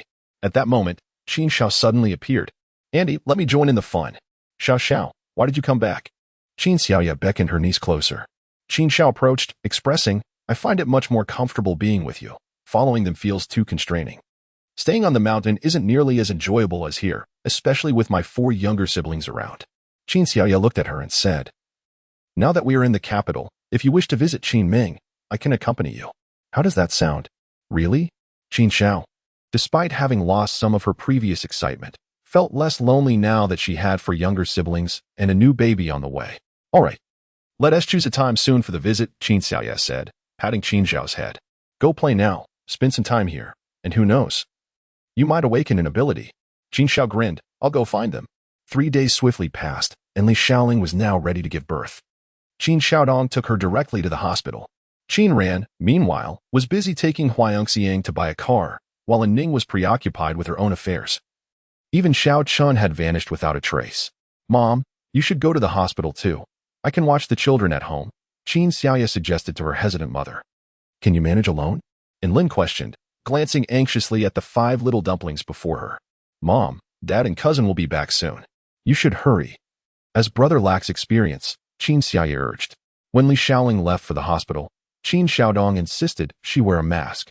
All right, I'll go, and Lin said, albeit with a hint of worry, as this was Li Xiaoling's first childbirth, and she feared Qin Xiaodong might not provide adequate care. After Lin's departure, Qin Xiaoye remained in the living room, engaging in playful activities with the 5 children. After a couple of hours, the doorbell rang. Initially, Qin Xiaoye presumed it was Qin Ran returning, but to her astonishment, it was Xiaoqin. His expression brimmed with excitement as he entered, fervently inquiring, You where? Xiaolong and the others are our children, aren't they? What are you talking about? Qin Xiaoye had already resolved not to admit anything. Where? Do not deceive me. I have conducted a paternity test. The 3 of them are my children. Qin Xiaoye did not anticipate that Xiao Chun would be so cunning as to undertake a paternity test. She widened her eyes and asserted, The children are mine. Rest assured, my dear Yuer, I will not vie for custody of the children. Xiaoqin blinked, pondering that since the children had already been born, it seemed only natural for him to reside here. Moreover, he had no intention of questioning Wei about the rapid growth of the children. Qin Xiaoye glared at Xiaoqin. Sensing that the matter was far from simple, this Xiaoqin was not to be underestimated. At that moment, Qin Xiao ran over and pointed at Xiaoqin, asking, Who are you? And who might you be? Xiaoqin countered, noting that the little girl bore a striking resemblance to the Qin family. My father is Qin Xiaodong. And I am Qin Xiao, she replied, blinking her eyes as an instinctual sense of danger emanated from this man. Qin Xiao, it is a pleasure to meet you. I am your uncle, Xiao Chun, he smiled, introducing himself. Uncle? Does that mean you are her husband? Qin Xiao tilted her head, inquiring of Qin Xiaoye. Dazed. Qin Xiaoye nodded. Before she could offer an explanation, Qin Xiao cheerfully exclaimed, Are you the new daddy of Xiaolong and the others? I have a new mommy. New daddy? Do they have an old one, then? Xiaoqin narrowed his eyes dangerously. Not really. But since you weren't around before, aren't you the new daddy? Qin Xiao tilted her head, slightly confused. Given her mother's previous indifference towards familial ties, she struggled to comprehend the nuances of the situation. I am their one and only father, understand? Although Xiaoqin had managed to rein in his emotions, Qin Xiaoye could still sense his anger, though she remained oblivious to the cause. At that moment, Xiaolong and the other 3 children excitedly crawled towards Xiaoqin. Upon seeing the 3 small bundles of joy before him, Xiaoqin's ire diminished further. By the time he lifted Xiaolong into his arms, any remaining anger had completely dissipated. Holding the soft little bundle close, Xiaoqin scrutinized Qin Yulong, his eldest son, who was undeniably handsome, truly a reflection of his lineage. Soon, Qin Yujie crawled over, followed closely by Qin Kur, seemingly drawn to Xiaoqin, their collective desire to be near him palpable. Observing Xiaoqin flustered as he tended to the 3 children, Qin Xiaoye showed no intention of assisting. She simply declared, I shall prepare the meal. You take care of them. With a suppressed chuckle, she made her way to the kitchen. It was undeniable that, amidst the entanglement of the 3 little ones, Xiaoqin had lost his usual composure. His once beautiful visage bore no trace of the customary indifference. This new dynamic was, in fact, quite delightful. Xiaoqin nodded, knowing that since these were his own children, he would certainly care for them well, although he was uncertain about how the children interacted. The little ones clambered onto him earnestly. Qin Xiao suggested he sit on the floor to avoid the risk of toppling over the 3 tiny creatures. Thus, when Qin Xiaoye emerged from the kitchen after preparing the meal, she found Xiaoqin seated on the floor, with the 3 little ones propping themselves against him, their wide eyes fixed on him, too hesitant to move. A wave of warmth washed over Qin Xiaoye. Meanwhile, Qin Shuer remained engrossed with her plush toy. Typically only developing affection for Qin Xiaoye and Lin, even Qin Ran only garnered her attention when he was fully engaged in entertaining her. Clap, clap. Qin Xiaoye clapped her hands. Little darlings, it's time to eat. Instantly, the little ones scurried towards the dining table. Even Qin Shuer, who had previously been calm, hurried over. Xiaochen wiped the sweat from his brow, feeling exhausted from the task of looking after the children. He had hardly dared to move, fearing that the little one clinging to his back might fall. Watching the 4 little ones scurrying about, Xiaochen couldn't help but voice his concern. Isn't this a bit unsanitary? Qin Xiaoye shook her head, explaining that children needed to crawl and walk to gain stability, and as for hygiene, regular hand-washing would suffice. Besides, the 4 little ones were quite fond of cleanliness. Qin Xiaoye placed them in their designated chairs, and one by one, they obediently extended their hands for her to wipe. Xiaochen was astonished by their behavior. How old are they now? He inquired. Almost 10 months, Qin Xiaoye replied with a smile. Mom, Qin Yulong, noticing that his mother was preoccupied with conversation rather than feeding them, called out anxiously. Oh dear, little dragon has called for his mother. Qin Xiaoye chuckled, realizing the 4 little ones were indeed hungry and ready for their meal. Quickly, Qin Xiaoye set their bowls on the respective chairs. The little ones were now capable of handling bowls and spoons, so she encouraged them to practice self-feeding. Although their efforts were somewhat clumsy, Qin Xiaoye felt they were making progress day by day. They are quite clever, Xiaochen remarked as he watched them eat. Of course, Qin Xiaoye replied proudly. Meanwhile, Qin Shao was busy devouring his food, entirely oblivious to the conversation. Unable to contain his curiosity, Xiaochen asked, You err. Have you perhaps let them go hungry for quite some time? They seem ravenous. Qin Xiaoye pouted. I have never let them go hungry. Thank you very much. They naturally eat like little wolves, especially Qin Shao, who likely suffers from the after effects of consuming too many boxed meals. Do you truly think I would starve them? Xiaochen shook his head, sensing the profound affection that Yu Er held for the children. Yet, why did they resemble famished wolves? It is only natural for them to feel hungry after expending so much energy, Qin Xiaoye remarked with a smile. Just then, the second child, Qin Yujie, suddenly chimed in. Mom. Oh, my dear. Qin Xiaoye quickly responded, only to realize that her son had called her because he had finished the food in his bowl. Xiaochen couldn't help but chuckle. Why did it seem that these children only learned to call for their mother at mealtime? However, Qin Xiaoye was delighted. Now both little ones could say mom, and the other 2 would soon follow suit. Excitedly, she prepared more food for the second child, but as for the other 3, she anticipated their calls with patience. She wouldn't easily indulge them. In the end, Qin Xiaoye felt disheartened, apart from Xiaolong and Xiaojie, who each called her mom once. No one else followed suit, leaving her saddened. Observing her expression, Xiaochen spoke. You err, do not fret. They will gradually learn to speak. Qin Xiaoye sighed, glancing at the 4 little ones, eager to venture outside, and set them down on the floor to crawl and explore. You err, are you letting them roam free? Xiaochen noticed her apparent laziness. The more comfortable they are, the more at ease I am. Is that not so? Qin Xiaoye replied with a smile, beginning to tidy up the items on the table. Xiaochen joined her in the task, a rare occurrence for him. Just as they finished, the doorbell rang. Qin Ran had returned. Upon seeing Xiaochun, he naturally wore a displeased expression, but Xiaochun was unfazed. After all, he was there to pursue his daughter, and he had to endure the cold reception. Regarding Xiaochun's perceptiveness, Qin Ran felt quite satisfied, especially noting how attentive he was towards the children. As evening approached, seeing that Xiaochun showed no intention of leaving, Qin Ran called out, Xiaochun, come to my study. He deemed it necessary to have a serious conversation with the young man. If he remained silent, would this fellow presume he was made of clay? Xiaochen obediently walked into the study. Uncle Qin, he greeted. Close the door and sit there, Qin Ran instructed, pointing to a chair opposite his desk. Once Xiaochen had settled, Qin Ran began. I wonder what your intentions are in staying at our Qin household. Uncle Qin, do you not understand my purpose for remaining? Xiaochen replied with a smile. Xiaolong and the others are my children. I am already aware of that. Upon hearing this, Qin Ran's face turned pale.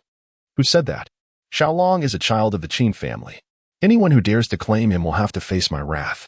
Uncle Qin, I believe you are misunderstanding me. I have no intention of taking the children away. After all, they are my children, and I feel a duty to care for them. Xiaochen quickly began to explain that his primary intention was merely to find a way to remain here. The matters concerning the child were trivial in comparison. The significant issue at hand was how to gain the acceptance of the Qin family. Are you here to care for them, or do you intend to abduct my daughter? Qin Ran saw through Xiaoqin's intentions at a glance, realizing that Xiaoqin was indeed focused on his daughter. Uncle Qin, I truly love Ware, Xiaoqin said earnestly. Love? How many times have you even met Yue? Qin Ran raised an eyebrow, questioning the depth of Xiao Chen's feelings. Given that he had only recently returned to the country, he found it hard to believe that this young man could harbor profound love for his daughter. Xiaoyan is my identical twin brother. His feelings are my feelings as well, Xiao Chen stated with sincerity. Xiaoyan? Qin Ran was momentarily taken aback, as the young man before him seemed to blur into the image of that little boy. Xiaoyan had never mentioned having a brother. That is because my parents divorced. He stayed with our mother while I went with our father, Xiao Chen sighed. He felt a deep connection with Xiaoyan, especially during Xiaoyan's fervent affection for Qin Xiaoyu, as the bond between brothers ran deeper than that of ordinary individuals. Every night, Xiaoyan would share stories about his experiences with Yue, including photographs of her from each day, making it a source of joy for Xiao Chen to see her images daily. Although Xiao Chen also held affections for Yue, he could not reveal this to Xiaoyan. For Xiaoyan's love was more profound, and he was engaged with the real person while Xiao Chen was merely gazing at photographs. Later, when Xiaoyan encountered misfortune, Xiao Chen found it impossible to forget Qin Xiaoyu, compelling him to return to the country, despite his father's attempts to deter him, even refusing to provide any assistance. Nothing could impede Xiao Chen's resolve. He ultimately established a significant career for himself, driven solely by the pursuit of a youthful dream. Qin Ran felt a weight in his heart at the realization that this young man had fallen in love with his daughter so long ago, and had even built a considerable enterprise for her sake. Coupled with the high regard he held for Xiao Long and the others, this increased his approval of Xiao Chun. What are your plans? Qin Ran inquired. I am aware that the apocalypse is approaching, and I wish to give Yue a grand wedding before it arrives. Xiao Chen replied with a smile. Marriage is certainly a possibility, but I will not agree to her going abroad, Qin Ran firmly stated. Concerned about the impending apocalypse and the risk of his daughter not being able to return. Rest assured, I have no intention of taking her abroad, Xiao Chen chuckled softly. His ties to that foreign land had long since faded, as his father had remarried and even had 3 more children. It had been 5 years since he last returned. Very well, if you wish to stay, you may, but you must assist Ware with her burdens. Caring for children is exhausting. Please support her well. Qin Ran said as he stood, moving closer to pat Xiao Chen on the shoulder. At this moment, Qin Ran sighed and remarked that Yue no longer remembered the past. There were certain matters that, in truth, we did not quite agree with her recalling. I hope you can understand this. This was precisely what I desired. Xiao Chun had no inclination to vie for affection with a deceased individual, especially when that person was his brother. Xiao Chen felt nothing but exhilaration at Qin Ran's approval, for he was aware that one of the most difficult individuals to persuade within the Qin family was Qin Ran, the other being Qin Xiaodong. However, at present, Qin Xiaodong's wife was in labor, leaving him preoccupied. By the time he could turn his attention to such matters, it was likely that the situation would be irrevocably set. At that juncture, Qin Xiaoyu had prepared dinner and called them to the table. Upon seeing Qin Ran and Xiao Chen emerge from the study, the harmonious atmosphere made her feel as though she had missed something significant. When it came to mealtime, the most eager were the 4 children. Watching them rush over, Qin Xiaoyu smiled as she lifted them into their seats. Were they truly this hungry? Xiao Chen was astonished, for they had consumed quite a bit at noon, and Yue had fed them twice in the afternoon. How could they still be so ravenous now? Infants are like that, preoccupied with eating and sleeping, a perfectly normal occurrence.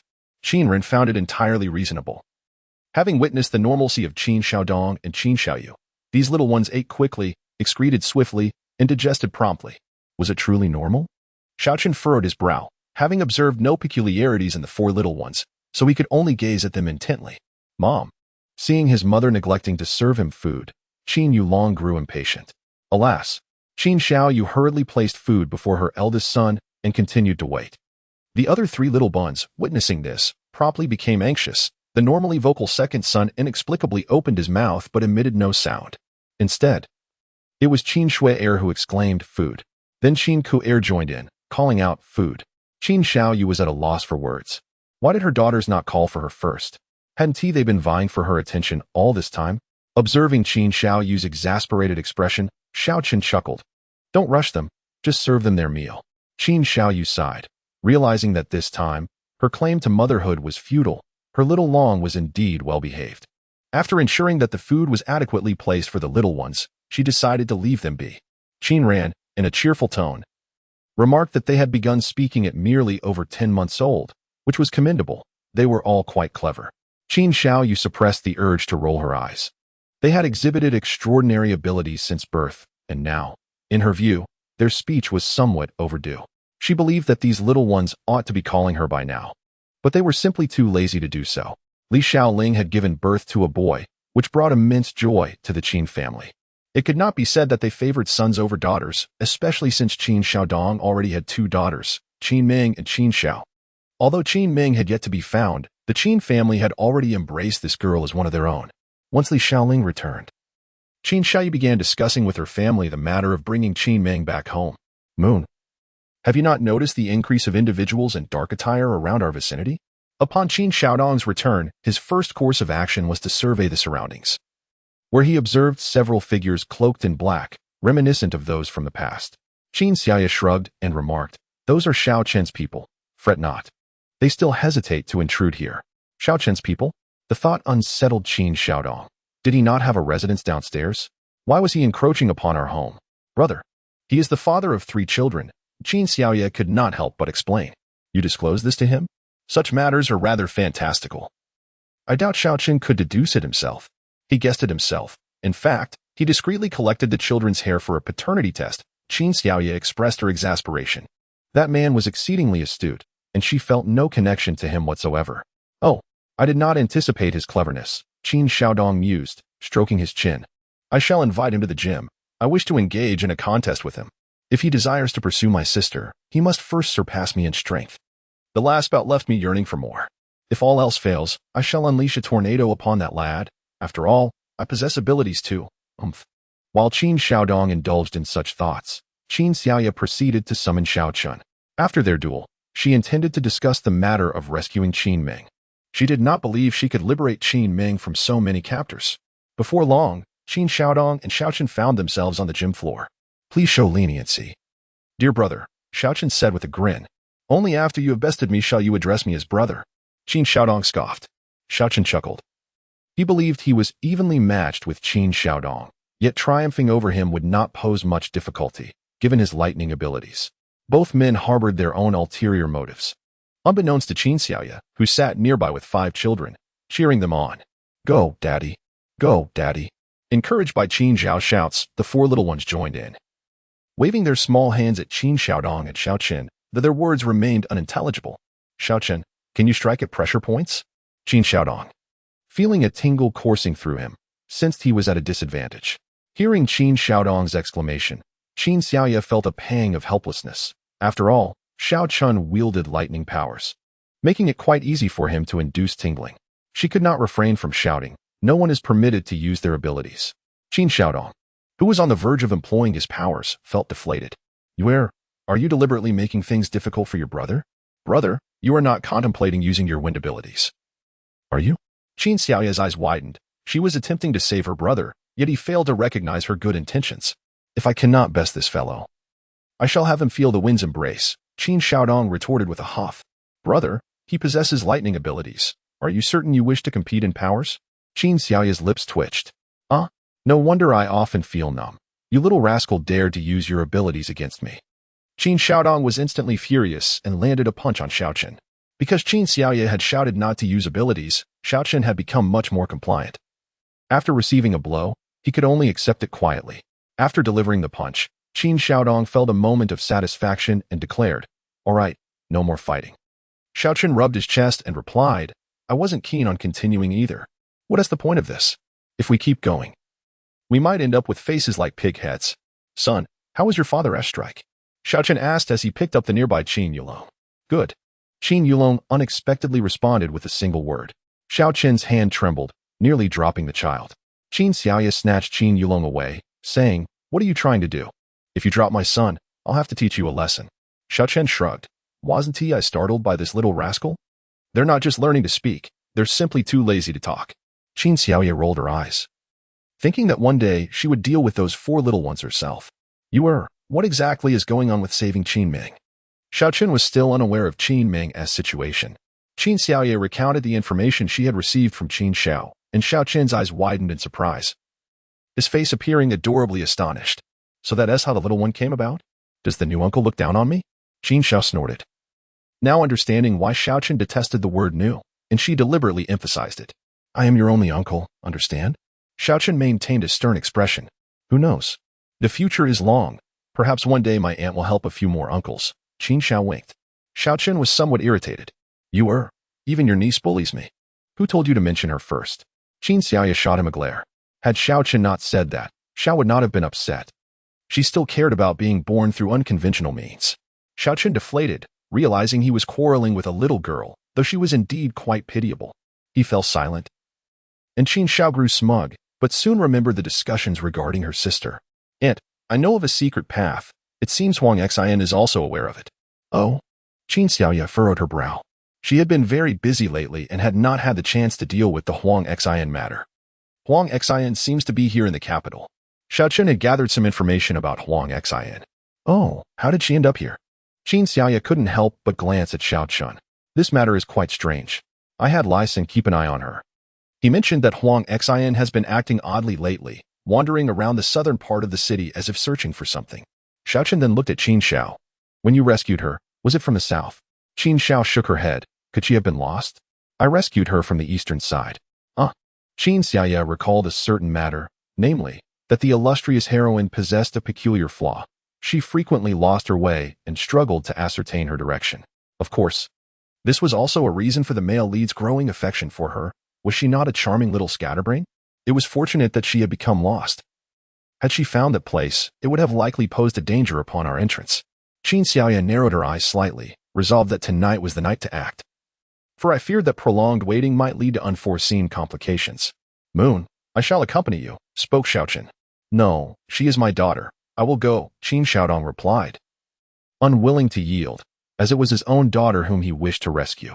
We shall deliberate further on this matter. Qin Xiao, do you think it is better to have more people or fewer? Qin Xiaoya believed it prudent to inquire about Qin Xiao's perspective. Certainly, fewer people would be preferable. The less we draw attention, the better, Qin Xiao responded, looking at Qin Xiaoya. Auntie, we can manage just the two of us. Little girl, are you looking down upon us? Xiaochen remarked, observing Qin Xiao. I do not mean to belittle you. My father and uncle truly cannot compare to Annie alone. Qin Xiao asserted, confident that during a critical moment, Qin Xiaoya could access her spatial abilities, while others lacked such advantages and would be at a loss as to where to hide. Very well, you two may go, but be exceedingly cautious, understand? Qin Xiaodong acquiesced. For he recognized his limitations. After all, his sister bore 4 distinct attributes. Brother, how can you allow them to go? A mere girl and a woman. This is unacceptable. Xiaochen expressed his discontent, unaccustomed to placing his beloved in peril. Do not underestimate you. You shall regret it, Qin Xiaodong whispered as he exited the gym. Xiaochen paused, already aware of Yu's formidable capabilities, such as her swift childbirth and child-rearing, events that defied conventional explanation. Was there not more that eluded rational understanding? As night fell, Qin Xiaoya and Qin Xiao stealthily departed from home, driving towards the eastern part of the capital beneath the moonlight. Meanwhile, Huang Xian in the southern region suddenly seemed to remember something. I have been searching here in the south, but could it be that I have misremembered? If I correct my direction, perhaps I could find that place. Unexpectedly, Huang Xian realized she had indeed pinpointed the wrong direction. Upon reaching the vicinity of the secret base, Qin Xiaoya quietly stowed the car within her spatial realm, and the two began to survey the surroundings, noting the absence of any guards nearby, which facilitated their nocturnal endeavor. Qin Xiao led Qin Xiaoya around to the back, pointing towards the refuse passage behind the building. Auntie, we can slip in through here. They endured the foul odor as they crawled upwards, fortunate that it was night, with no one present to dispose of waste in that location. Upon reaching the first rooftop level, Qin Xiao led her companion out of the garbage passage. The two proceeded cautiously down the deserted corridor, deliberately misaligning any surveillance cameras they encountered. Although it was merely around 10 o'clock, Qin Xiao remarked that this was precisely the time when the corridor remained largely unoccupied, as most individuals were preoccupied with their experiments. This was the second floor, and according to Qin Xiao, it lacked any significant areas, which contributed to the scarcity of people. At that moment, they heard footsteps descending the stairs. Aunt, quickly, come in, Qin Xiao urged, diving into a nearby room, with Qin Xiaoya following suit. Despite it being night, the room appeared quite spacious, yet it was permeated by a strong metallic scent of blood, which was overwhelming for Qin Xiaoya. She wondered why the stench was so pronounced. As the footsteps drew nearer, They suddenly halted at the door where they stood. A voice spoke, "I advise you not to open that door. The blood odor is quite potent. Are you not afraid of losing your sanity?" The cold sneer belonged to a young man. Gao Yang. "I'm not saying this to criticize you, but do you truly believe it worth the turmoil for that woman? Our organization still requires talents like you. If you submit to us, I assure you a bright future awaits."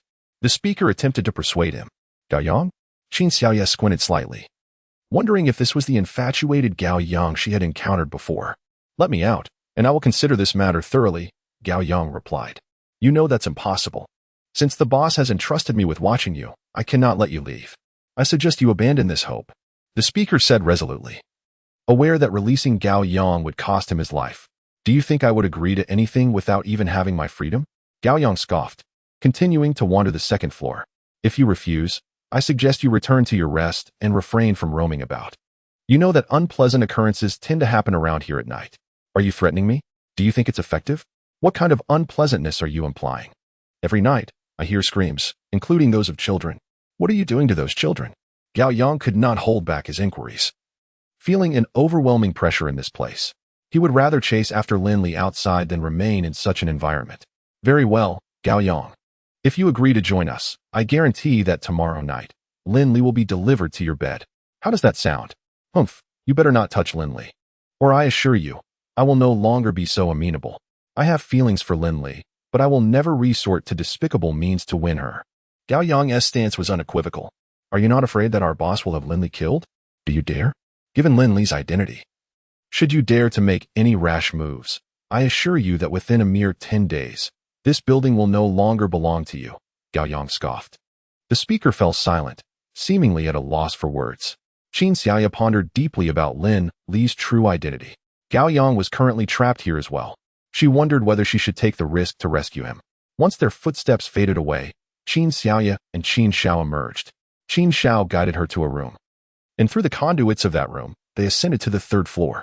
"Aunt, my sister should be on this floor, but there are too many people here, and I can't discern which one is her," Qin Shao remarked, holding only a photograph of Qin Ming from her infancy, which was now unrecognizable. "Let us search slowly. My mental energy still allows me to perceive the conditions inside the rooms," Qin Xiaoye suggested as they stealthily entered an empty room. This chamber contained a large cage, which had likely housed children at one time, though it was now inexplicably vacant. Extending her mental energy, Qin Xiaoye began observing the adjacent room, where a large cage held 2 boys, approximately 5 or 6 years old. Their expressions were blank, sitting opposite each other without movement. Qin Shao then spoke. "These 2 boys in the neighboring room are likely adversaries. As long as they eliminate each other, they can escape this cage." "How did you ascertain that?" Qin Xiaoye retracted her consciousness and saw Qin Shao fiddling with a small tablet. The visuals displayed were precisely what she had observed. Soon, Qin Shao switched to another room, revealing a girl who appeared to be around 10 years old, clad in scant attire with a cold expression. "This sister has been imprisoned here for some time. It's said she is the daughter of a former traitorous assassin. The leader here has long sought to use her to lure her father. In truth, it would be better if he did not come, for if he does, this girl will meet her doom," Qin Shao explained. The screen transitioned to yet another room, where 2 girls, aged 3 or 4, were present. Their disheveled appearance obscured their features. One among them might be my sister, though it is equally possible that neither is. "Why are their hands covered in blood?" Qin Xiaoye questioned, noticing the children's hands. Their daily sustenance consists of the various animals they battle each day. Though they may appear harmonious now, one day they will inevitably confront the same fate as those 2 little boys. They will become mortal enemies. And only by vanquishing one another can they escape this place, Qin Shao lamented, sighing at the brutality that these children outside could never fathom. Chapter 042. Are you unable to determine which one is hers? Qin Xiaoye inquired. Indeed, their abilities are suppressed. It is only upon their escape from the confines of the cage that they will be liberated. Qin Shao nodded in agreement. At that moment, Qin Xiaoye suddenly noticed that the surveillance camera above seemed to exhibit signs of movement. She pulled Qin Shao and sheltered beneath the camera, a blind spot. Soon, the camera returned to its dormant state. Qin Shao spoke. They check the surveillance daily, as long as there are no anomalies in these vacant rooms. They won't pay any further attention. Shao, how do you know so much? Qin Xiaoye could not help but inquire. Aunt, I once stayed here for an entire month. Qin Shao replied with a wink. You little rascal, you have far too much audacity. Qin Xiaoya shook her head, and they continued observing the surveillance. In another room, there was merely a 4-year-old girl amidst a tempest of electricity. Is she an electrical ability user? Qin Xiaoya asked. Yes, but also it seems, no. She cannot control it. And the people here dare not approach her, thus, she remains confined. She might be one of my possible sisters. It's unfortunate that our mother has passed, otherwise I could inquire about her abilities, Qin Xiao lamented. Can her face be discerned? Qin Xiaoya inquired. No, it's not clear. The surveillance isn't that crisp. Qin Xiao shook her head. Why isn't the surveillance clearer? Qin Xiaoya frowned, wondering if the inhabitants feared the images would leak. It's likely they are concerned about revealing the identities of these individuals. Many here have significant backgrounds, Qin Xiao whispered. Qin Xiaoya sighed. Even if they come from prominent families, what does it matter if they are captured and confined like animals? Where did you rescue Huang Xin from? Qin Xiaoya questioned. The first floor here. This building's ground floor merely houses inconsequential individuals, making it quite easy to take anyone away, Qin Xiao winked.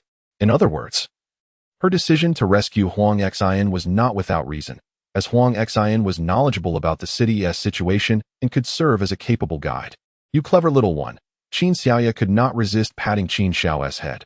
The two began to observe the next room, where a boy of about 10 was present. His eyes were an alarming shade of red, and it appeared he had not slept for a month. Qin Xiao could not help but marvel at his endurance. Why has he been awake for so long? Qin Xiaoya thought he looked somewhat familiar. He is the grandson of the recently toppled military magnate, Qin Xiao revealed. No wonder he looks familiar. It's him, Qin Xiaoya recalled, realizing that he seemed to attend the same school as her. Yet, how had he fallen to such depths? Logically, even if his grandfather had fallen, his maternal grandfather was not one to be trifled with. Aunt, do you know him? Qin Xiao asked. Yes. We can consider ourselves classmates, Qin Xiaoya nodded. Thankfully, it was currently the holiday. Had it been during the school term, someone would surely have noticed his absence by now. Aunt, have you found that the number of people you wish to save is increasing? Qin Xiao could not help but inquire. Not particularly, of course. But if the opportunity arises, it would be worthwhile to rescue them all. Qin Xiaoya's eyes sparkled with excitement. Leaving these individuals here would be a sheer waste. Indeed. I share your sentiment that it is a waste to leave them here, Qin Xiao nodded. If only you had a means to completely control them, otherwise, I would advise against taking them along. Why? Qin Xiaoya blinked. Could it be that she would need to learn from the people here? Should one create a cage for each of them? Aunt, the individuals here are quite unruly. Qin Xiao shook her head, resembling a scholar. This level contains 2 rooms. One houses a person named Gao Yang, while the other is occupied by the individual guarding him. Their rooms are not ideal for our observation, as we would easily be discovered. How do you know that Gao Yang resides on this level? Qin Xiaoya turned to Qin Xiao. It is quite simple. The other floors are entirely laboratories, while this level is designated for confinement.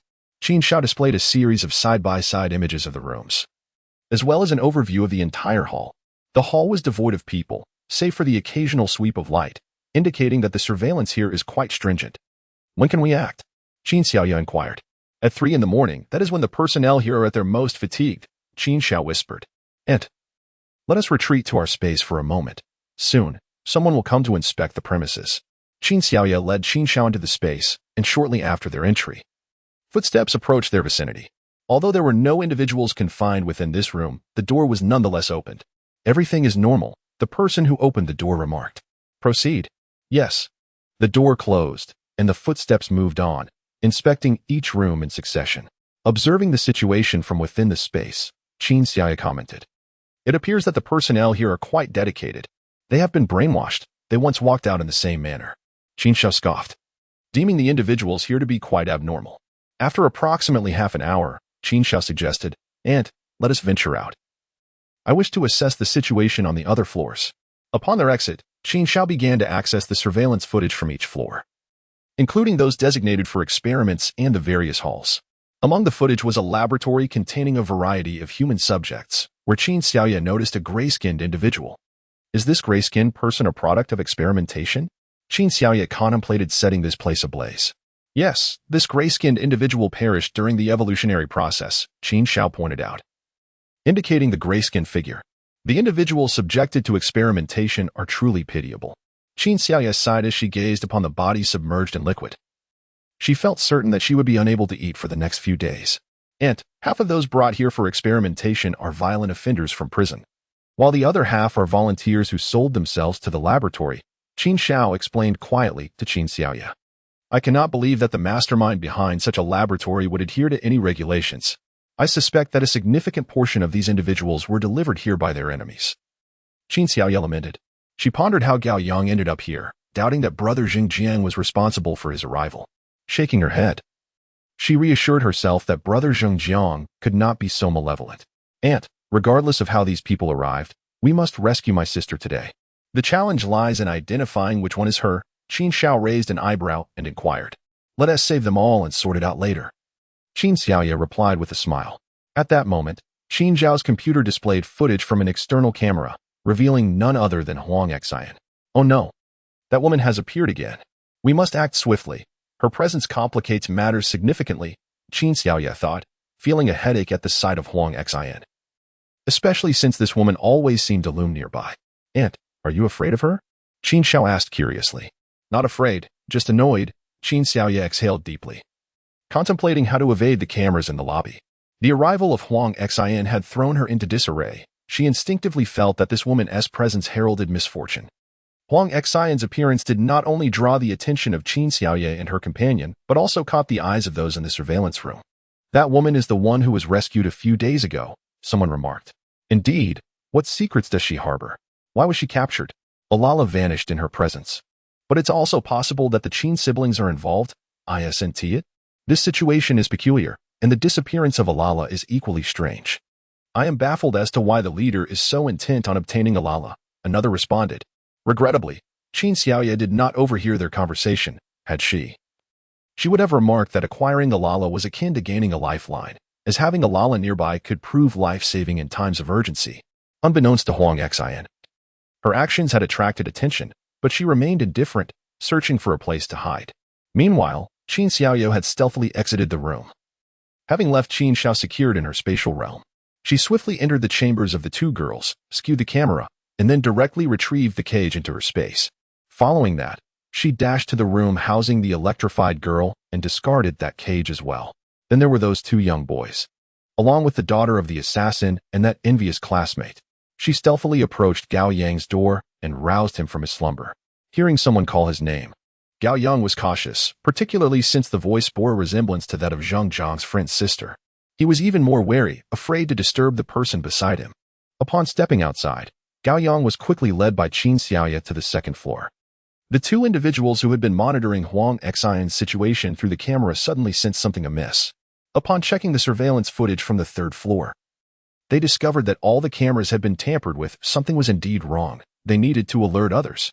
Soon, alarms blared, and at that moment, Qin Xiaoye had already brought Gao Yang to the side of the garbage passage on the second floor. The two swiftly navigated through the passage and emerged outside. After they left, Huang Xian managed to reach the area. However, lacking any martial arts training, it was not particularly difficult for her to climb up. Once Qin Xiaoye and Gao Yang had escaped, she immediately retrieved a vehicle and drove him away from the vicinity.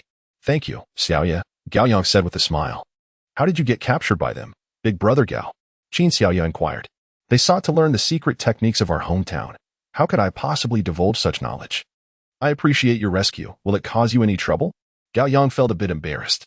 What is there to fear, big brother Gao? I have plenty of troubles. One tea make a difference, Qin Xiaoye replied nonchalantly. You should stop along the way. I suspect they might have planted something on me. It's better not to involve you, Gao Yang said, furrowing his brow. Are you planning to return to the city? Qin Xiaoye couldn't help but ask, recalling her teacher, Mr. Gao, who lived across from her school. Yes, I need to go back to pursue Lily. I promised I wouldn't give up, Gao Yang replied earnestly. Qin Xiaoye produced the key to her apartment and said, I have another place in the city, and it's unoccupied. You can stay there for now. She hoped Gao Yang would uncover the surprise she had in store for him. Take care of yourself, Mr. Gao, she added with a smile. Afterward, she exited the vehicle, offering it to him, knowing he couldn't possibly fly back. I cannot thank you enough, Gao Yang said gratefully as he drove away. As for Qin Xiaoye, after making some adjustments to her appearance, she hailed a taxi and left the area. Meanwhile, those left behind were engulfed in confusion when they discovered the garbage passage. Huang Xian happened to emerge from below, caught right in their midst. May fortune favor her. Boss, it was this woman who kept lingering in front of the cameras. She obstructed our view, allowing those individuals to escape, one of the personnel in the surveillance room pointed out, indicating Huang Xian. Huang Xian was taken aback. She had merely come here by chance, not me. If it isn't you, then what is your purpose for being here? The leader gazed at the woman before him with a menacing intensity. Huang Xian, this name seemed somewhat familiar. Could it be that he had encountered her in the aftermath of the apocalypse? The leader was a reborn individual, one who had perpetually struggled at the fringes of survival until he obtained extraordinary powers, which allowed him to barely sustain his existence. Please spare me.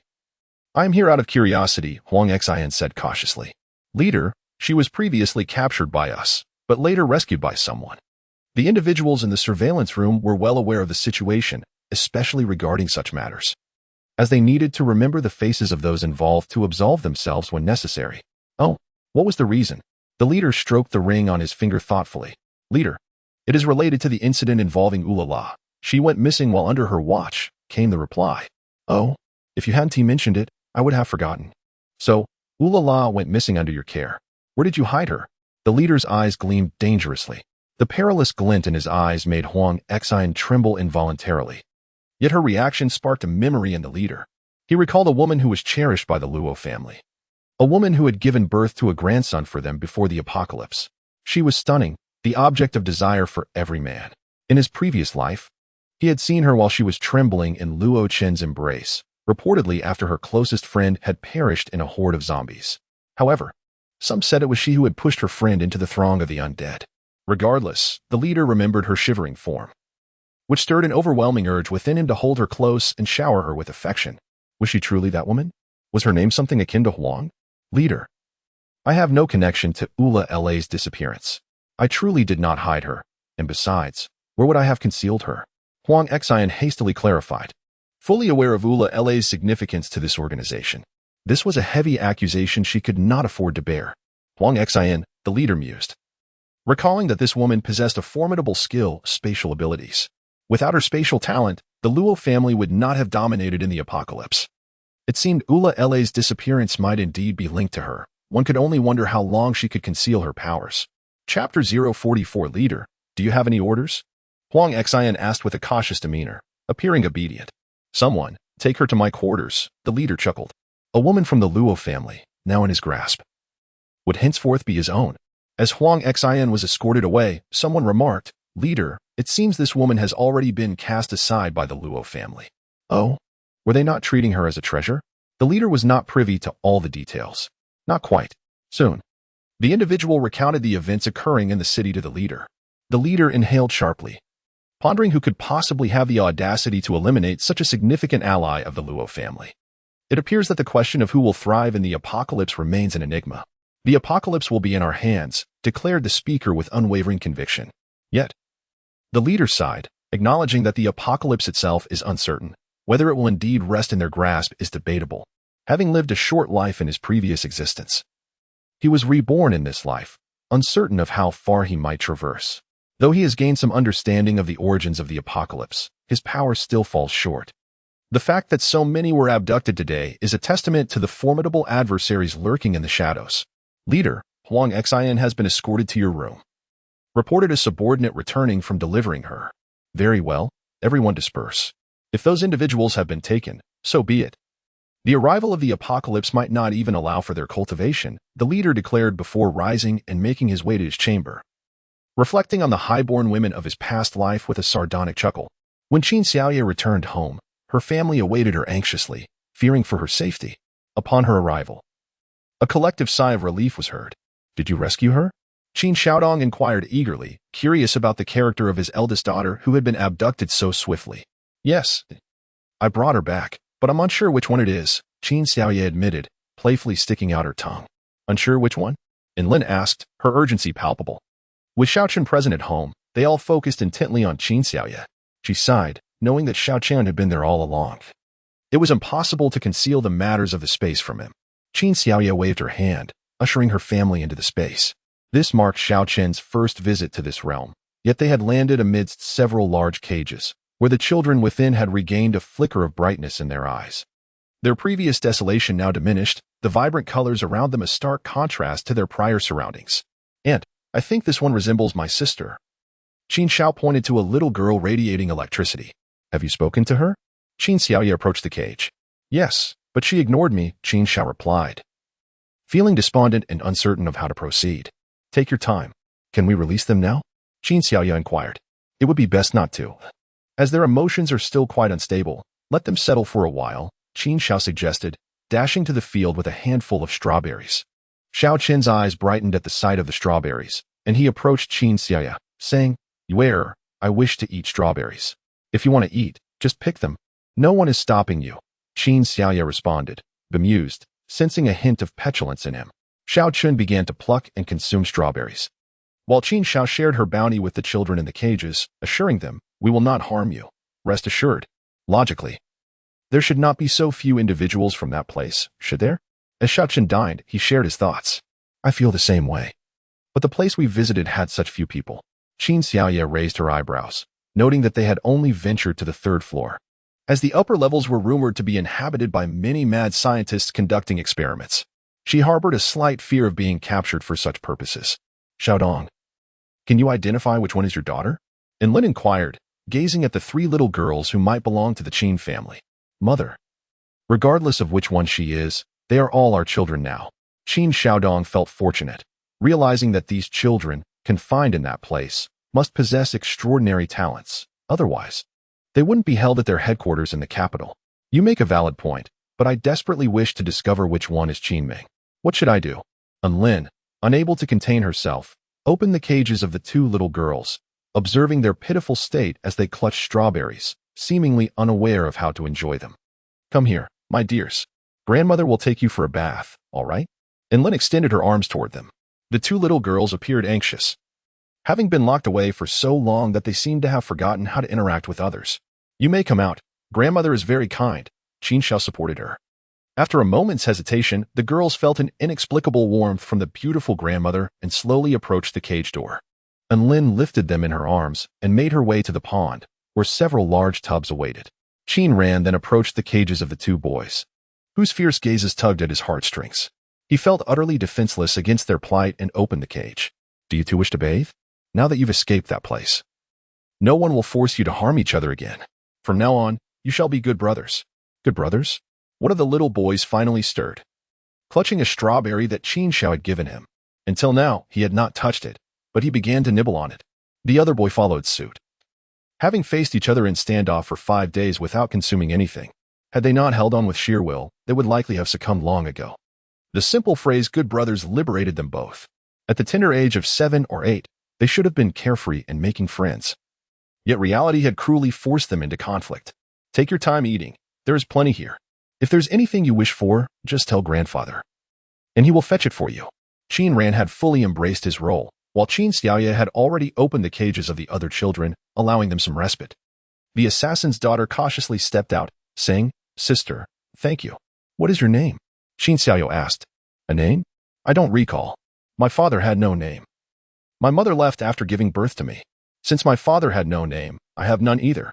The girl smiled faintly, her complexion pale, indicative of someone who had been confined for an extended period. I apologize. Qin Xiaoye expressed her regret, unaware that such circumstances could arise. Even a nameless assassin ought to possess a name. She sensed that this girl had chosen to refrain from mentioning hers. Sister, please give me a name. The girl said cheerfully. What about Qin Xiaoma?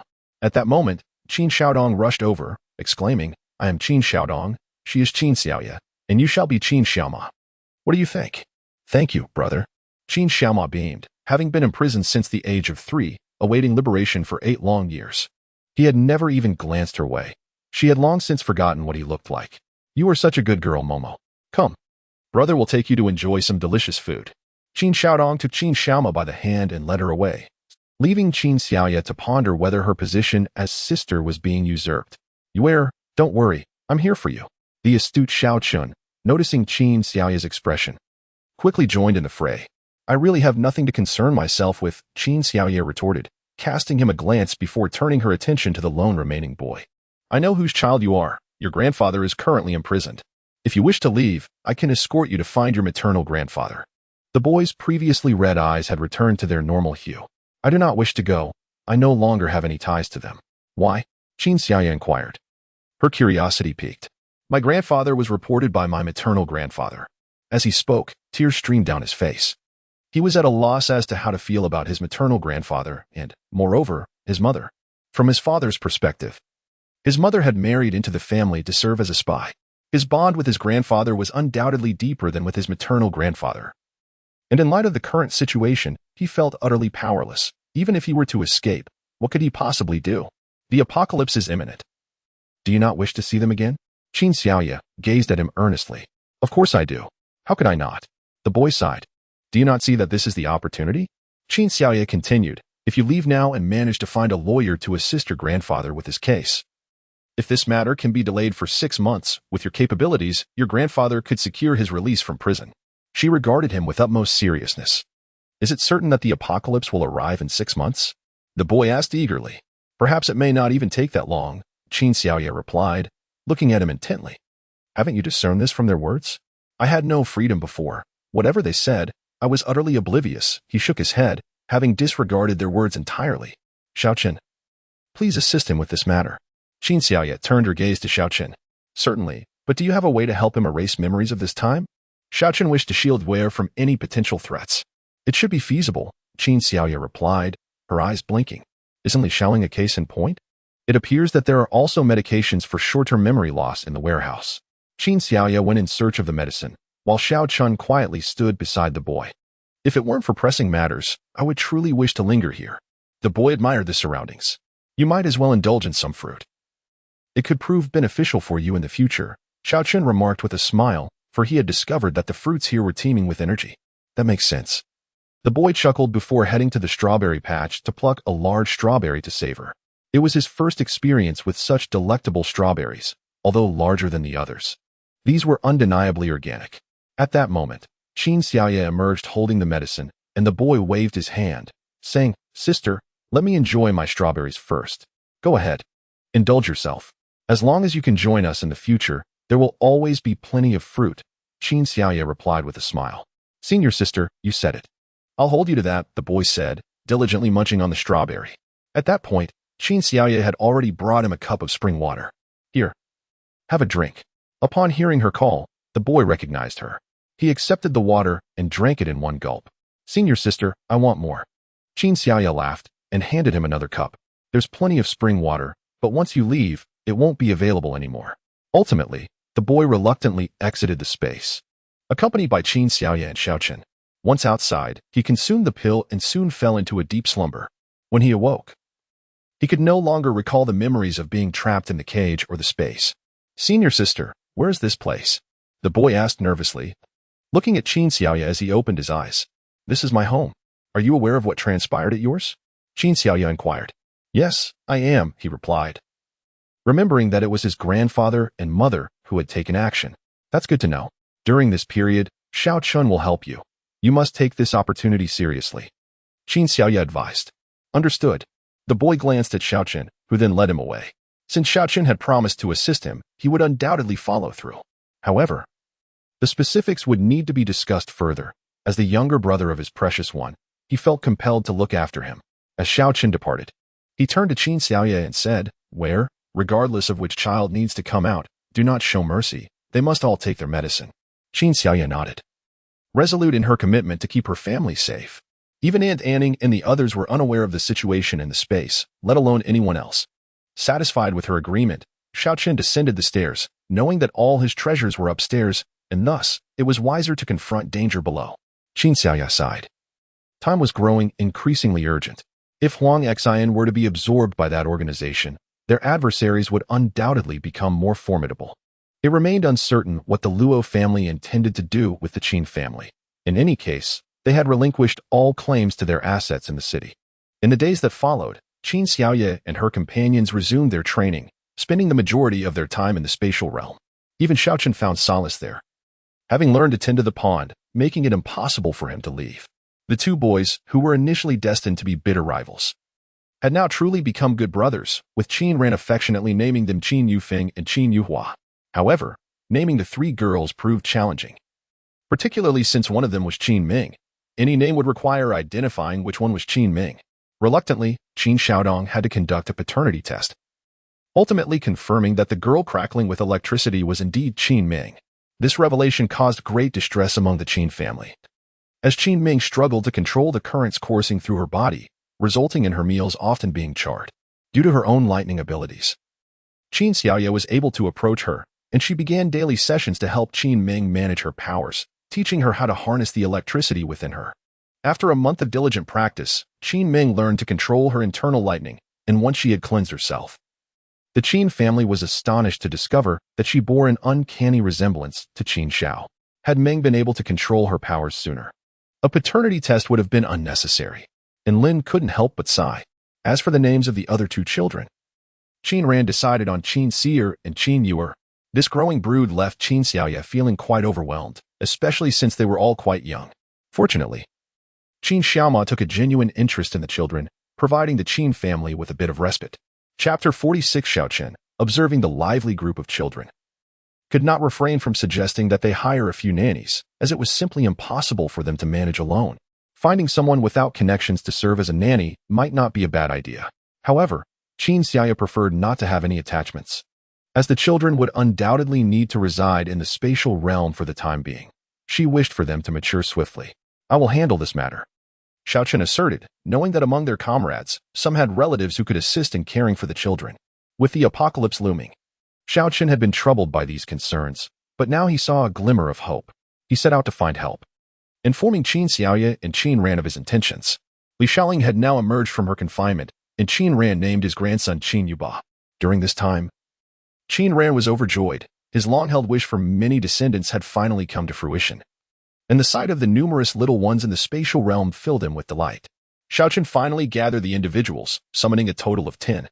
Among them were 2 couples, while the remaining 6, 2 men and 4 women, were all single, each around 50 years of age.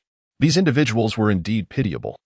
They had reached the age of hoping for grandchildren, yet had lost their own children.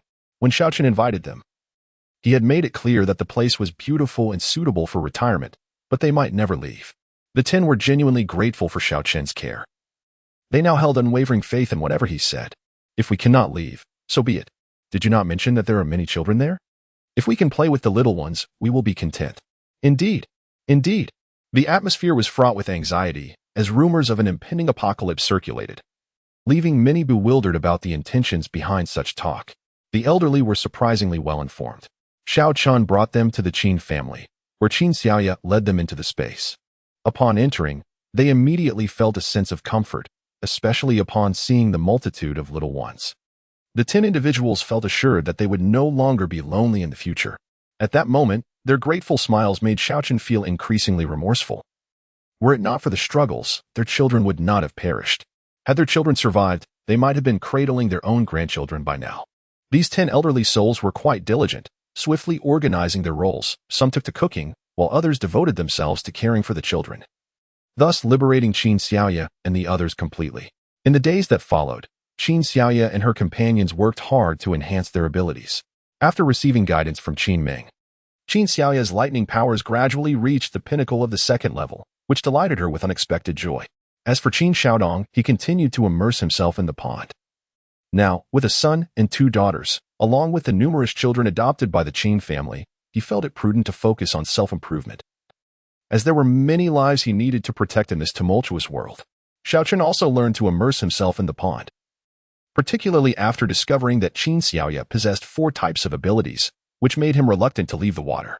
Every 5 days, Qin Xiaoye and her companions ventured out, as the airport still received supplies. The warehouse would almost fill up every 5 days. However, the Qin family had received notifications from foreign counterparts that they would no longer be exporting goods, as their own country was also requisitioning various supplies. Countries were now hoarding resources, and the Qin family's operations had quieted down. They no longer dared to collect as frantically as before. Nonetheless, they still placed substantial orders with several snack manufacturers domestically.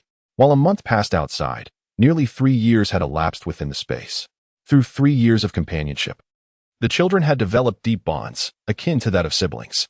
Qin Xiaoye had intentionally fostered these connections, hoping that, a century later, these children would still support one another.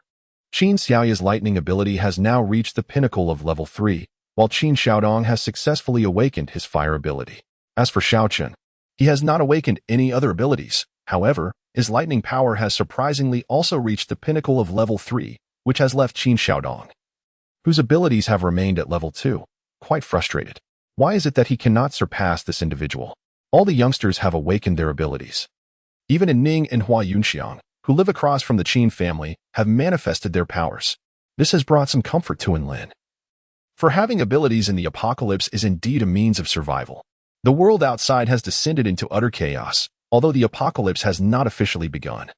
80% of the population has already come to believe in it. Incidents of gray-skinned individuals attacking others have become commonplace in the streets. And those bitten inevitably transform into gray-skinned beings. Although these occurrences are localized, people have realized that the government is utterly incapable of managing the situation. In other words, once infected by this virus, death is the only immediate outcome. Otherwise, one risks spreading it to others. As many have remarked, this virus is far more rampant than cancer. While cancer allows one to await death, being bitten guarantees a transformation into a gray-skinned creature, leading to immediate extermination by the police. Xiao Chun gazed at the television screen and sighed deeply. Indeed, those gray-skinned beings that escaped from the laboratory are now approximately at level 3. Even if we venture out, we may not be able to find them. Qin Xiaoye exhaled with a hint of despair. She had once attempted to accompany Xiao Chun in the search for these gray-skinned beings, but it proved futile. It is likely that in another half-month. Qin Xiaodong furrowed his brow. Where? Is there truly nothing happening in that Yunzi community? Even if there were, we must ensure it appears unaffected. Qin Xiaoye sighed. They must also find themselves a refuge, for their space is merely a secluded hiding place. At that moment, the news abruptly cut in. And the anchor announced an urgent bulletin. A gigantic vortex has appeared in the center of the Pacific Ocean. And it is predicted that around 15 significant storms will arise globally in the coming days. Everyone is advised to exercise caution when traveling. A Category 15 storm? Qin Xiaoye's eyes widened in disbelief. This was not mentioned in any book. Natural disasters have emerged, and it seems the world is determined to extinguish human life. Qin Xiaodong sighed. Indeed, after such a calamity, who knows how many will remain alive? Qin Xiaoye also sighed, pondering how many houses can withstand such winds. Let us go? We must diligently train, as we cannot venture outside now. Xiao Chen shrugged. With winds of such magnitude, they would be swept away even if they tried to go out. In the days that followed, the number of pedestrians on the streets diminished significantly. Even reports of gray-skinned individuals attacking others seemed to dwindle. Some could not help but fantasize that if the storm could blow all the gray-skinned beings away, it would be a blessing.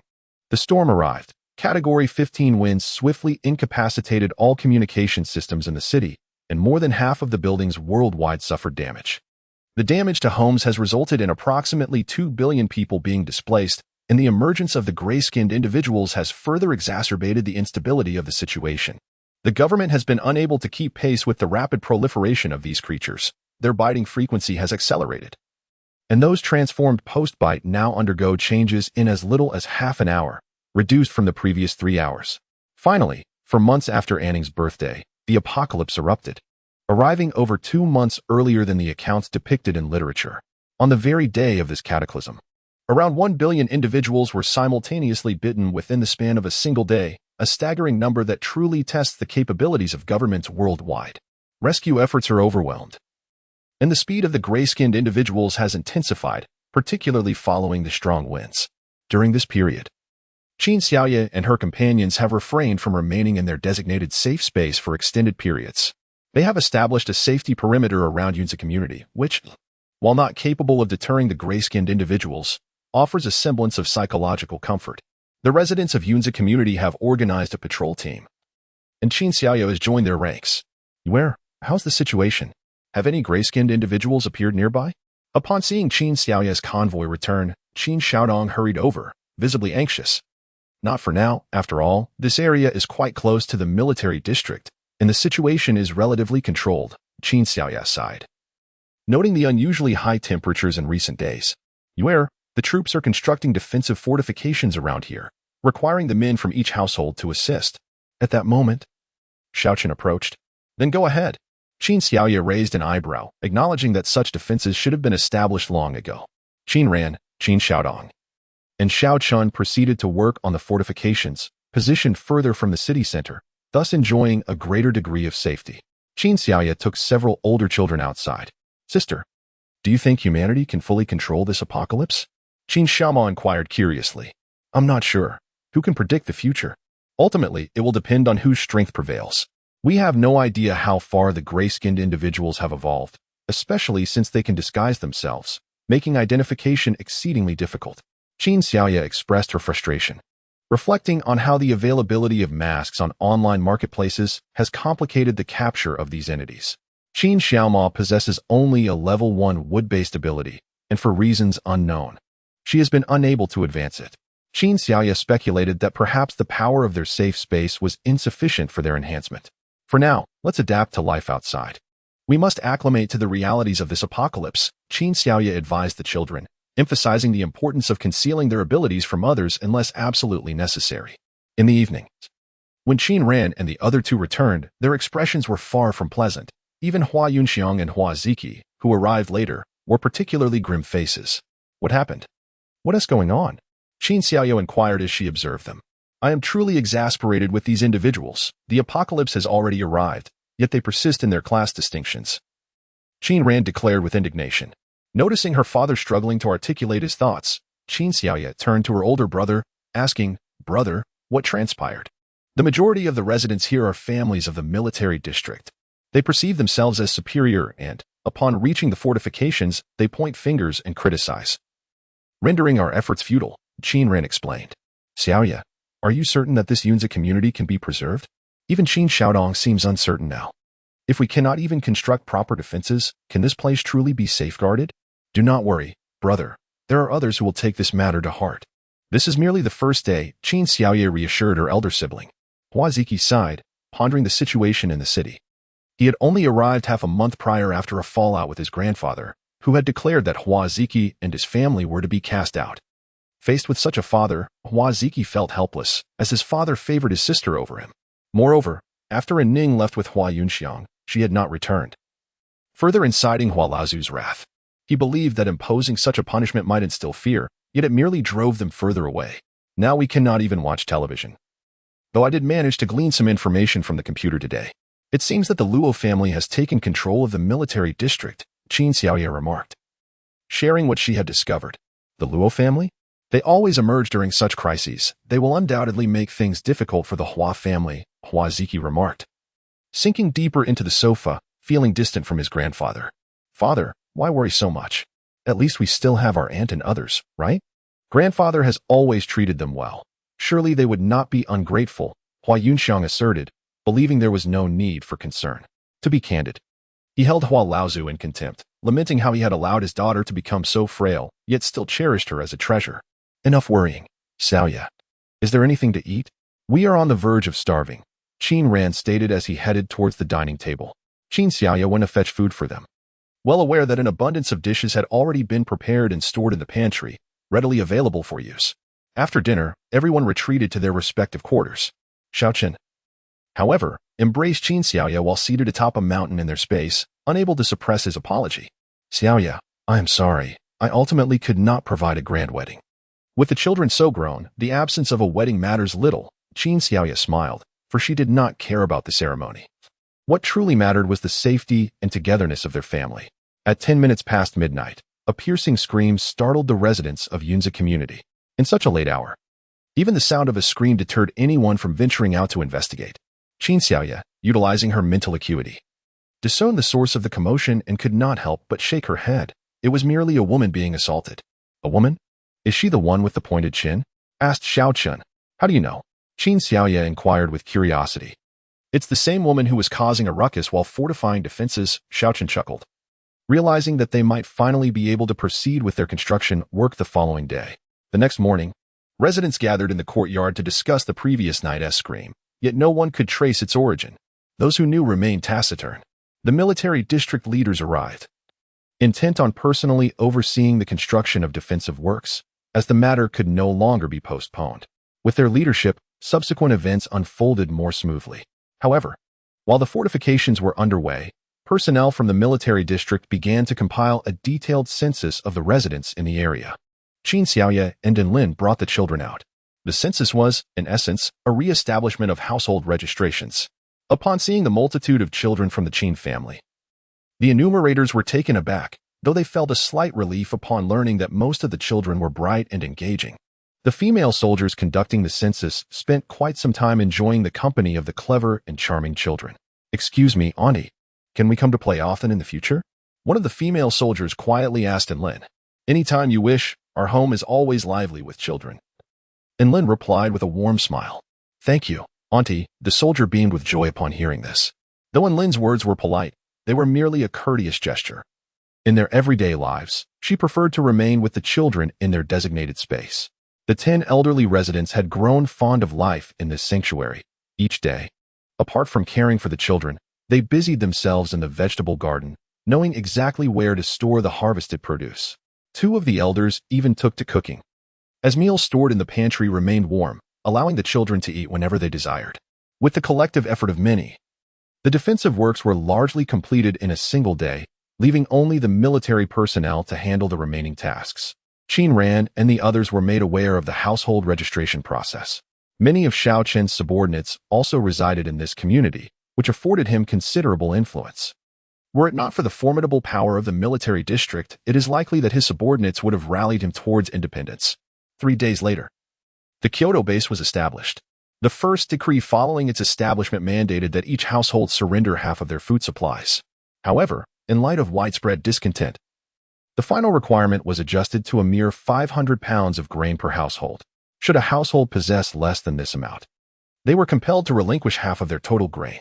There is another matter to address: those families who failed to provide the requisite 500 pounds of grain, along with those households with fewer than 5 residents, have all been assigned to a different, smaller building. In contrast, the loft-style residence where Qin Xiaoye and her companions reside is exclusively occupied by families with abundant grain and larger populations. The Qin family can be regarded as one of the prominent households in this building. However, Qin Xiaoye, along with Xiao Chun and their 4 children, has relocated to the lower level, a decision made to alleviate the burden on the upper floors. Soon, a sense of melancholy began to envelop Qin Xiaoye. As a new tenant had moved in, none other than Huang Xian and a man clad in black, Huang Xian's pregnancy had become evident, and Qin Xiaoye recognized that the child must have been conceived during that fateful night. At this moment, 7-year-old Qin Xiao informed Qin Xiaoye that she had seen the man accompanying Huang Xian on the surveillance from that organization, and he appeared to wield considerable influence there. Although Huang Xian resided in the same unit as they did, albeit on a different floor, this development particularly troubled Qin Xiaoye. "You do not fret. Am I not here with you?" Xiao Chen attempted to comfort the increasingly anxious Qin Xiaoye. "Anyone who gets too close to that woman seems to meet misfortune." Qin Xiaoye recalled the principle surrounding the female protagonist. Anyone in proximity to her would inadvertently shield her from calamity, and suddenly, she felt a sense of insecurity about this unit. "Is it truly that formidable?" Xiao Chen questioned skeptically. Although he had heard about Qin Xiaoye's dream, he regarded it as merely a figment of imagination, not warranting excessive concern. "Qin, much of that dream has already come to fruition. The apocalypse has arrived. The spatial anomalies are accurate. Huang Xian is indeed pregnant, and the Luo family has risen to power. Which aspect is incorrect?" Qin Xiaoye countered. "None of the Qin family have encountered any misfortune, have they?" Xiao Chen reassured her. "But Huang Xian has resurfaced, has she not?" Qin Xiaoye was deeply worried that this woman might endanger her family. Let me remind you, they are not as foolish as you think," Xiao Chen sighed, acknowledging that his beloved had a tendency to worry excessively. Before Qin Xiaoye could descend, they received a notification requiring each household to send 2 representatives to the city center to gather supplies. Why the stipulation for 2 representatives? Is it to prevent anyone from shirking their duty? Qin Xiaoye pondered, contemplating how her family would manage this task. "That seems likely," Xiao Chen replied, blinking. It appeared that he was at a disadvantage in this arrangement, as he was the sole occupant of his apartment, though he had a cadre of subordinates. They resided in different buildings, not alongside him. "Chen, please prepare yourself. I must go upstairs to inform the family about this matter. Whether it pertains to Huang Xian or the upcoming mission, I need to brief my family," Qin Xiaoye asserted. In no time, she returned upstairs with her 4 children, and the Qin family convened for their first meeting since the onset of the apocalypse. First and foremost, they resolved to steer clear of Huang Xian. Followed by the imperative to safeguard their strength, they must not allow anyone to discover that their family was composed entirely of individuals with extraordinary abilities. For the consequence could very well be dismemberment. Regarding the upcoming mission, it sufficed for Qin Xiaodong and Qin Xiaoya to venture out, as it was acceptable for just 2 family members to be involved in such endeavors. The mere mention of dismemberment sent shivers down the spines of the few children who had endured experiences within the laboratory. Although they had spent 3 years in that confined space, the harrowing events of the laboratory remained indelibly etched in their minds, making it impossible for them to forget. Xiaofeng, Xiaohua, although we have spent several years in the space, only a month has passed outside. You are no longer the same as before. So there is no way anyone would recognize you. Qin Xiaoya reassured them, gently patting their shoulders. As for Qin Seer and Qin Yuer, now 7 years old, they had been too young during their time there to retain memories of those events, thus bearing no psychological burdens. However, the mention of dismemberment still instilled a sense of terror within them. Qin Ming, on the other hand, bore no such burdens. At 7, she, like Qin Xiao, had matured significantly. Brother, since Xiao Bo is still young, let sister-in-law take him to stay in the space for the time being. I will also place Xiao Long and the others in the space, said Qin Xiaoya, her concern still lingering for Li Xiaoling, for she had not altered her appearance, making it likely that the man would recognize her. Very well, Qin Xiaodong nodded in agreement. Mom and Dad, you two should remain at home and pretend to be ordinary, while my brother and I will reveal our abilities at the appropriate moment. Qin Xiaoya glanced at her brother, then added, as for Momo, you two should refrain from exhibiting your abilities for now and stay at home with Mom and Dad, understood? Sister, even without extraordinary abilities, I still have strength, right? I wish to join the battle against those gray-skinned beings, Qin Xiaomao pouted, expressing her reluctance to remain at home. If you wish to go, you must listen to your brother, Qin Xiaoya stated earnestly. Promise to complete the mission. Qin Xiaomao quickly clung to Qin Xiaodong, exclaiming, Brother, my future happiness relies entirely on you. Qin Xiaodong could not help but wipe away non-existent sweat. This mischievous girl was always teasing him, while Xiaoya had always been so obedient and well-behaved. Qin Ran and Lin could only shake their heads in resignation upon receiving the notification. They knew their daughter would not allow them to go out, and thus they would not even contest the matter. Moreover, with so many children at home, it would be unwise for the adults to leave, leaving them behind with no one to supervise. Chapter 49. Should Huang Xian come over, do not open the door. Mom and Dad, the man accompanying her is likely the mastermind behind the laboratory. Qin Xiaoya consistently reminds her parents not to become overly confident, as Huang Xian is indeed not someone to be trifled with. If she were to gain entry, who knows what troubles she might instigate. However, Qin Xiaoya is aware that merely expressing her concerns will ensure that the little ones will refrain from opening the door, for deep down, they harbor a considerable fear of the laboratory. Rest assured, do you take your mother for a fool? And Lin shot a glance at her daughter. Mom, please remind my aunt about her matters. I cannot attend to them at the moment.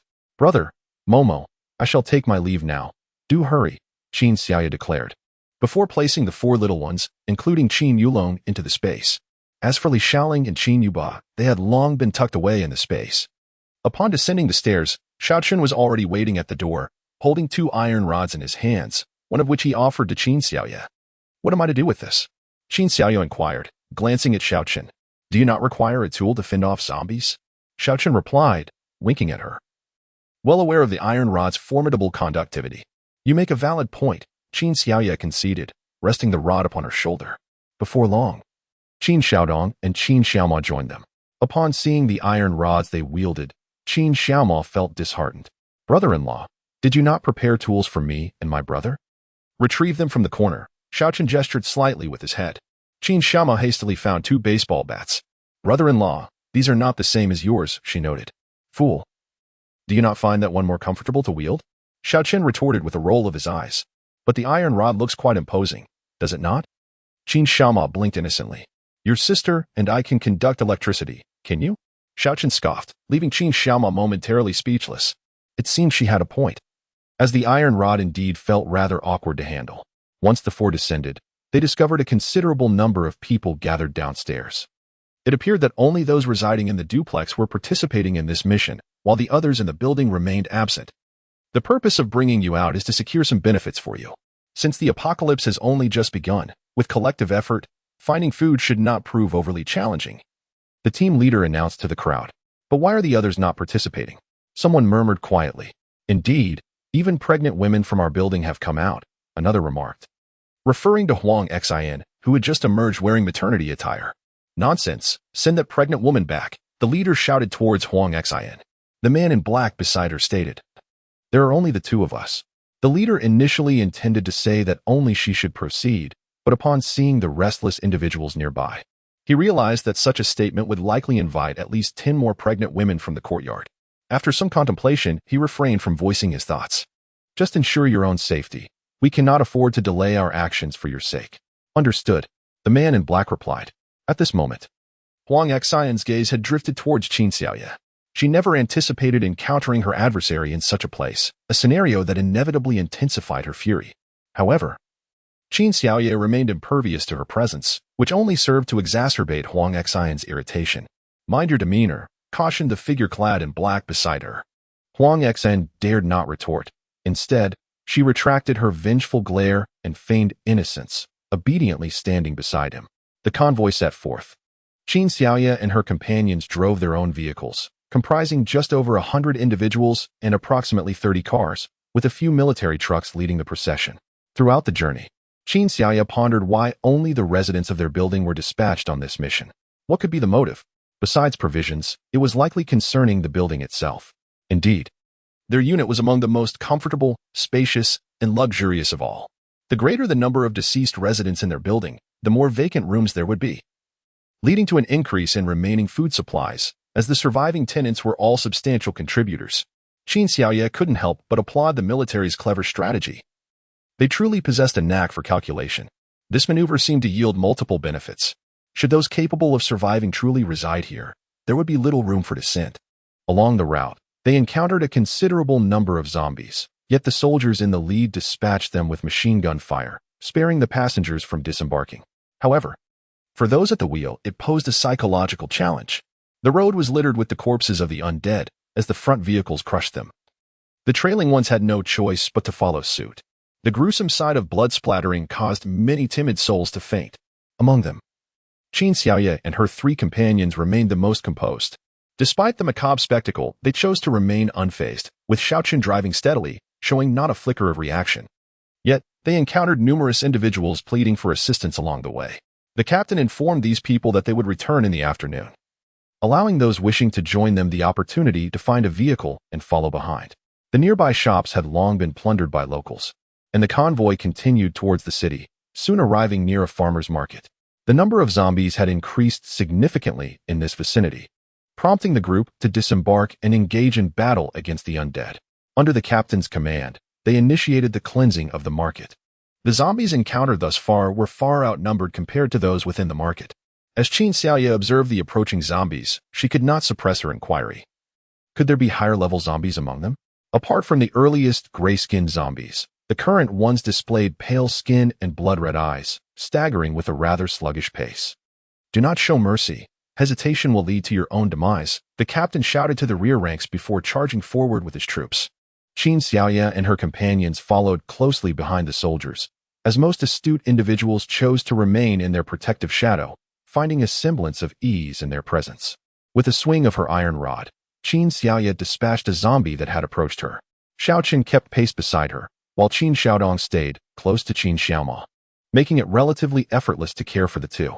In no time, Qin Xiaoye had vanquished 3 zombies, earning her admiration from the nearby soldiers, who could not help but applaud her prowess. This was particularly notable as many of the other women in the group, including Huang Xin, were succumbing to nausea, with Huang nearly fainting from her distress. However, Qin Xiaoye also observed the remarkable skill of the man in black who stood near Huang Xin. His movements were so swift and elusive that others could scarcely perceive them, as he sent zombies flying with ease. She noted that the captain was closely monitoring Huang Xin and the enigmatic figure, overhearing a conversation in which someone remarked that this Shangguan Yun indeed possessed extraordinary abilities. Chapter 50. It appeared the generals were correct. This Shangguan Yun was likely a reincarnate. The captain whispered to his companion, questioning whether these individuals had been summoned to identify the reincarnates. It seemed so, aside from Shangguan Yun and Huang Xin. The Qin family and the Hua family also warranted scrutiny. Are there truly that many reincarnates? Some must be privy to certain insider information, the captain pondered, though uncertainty lingered. The general had indicated that if there were reincarnates among them, The occupants of this building were the most suspect, especially those capable of providing vast quantities of food, which raised further suspicion. Most crucially, the Qin family, rumored to have amassed nearly 100 million tons of grain, had yet to reveal where they concealed it. The city had been thoroughly searched, yielding not a single grain seed, and even the Qin family's supermarket was desolate, leaving no one to ascertain how they transported their grain. Brother, it seems they are also keeping an eye on us. We must remain vigilant. Qin Xiaoye remarked softly to Qin Xiaodong. It would be strange if they didn't watch us. After all, we have imported a significant amount of grain from abroad. Yet no one can find a single seed. How could they not be curious? Qin Xiaodong retorted, his lips curling in disdain, emphasizing the importance of food in their current plight. Qin Xiaomao blinked and suggested, Sister, let us seize everything from the agricultural market and infuriate them. Are you certain we can take it all? Qin Xiaoye shot her a skeptical glance, yet their hands remained busy, continuously fending off the relentless onslaught of approaching zombies. Sister, look, there's a crawler over there. Qin Xiaoma suddenly pointed out, her voice rising above the din, drawing the attention of those around her. Qin Xiaoye furrowed her brow. Crawlers were evolved zombies that typically manifested only a month into the apocalypse. Exercise caution, that zombie appears to have a grayish complexion. Qin Xiaoye cautioned Qin Xiaodong and Xiaoqin. The two nodded in agreement, aware that gray-skinned zombies posed a significantly greater challenge than their pale counterparts. At that moment, Hua Ziki and Hua Yunxiang approached them from a short distance away. Hua Yunxiang, who had awakened the power of wind, wisely refrained from using it this time. As for Hua Ziki, he had merely enhanced his strength without awakening any special abilities. However, possessing strength made survival in the apocalypse considerably easier than for ordinary individuals. Everyone, stay alert. That gray-skinned zombie is approaching, Qin Xiaodong warned the group. Qin Xiaoye and Xiaoqun had already positioned themselves at the forefront, wielding iron rods aimed at the gray-skinned zombie. Its eyes glowed a fierce red as it fixated on Qin Xiaoye and Xiaoqun, baring its teeth menacingly. Qin Xiaoye swung her iron rod forcefully at the gray-skinned zombie, with Xiaoqun following suit, both infusing their strikes with a spark of lightning energy. Yet, their combined strength seemed somewhat lacking. The blows landed upon the zombie felt like mere raindrops, failing to penetrate its tough skin. Curiously, the presence of the gray-skinned zombie seemed to have deterred the other zombies nearby, indicating its superior rank among them. Otherwise, the other zombies would not have retreated. With a thunderous roar, before Qin Xiaoye and her companions could strike again, the gray-skinned zombie abruptly ceased its assault and swiftly turned to flee, moving with remarkable speed. Not only it, but even the surrounding ordinary zombies began to stagger towards the market, as if drawn by an unseen force. There must be a commander inside, Su Guanyun remarked, her expression grave beside Huang Xian. With a commander present, their efforts to reclaim the market would be significantly more challenging. The team leader, having heard the roar, also wore a serious expression. He dispatched 2 scouts to assess the situation while instructing the others to remain on standby. Before long, the scouts returned. Captain, there are far too many zombies in the market, several thousand, in fact. There are over a dozen of the gray-skinned type and 1 commanding zombie, they reported. The captain looked at them intently. Can we take this place today? The 2 scouts shook their heads in unison. Their forces numbered fewer than 200. With just over 100 ordinary people trailing behind them, they simply could not compete in numbers. Furrowing his brow, the captain declared, let us move on. We'll head to the nearby flour mill. The group promptly resumed their journey, with Qin Xiaoye and her companions maintaining their position. Xiaoqun frowned as he spoke. It seems they are not attempting to expend our resources. They are likely seeking the rebirthers, as they possess invaluable information rather than wishing to eliminate them. Qin Xiaoye shook her head and remarked, Shang Guanyun, the man who accompanied Huang Xian, appears to be a figure whose name I have not encountered in any of the texts. Evidently, he was not a person of note in his previous life. She exhaled deeply, contemplating the increasing number of reborn individuals and the multitude of uncertainties that accompanied them. For now, she could only hope that Shang Guanyun would not perceive them as adversaries. However, given Huang Xian's presence, it seemed implausible for them to be regarded as anything but foes. Are there many reborn individuals? Xiaoqun suddenly recalled the apocalyptic theories that had been proliferating online for over 6 months. Perhaps these were the machinations of those reborn souls. Yet, he pondered whether Yuer had attracted any official attention. He believed her dreams to be remarkably potent, foreseeing not only the apocalypse, but also various other phenomena, particularly those pertaining to spatial dimensions. With this thought, He cast a glance at Huang Xian, fully aware of the actions she had taken against Yue. I have no idea. There must be a considerable number, Qin Xiaoya mused, suddenly suspecting that the recent arrivals at Yunzi community could be implicated, including their own group. Why do these reborn individuals stir up so much trouble, causing us to suffer alongside them? She expressed her frustration. All right, everyone, let us refrain from complaints. This is not the time for such grievances. We should be grateful that these reborn beings have drawn the attention of the masses. Ensuring that not all eyes are focused on us, Qin Xiaodong cheerfully interjected. You are right, brother. Thankfully, the multitude of reborn individuals has diverted most of the gaze. Otherwise, we would truly be the ones under scrutiny, Qin Xiaoya smiled. At that moment, she sensed a mental force extending toward their vehicle. With a cold huff, Qin Xiaoya unleashed her own mental energy, causing the foreign presence to retreat swiftly. Shangguan Yun, seated beside Huang Xian, abruptly leaned back, collapsing onto the rear seat. Chapter 51 Gage, what is wrong with you? Huang Xian's demeanor toward Shangguan Yun remained cautious. I am fine. Just take care of yourself, Shangguan Yun replied icily. As soon as his words fell, Huang Xian obediently remained silent beside him, not daring to utter a word. Boss, should we teach that woman named Qin Xiaoya a lesson? The driver inquired of Shangguan Yun. Why would we need to? Has she provoked you in any way? Shangguan Yun felt an increasing wariness toward Qin Xiaoya. Recognizing that her mental prowess had surpassed his own significantly, could she also be a reborn individual? Given his previous observations of the Qin family, it was possible that Qin Xiaoya shared his fate of rebirth. Before long, they followed the lead of the convoy and arrived at a flour mill, which was considerably smaller than the earlier marketplace. However, the tightly shut gates and the growls emanating from within indicated that safety was not guaranteed here. Once they disembarked, a few stronger individuals pried open the door, the creaking sound attracting the attention of the zombies within, who soon staggered towards the exit. Fortunately, the number of zombies was not too overwhelming, and they were swiftly dealt with by those in the front. Upon entering the flour mill, everyone dispersed, with Qin Xiaoya and her companions, now a group of 6, heading toward a small door at the back. Behind that door lay a pile of woven sacks, which Qin Xiaoya had observed contained unhulled wheat. As the 6 approached the entrance, Qin Xiaoya called for a halt, urging everyone to refrain from entering. What is the matter? Isn't there wheat inside? Hua Yunxiang could not help but inquire. There are other things within. Qin Xiaoya signaled for everyone to listen carefully. Soon, the group heard the unsettling sound of squeaking. There were indeed rats inside, and in considerable numbers. Xiaochen frowned, suggesting, let South find another place. We cannot consume food that has been gnawed by rats. His words resonated with the others, reflecting on their lives before the apocalypse, when they indulged in luxury. They could hardly stomach the thought of eating food compromised by vermin. Just as the 6 were preparing to retreat, another group of about 10 individuals approached. Spotting Qin Xiaoya and her companions, they shouted, Get lost! This is our territory now. Qin Xiaoya felt a surge of anger at their taunts, but was restrained by Qin Xiaomao, who urged, Let us go. As they turned to leave, the group erupted in laughter, mocking them as a bunch of spineless fools, asserting that even if they followed, their essence would remain unchanged. I've always said that those pampered young masters and mistresses would be among the first to perish in this apocalypse.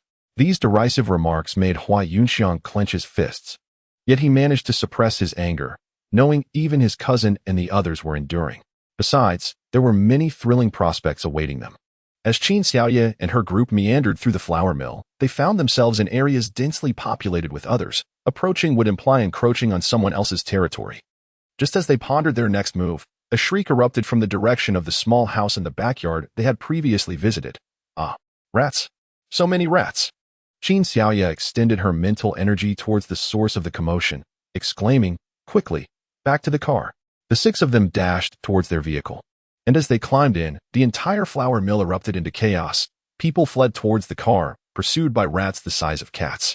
Their vehicle was the first to escape, with Hua Yunxiang and Hua Ziki closely following, along with 2 additional cars occupied by those who had acquired nothing. However, the flour mill was now surrounded by rats, leaving those who had managed to secure food uncertain of their escape. Moon, should we rescue them? Qin Xiaodong's mental energy also sensed the situation. Although they were not psychic abilities users, their powers still allowed them to perceive events within a certain radius. How can we help? Those rats are all mutated at least above the first tier. However, if I engage in battle now, I might be able to obtain some crystal cores. Qin Xiaoya blinked and expressed her mild frustration over their rapid escape. However, most of the individuals behind them had managed to flee. When the army emerged, they even locked the gates. Qin Xiaoya keenly observed that the group which had been cursing them was trapped inside. After all, it was the rats that had emerged from that very room, leaving them surrounded. "Would you care to join us this evening?" Qin Xiaoya inquired. "Of course, I would love to come." Qin Xiaoma exclaimed joyfully at the prospect of joining. "What about you too, brother and Xiaochen?" Qin Xiaoya turned her gaze towards them. "If you go out, I will certainly accompany you," Xiaochen replied, casting a flirtatious glance in Qin Xiaoya's direction. As for Qin Xiaodong, who was driving, he remarked, "We might not be able to go out tonight. Our group is returning, and who knows what awaits us." His words were indeed valid. They had gained nothing from this ordeal and had lost about 10 individuals. "I suspect there will be a period of recuperation once we return." Xiaochen raised an eyebrow, harboring no fondness for those trapped in the flour mill. "Do you think they would abandon those individuals?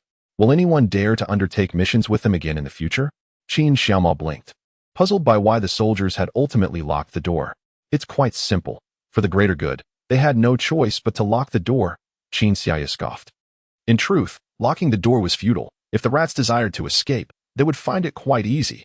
"Sister, do you think the flower and bird market is turned terrifying as well?" Qin Xiaoma inquired, her eyes wide with curiosity. "Do you wish to see?"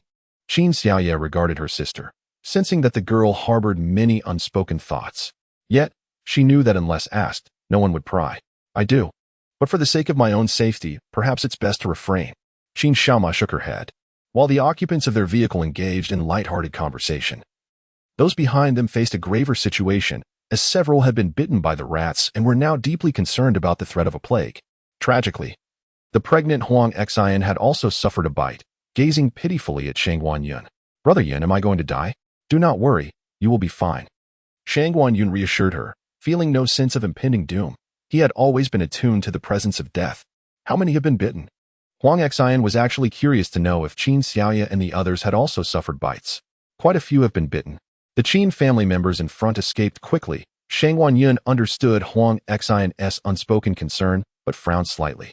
It seemed rather petty for her to be preoccupied with others' misfortunes given her own predicament. Huang Xian clenched her teeth in frustration, wondering why she had been bitten while Qin Xiaoya remained unscathed. Why hadn't the rats chosen to eliminate them instead? Meanwhile, aboard the military vehicle behind, the captain was resting with his eyes closed. Those around him wore frowns. The Qin family had been driven away, and he could not discern whether this was a deliberate act or a consequence of provoking those who remained. Chapter 52. It seems we should steer clear of those individuals who were imprisoned in the flour factory. The 10 or so people confined there were not to be trifled with even before the apocalypse, the captain remarked with his eyes closed, expressing no suspicion towards the Qin family. After all, he had observed that everyone had managed to procure something upon their return, yet the Qin family had come back empty-handed. Do not assume their lack of possessions indicates innocence. Perhaps they simply find those items beneath their notice. Additionally, do not presume their previous purchases of grain make them suspect. I believe their provisions never reached their hands, but rather were acquired by the Luo family. The captain scoffed, losing interest in those around him. It should be noted that the individual beside him was a lieutenant sent from above, tasked with identifying any reincarnated beings. While this possibility cannot be dismissed, I suspect they still possess some grain. Having bought so much, it would indeed be peculiar if they had none at all. However, any grain they might have secured was certainly through their own endeavors and not through unscrupulous means. The captain held a rather favorable opinion of the Qin family. Thus, the group returned somewhat dejected. Upon their return to the community, they found Lin and the others waiting in the courtyard, visibly delighted at their arrival. "Seeing you return puts my mind at ease," Lin remarked, meticulously checking that the 6 members of their party were unharmed. Once satisfied, she turned to Hua Yunxiang and his son, saying, "Ziqi, Yunxiang, you must hurry home, and Ning has been anxiously waiting." Hua Yunxiang and Hua Ziqi hastily departed, while Qin Xiaoya and her companions made their way toward the entrance of their building. However, before they could enter, they were confronted by several women. "Stop!" One of the women called out to them. "Leave." Xiaochen retorted coldly at the group of women. "Why should we leave? This place does not belong to you." One of the women shouted in anger. "Let us get to the point. We heard our husbands conversed with you at the flour factory." Another woman directed her question at Qin Xiaoya. Qin Xiaoya cast a frosty glance at them, replying, "I do not know." Her dismissive attitude incensed one of the women, who attempted to strike Qin Xiaoye. However, Xiaochen swiftly kicked her away. "How dare you lay a hand on my woman?" The onlookers were taken aback, particularly Qin Xiaodong, who could not help but exclaim, "Didn't you say you don't hit women?" "That depends on the woman in question. If she is too base, I do not mind giving her a kick." Xiaochen shot back, casting a cold glare at Qin Xiaodong, who had merely beaten him to the punch. At that moment, some of the women blocking their path began to waver, though a few stubborn ones remained resolute. "No, you must explain why our husbands have not returned," one insisted. "Are you jesting? Why did your husbands return? What does it have to do with us? First, we are not the leaders of this group. Second, we are not your caretakers." Qin Xiaoye cast a cold glance at the group of women, fully aware of the source of their grievances. This situation, aside from Huang Xian, was a manifestation of utter boredom. Nonetheless, someone claimed that our husbands had spoken with you last. The woman speaking was already in tears. Qin Xiaoye scoffed, stating, "We have not conversed with them. That place was originally ours, and they seized it from us. Frankly, they deserve whatever fate befalls them." With that, she bypassed them and made her way toward the unit's entrance. However, some were intent on obstructing her path, insinuating that our husbands died for you. Nonsense. What do you mean by that? If it weren't for them, we would have returned with something in hand today. Qin Xiaodong glared coldly at the woman, adding, "If I were you, I would step aside. You cannot be so selfish. After all, our husbands died for you, and you should take care of our lives." The women began to wail relentlessly. Qin Xiaodong turned to the captain nearby, Captain Liang, and asked, "What is your perspective on this matter?" Captain Liang, who had been observing the scene, approached along with a lieutenant. "The death of your husbands has nothing to do with them. If you truly wish to seek accountability, perhaps you should form a team and head to that flour mill, where the rats are still waiting for you to settle the score," Captain Liang remarked, raising an eyebrow.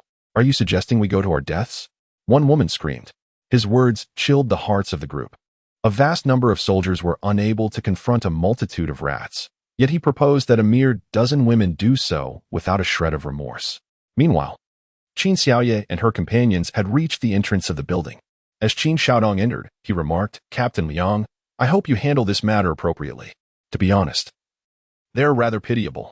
Perhaps you should consider accommodating them together." Captain Liang blinked, contemplating that if he relocated them, it would free up 2 apartments here. He too was troubled, as many were awaiting their turn to move in, yet few units were becoming available. Regardless of whether the women consented after their commotion, they were all escorted out of the building and sent to live in a bungalow within a military district.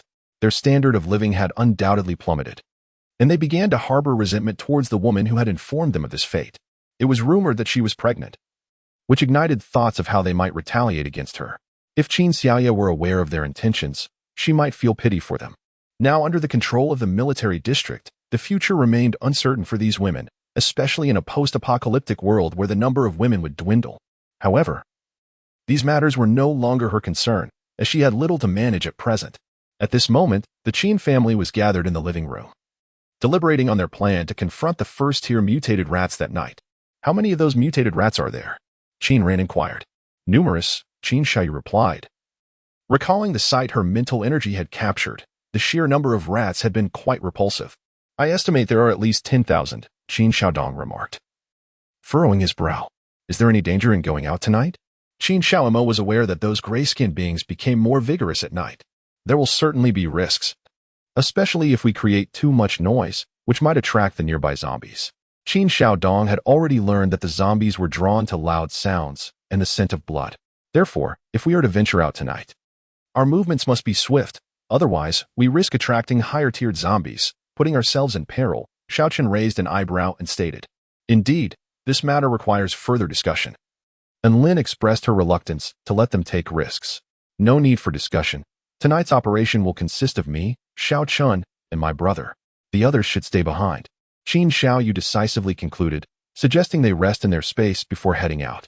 Upon hearing he would not be allowed to join, Qin Ran felt disheartened. "Where can I go to? After all, I am now a second-tier ability user." "Father, you cannot move right now, for the time being. You must stay with mother at home to avoid any trouble." Qin Xiaoyu expressed her concern for the troublesome women who might come looking for them. With a sigh, Qin Ran conceded. With his daughter saying so, he had no choice but to comply. "Then you all be careful out there." After resting in their space, the trio emerged, greeted by the morning light, with darkness still some time away. They exited their home together, stepping into the outside world. Their unit was peaceful, but the outside was far from quiet, particularly for those who had been bitten by rats, who were receiving treatment in the front yard. From a distance, they heard Huang Xian's piercing scream, "I refuse to terminate the pregnancy."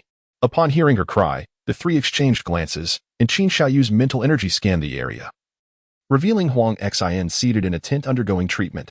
The doctor had advised her to abort the child, but she stubbornly refused, hence the outburst. What a stubborn woman. The doctor's recommendation is undoubtedly for her own good. The surrounding people murmured discreetly. Her husband remained silent, seemingly lost in thought regarding the situation. Someone could not help but glance at Shang Guanyun, who stood nearby with a furrowed brow, caught in a dilemma over whether to allow Huang Xian to terminate her pregnancy. The doctor had warned that the rat bite she sustained would undoubtedly affect the child within her. "Brother Yun, I do not wish to abort the child," Huang Xian exclaimed.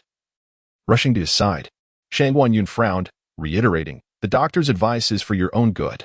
"I refuse," Huang Xian insisted stubbornly. "Brother Yun, you once said it would be difficult for people to have children in the future. I want this child. You must help me keep it." Shang Guanyun's expression darkened at her words, which directly revealed his identity as a reborn individual. One person in the ward quietly withdrew. Having gleaned the news he sought, Shang Guanyun was indeed a reborn person. At that moment, Shang Guanyun found himself at a loss as to how to handle Huang Xian. He merely cast her a cold glance and said, "The child is yours. You may decide for yourself." After all, it was not his child. And he resolved to say no more, regarding her as a rather muddled individual. "Brother Yun," Huang Xian began to protest, but upon seeing his anger, she realized he was upset, though she could not fathom the reason for his ire. Meanwhile, Qin Xiaoye and her companions had already traversed the area. Remarkably, 60% of those who had ventured out on tasks during the day had been bitten by rats. One could not deny their luck in that regard. Once the trio left the community, Qin Xiaodong expressed his concern, saying, "Yuer, do you think the three of us can manage?" "Brother, you are now at the pinnacle of level 2. What are you afraid of?" Qin Xiaoye reminded him. "Those mutated rats' cores would greatly enhance our abilities."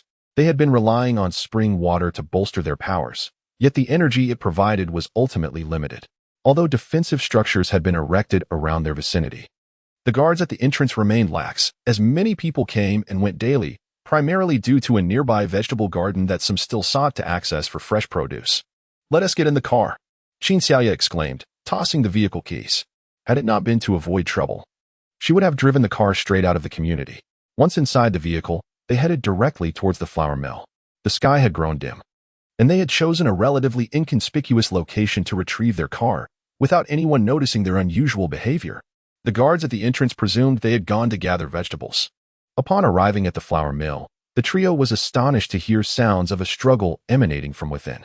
Using their mental powers, they discovered that 3 individuals were still alive, albeit severely injured from the bites they had endured, yet they persevered without succumbing. "These 3 are true heroes. Let us assist them," Xiaochen declared, leaping over the wall and directly into the courtyard. Qin Xiaodong and Qin Xiaoye also leaped into the fray, forming a trio that stood back to back, suggesting a profound trust among them even in life. Suddenly, a voice called out from the opposing side, urging, "Brothers, hold on." As Xiaochen spoke, he engaged in battle, despite the numerous rat corpses strewn about them. Swarms of rats continued to gather around, and the entire flour mill remained teeming with these creatures, undeterred by the chaos, as they swarmed towards Qin Xiaoye and her companions. The 3 men, upon witnessing the arrival of Qin Xiaoye and her allies, felt their strength waning. Their bodies bore countless wounds, and it seemed they had lost nearly half their blood. "Thanks," exclaimed the burly leader, the very same man who had previously dismissed them with contempt. Qin Xiaoye wielded her lightning abilities, unleashing a flurry of strikes against the rats.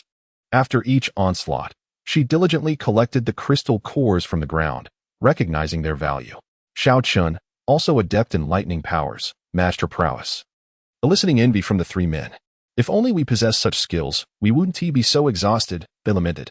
They were already trembling from fatigue, yet dared not succumb entirely to the ground. Although Qin Xiaoye had alleviated some of their burdens, a considerable number of rats still surrounded them. Meanwhile, Qin Xiaodong unleashed his fire abilities, inflicting significant damage on the rodents.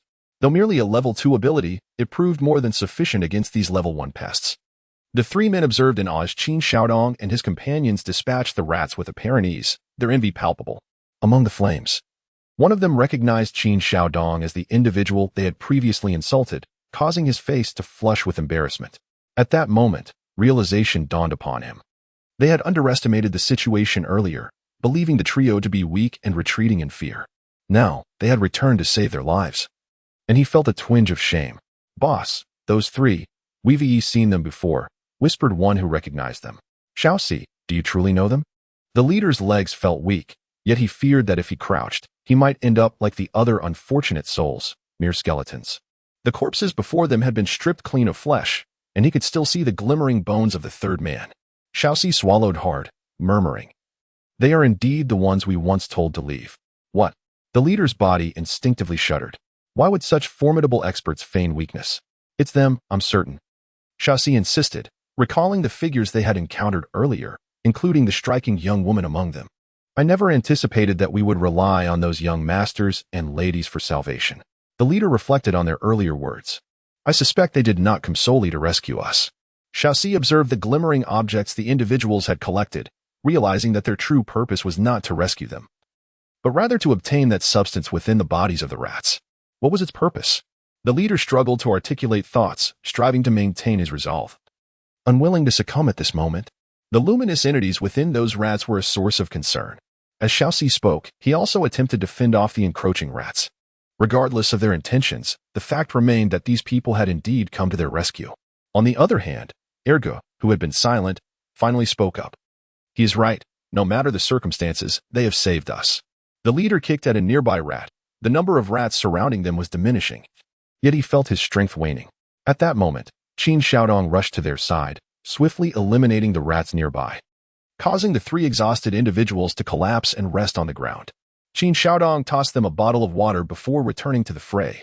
Meanwhile, Qin Xiaoya and Xiaochun had become quite engrossed in their battle against the rats. Their mastery of lightning abilities was improving remarkably. What had begun as a few bolts had escalated to a dozen, relentlessly striking the rats. The sound of thunder attracted the nearby zombies, yet they remained confined outside, unable to enter due to the locked doors, merely circling and listening to the commotion within the flower factory. As Qin Xiaoya and her companions cleared the rats, she noticed some unsettling movements. The rats appeared increasingly agitated. "Something's amiss," Xiaochun remarked, also recognizing the shift. "Indeed, the rats are restless. You three need to stand up quickly. It seems the rat leader is about to make an appearance." Qin Xiaodong shouted towards the three who were resting on the ground.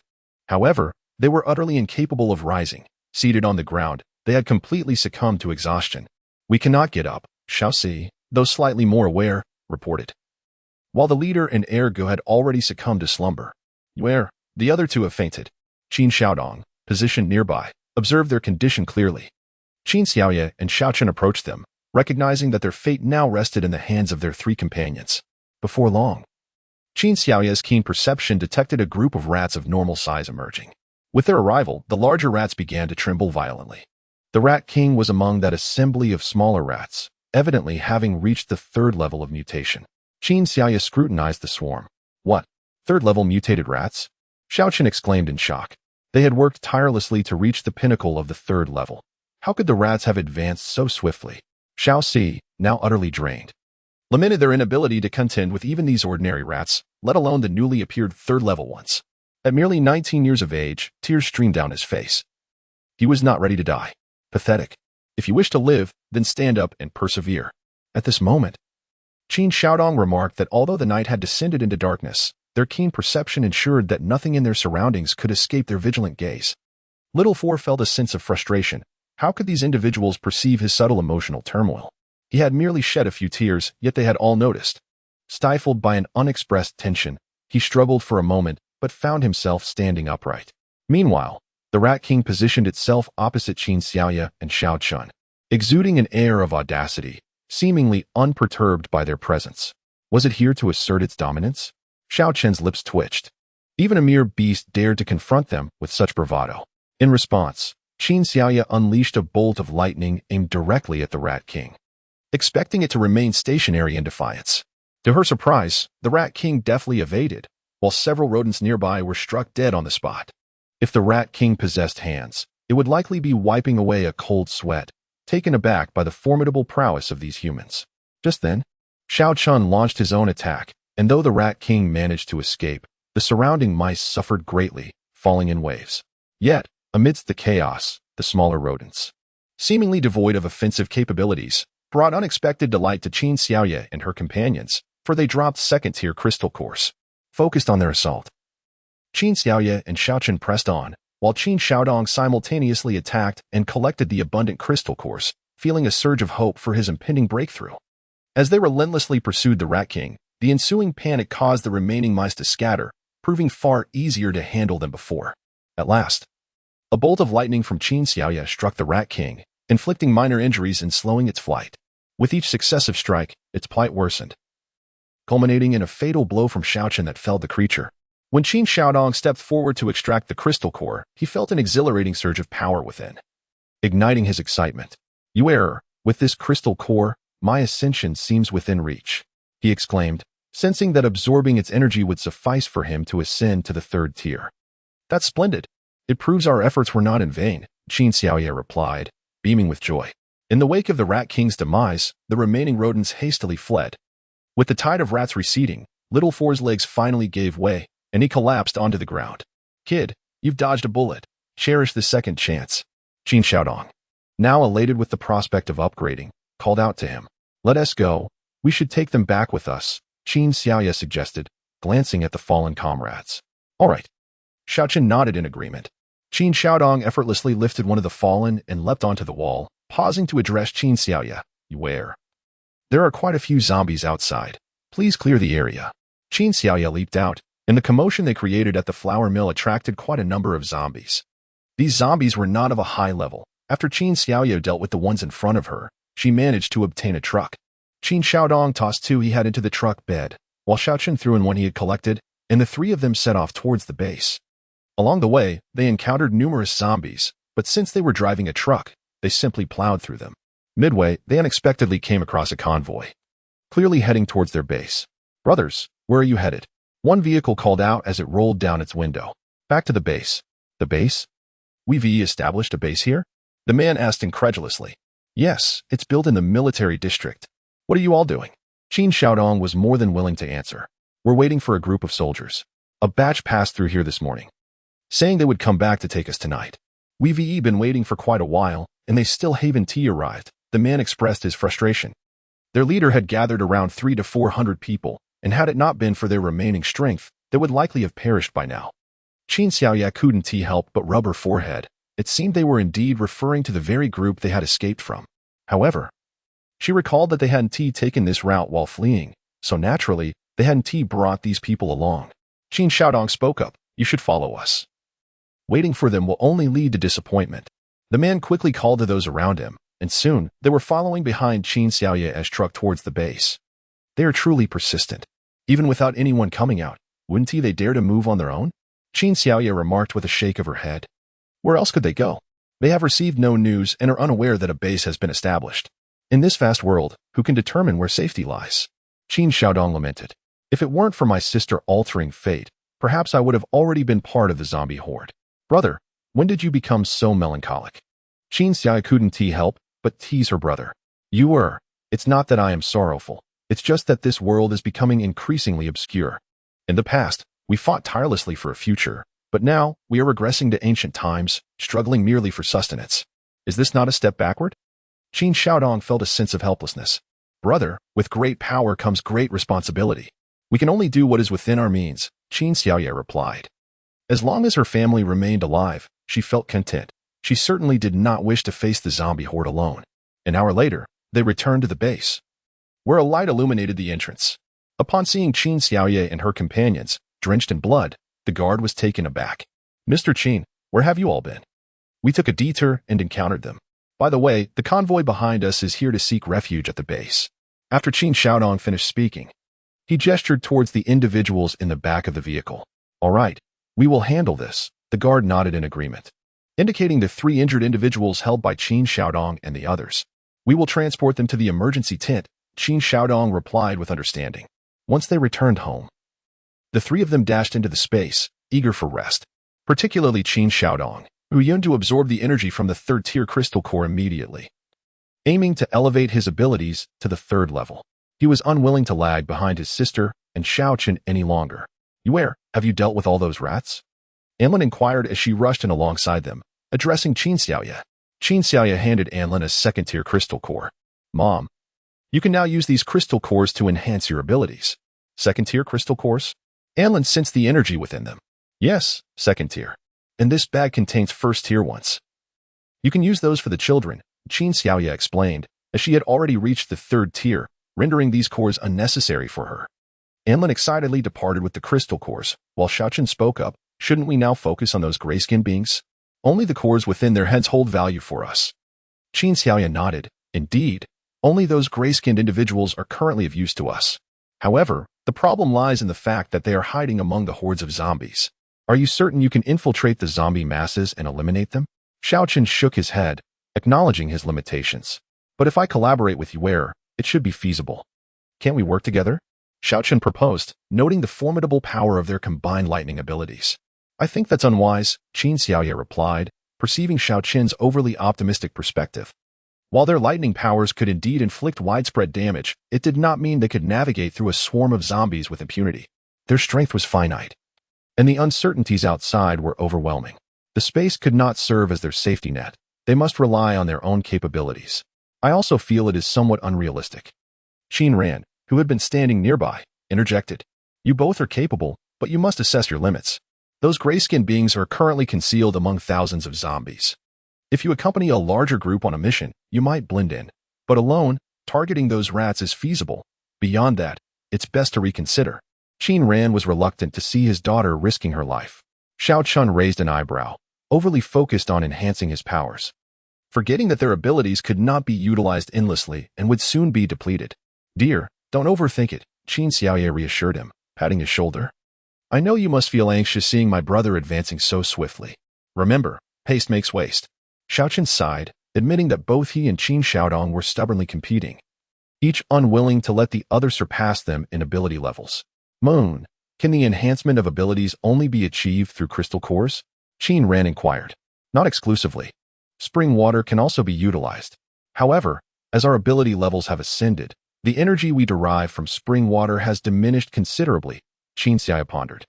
Considering the prospect of upgrading her space, which might potentially enhance the energy from the spring water. "I see," Qin Ran remarked. Ever since his abilities reached level 2, he had not experienced further advancement. He glanced at the progressing Qin Xiaodong before turning to leave. Since his wife possessed a level 2 crystal core, he decided it prudent to strive for improvement. "Such a pity," Xiaochen muttered as he observed Qin Ran's departure. Qin Xiaoya couldn't help but laugh, playfully remarking, "Shun, do you desire your father's affection? Shall I relay it to you?" Xiaochen's gaze towards Qin Xiaoya shifted, contemplating whether he had been too indulgent lately, allowing her to now regard him with such disregard. Sensing the dangerous look in Xiaochen's eyes, Qin Xiaoya swiftly leaped from the pond, intending to retreat to her room, but was promptly enveloped in Xiaochen's embrace. Early the next morning, the gathering downstairs commenced anew, though this time it was not for task assignments but rather to solicit suggestions.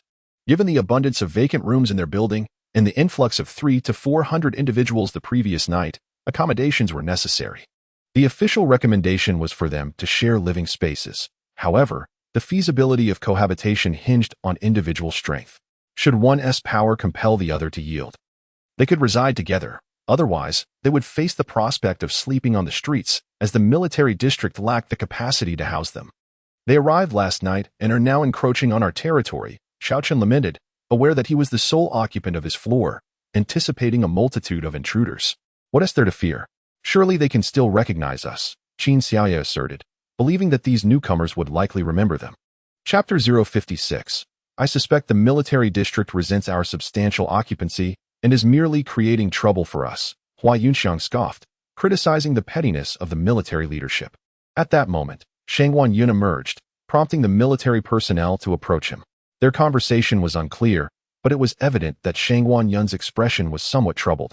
It seemed his identity as a reincarnator had been compromised. Xiao Chun recalled Huang Xian's words from the previous night, contemplating how difficult it must be for Shangguan Yun to be betrayed by someone so close. "Mr. Shangguan, how do you find our proposal?" the military personnel queried, their wariness stemming from his identity as a reincarnator. "I am unaware of what you speak. I have previously stated that I am not a reincarnator, however. I can foresee certain events, albeit only to a limited extent. Beyond that, I can only apologize. Shang Guanyun steadfastly refused to acknowledge his reincarnator status. There are numerous hidden matters concerning Guanyun, and Qin Xiaoya is well aware that this individual has a considerable number of supernatural beings and assassins under his command. Why have they seemingly vanished without a trace? Where have these individuals concealed themselves? Mr. Shangguan, I believe it is evident to all that your continued secrecy is casting a shadow over everyone's countenance. The military personnel also bear discontent upon their faces. Mr. Shangguan, General Zhao mentioned that if you so wish, he is open to a detailed discussion. General Zhao? Shang Guanyun raised an eyebrow, feeling somewhat reluctant to engage in conversation with him, as he had never heard of this individual in his previous life. If discussions were to take place, it would be with the Luo family or the Ouyang family from the capital, both of whom were in positions of power last time. General Zhao Yin is currently in his office. I wonder what Mr. Shangguan thinks about that? It was clear that those who sought Shang Guanyun for conversation were subordinates of General Zhao. May I take a moment to contemplate? Shang Guanyun exhaled deeply, vexed by Huang Xin's interference, as she had ensnared herself, and now sought to entangle him as well. Certainly. General Zhao has expressed that he is always available for you. After the military personnel departed, Shang Guanyun's expression remained grim. At that moment, two individuals approached, seemingly intent on confronting him. Observing the two men and two women before him, he inquired, "Do you wish to challenge me?" "It is not a challenge, rather.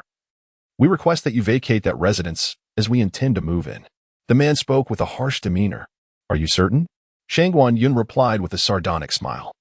Just as these individuals prepared to make a move, two burly men stood before Shang Guanyun, declaring, "If you wish to challenge our leader, you must first pass through us." The two men's imposing stature rendered the four challengers momentarily astonished. Were they facing an unanticipated advantage? The two robust men stood nearly 6 feet tall, their arms thicker than the thighs of ordinary individuals. Who could possibly contend with such figures? The four soon turned their gaze towards Xiao Chun and Qin Xiaoya, attempting to circumvent the two muscular men and approach them. However, their path was obstructed once again by the two formidable figures. Shang Guanyun chuckled lightly, stating, "You have yet to resolve matters on my side, so do not entertain thoughts of venturing elsewhere." His words darkened the expressions of the four individuals. One man retorted, "What? Have you matched us?" Shang Guanyun's cold gaze bore into him. "Didn't you come seeking me first? Since you initiated this encounter, I shall see it through to the end." The four exchanged glances before launching an attack on the two strong men. Meanwhile, the military personnel observed from a distance without intervening, which puzzled Qin Xiaoya as she remarked, "Aren't they supposed to assist Shang Guanyun? Why are they not helping him?" They aimed to force Shang Guanyun into a position where he must seek their aid. Xiaochen chuckled softly, saying, "You err. It's just the two of us representing two families. Do you think no one will attempt to assail us?" Those four individuals were intent on approaching us, and had it not been for Shang Guanyun's intervention, they would have already issued a challenge. Qin Xiaoya smiled and, to be honest, she suddenly found the challenge of sharing rooms and competing for accommodations rather intriguing. At this moment, victory had already been determined on Shang Guanyun's side, as his two subordinates successfully thwarted the assaults of the four challengers. However, it was evident to all that these four were skilled fighters. Had they not encountered more seasoned opponents, they might have triumphed. "Is there anyone else who wishes to challenge?" Shang Guanyun coldly inquired, surveying the crowd. At this point, no one dared to utter a word. He scoffed at them, stating, "Since no one else is coming forth, I shall take my leave." With that, the two burly men behind him followed suit as they departed. Qin Xiaoya pondered, could it be that this fellow possesses some sort of spatial abilities? I have yet to see those two strong men. This possibility was not entirely dismissed. Xiaochen considered that Shang Guanyun could indeed be regarded as a worthy opponent. Yet he had brought his subordinates along. He wondered if he could have his own men by his side. However, recalling the secrets held by Qin Xiaoya, he felt that now was not the time to reveal his own people, especially in this apocalyptic era, which was far removed from their past lives in the underworld. Presently, the military district had yet to devise a plan. It would be ideal if there were a proposal to organize some sort of team, allowing him to openly lead his companions through this bleak world. At that moment, 5 men emerged from the front of the group, circling around before swiftly approaching Qin Xiaoya. She narrowed her eyes and asked, "Are you certain you wish to challenge me?" "It's you," they replied, sizing her up. "If we defeat you, you will belong to us from henceforth." Before Qin Xiaoya could react, Xiaochen delivered a swift kick to the mouthy man, sending him crashing to the ground. Get lost. How dare you toy with my woman? Do you have a death wish? Xiao Qin's kick was powerful enough to propel the man 10 meters away. Blood streamed from his nose and the corner of his mouth as he uttered, "You're ruthless," before his head lolled to the side as he lost consciousness. The remaining 4 men, enraged, charged at Xiao Qin, but they were no match for him as he effortlessly dispatched them one by one. After subduing the 5 challengers, Xiao Qin loosened the first button of his shirt, for in this apocalyptic world, it was rare to encounter someone like him who donned a crisp, stylish dress shirt daily. At that moment, 2 young and attractive women approached, each leaning against one of Xiao Qin's shoulders. "Handsome, may we join you in sharing a room?" Qin Xiaoya chuckled, amused by their attempt at seduction. "Get lost." Xiao Qin waved them away without a hint of pity, causing the 2 beautiful women to squeal as they were pushed aside. "You lack any sense of decency. How could you treat such lovely ladies like that?" At that moment, a burly man approached, exuding an air of righteousness. However, a closer inspection revealed the telltale signs of a life indulged excessively, with darkened eyes and unsteady legs. As he drew nearer, it became evident that 2 women accompanied him, clearly his companions. "Do you dare challenge me?" Xiao Qin scoffed coldly. "I challenge you for her," the man declared, gesturing towards Qin Xiaoya. "She is my wife." "Not a wager," Xiao Qin retorted icily, his indignation rising at the audacity of these individuals who dared to covet his woman. It was clear that a display of his true prowess was necessary to instill fear in them. Qin Xiaoya noticed Xiao Qin's fury and pondered the situation. She was not the most beautiful woman in the vicinity, so what could have inspired these men? Were they perhaps agents of the military seeking reincarnators? Did they suspect her to be one? Squinting her eyes, she realized that Huang Xin was absent, seemingly no longer under the control of Shang Guanyun. Had she been taken by military personnel? If so, the current predicament might indeed be connected to her. Furthermore, she discerned that many among this group were skilled fighters. Likely not just the ones who had arrived the previous night, but also operatives specifically assigned by the military. Xiao Qin had already engaged in combat with the man. Despite his unsteady footing, the man undeniably possessed the capacity to challenge Xiao Qin, leading to an intense and evenly matched struggle. Yet, Qin Xiaoya remained unperturbed, for they had yet to unleash their extraordinary abilities. Surely, someone would reveal their powers soon. Would the military seek to recruit them or regard them as adversaries? During the fight, Xiao Qin infused his attacks with electric strikes, quickly gaining the upper hand. The man, realizing the unusual turn of events, shouted, "You're cheating." "Cheating? What nonsense. There are so many witnesses here. What constitutes cheating?" Qin Xiaoya laughed. "Is it merely the inability to win that leads to such accusations?" Her words elicited laughter from the onlookers. "You dare to seize our homes but cannot admit defeat?" They mocked. "With that physique, you thought yourself formidable, yet here you are. Nearly a sore loser." The taunts from the crowd flushed the man's face with alternating shades of red and white. He huffed disdainfully and departed, taking his 2 companions with him. "Is anyone else willing to step up?" Xiao Qin glared at the challengers. The remaining challengers finally understood that the military had sent them merely to gauge the situation, realizing that the locals were formidable opponents. With the recent defeats weighing heavily on their minds, they exchanged glances and collectively retreated. The residents here were amused. It seemed the farce of communal living ought to come to an end. What further stratagems the military might employ remained uncertain. Xiao Qin, with a swift motion, wrapped his arm around Qin Xiaoya and ascended the stairs, indignant at the multitude who dared to covet his beloved. It appeared that when the moment was right, he would have to reveal his extraordinary abilities. "Are you upset?" Qin Xiaoya observed Xiao Qin's displeased expression. The feeling was quite unpleasant. Xiao Qin, in a state of vexation, remarked, "You are mine. What shall we do if challenges persist?" "Fool, just bring our child out," Qin Xiaoya replied cheerfully. "My darling, you are exceedingly clever. Next time someone dares to confront us, I shall send our son to deal with them." Xiao Qin chuckled. Qin Xiaoya shook her head. "Do you think it appropriate to involve our son? The military likely intends to conduct experiments on many individuals." Xiao Qin then inquired, Do you suppose Huang Xin has been taken by the military?" "That seems likely," Qin Xiaoya nodded. "The military is probably on the verge of establishing their base regulations. If they delay any longer, Shang Guanyun might find himself opposed to them. If they do not act, I might consider opposing them myself," Xiao Qin scoffed. "If we are to attract more superhumans to build our strength, we must increase our numbers." A sudden wave of helplessness washed over Qin Xiaoya. After all, who could rival the military in sheer numbers? Following today's events, it seemed inevitable that superhumans would come seeking to challenge those within their ranks. and that would surely become a source of future troubles. Xiao Qin grimaced. In time, all superhumans will find themselves at odds with them. It appears the military is quite astute. This outcome is likely what they desire. Qin Xiaoya sighed. With such a development, it was only natural that formidable individuals would come forth to challenge them. Moreover, the military would not be overly concerned with accommodating these powerful figures. It would be a matter of strength. Let us return. Let them be. After all, when soldiers come, we must defend ourselves. It seems the military is attempting to force us into unity. Xiao Qin smiled. Did not Shangwan Yun's actions today indicate as much? He is extending an olive branch. An unspoken understanding existed among them, waiting for the various regulations of the base to be established. If they were unsuitable, one could be assured there would be significant opposition.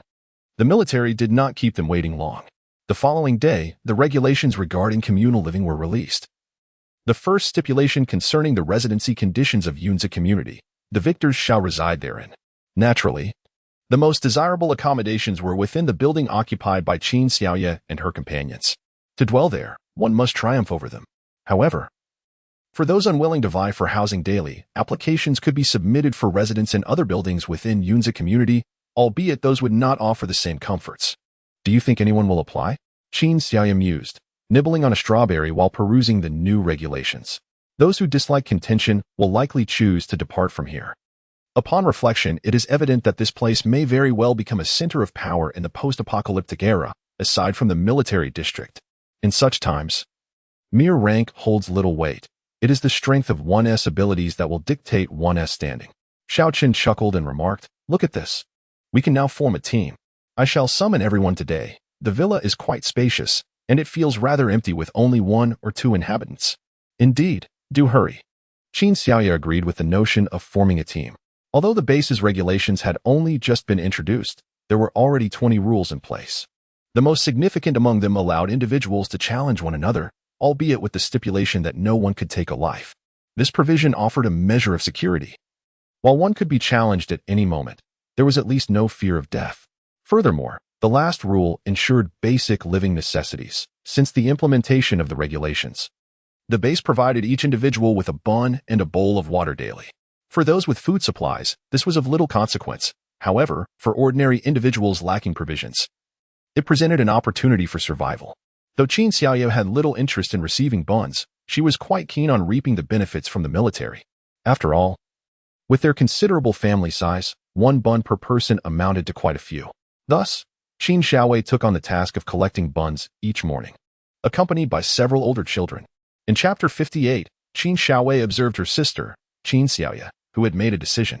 "Sister, do we truly lack this little food?" Qin Xiaoya shook her head. "Not at all, but I simply wish to take advantage of this."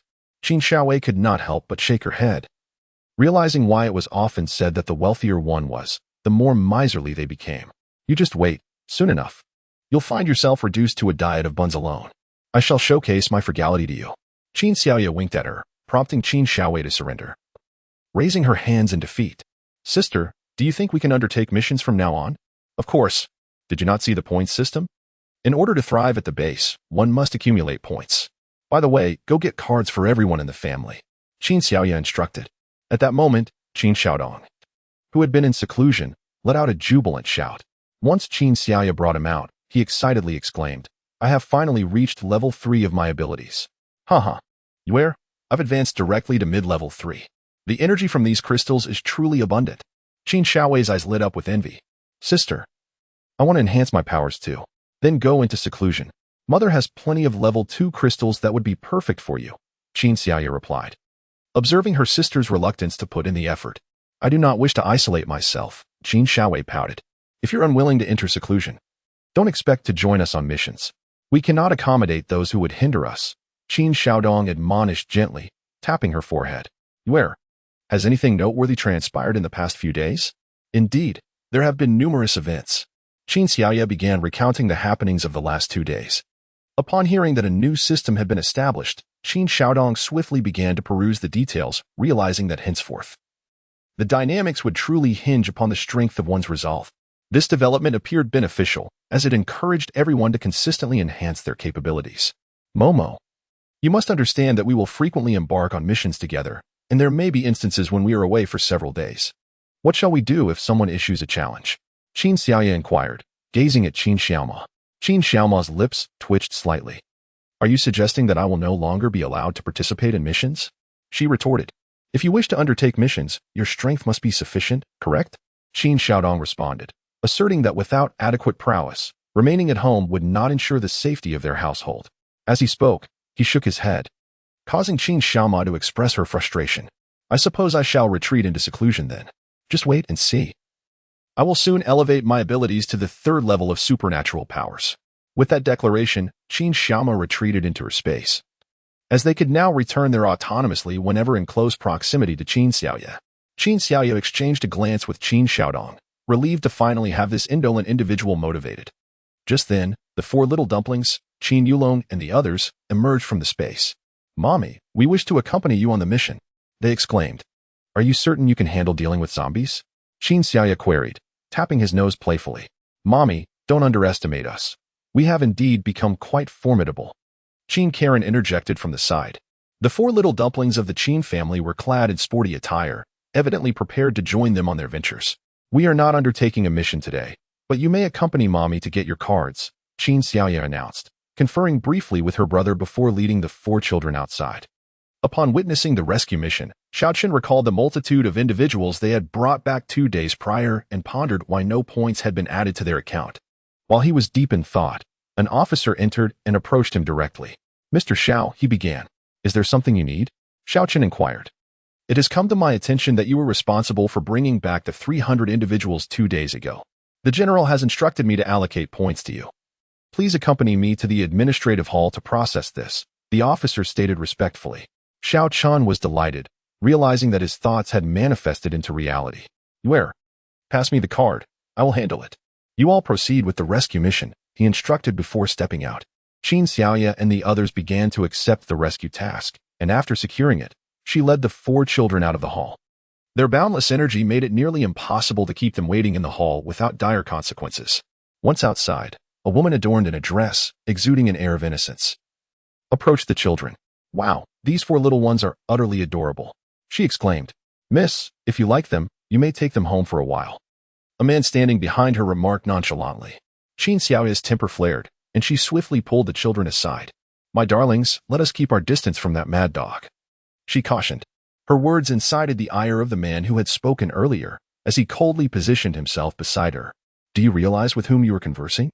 He demanded. Oh dear, I was merely reprimanding a mad dog. Your approach suggests that you acknowledge your own madness, Qin Xiaoya remarked, blinking her eyes. Our young lady finds your child adorable, which is a compliment to you. The man's haughty demeanor elicited discontent from those nearby. No need for that. It would be best if you distanced yourself, for the sight of you causes me discomfort, Qin Xiaoya stated with a cold huff. At that moment, the brethren from the task hall emerged, observing the standoff and promptly inquiring about the situation. Upon hearing the account, they too became incensed, after all. Those four children were the cherished treasures of their esteemed leader, and the audacity to attempt to take them away was utterly bewildering. I apologize. I merely find them quite charming and have no intention of taking them. The woman spoke with an air of innocence, resembling a delicate white lotus, which sparked a hint of sympathy from the crowd. Qin Xiaoya scoffed. If you had no desire to take them, why did you not stop your subordinates initially? It was clearly an attempt to bully, yet you halted only upon seeing the numbers on my side. At that juncture, Xiao Chen had been summoned.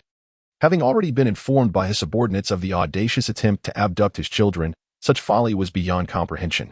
Upon his arrival, he drew the attention of the White Lotus, who gazed at him with unabashed affection, calling out with longing, Brother Chen. Qin Xiaoya shuddered at the sight. This woman was acquainted with Xiao Chen. What was the meaning of this? Xiao Chen frowned at the woman before him. Zhao Qi. Brother Chen, you still remember me. Zhao Qi exclaimed joyfully, rushing towards him. She had harbored a secret affection for him for 5 years. What brings you here? Xiao Chen inquired. The young lady's father is General Zhao. The man who had spoken earlier continued to maintain his condescending posture. Qin Xiaoya's ire flared. What significance did a general hold? Noticing Qin Xiaoya's glare, the man coldly retorted, Our young lady admires your children, which is a sign of respect. Are you not aware that resources will dwindle? It would be wise to allow your children to play with our young lady. Otherwise, you should vacate the base promptly. Before the man's words had fully escaped his lips, Xiao Chun delivered a swift kick, sending him flying. Chapter 59. Witnessing the scene, Zhao Qi, the White Lotus, began to weep. Brother Chun, how could you kick a wall like that? In her eyes, she was oblivious to her subordinate's faults as she rushed to Ahua's side, asking, Ahua, are you all right? Miss, that man was exceedingly ruthless, Ahua replied, feeling no guilt. I can't stand up. Brother Chen, how could you be so cruel? Leaving Ahua unable to rise, Zhao Qi lamented, her tone tinged with grievance and a hint of childish petulance. Xiao Qin cast a cold glance at her. These 4 children are mine, and the person threatened by your subordinate is my wife. Am I in the wrong for striking him? With that, he wrapped his arm around Qin Xiaoya's waist and departed, while the 4 little ones obediently followed behind. Aware that their mother had suffered and needing to be discreet lest their father catch them in a misstep, Zhao Qi's face immediately turned pale. What should I do? At that moment, she seemed slightly deranged. Brother Chen, but I like you. Xiao Chen snorted dismissively. There are many who admire me. Who do you think you are? His words elicited laughter from those nearby, who found it quite natural for such a handsome man to attract the affections of numerous young women. An elderly woman beside them interjected, Young lady, since he already has a wife, you should abandon such thoughts and quickly tend to your injured companion. Zhao Qi seemed to awaken to reality, preparing to assist Ahua. However, her strength faltered, and soon a military officer came to help her lift Ahua, guiding him towards the makeshift medical station. As they walked, Zhao Qi's voice could be heard. Ahua, I'm so sorry for the trouble I've caused you. Though in pain, Ahua gazed tenderly at his young mistress. Mistress, I'm sorry for the trouble you faced today. I will not let that man off easily. He was well aware of his mistress's affections for that man, and was appalled by how he dared to treat her so disrespectfully. I advise you to avoid attracting trouble. The nearby officer remarked, the same one who had previously delivered points to Xiao Chen. What are you? Ahua retorted, angered that a mere junior officer would dare lecture him. The officer, incensed by the response, retorted, honestly, I do not regard General Zhao highly. I am directly under the command of the highest authority in the base and need not heed others' words. Therefore, Miss Zhao, you may escort him to the medical station yourself. I have matters to attend to. With that, he released Ahua, indifferent to whether Zhao Qi could support him, and walked away. Ahua's eyes burned with resentment. He would not let this man go unpunished. As for Xiao Qian, despite his mistress's affection for him, he might not spare him either. The officer departed. But Zhao Qi remained steadfast in supporting Ahua. It was evident that she usually concealed her strength behind a facade of delicateness. In reality, she was anything but weak. Meanwhile, Xiao Chun and his family had returned home, where Qin Xiaoya seethed with anger. It seemed that her 4 treasures had drawn too much attention, leading to such significant trouble. Mom, I'm sorry for being so adorable. Qin Yulong cautiously approached Qin Xiaoya. I'm sorry. We shouldn't be so cute. Qin Yujie, Qin Kuer, and Qin Shuer chimed in, joining him. Upon observing the 4 individuals, Qin Xiaoya felt a mix of amusement and exasperation. Well, this situation is not entirely your fault. It is indeed a reflection of our insufficient strength, she acknowledged. Xiao Chen nodded in agreement, recognizing the audacity of even a mere lackey to threaten them. Resolutely, he decided to cultivate their own power. Otherwise, that lackey would undoubtedly return to trouble them. With narrowed eyes, Qin Xiaoya remarked, Chen, perhaps it is time for us to reveal our extraordinary abilities. You all should remain concealed for now. I will be the first to expose my powers. Xiao Chen smiled, aware that revealing Qin Xiaoya's abilities might invite peril. However, he believed that showcasing his own might facilitate the recruitment for their team, the Yushao squad. Very well. As you wish. We've accepted the mission. When shall we embark? Qin Xiaoya inquired. Soon, Xiao Chen replied, gesturing for her to secure the children within their spatial realm. Meanwhile, at home, Qin Xiaoya summoned in Lin and Qin Ran, knowing they could also enhance their abilities outdoors. Qin Xiaodong, now the vice-captain of the Yushao squad, a position Xiao Chen had assigned him, felt reluctant, but ultimately could not bear the thought of forming a separate team with his sister in this one. Accompanied by 10 brothers, they set off in 5 vehicles, totaling 13 individuals. The personnel at the entrance were already aware of their mission and allowed them passage without a word. Once outside, they noticed a considerable gathering at the entrance. Presumably awaiting the arrival of others, one small team even brought along a loudspeaker. Do they not realize that zombies are attracted to noise? Qin Xiaodong frowned. Actually, this could be a clever tactic. I suspect those hiding in the city are well concealed. Without a call, they might remain oblivious to our presence, Qin Xiaoya countered. Seeing the merit in using a loudspeaker, zombies will gather upon hearing a sound. Shaking his head, Qin Xiaodong replied, if we could lure the zombies away with the loudspeaker. Wouldn't that facilitate the rescue? Qin Xiaoya found this notion plausible. Indeed, you make a valid point, where this approach appears more advantageous for saving lives. Xiao Chun concurred with her strategy. But where shall we procure a loudspeaker? Qin Xiaodong shot them an incredulous glance. Allow me.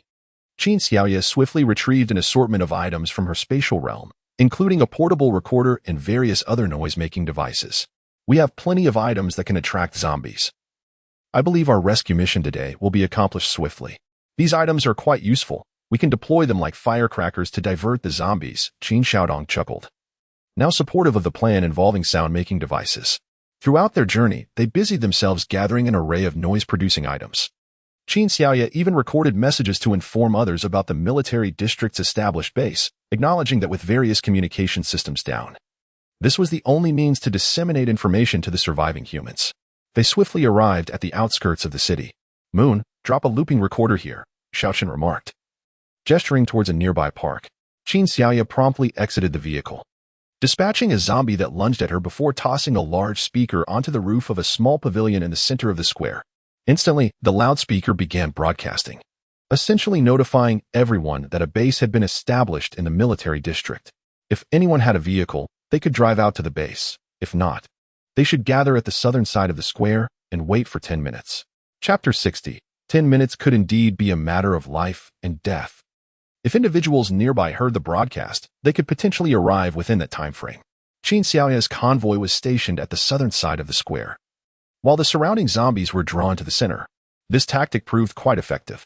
Before long, a teenage boy came running towards them, tears streaming down his face upon seeing their convoy. Get in, called one of the brothers driving as the boy, carrying a small backpack, climbed aboard. Though it was evident his provisions were scant, after waiting approximately 5 more minutes, a young couple arrived, cradling a child. The young woman mentioned that there were still many survivors near their residence.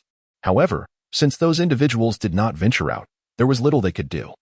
As the clock approached 8 minutes, Xiaochen had previously stated they would not wait an additional minute. With time slipping away, the sound of approaching vehicles was heard from a distance.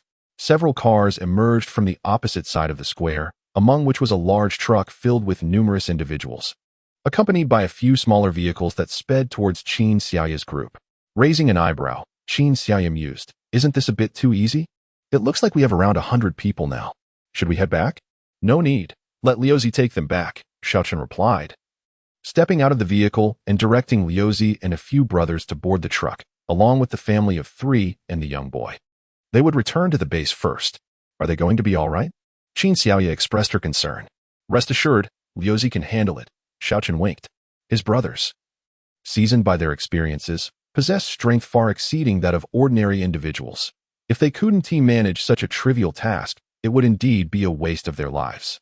At that moment, the speaker's voice began to falter. Qin Xiaoya's group departed, employing this method throughout the morning.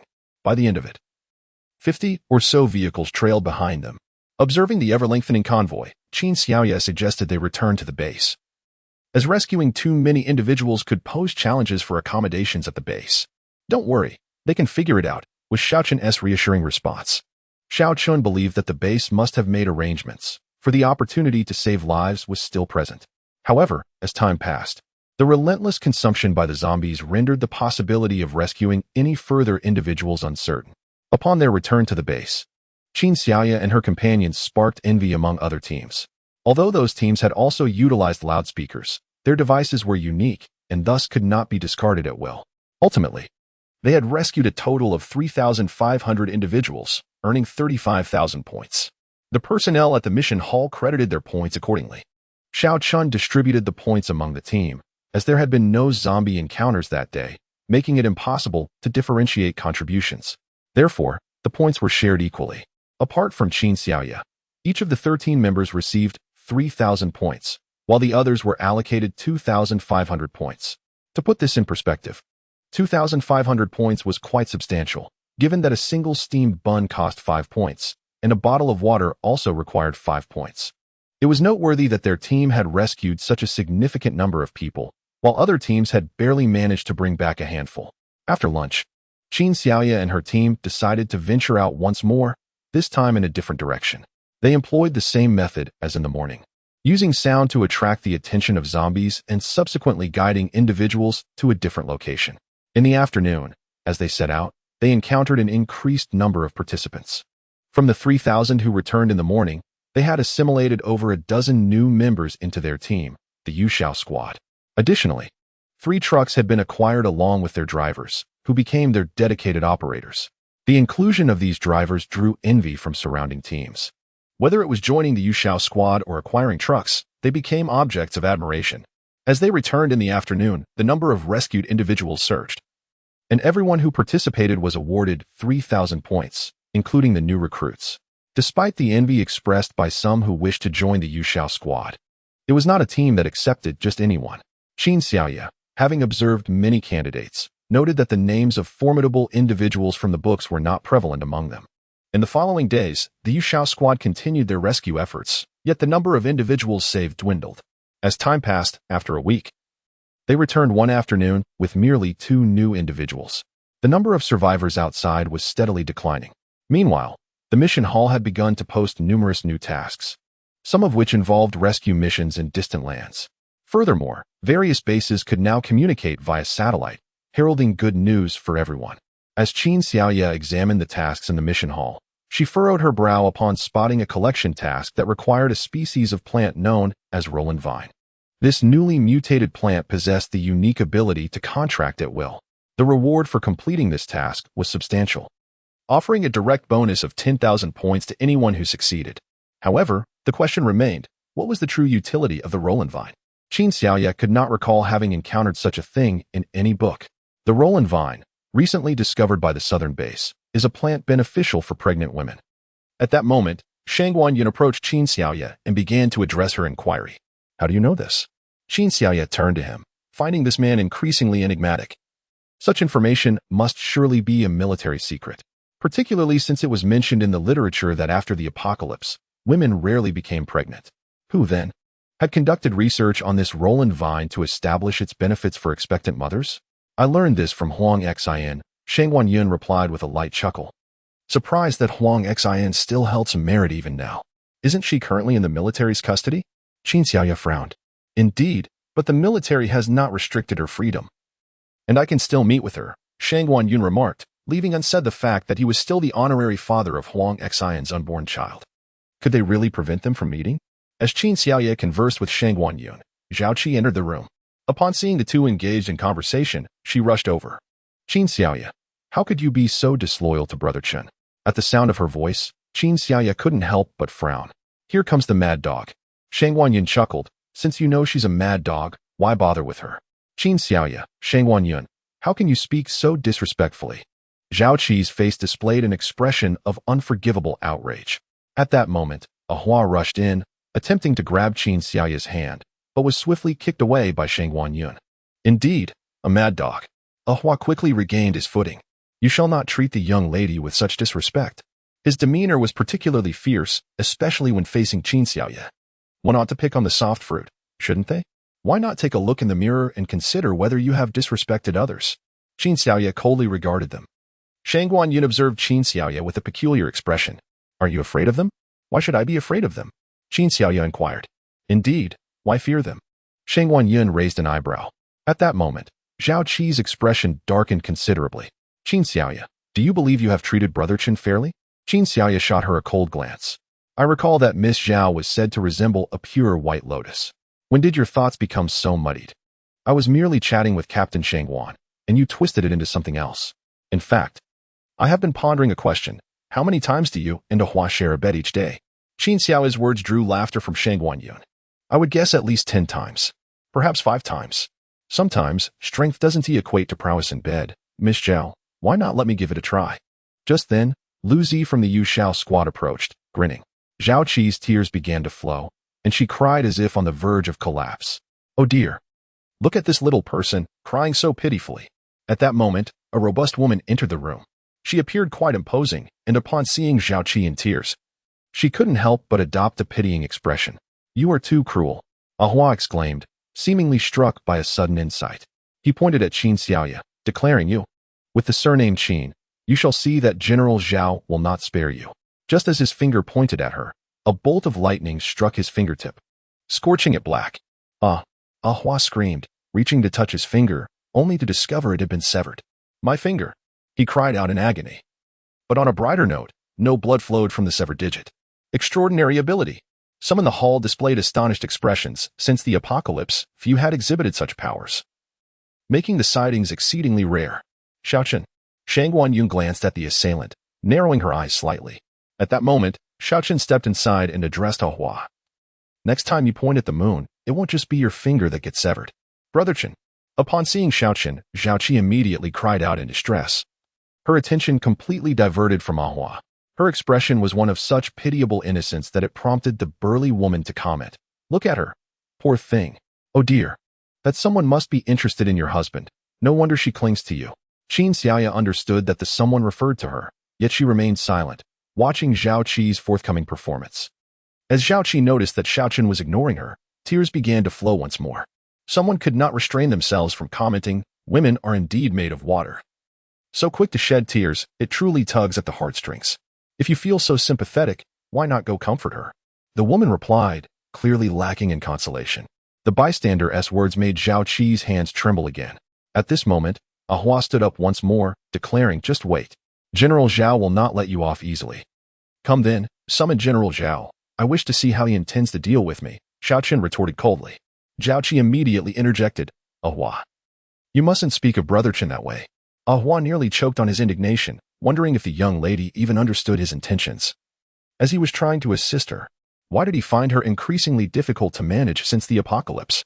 Brother Chen, Ah Hua isn't referring to you. He is talking about someone else, Zhao Qi said, as she approached Xiaochen, her eyes fixated solely on him, oblivious to anyone else's presence. Qin Xiaoya couldn't help but shake her head, pondering how many women Xiaochen must have entangled himself with outside, judging by the woman's demeanor. She would likely throw herself into Xiaochen's arms shortly. As Zhao Qi drew closer, Xiaochen furrowed his brow and moved to stand beside Qin Xiaoya, wrapping his arm around her waist. My dear wearer, shall we return home? Qin Xiaoya smiled and nodded, then turned to Captain Shang Guanyun, saying, Captain Shang Guan. We shall take our leave. Goodbye. Captain Shang Guan nodded in response. Their conversation seemed to completely disregard Zhao Qi's presence, which left her feeling utterly disheartened. As Qin Xiaoya and Xiaochen approached the entrance of the mission hall, a feeble voice called out from behind, Brother Chen. Yao Qi. I believe we are not that familiar. Please refer to me as Xiaochen or Captain Xiao in the future. Thank you. Xiaochen replied coldly as he turned back. The title Brother Chen was never uttered again, prompting Zhao Qi to run out of the mission hall in distress, with Ah Hua trailing closely behind her. Even after losing a finger, Zhao Qi did not cast a single glance in his direction. Observing her hasty departure, those around found it somewhat amusing. It appeared that entertainment was in store for the foreseeable future. There was no way Zhao Qi would let this matter rest, and Qin Xiaoya certainly seemed no pushover either. As for Xiaochen, his striking good looks were, perhaps, a curse in this situation. Upon returning home with Qin Xiaoya in his embrace, Xiaochen immediately inquired, When did you become so close with Captain Shangguan? What, are you jealous? Qin Xiaoya blinked playfully. Indeed, I am jealous. What of it? Xiaochen admitted, feeling somewhat unsettled by her closeness with Captain Shangguan. Earlier, I was reviewing the task regarding the Roland vine, and Captain Shangguan mentioned that such herbs are beneficial for pregnant women. It appears the military district is assisting Huang Xian in sourcing this herb. Qin Xiaoya observed with a smile. Now that you've displayed such prowess, I estimate Zhao Qi will pay you more attention in the future. If she troubles you again, just deal with her accordingly. Xiaochen scoffed. That woman has become so brazen because I've been too lenient with her. Can you truly confront her? Won't General Zhao hold it against you? Qin Xiaoya raised an eyebrow. Our abilities are of such high caliber that they will be eager to curry favor with us in the future. How could they possibly blame us? Rest assured. Xiaochen chuckled, just like today, after I dealt with Ah Hua. Do you believe General Zhao will soon send his daughter to check on me? Qin Xiaoya blinked. Is she coming to flirt? What's wrong? Are you jealous? Xiaochen mimicked the expression Qin Xiaoya had just worn. I could never be jealous of a woman who has never graced the stage. Qin Xiaoya retorted with a dismissive pout, affirming that Xiaochen had no interest in her. Sometimes, excessive confidence can be detrimental, Xiaochen remarked, shaking his head. At that moment, the doorbell rang, and Xiaochen cast a meaningful glance at Qin Xiaoya. She smiled back, and standing at the door was none other than Zhao Qi. After Xiaochen opened the door, Zhao Qi gazed at him with deep affection, saying, "Brother Chen, my father asked me to come check on you. Please extend my gratitude to General Zhao. I have matters to attend to today and cannot entertain you." Xiao Chen responded coldly. The matter of Xiao Chen residing alone in a house is well known among many. Zhao Qi, under the impression that Xiao Chen was home alone, ventured to say, "Brother Chen, will you not invite me in for a moment? Or perhaps it is best not to, given your moon's notorious temperament." Xiao Chen replied in a detached manner, "Brother Chen, that woman." Before Zhao Qi could finish her sentence, she noticed Qin Xiaoya rising from the sofa. With a disdainful curl of her lips, Qin Xiaoya interjected, "I am curious to hear what sort of person I am." Zhao Qi scoffed, unable to contain her agitation. "I never imagined you would entice Brother Chen into your home. Even if I did invite him into my abode, what business is it of yours?" Their essay saying, "Isn't there? A dog meddling in a rat's affairs. You seem to be simply idling about," Qin Xiaoye retorted coldly, unwilling to be subdued any longer. "Brother Chen, look at her," Zhao Qi said, stamping her foot and glaring at Qin Xiaoye behind Xiao Chen. Qin Xiaoye, deliberately provoking her, danced on her toes and taunted, "Come on, hit me." At that moment, Qin Yulong suddenly appeared, exclaiming, "You wicked woman, are you harassing my mother again? Just wait, I shall make you regret it." His words caused Qin Xiaoye to widen her eyes in surprise. Zhao Qi, now less affectionate towards children, shot a menacing glance at Qin Yulong. She believed her actions were discreet, yet both Qin Xiaoye and Xiao Chen noticed the glare. "Son, remember her visage, she is a rabid dog. In the future, keep your distance when you go out, lest you be bitten," Qin Xiaoye warned, pointing at Zhao Qi. "Mother, I will remember," Qin Yulong obediently replied. Zhao Qi's teeth clenched in frustration. Convinced that the child was not Xiao Chen's, she insisted, "You would do well to take your wild child and leave Brother Chen's home." Xiao Chen then coldly interjected, "This is my home, and that is my son. Since when does my son's presence here warrant your commentary? Brother Chen, how could you possibly have such an older child?" Zhao Qi exclaimed, her eyes wide with disbelief. "Given the child's age, you were clearly abroad at that time. Leave. Do not trouble us again. You are truly bothersome," Xiao Chen shouted at Zhao Qi. "Brother Chen, do not be deceived by this wild woman. She was only 13 or 14, 5 or 6 years ago. She could not possibly have borne your child. Brother Chen, do not fall for her trickery." Qin Xiaoye was momentarily speechless. It seemed that when a woman fell for a man, she was blinded by her affections. Their son, Little Long, was undeniably a miniature replica of Xiao Chen. "Dad, hurry and close the door. This mad dog is giving me a headache," Qin Yulong gestured, mimicking a headache. "At your command, my son." Xiao Chen promptly shut the door. Outside, Zhao Qi shed tears of grievance, lamenting why she was always the one to suffer. Qin Xiaoye couldn't help but shake her head. "Xiaolong, come here." Qin Yulong stuck out his tongue, a hint of trepidation evident as he approached his mother. "Mom, I was only teaching her a lesson on your behalf. Xiaolong, you may be young, but she is considerably older. Just think. If your father and I were not home, and she decided to trouble you, what would you do? I can teleport, and I possess fire abilities. I could incinerate her." Qin Yulong retorted with a huff.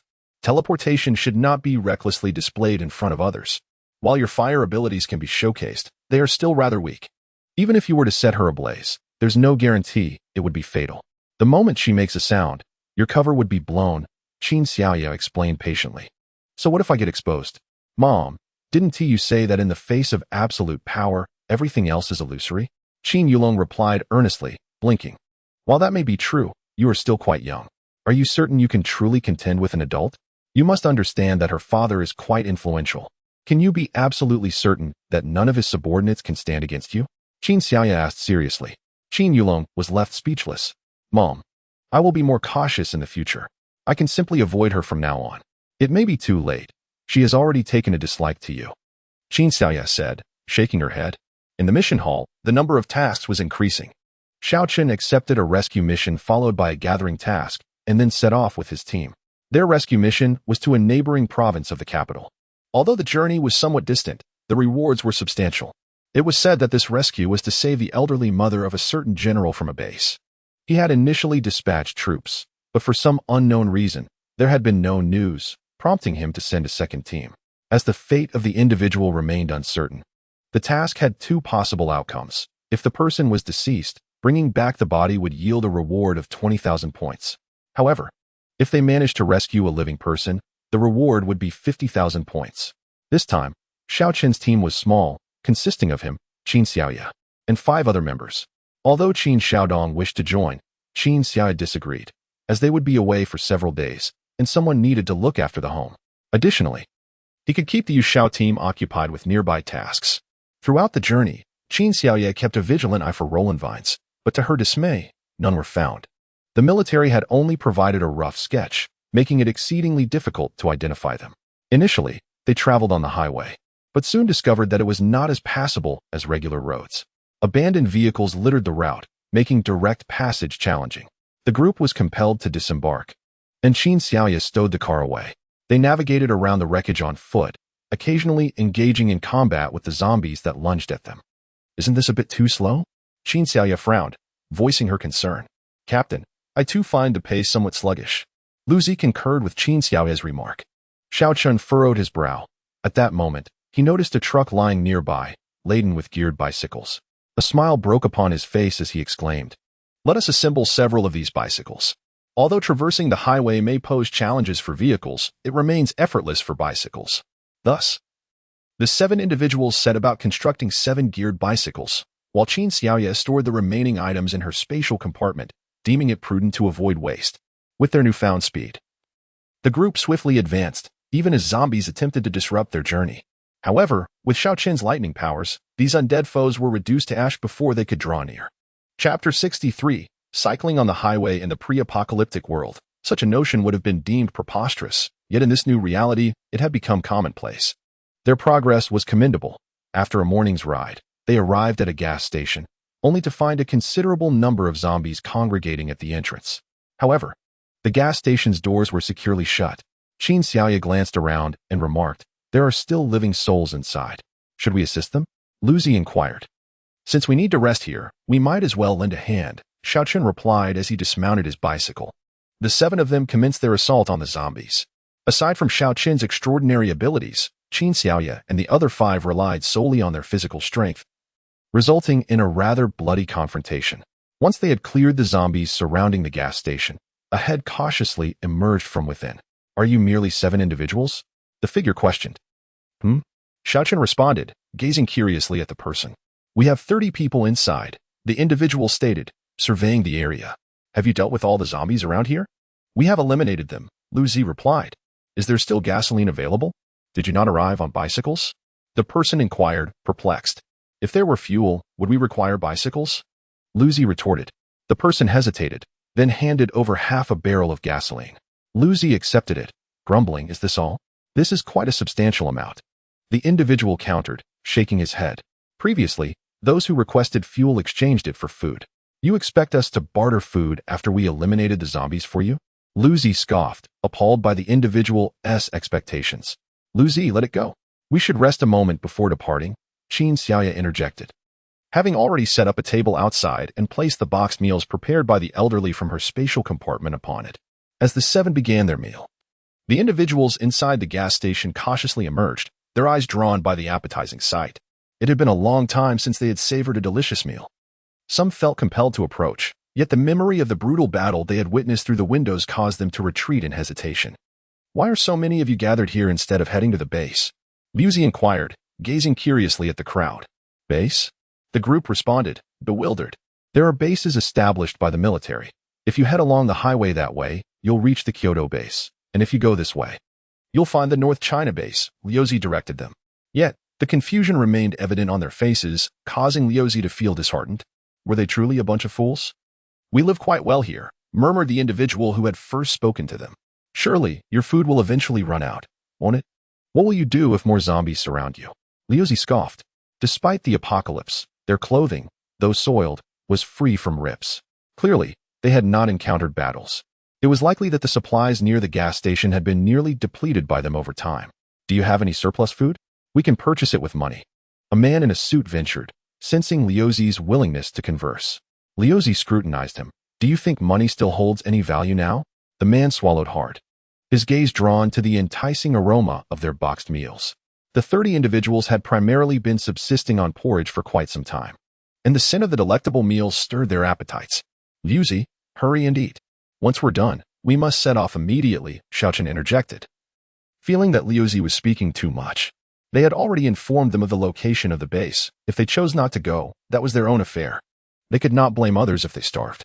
Liuzi quickly began to eat, and soon the 7 of them finished their meal. Qin Xiaoya gathered their belongings, and they mounted their vehicles to depart, leaving behind the stranded individuals at the gas station. They had fuel and vehicles if they chose not to leave. That was their decision. Liuzi, refrain from speaking too much in the future. If those people wish to perish, why concern yourself? Another member of the group remarked. Aren't they our fellow countrymen? Liuzi replied, scratching his head. I think Liuzi has a point, Qin Xiaoya commented. All right, let's move swiftly.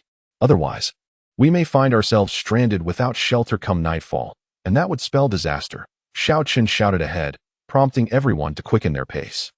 They needed to locate a place to stay before dusk. Liuzi whispered, honestly, I think those people are quite decent, though a bit timid. They seem to harbor no ill intentions. There are several young women among them, and their clothing appears intact. Both Qin Xiaoya and Xiao Chun overheard Liuzi's words, resonating with their own sentiments. The character of those individuals was indeed commendable. They had not encountered any malevolent gazes. If we happen to see them again on our return, we might as well offer them a ride, Xiao Chen suggested. Liuzi's face lit up with joy. He had always believed their leader was the best. As evening descended, a group of individuals arrived at the threshold of a solitary restaurant, devoid of any nearby gas stations or similar establishments. One could only ponder the motivations of its builder. However, a few vehicles were parked at the entrance, and the sounds of conversation drifted from within. 2 figures stood by the door, approaching the newcomers as they drew near. Where do you hail from? One inquired. Clad in military uniforms, they were recognized by Qin Xiaoya and her companions as members of the armed forces. The Kyoto base. Xiao Chen replied. Oh, you rode here on bicycles? It seems you are quite resourceful, the soldier remarked with a smile, his eyes narrowing slightly as he noted the modest size of their backpacks. May we rest here for a night? Xiao Chen asked. Certainly, there are several teams inside. The soldier nodded in affirmation. Xiao Chen took Qin Xiaoya's hand and led her into the establishment. The interior of the restaurant was relatively well preserved, with different groups scattered about. Upon seeing Qin Xiaoya and her companions, several patrons were visibly intrigued. Xiao Chun found an unoccupied table, and the others settled in around them. Just as they sat down, a drunken man staggered toward them. He appeared to be in his 40s, pointing at Qin Xiaoya and addressing Xiao Chen. 500 pounds of grain. How about you trade me your woman? Upon hearing this, Qin Xiaoya swiftly kicked at him, exclaiming, Get lost. Wow, this girl has some fire, the drunkard chuckled, regaining his balance and making his way back. Brother, what do you think of my proposal? Meanwhile, one of the soldiers from the group could no longer contain himself. But as he attempted to rise, he was restrained by a companion. Xiao Chen, now standing, turned his gaze toward the man. Did you not understand my wife as words? Brother, in this apocalyptic world, who still speaks of wives? If you're willing, how about 1,000 pounds of grain? The persistent drunkard countered, without hesitation. Xiao Chen delivered a swift kick, sending the man sprawling 5 or 6 meters against the wall. With a thud, the drunken fellow collapsed to the ground, unconscious. Hey, how dare you strike someone? At this moment, the drunkard's companions rose, including several formidable women among them. One of the women, clearly displeased, spoke up. Striking someone? It's you lowlifes who deserve it. If he dares to bully our sister-in-law, he must face the consequences, Liuzi retorted with a snort. Humph. What do you mean by bullying your sister-in-law? This is a trade, do you understand? The woman continued to shout defiantly. At that moment, Liuzi unexpectedly retrieved a boxed meal from his backpack and approached the woman who had been speaking. How about a meal for the night? He inquired. His audacious gesture flushed the woman's face with anger, yet Liuzi, undeterred, remarked, Hey girl, when I make a deal with you, it's a sign of respect. His words provoked laughter from the group of soldiers nearby, while the woman glared at Liuzi, her venomous gaze also aimed at Qin Xiaoya, who stood not far off. Qin Xiaoya sighed. Why is it always me who gets caught in the crossfire? Darling, they're simply envious of your beauty, envious of how handsome my husband is. Ignore them. Come, let us eat, Xiao Chen said as he fed Qin Xiaoya. His words only fueled the fury of the women around them, truth be told. The drunken man had come to disrupt the scene partly due to their instigation. Were it not for their encouragement, it was likely he would not have approached at all. Xiao Chen gestured to Liuzi, saying, Liuzi, come back. You dare to sleep with such a filthy woman? This statement further infuriated the women, causing their hands to tremble with rage. How can this person speak so maliciously? One woman could not restrain her anger and exclaimed, before their leader could respond. Another voice interjected coolly, "This trouble is self-inflicted. I advise you to quiet down for a while before it spirals beyond control." The speaker was a lone figure, a man with a long beard, his features obscured. As the night deepened, though the hotel had a second floor, the occupants below showed no intention of ascending. However, the soldiers reassured everyone that they had personnel on duty for the night, prompting a sense of ease. Yet, despite these assurances, no one ventured upstairs. Only Qin Xiaoya cast a glance at Xiao Chun before making her way up, for she had her own space, where her 4 treasures remained safe. Xiao Chun followed her upstairs, and Lu Zi thanked the soldiers before retiring to find a room to rest. Once Qin Xiaoya and Xiao Chun secured their door, they entered the space, where they could finally enjoy a restful reprieve. After all, time flowed differently within. Yet, even in their sanctuary, Qin Xiaoya remained alert to the happenings outside. The first half of the night passed quietly. However, as the night progressed, noises began to emanate from outside their door. Having awakened from their slumber, Qin Xiaoya and Xiao Chun were playing with their 4 children when they noticed movement outside. They swiftly exited the space, feigning sleep. Just then, the door creaked open, revealing 2 shadowy figures stealthily slipping inside. One of them hefted a massive stone, preparing to hurl it at Qin Xiaoya and Xiao Chun's heads. In a flash, Xiao Chun threw a punch, shattering the stone into fragments, most of which rained down upon the intruders. Ah! Ah! As 2 piercing screams echoed through the establishment, the patrons were abruptly roused from their slumber, particularly the 2 soldiers outside, who were drenched in cold sweat. At that moment, a figure rushed forward, and Qin Xiaoya brandished a spotlight towards the 2 intruders, one being the inebriated man and the other, the acerbic woman. Accompanying them were 2 soldiers and several members of their team. What transpired? One inquired. Someone attempted to enter with stones, intending to assault us, only to inadvertently harm themselves. Qin Xiaoya retorted mockingly, deeming their actions deserving of dire consequences. Nonsense. They merely came to rest, protested the team members. Is that so? I distinctly recall informing you that we had claimed rooms 201 and 202, Liu Zi interjected, striding in and delivering a forceful kick to the man's face. Did you truly intend to harm our leader and sister-in-law? Are you seeking death? The 2 soldiers remained silent, opting for a stance of passive observation in such matters. However, Liu Zi's actions incited fury among the others. Hey, he's already injured. You can't continue to kick him. Not kick him. What I desire now is his life. This marks the 2nd day he has provoked us. If we do not show him our true colors, he might think we are mere playthings. Liu Zi declared as he dragged the man away, treating him as one would a lifeless pig, while another brother similarly disposed of the woman. Stop! You cannot do this. The 2 women from the team shouted as they pursued. Yet, Liu Zi paid them no heed. These 2 needed to be taught a lesson. How else could they swallow their resentment? Qin Xiaoya and Xiao Chun descended as well. It was only 2 in the morning, and most were still somewhat drowsy. However, after this incident, everyone was wide awake. Liu Zi and 4 other brothers commenced a brutal assault on the 2, and although their team members wished to intervene, none dared approach after receiving several kicks from Xiao Chun. The lone wolf remained seated in his original spot, reaping what he had sown. Nevertheless, no one was in the mood to address him. Following the commotion, Qin Xiaoya felt she could no longer remain there. After inquiring if the soldiers ahead had a clear path, Xiao Chun prepared to set off. As for the 2 individuals, they were rendered incapable of self-sufficiency after being thoroughly beaten by Liu Zi and the others. Whether they survived was no longer their concern. Chapter 65 this time. Qin Xiaoya brought forth the vehicle, while the bicycles were secured away. With the automobile in use, one person began driving, another observed the road conditions, and the rest continued to rest within the car. Xiao Chun took the wheel while Qin Xiaoya monitored the surroundings, as they had sufficiently recuperated in their safe haven, while Liu Zi and the others slept in the back. Where? Are you still upset? Xiao Chun inquired. Qin Xiaoya shook her head. I wasn't angry to begin with, after all. They didn't harm us, so why should I be upset? That's true, but those people are just idly causing trouble. Xiao Chun felt speechless. He believed they had been sufficiently low-key, yet trouble seemed to seek them out regardless.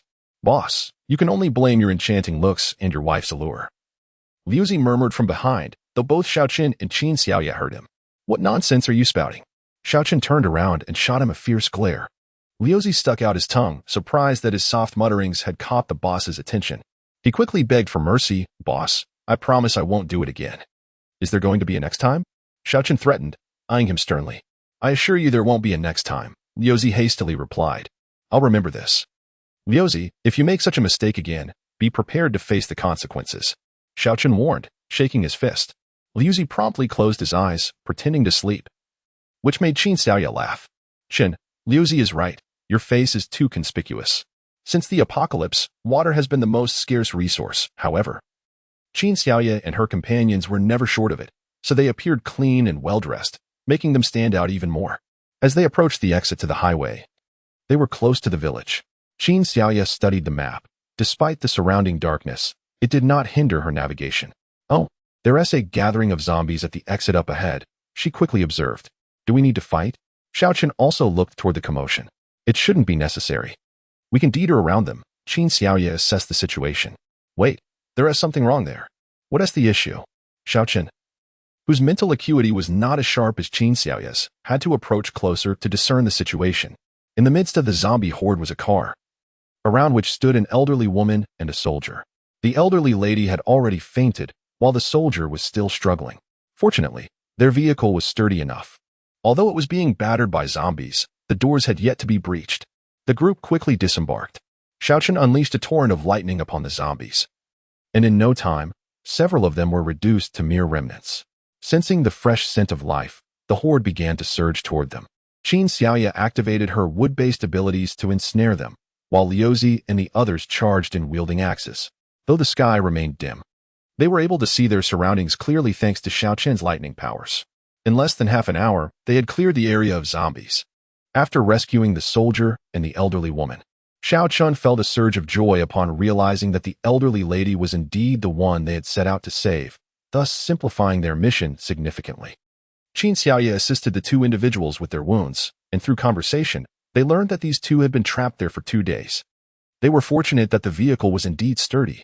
Otherwise, they might not have endured until now. With the immediate danger past, they could return directly. The elderly woman remained in a state of unconsciousness but was not in peril, while the soldier merely suffered from excessive blood loss.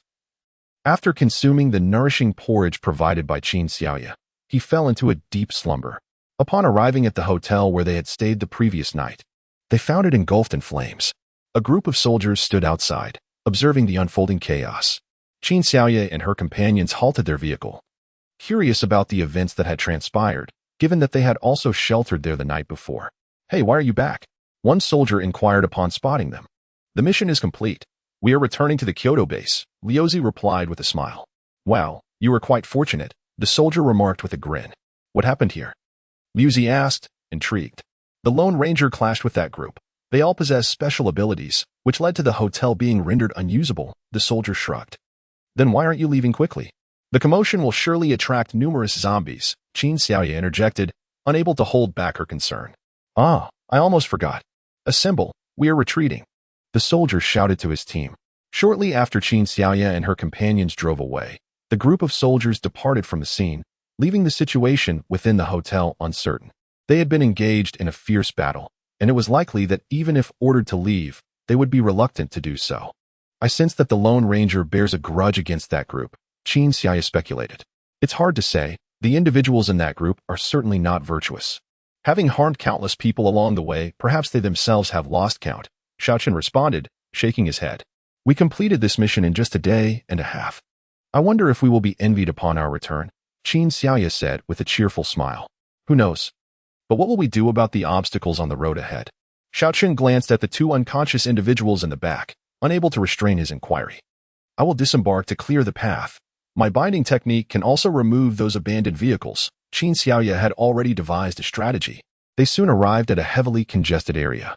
Qin Xiaoya climbed onto the roof of the car and utilized her wood-based abilities to clear the roadway. Her pace was quite swift, matching that of Xiaochen's driving, and before long, they reached the gas station.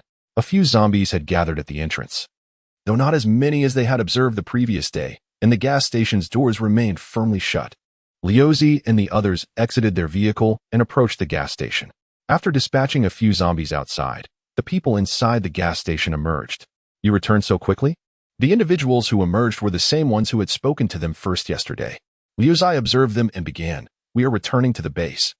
Our leader has stated that if you wish to accompany us, we can take you back. This decision rests solely with you. The man hesitated slightly, replying, wait a moment. Let me confer with them. He promptly returned, leaving the door ajar, which led Liu Zai to believe that he was inclined to leave. Soon, a group of over 10 individuals stepped out, all eager to depart, including the few girls among them. Numerous vehicles were stationed at the gas station, and these individuals took little with them, as supplies had dwindled considerably. Watching them leave, Liu Zai considered them rather astute. They selected several vehicles, all of which had been fully fueled, indicating that their desire to leave was not a recent decision. Chapter 66. As soon as they exited, the gas station door closed behind them. It remained uncertain how the remaining individuals would continue to survive. In time, as the zombies evolved, it would undoubtedly become exceedingly difficult for them to endure within those confines. With Qin Xiaoye and her companions leading the way, their journey remained relatively smooth. Meanwhile, Qin Xiaoye's wood-based abilities had seen some enhancement, and she devised several attack strategies along the route. By the time they returned to the base, night had fallen. After completing their rescue mission, Qin Xiaoye and her team received their points, temporarily setting aside the task regarding the Roland Vine. Upon departing the mission hall, Qin Xiaoye and Xiaochen headed directly towards their quarters. As they approached the entrance of their community, they overheard a commotion nearby, including what seemed to be Qin Xiaoma's voice. "I have said before, if you wish to invade my home, you must step over my dead body," Qin Xiaoma scoffed, taking advantage of her brother and sister's absence to intimidate them. At that moment, Qin Ming's voice rang out. "What? Do you think our family is easy to bully?" She glared at the group before her, particularly disliking the woman leading them. "Humph, this place is meant for the capable. Since it's only you children left here, you should swiftly vacate the premises." The speaker was Ahua, who had previously lost part of a finger. Xiaochen approached at that moment, stating, "I recall warning you not to bully my family again, or the consequences would be beyond your endurance." With that, he unleashed a bolt of lightning, severing Ahua's arm. "Ah!" Ahua cried out in pain, his arm utterly ruined. "Ahua!" Zhao Qi jumped in shock upon seeing Ahua's injury. "Miss Zhao certainly seems to have ample time, leading a group to torment the children of our family." At this juncture, Qin Xiaoye stepped directly in front of Zhao Qi and, with a resounding slap, struck her across the face. "Oh, how dare you hit me?" Zhao Qi's hands trembled as she pointed at Qin Xiaoye, yet she dared not retaliate. "Brother Chun, she hit me." She suddenly turned to Xiao Chun, her voice imbued with a sense of grievance. "If you dare to bully my family, you must be prepared to face the consequences," Qin Xiaoye replied coldly. Xiao Chun regarded her with a detached gaze. Was he of any use? It was already commendable that he refrained from joining in the fray. Noticing his silence, Zhao Qi could no longer contain herself and approached him. "Brother Chen, how can you allow her to strike me? What a farce, if you do not provoke others. Would anyone dare to harm you?" Qin Xiaoye retorted with a scoff, her confidence now somewhat restored. In this moment, even Zhao Qi, typically as innocent as a white lotus, failed to notice that Ahua had already collapsed nearby. She was solely focused on vying for Qin Xiaoye's attention, yet regrettably, this attention was merely a figment of her own imagination. "Miss Zhao, how can you bully someone who is the younger sister of our esteemed elder brother? Do you truly believe you can seek solace in his embrace?" At that moment, Lu Zi emerged from the shadows. "You speak nonsense. Where would I ever do such a thing?" Zhao Qi's expression turned slightly flustered. Although she was surrounded by numerous onlookers, she still yearned for her usual support, Ahua. However, a quick glance around revealed that Ahua was nowhere in sight. "Are you searching for your loyal canine?"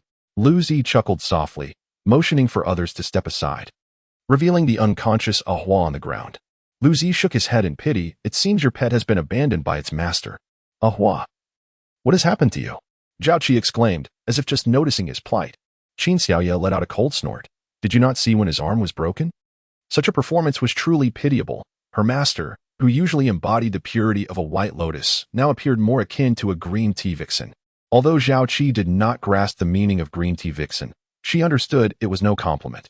She turned to those nearby and commanded, "Quickly take Ahua to the medical station." "And you, miss?" Someone could not help but inquire. "I will go later," Zhao Qi replied, her focus solely on Xiaochen, indifferent to Ahua's condition.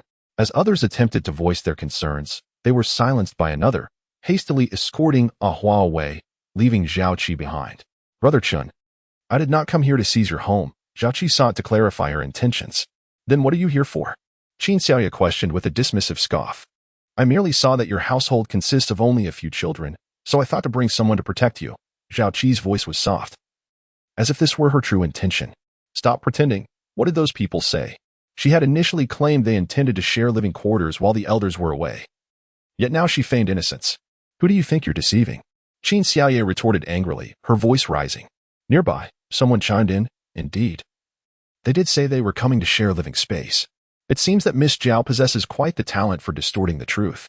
Qin Xiaoye approached Zhao Qi, who, frightened, hurriedly concealed herself behind her two bodyguards. Do not come any closer. If you continue to bully me, I shall inform my father, and he will not spare you. She warned. Very well, I shall await your arrival. You had better hurry, Qin Xiaoye retorted with a cold scoff. Zhao Qi's face still throbbed with pain. She truly dared not endure another slap from Qin Xiaoye, for it had been excruciating. Once Zhao Qi and her entourage had fled, Qin Xiaoye inquired of Qin Shama and the others. They did not lay a hand on you, did they? They ought to be grateful they refrained from doing so. Had they dared, I would ensure they face severe consequences, Qin Ming replied coldly. Are none of them home? Qin Xiaoye furrowed her brow. There is a large rescue operation nearby. All three of them have gone, leaving only us at home, Qin Xiaoma sighed. The lack of strength indeed breeds a sense of inadequacy. Were her powers formidable, she would have relished the opportunity to obliterate that group at the entrance of the community. Come, let us return. I will have a word with them, that not to venture out together again. Leaving behind merely a group of children, this is a blatant invitation for bullying. Qin Xiaoye frowned as she led the children back home. Upon returning, Qin Xiaoye inquired in detail about what tasks her parents and brother had undertaken. This mission had arisen precisely because their Yueshao team had engaged in numerous rescues, prompting the military to specifically call upon them. However, it remained uncertain whether members of the Zhao family had ulterior motives. What sort of rescue mission is it? Who are they rescuing? How many people went? Qin Xiaoye asked. It appears they are rescuing students. Many have gone. 500 were dispatched by the military, and approximately 300 to 400 from various teams, Qin Xiaoma explained. She had observed those set to embark on the mission. Had it not been for the multitude of children at home, she would have wished to join them. Oh, when did they depart?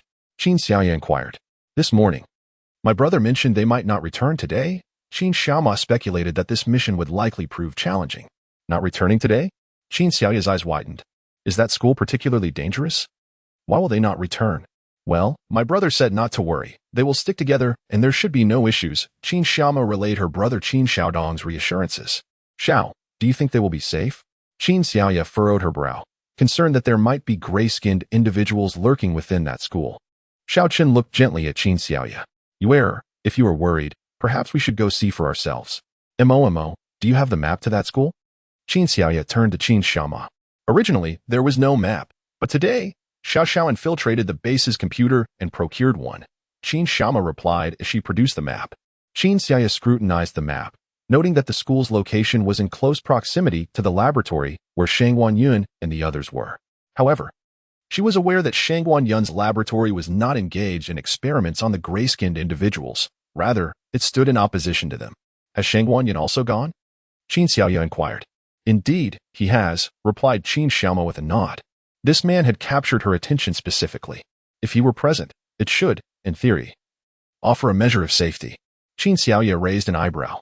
Even so, we cannot rely solely on him for safety. If there is concern, we should investigate. Xiao Chen supported Qin Xiaoye's decision to take a look. All right, let us act immediately. Qin Xiaoye seized the map and swiftly made her way to the door. Mo. Stay with them at home, and do not wander outside. Understood, Qin Xiaoma nodded. As long as the children were at home, she would remain there. For her abilities were still somewhat lacking. Xiao Chen and Qin Xiaoye drove directly out of the base towards the school. The institution appeared quite ordinary, and both Qin Xiaoye and the others wondered why the military would specifically venture to rescue the students there. Was there some underlying reason? You err. Do not overthink it. It is still quite close. We shall arrive shortly, Xiao Chen reassured her. Qin Xiaoye sighed, realizing that worrying excessively without being on site was futile. You are right. Rest for a moment. I will wake you when we arrive, Xiao Chen said, concern evident in his gaze. They had just completed a mission, and Wei had exerted great effort using her abilities during the journey back. Very well, I shall take a brief nap. Qin Xiaoye closed her eyes to rest. Meanwhile, Xiao Chen sped towards the school, thankful that the road ahead had been cleared. Otherwise, navigating the streets at night would have been quite troublesome. Naturally, they had to disregard the jarring sounds of collisions along the way. While the drivers were vigilant, the zombies lunged at the vehicles, leaving little room for evasion. Thus, They could only drive straight through. After approximately 2 hours, Xiaochen brought the car to a halt near the school. The area was eerily quiet, leading Qin Xiaoya and the others to question whether they had arrived at the correct location. Where is everyone? The zombies are still roaming nearby. Are they not here to rescue people? Where have the individuals gone? Qin Xiaoya furrowed her brow. The two parked the car at the school's entrance, which was clearly devoid of visitors. If anyone had been there, they had already departed. Perhaps what they need rescuing from is not immediately visible, Xiaochen speculated. Considering the military's unusual decision to conduct a rescue operation at such a relatively obscure school, could there possibly be a laboratory here? Qin Xiaoya pondered, narrowing her eyes as she began to probe the school with her mental energy. After all, her brother and the others would have arrived by car. It was improbable that they could drive underground, was it not? Unless there is an underground parking lot beneath the laboratory, their search will indeed prove quite arduous. Let us proceed and explore the campus. Xiaochen drove directly into the school grounds. They may have truly been here, otherwise the number of zombies would not be so scarce. Qin Xiaoya surveyed the surroundings and noticed several bloodstains, indicating that they had not been there for long. Although there were signs of blood, no corpses were found, suggesting they still had time to clean up. Well, let us continue our search, Xiaochen said as he navigated the vehicle along the main road, while Qin Xiaoya utilized her mental powers to observe the area. As they ventured deeper into the campus, nearing the back gate of the school, Qin Xiaoya spotted a discarded military vehicle. They are nearby, she pointed out. Indeed, but we must first clear the zombies following us, Xiaochen remarked, gesturing to the horde trailing behind their car. In the pitch darkness of the night, the headlights illuminated the approaching zombies, creating a particularly terrifying scene. Since it was just the two of them, Qin Xiaoya felt no need to conceal her powers. She unleashed her thunderstorm technique, swiftly dispatching the group of zombies. After exiting the vehicle, Qin Xiaoya stored it away and proceeded towards the street where the military vehicle was located. As they drew nearer, both felt an unsettling quickening of their heartbeats. There's danger, Qin Xiaoya warned Xiaochen. He acknowledged her concern.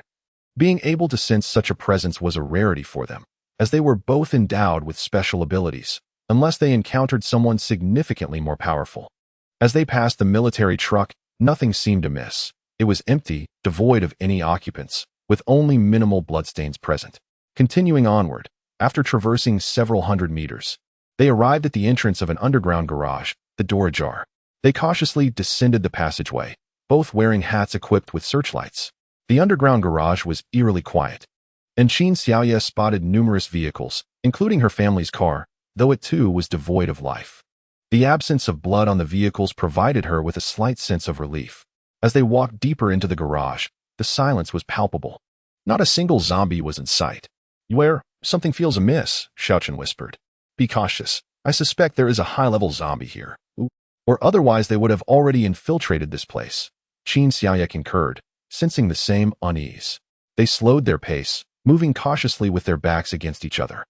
Just as they neared the innermost part of the garage, a zombie suddenly lunged at them. Chapter 68, The Gray-Skinned Man, Level 3. As Qin Xiaoya spoke, she had already unleashed her wood-based binding technique towards the zombie, but the creature moved with astonishing speed, causing her ability to miss its mark. Concurrently, Xiaoqin's lightning strike directly hit the zombie, yet they soon realized that despite having reached the third level of their abilities, they were still unable to inflict any harm upon this gray-skinned being. Its defenses were remarkably high. Qin Xiaoya began to utilize her powers, making it difficult for the gray-skinned zombie to approach them. However, it became evident that the creature was quite cunning. Whenever Qin Xiaoya directed her wind abilities towards it, it would curl up in the corner, attempting to minimize the force of the gusts.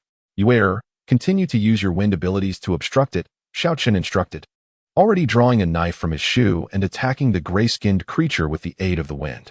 As Xiaochen swung his blade towards the gray-skinned being, it reacted. Yet the force of the wind, combined with Xiaoqin's advantageous position, almost allowed him to strike it successfully. Noticing that Xiaochen was too close to the creature, Qin Xiaoya swiftly used her wood abilities to wrap around his waist, pulling him back. With the harmonious combination of Qin Xiaoya's wind and wood abilities, Xiaochen found it easier to attack, and before long, he managed to land a blow on the gray-skinned creature. With a howl, the zombie cried out, finally wounded. However, the blood that seeped from its body was a dark, tainted hue, indicative of its mutation, which had rendered it unlike a normal human. The duo continued to cooperate. inflicting further wounds upon the creature, whose cries became increasingly pitiful and alarming. Yet, due to its higher level, the surrounding zombies dared not approach, allowing Qin Xiaoya and Xiao Chun to focus solely on their adversary. Decapitate it, Qin Xiaoya urged as she attacked. Xiao Chun nodded in agreement. Despite the assistance of Qin Xiaoya's abilities, the physical exertion of his acrobatics was considerable. With the aid of her wind abilities, he launched himself towards the gray-skinned creature's head, putting forth all his strength. Although he successfully severed the creature's head, it managed to grasp his arm, resulting in an injury to Xiao Chun. Qin Xiaoya hurriedly tended to the wound, cleansing the tainted blood, and attempted to soothe his skin with her water abilities. Xiao Chun chuckled lightly, surprised at the comfort provided by her water manipulation. As long as your wound is all right, she reassured him. After a soothing application of her abilities, Xiao Chun's injury appeared considerably improved, and Qin Xiaoya wrapped it up, waving his arm, feeling significantly better. Xiao Chun seized the opportunity to extract the crystal core from the gray-skinned creature's head. A 4th-level crystal core, Qin Xiaoya exclaimed in astonishment.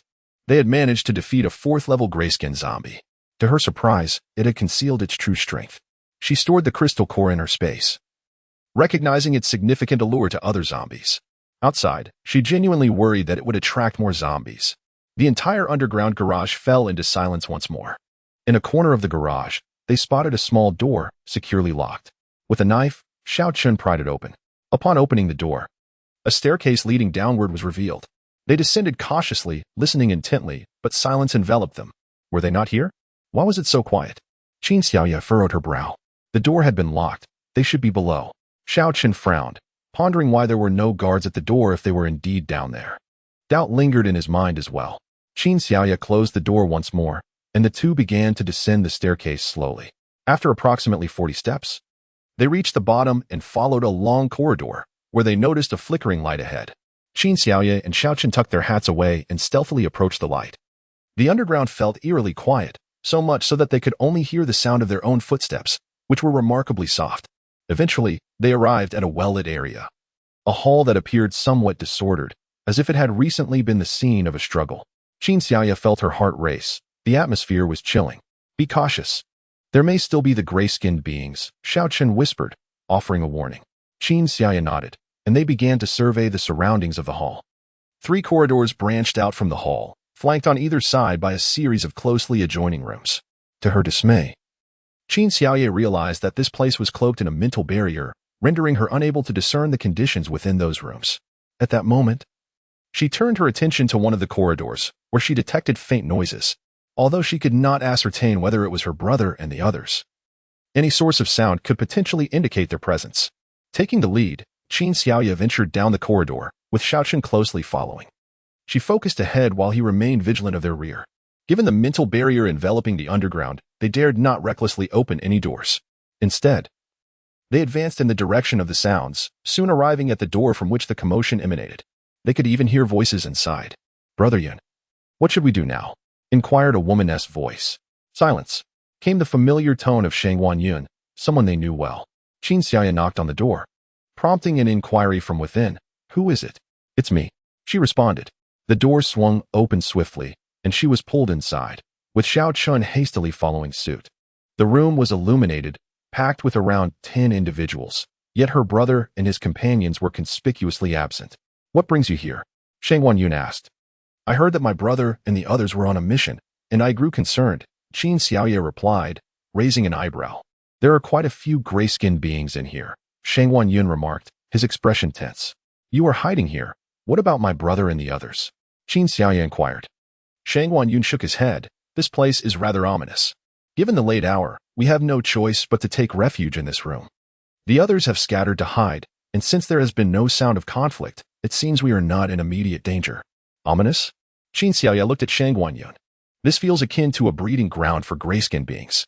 Shangwan Yun sighed. "This laboratory is unfamiliar to me as well. There are not many rooms suitable for habitation. The others are filled with large tanks containing the gray-skinned entities. The military personnel suggested we rest for the night and devise a plan to deal with those tanks in the morning. With so many gray-skinned beings, you dare to rest here?" Qin Xiaoya couldn't help but admire their audacity. "There are countless zombies outside the school. We were already exhausted by the time we rushed in here. We simply lack the strength to confront the gray-skinned beings as well," A girl beside Shang Guanyun remarked. Indeed. There are far too many zombies within the school. Shang Guanyun nodded in agreement. Chapter 069. When you entered, did you not encounter any gray-skinned beings? Qin Xiaoye recalled the one they had encountered in the garage. None. The gray-skinned beings here require more time to be processed. Otherwise, we wouldn't be hiding here. Shang Guanyun replied, casting a puzzled glance at Xiao Chen and Qin Xiaoye. We encountered a level 4 gray-skinned being in the underground garage, Qin Xiaoye remarked with a frown. Wondering why it was only she and Xiao Chun who had faced such misfortune while the larger group had not. Shang Guanyun's expression darkened. If there are gray-skinned beings in the garage, it stands to reason that there are likely many lurking within this laboratory as well. It appears we are in peril. Is this room still safe? The girl asked nervously. We have been here for a while without incident, so it's likely we are safe for now. You all should rest. I will keep watch, Shang Guanyun instructed Xiao Chen and Qin Xiaoye. Both Xiao Chen and Qin Xiaoye, now thoroughly fatigued, made themselves comfortable in a corner, resting while standing. Curiously, the girl beside Shang Guanyun asked, Brother Yun, why do they prefer to stand? Wouldn't sitting be more comfortable? Look at the others. They are all resting seated. Shang Guanyun regarded the girl with an expression of bemusement. The room is too small. If we sit, we would have no time to react should the zombies burst in. His words prompted the seated individuals to rise, and they began to lean against the walls to rest. As the time passed, the room fell into a hushed silence. After 2 hours of rest, Xiao Chen and Qin Xiaoye felt their fatigue dissipate. They breathed a sigh of relief, despite the oppressive atmosphere. They had regained their strength and were no longer intimidated by the pressure. Qin Xiaoye glanced at the clock. It was now 3 in the morning. Xiao Chen asked, Shang Guanyun, when do they plan to act? At 5 o'clock, Shang Guanyun replied. Shang Guanyun raised his eyebrows and remarked that while quite a number of individuals had arrived, it was still somewhat insufficient in comparison to the scale of this underground laboratory. Qin Xiaoye exchanged glances with Xiao Chun, and they discerned only 3 passageways, suggesting that they had merely witnessed a fraction of the scene. What had become of the former researchers? They had fled. It was said that when the gray-skinned beings initially escaped, they had severely injured a significant portion of the personnel here. The remaining survivors had not dared to show themselves since escaping, one of whom had fortuitously fallen into their base and was recognized by military personnel, who subsequently unveiled the grim reality. This laboratory was profoundly terrifying. Should these gray-skinned beings manage to escape, ordinary humans would stand no chance. Thus, the higher authorities had resolved to eliminate all potential threats within this facility, Shang Guanyun elucidated. So it was. Qin Xiaoye and Xiao Chun exchanged another glance. Pondering who had made such an audacious decision to remain in this laboratory, a veritable breeding ground for the gray-skinned beings, they decided it was time to take action. The longer they lingered in this place, the greater the peril. Shang Guanyun, we are leaving now. What about you? Qin Xiaoye inquired, casting her gaze toward him. Count me in, Shang Guanyun replied, acknowledging the impending danger of staying any longer. He followed Qin Xiaoye out, and the 6 or 7 individuals behind him hastily trailed along. Qin Xiaoye had already sensed that these individuals were evidently also endowed with abilities. Although their levels might not match hers, they were certainly skilled in their own right. As the group departed, those remaining in the room could not help but voice their concerns. What should we do? You all stay here, Shang Guanyun replied, raising an eyebrow. The remaining individuals, including the girl, were all students they had rescued from the school, and their presence in the laboratory would not contribute to any assistance. After exiting the room, the group decided to systematically clear each chamber, determined to behead any gray-skinned beings they encountered. They opened the adjacent room, which was 3 times larger than the one they had just vacated. Inside, there were several large vats, each containing an individual submerged within. Among these individuals, 2 had already turned gray, while the rest exhibited pallid skin. A scream pierced the air behind Qin Xiaoye and her companions. Shang Guanyun shot a fierce glare at the woman who had followed them out, and commanded, Go back. The girl clutched her mouth tightly and whispered, I recognize 2 people in there. They are students who went missing from our school. Her words elucidated the reason for her scream, as she had acquaintances among the captives. How long have they been missing? Qin Xiaoye inquired. Approximately 3 to 4 months, the girl replied, her face ashen. If you are frightened, you may return to the room, Qin Xiaoye suggested. The girl shook her head, convinced that remaining with these individuals was safer than retreating to the confines of the room. Xiao Chen directly unleashed his lightning ability, shattering one of the gray-skinned individual's large tanks. With a swift motion, he swung his blade. decapitating the creature with a brutal and bloody strike. However, the blood of this gray-skinned being did not transform into a murky black, indicating that it was still in the midst of mutation. Upon splitting open the head of the creature, Xiao Chun found no crystal core within. Curious, he wondered why there was no core present. Meanwhile, Shang Guanyun and his subordinates were not idle. They too smashed several experimental tanks and executed the people inside. Regardless of whether they had truly transformed into grayskin beings, it was evident that these individuals could never revert to their former selves. After clearing the occupants of this laboratory, they proceeded to the next one. This laboratory was slightly smaller, containing only 2 large tanks, which housed 2 grayskin beings whose appearance was alarmingly close to those they had encountered outside. Their eyes are moving, a girl exclaimed, pointing at one of the tanks. Let's deal with it first, Xiao Chen responded, quickly striking the tank with his lightning. Just as he was about to make contact, the grayskin being sprang forth. Qin Xiaoya promptly employed a binding technique from the wood element, ensnaring it. Xiao Chen then swiftly beheaded it, and this time, he did not waste his effort. He discovered a crystal core within its head, which, while not as impressive as the one from the previous creature, appeared to be at least of level 3. These grayskin beings emerged directly at level 3, Xiao Chen remarked in astonishment. At that moment, Shang Guanyun and his subordinates dispatched the other grayskin beings, which also contained a crystal core, prompting a satisfied expression from Shang Guanyun. The group continued their advance, maintaining a relatively low profile, especially once inside the laboratories, where they promptly closed doors to avoid alerting others. After an hour of combat, they had encountered no other personnel in any of the laboratories, which puzzled Qin Xiaoya. Shang Guanyun, did you choose the room you were in, or was it designated by higher-ups? It was assigned by above, Shang Guanyun replied, raising an eyebrow. The military possesses the blueprints of these laboratories. With a sigh, Qin Xiaoya realized that locating her brother would not be an easy endeavor. Another hour passed, and they had collectively cleared approximately 20 laboratories, yet they understood this was merely a fraction of the facility. Just then, a whistle sounded. Everyone, gather. Shang Guanyun announced. Let us join the assembly. Qin Xiaoya nodded, hoping that they might finally reunite with her brother. After over 2 hours of battling, they had each acquired nearly 10 crystal cores. Upon reaching the hall, they found it filled with numerous individuals. At last, Qin Xiaoya joyfully spotted her family. Mom, Dad, brother, she exclaimed, racing toward them with excitement. Where? What brings you here?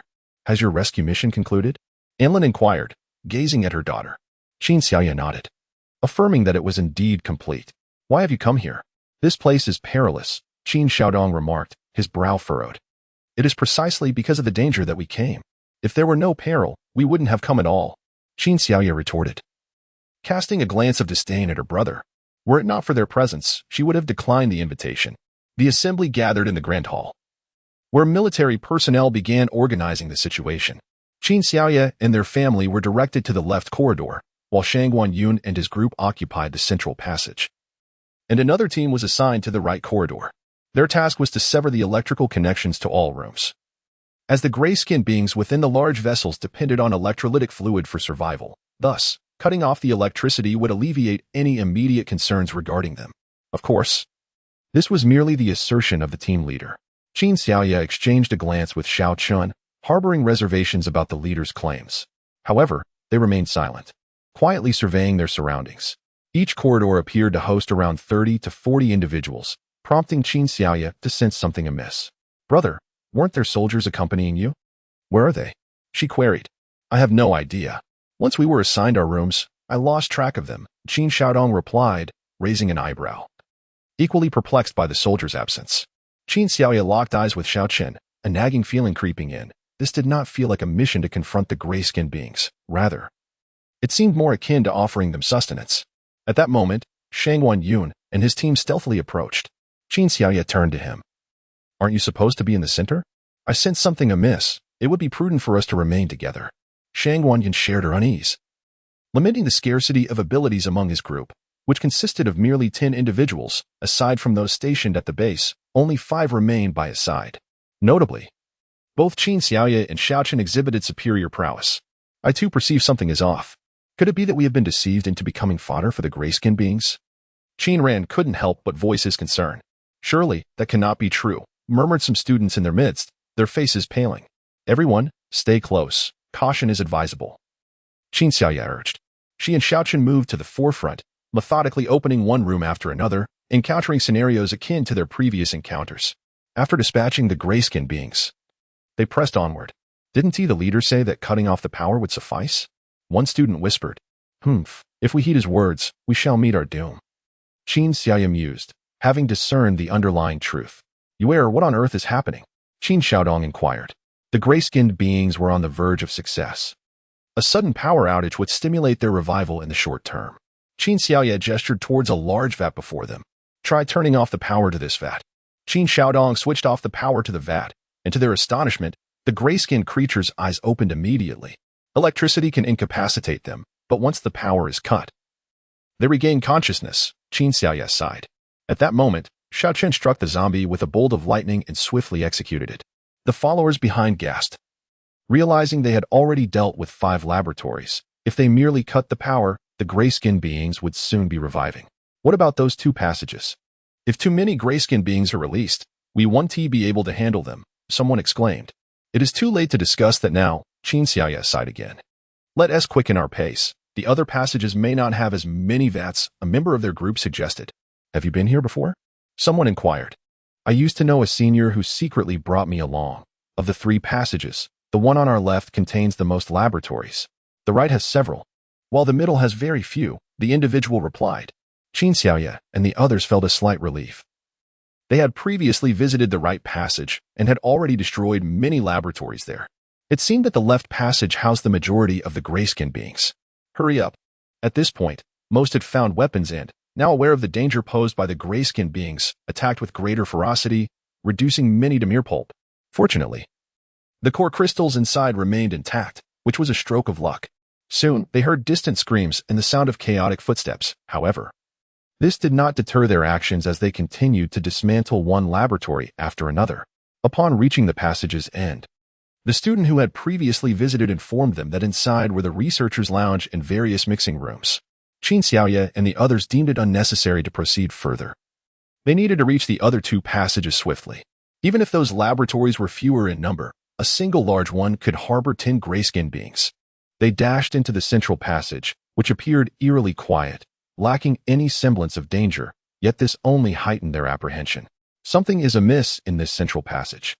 Where have all the people gone? Shang Wanyan furrowed her brow. You just ran into our group.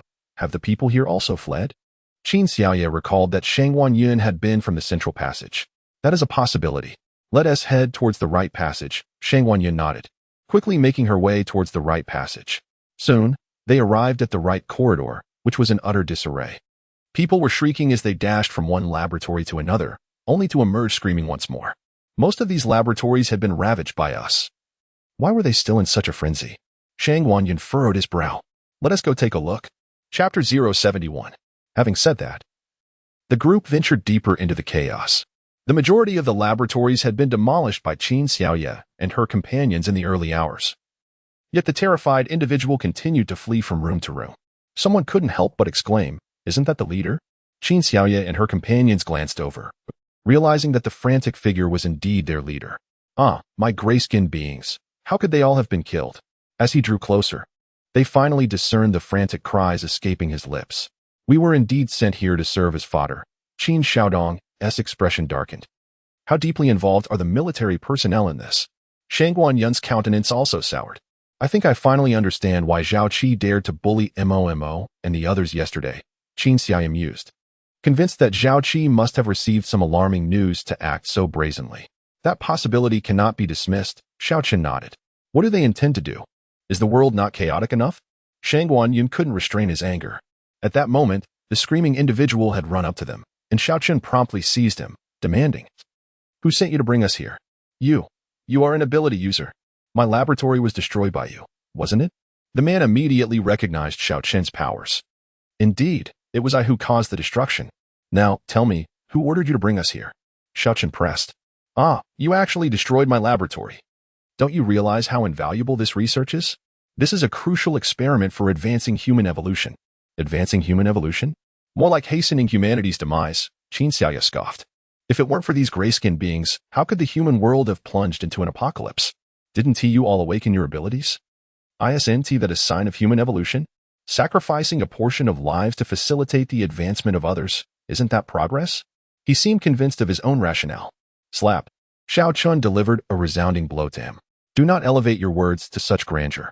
Open your eyes and witness the countless lives lost as the apocalypse descends. How much has the economy regressed? Talk of human evolution. Humanity is on the brink of reverting to a primitive state. You possess abilities yet refuse to acknowledge human evolution? But at what cost? 50 billion people globally, and now there are likely fewer than 1 billion remaining. Qin Xiaoya could no longer contain her glare at this individual. Isn't it true that many global issues arise from overpopulation? I am merely attempting to alleviate the burden on Earth. Such arrogance, such justification. What right do you possess to deprive others of their lives? One among the crowd exclaimed, unable to contain his fury. The sheer audacity of the individual incited wrath among those present, as they reflected on their own dire circumstances, struggling to find sustenance and utterly separated from their families. Enraged, they encircled the man and began to assault him. Fortunately, the laboratory was not overwhelmed by the gray-skinned creatures, as most had already been dealt with. Had they not been, they would not have had the luxury of time to engage in violence. However, as they were embroiled in their frenzy, a military squad arrived. What is going on here? How dare you strike someone indiscriminately? The squad leader demanded. At this moment, a student piped up. Where have you been? Why have you left us, ordinary people? To fend for ourselves in this perilous laboratory?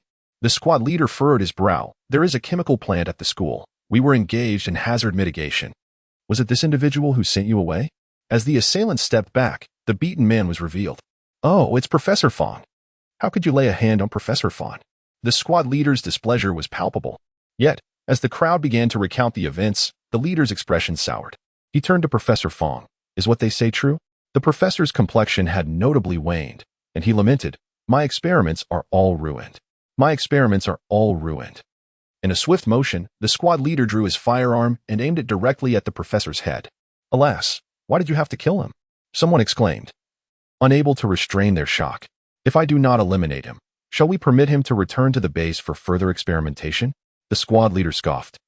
As the others began to search for any remaining grayskin creatures, before long, they dispersed in search of any additional threats, but they found none. Nor did they catch sight of the group in the right corridor. The squad leader, upon hearing Qin Xiaoya's account, knitted his brows when we entered from outside. We did not see anyone. Where could they possibly have gone? Surely they haven't ventured into the dormitories within the laboratory? Someone ventured hesitantly. Come, let us investigate. The squad leader commanded, leading his men deeper into the facility. Upon entering the dormitory area, they were met with an eerie atmosphere, though some lights flickered.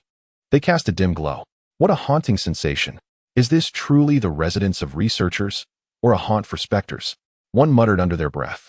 As they proceeded, they eventually discerned a cacophony of voices. Upon entering a mixing room, they were met with a scene of chaos. I saw it. This bottle claims to enhance strength. And I drank it. A voice shrieked. They stood at the threshold, observing a vast mixing room akin to a supermarket.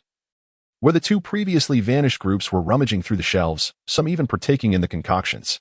The liquids contained herein may not correspond with their labels. How could you consume them recklessly? The squad leader harbored concerns that these individuals might transform into gray-skinned beings or even zombies. Indeed, someone had already experimented and awakened a fiery ability. An individual exclaimed with excitement. No sooner had he spoken than a new group rushed in behind Qin Xiaoya, who seemed almost magnetically drawn to enter as well. Xiao Qin, witnessing Qin Xiaoya drifting in as if in a dream, hastily followed her. Instead of heading towards the shelves, Qin Xiaoya ventured deeper into the room, where she discovered a heart-shaped pendant on a shelf. Upon grasping the pendant, she refused to let it go. This pendant bore an uncanny resemblance to her own spatial realm. After stowing it away, she turned back to Xiao Qin and smiled. Seeing her regain her composure, he felt a wave of relief wash over him, admonishing her not to frighten him so in the future. Qin Xiaoya playfully stuck out her tongue, assuring him, do not worry, it won't happen again. Yet, whether it truly would remain under her control was uncertain. You. Xiao Qin gently tapped her forehead. Let us take some of these liquids as well. Qin Xiaoya nodded in agreement, and together they quickly gathered a substantial amount of liquid, which she stored directly in her warehouse, as it could accommodate various items without fear of damage. Once they had cleared the laboratory, they exited, only for a small squad of soldiers to detonate the facility. Chapter 072 Qin Xiaoya found the squad leader's decisiveness commendable. She admired him greatly. After all, leaving such a place intact could lead to its exploitation, given that the liquids were instrumental in cultivating gray-skinned beings and enhancing bodily functions. They had removed all the relevant documentation, Xiao Xiaodong remarked quietly. That leader is exceptionally astute. Qin Xiaoye could not help but praise him. Indeed, having someone so clever is beneficial. Destroying this place is the best outcome. If they had transported the materials to the base, we would have had cause for concern. Xiao Chen replied with a smile. The squad leader announced that their mission had been successful, awarding each member 30,000 points. And due to the outstanding performance of Qin Xiaoye and her companions, he intended to recommend an additional 100,000 points for each to the base. This news brought joy to Qin Xiaoye and her group. As their haul was considerable, she had collected over 30 level 4 crystal cores alone, and regardless of points. She was already quite content. Upon their return to the base, they indeed received an allocation of 100,000 points each, making Qin Xiaoye feel like a small fortune had come her way. However, they decided to remain low-key for a while, especially now that they possessed level 4 crystal cores. And with Qin Xiaoye acquiring a 5-star pendant, she believed it could merge harmoniously with her spatial realm. Qin Xiaoye meticulously cleared the space of all individuals, including her 4 precious ones and the 10 stewards. After briefly explaining her reasons, she distributed the crystal cores among them, retaining 2 for herself before entering the space. Leaving her utterly alone, she retrieved the pendant, exhaling a deep breath, uncertain of the transformations that would ensue from merging with it. Nevertheless, she sensed it would bestow considerable advantages upon her. Without hesitation, Qin Xiaoye pricked her finger, allowing her blood to drip onto the pendant. Swiftly, the pendant soared towards her chest, directly entering the star-shaped mark upon it. Subsequently, she succumbed to unconsciousness, oblivious to the tumultuous changes within the space. When Qin Xiaoye awakened 3 days later, she discovered her surroundings had transformed. Although the area had not expanded, a towering structure now stood at the center, a 12-story tower. Approaching it, she observed a stone tablet at the entrance, which introduced the edifice as the illusionary time tower. The primary function of this tower paralleled that of the time array disk, albeit with a significantly swifter flow rate. The first floor of the time tower mirrored that of the time array disk, where 1 day outside equated to 1 month within. The second floor doubled this ratio, translating to 1 day outside equating to 2 months inside, with increasing proportions on higher levels. This revelation filled Qin Xiaoye with exhilaration. With the illusionary time tower, they would no longer fear a scarcity of time for cultivation. Moreover, the illusionary time tower possessed an additional function. Although time flowed, it did not induce any physical changes in individuals. This distinguished it from the previous time array disk, which caused aging as time elapsed. Luckily, Qin Xiaoye experienced a significant benefit. Her cultivation had ascended to the 4th level of abilities, encompassing not only lightning but also wood, water, and wind elements, all elevated to the same tier. She discovered she had indeed acquired healing abilities, far surpassing her former capability of mere bathing. However, this rare skill would remain concealed for the time being. After organizing her 4 elemental abilities, she realized she had spent 4 days within the space. Concerned about her family's potential anxiety, she swiftly exited the realm. During her absence, the family, recognizing the need for reflection, had refrained from undertaking any tasks, even declining 2 calls from the military to embark on missions. Owing to the 4th level crystal core, Xiaochen had progressed to the 4th level of lightning abilities, while Qin Xiaodong reached the 3rd level. And Lin and Qin Ran ascended to the 2nd high tier, and all the children achieved the 1st high tier, with Qin Xiaoma now at a mid-2nd level. Despite these substantial advancements, the Qin family remained notably low-key. However, due to their recent refusals of military assignments, General Zhao's discontent towards them has only intensified.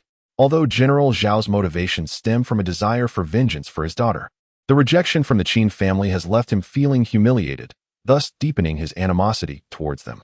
Despite Qin Xiaoye and her companions revealing their extraordinary abilities in the underground laboratory, the military personnel remain unaware of this development, which puzzles the Qin family, as that military team should have been cognizant of their powers. They find it curious that the team leader did not report this incident, prompting Qin Xiaoye to wonder if the leader intentionally concealed it for their benefit. Initially, they harbored only a hint of suspicion, but soon discovered that the leader faced punishment due to the incident regarding the liquid capable of awakening abilities. However, since they arrived rather late, the leader's transgressions were balanced out, resulting in the lightest of penalties being confined within the base. This is also the reason why Qin Xiaoye and her companions' abilities remained undisclosed. In reality, it was not that the leader failed to report, but rather that the higher-ups provided no opportunity for such action. Qin Xiaoye couldn't help but smile. As the longer they could conceal their powers, the more advantageous it would be for them. Had anyone known that their family had possessed abilities for quite some time, they likely would have been taken away by the military laboratory. Upon her release, Qin Xiaoye excitedly shared news of the illusionary time tower, igniting enthusiasm among the group, as everyone wished to enter for training. However, they soon realized the limitations of the tower for those at the third tier of abilities. The maximum they could ascend was 3 levels, an absolute cap. Upon reaching the 4th level, Qin Xiaoye and Xiao Chun discovered that the time flow there was equivalent to 1 day for every 8 months, which was double that of the 3rd level's 4 months. The acceleration of time indeed increased exponentially. Qin Xiaoye felt incredibly fortunate to have access to such benefits. Did you not notice another advantage?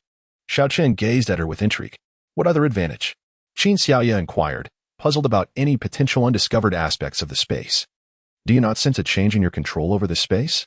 Xiao Chen thought to himself, bemused as to why he had this awareness while Qin Xiaoye did not. Perhaps it was due to their deepening relationship, but Xiao Chen felt he could now move freely within this space, even sensing a connection to it. Now that you mention it, I do feel as though I truly have a degree of control over the space, Qin Xiaoye acknowledged. As she was absorbing this realization, the space suddenly communicated, home, binding? Chapter 073. Qin Xiaoye was bewildered by this phrase and simply responded, binding. The space then replied, binding home. You may now utilize the return home function. Return home function? Qin Xiaoye felt somewhat confused and asked Xiao Chen about it. The space mentioned an additional return home function. Return home function? Does this imply that no matter where you go, you can effortlessly return home whenever you desire? Xiao Chen chuckled. This ability was quite remarkable. As long as he vigilantly safeguarded this home, he need not fear that you would wander away. It must be acknowledged that Qin Xiaoye provided Xiao Chen with a rather insufficient sense of security, often leaving him with the feeling that she might slip away at any moment, even though he had now formed a slight connection with the space. He felt that this bond was tenuous, as he was uncertain whether he would still maintain a semblance of that connection should you distance herself from him. After Qin Xiaoye developed the home return feature, she took another tour of the space and discovered that the energy of the spring had increased. Not only that, but the strawberries on the mountain had inexplicably transformed into trees. Who has ever seen a strawberry tree? Qin Xiaoye understood that this was due to the space's upgrade, which had caused these plants to undergo some mutations. Nevertheless, this transformation delighted her. Strawberry trees, corn trees, and even a watermelon mountain. Indeed, a watermelon mountain. Recently, due to an excessive harvest of watermelons, the 10 caretakers in the space had relocated all the watermelons to a vacant mountain, which had now become the Watermelon Mountain. While people outside were still hungry, she found herself facing a slight surplus of various food items. Qin Xiaoye felt that managing a base of people would pose no challenge for her now. However, she refrained from doing so. For if she even hinted at having an abundance of food, it would undoubtedly attract unwanted attention. During this period, although Xiao Chen had not ventured outside, his brothers had been quite industrious. Despite the brief time since the formation of their team, the number of members in the Yu Xiao squad had now surged to 300, a formidable force indeed. Moreover, due to their increasing numbers, they had divided into smaller teams to undertake various tasks, and the Yu Xiao squad had now ascended to level 3. Currently, the only team that could barely keep pace with theirs was the Yunba squad, as their leader, Captain Shangguan Yun, had been diligently completing tasks. Conversely, the 3 captains from Xiao Chen's team had become homebodies. With such a large number of team members, it became impractical to manage them under a single title, prompting the government to introduce another designation, a mercenary group. Liu Zi promptly rebranded the Yu Xiao squad as the Yu Xiao Mercenary Group, appointing Xiao Chen as the group leader, with Qin Xiaodong and Qin Xiaoye as vice leaders. Although some members voiced objections, Liu Zi discreetly informed them that the leader and vice leaders likely possessed abilities rated above level 3. He suggested that if they had any grievances, they could challenge them. Should they succeed, they could claim the leadership for themselves. Ultimately, the strongest would lead, and he had no further objections. Liu Zi's words swiftly quelled dissent. Although there were some ability users among them, their numbers remained scant. For instance, within the Yu Xiao Mercenary Group, despite its 300 members, the ability users could be counted on one hand, and even with the 3 leaders, they had yet to exceed 20. The existence of supernatural abilities is not as commonplace as cabbage before the apocalypse, easily found everywhere. Of course, after the apocalypse, one would hardly even spot cabbage. as people simply lack the time to cultivate it. On the 5th day, Xiao Chun and his group finally made their appearance. Delighted by the management prowess displayed by Liu Zi, Xiao Chun promptly appointed him as the 3rd vice-captain. As soon as Xiao Chun emerged, he was approached by a military officer, but this time it was not General Zhao, who had resolved to stand against Xiao Chen, particularly during this period when he had gone to great lengths to trouble the Yu Xiao team, causing Liu Zi to feel overwhelmed. Captain Xiao greeted a lieutenant named Xiao. "Lieutenant Xiao, what brings you here?" Xiao Chen inquired, aware that this officer represented General Xin, the highest authority at the Kyoto base. Recently, some individuals discovered that the trees in the western suburbs forest are capable of moving, and they are shifting in the direction of our base. Although their speed is not swift, they have already relocated nearly 100 meters over the past few days, Lieutenant Xiao reported. "Are the entire woods shifting?" Xiao Chun was taken aback. It was astonishing that an entire forest would migrate towards them, seemingly attempting to drive humanity away. "Yes, while there is no palpable malice. It appears that some carnivorous plants reside within those woods, which has raised concerns for General Xin regarding the safety of the base. Thus, he has decided to send someone to address the situation. Mr. Shangwan Yun recommended you to the general, who hopes you will participate in this operation," Lieutenant Xiao explained. "Certainly," Xiao Chen replied, already prepared to accept the mission. He immediately asked, "Should I bring personnel? Are they to be superhumans or ordinary individuals?" "It would be best to bring only superhumans, particularly those with what abilities if possible," Lieutenant Xiao smiled, having heard that Miss Qin possessed such powers. However, he was aware that she rarely ventured out and that General Zhao seemed to have offended her, making them hesitant to reach out. "Understood," Xiao Chen replied with a smile, recognizing the unspoken understanding among them. Since Shangguan Yun had reached out to him, it was clear that Yu's abilities would not be concealed. "Thank you for your understanding." Captain Xiao, Lieutenant Xiao said with a smile before bidding farewell, pleasantly surprised that the mission had been so easily resolved. He had initially worried that Xiao Chun might decline, considering the overstepping nature of General Zhao's daughter. Unforeseen was Xiao Chen's willingness to participate, and Lieutenant Xiao returned to relay the news. Xiao Chun hastened to discuss the mission with Qin Xiaoya and the others. Yu's wood abilities, along with Qin Ran and Qin Xiaodong's fire abilities, could pose a significant threat to the plants, so Xiao Chun intended for all three to join. After all, this matter was crucial for their future living arrangements, especially since Yu's space had already been bound here as her home. Xiao Chun felt a sense of concern that if those plants were to overtake this area, Yu's ability to return home would be perilously compromised. The urgency of the task necessitated immediate action the following day. Xiao Chun briefed Liu Zi, who resolved that they would continue with some minor tasks in the vicinity, as they were currently ill-equipped to engage in the significant undertakings. Qin Xiaoya generously contributed 10 barrels of water for the mercenary group's daily consumption. Liu Zi, aware of the water's potential benefits, decided to allocate it judiciously, reserving it for those who could be of further use. The rest would be assessed based on their performance, with the possibility of rewarding the diligent with this precious resource. Liu Zi's strategy garnered the support of his peers, as he often coordinated many matters within the group. Chapter 074. Early the next morning, Qin Xiaoya and her 3 companions gathered at the entrance of the base. A considerable crowd had already assembled, though most were engaged in other tasks. In truth, only a handful were involved in their specific mission. Shortly after their arrival, Shangguan Yun approached them, greeting, "Hello, everyone." The group's feelings towards Shangguan Yun were somewhat ambivalent. Prior to the apocalypse, they had been adversaries. However, in this new world, where their common enemy was the undead, it was difficult to delineate whether they were foes or friends. Qin Xiaoyao had largely moved past the grudges of the pre-apocalyptic era, recognizing that they were all merely humans in this dire time, and that was sufficient. "Captain Shangguan, where are your troops?" Xiao Chun inquired, glancing behind Shangguan Yun. The latter waved his hand dismissively, stating, "They are too inexperienced. This event is beyond their capabilities." "Is it very dangerous?" Xiao Chun asked earnestly. Shangguan Yun nodded affirmatively, confirming the perilous nature of the situation.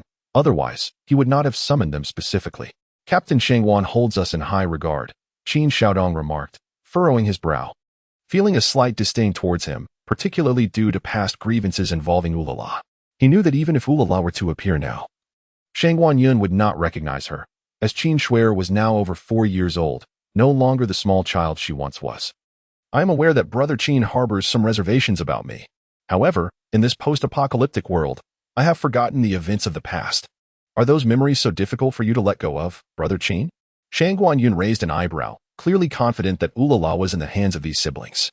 Brother, let it go, Qin Xiao urged, not wishing for her brother to speak excessively, understanding that more words could lead to missteps. Especially in front of the cunning Shang Guanyun, who had lived 2 lives. Qin Xiaodong smiled. Since my sister advises me to overlook the matters, I shall do just that. He adopted a demeanor of magnanimity. In their previous encounters, they had discerned that Shang Guanyun was deliberately attempting to ingratiate himself with them, which puzzled Qin Xiaoye. Did they possess something he coveted? Yet, they had revealed nothing of significance. What secret had Shang Guanyun uncovered about them? At that moment, Huang Xian unexpectedly emerged. Her belly remarkably large while her face had grown increasingly gaunt, evoking a sense of frailness in Qin Xiaoye. Huang Xian's sudden appearance startled Shang Guanyun, who exclaimed, "How have you transformed into this?"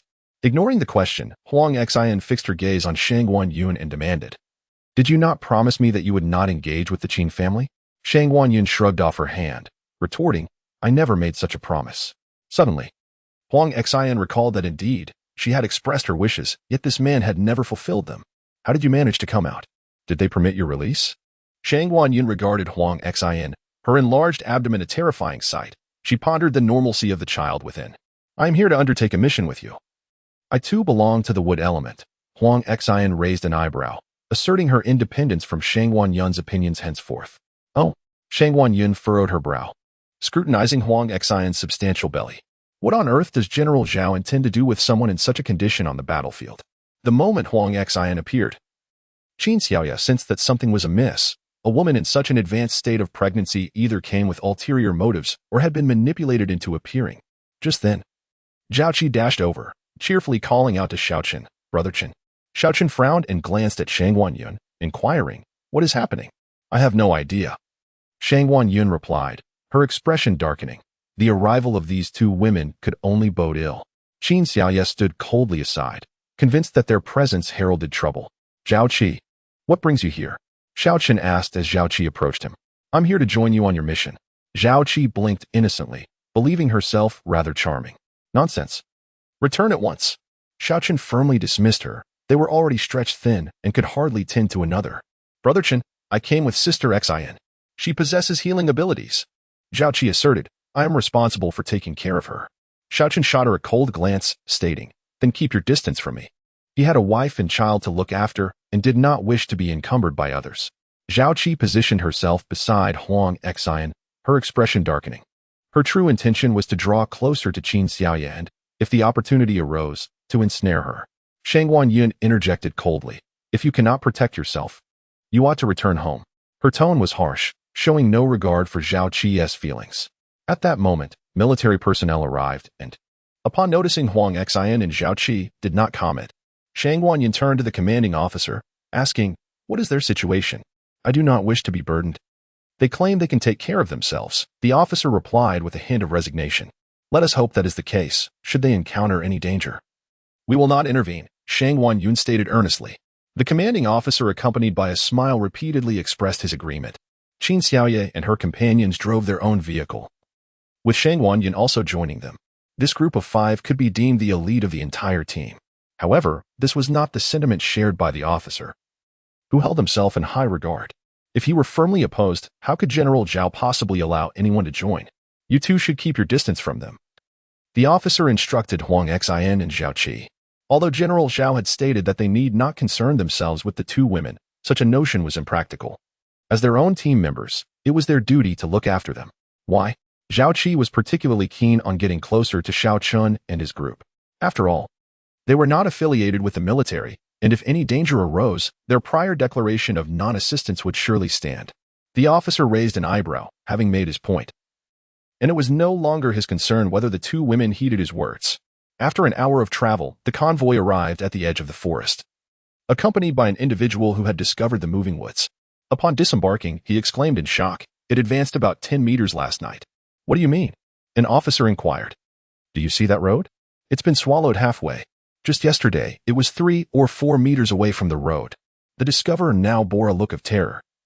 This forest was truly horrifying. Though its area was not vast, it had the capacity to move and consume. Who could claim it was not fearsome? Chapter 075, Qin Xiaoya sensed an unusually potent aura of wood element within the forest and furrowed her brow, pondering why she felt as though this woodland was being manipulated by some unseen force. Have you discovered anything? Xiaochen asked. I have a sixth sense that someone is controlling this forest, Qin Xiaoya replied, still frowning.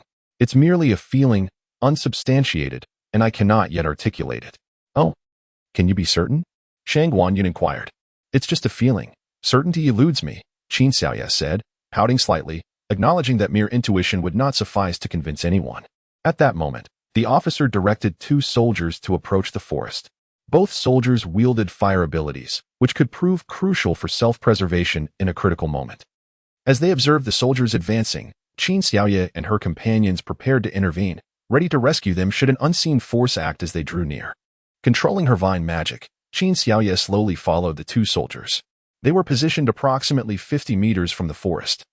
Just as the soldiers closed in 10 meters from the tree line, a long vine suddenly emerged from the woods, reaching out to ensnare them.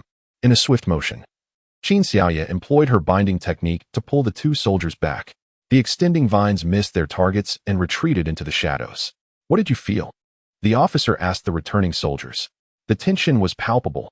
Had it not been for Miss Qin's long vines, it is likely that neither of us would have returned.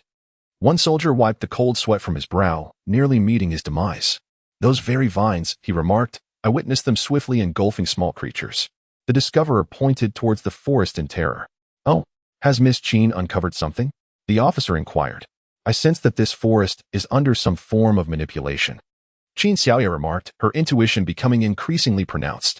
At that moment, Huang Xian stood behind the officer, lost in thought. She too harbored a similar sentiment. Yet since Qin Xiaoya had voiced it, she resolutely refused to share the same opinion. What shall we do now? We cannot approach it at all. How do we resolve this? Qin Xiaodong exclaimed, gesturing helplessly. If we cannot get close, how can we find a solution? Fire it. Shang Guanyin interjected, suggesting that if there was no way to resolve the issue, they might as well incinerate it. That is out of the question. We are in a post-apocalyptic world, and plant life is dwindling. Huang Xian countered, shaking her head. I believe this forest may possess the ability to move autonomously. If we can ascertain the reason for its movement, we might address the root of the problem. Are you planning to go closer? Xiaochen sneered. Let me accompany Miss Qin. We are both wood elementals, Huang Xian proposed, glancing at Qin Xiaoya. Qin Xiaoya shook her head. I prefer not to venture too close to the unknown, especially if the force controlling this forest may not be human. Perhaps it could be some form of creature. Moreover, accompanying a pregnant woman poses risks. If anything were to happen to Huang Xian, I would bear the blame. Thus, I wish to avoid such complications. If I, a pregnant woman, dare to go, why do you hesitate? Huang Xian challenged Qin Xiaoya. You may not value your life, but you wear wishes to live. Qin Ran shot a glare at Huang Xian. Qin Ran's protective instincts elicited a sigh from the officer, who couldn't help but rub his forehead. He had intended for the 2 wood elementals to investigate together, but given the current situation, it was evident that the 2 were fundamentally incompatible. The officer felt a tinge of annoyance at having promised General Zhao to bring these 2 women along. Qin Xiaoya had begun to employ her mental faculties to survey the entire forest. As she scanned the interior, she was taken aback. Noticing her astonishment, Xiaochen whispered, What have you discovered? There exists a group of diminutive beings resembling little gnomes. Their skin is even green, Qin Xiaoya replied. Are there many? Xiaochen asked. Indeed. There are nearly 100, none exceeding a meter in height, and they do not seem to be children, Qin Xiaoya frowned. At that moment, the officer approached. Miss Qin, have you discerned anything? Qin Xiaoya recounted her findings, noting that the green little gnomes were ambiguous in nature, uncertain if they were mutated humans or something entirely different. The officer was equally astonished by this revelation. Green little gnomes? Surely, they cannot be the result of plant mutations? At this moment, Huang Xian's voice came through, expressing her frustration with the woman's provocations, to which the officer could only respond with resignation. The officer held Qin Xiaoya's words in high regard. After all, such matters could hardly be fabricated. Understanding that the situation was contrived, he began to ponder the characteristics of these diminutive beings. Could a resolution be reached? After all, these little folk were humans too, were they not? They seemed to possess abilities related to wood. Qin Xiaoya felt a bit vexed, for among their group, it appeared that no more than 50 possessed such abilities, while the other party numbered over 100. Moreover, It remained uncertain if there were additional diminutive beings lurking in the shadows. Could they engage in dialogue? The officer placed his hopes on Qin Xiaoya, as she had the unique ability to perceive them. Qin Xiaoya began to observe the manner in which these little beings communicated, only to realize that she could not comprehend their speech. Their language was entirely unfamiliar to her. At that moment, Huang Xian interjected, expressing her desire to approach and inquire if any fire element users would accompany her. Although Qin Ran was a fire element user, Qin Xiaoya refrained from allowing him to go, as Huang Xian's intentions were shrouded in mystery, and it was imperative to remain cautious. Just then, Shangguan Yun emerged. He too was a fire element user. One of the soldiers stepped forward, and together, the two accompanied Huang Xian towards the forest. Stopping at a distance of about 20 meters, Huang Xian extended a long vine towards the woods, which quickly penetrated the interior. Qin Xiaoya observed that the little beings began to encircle the vine.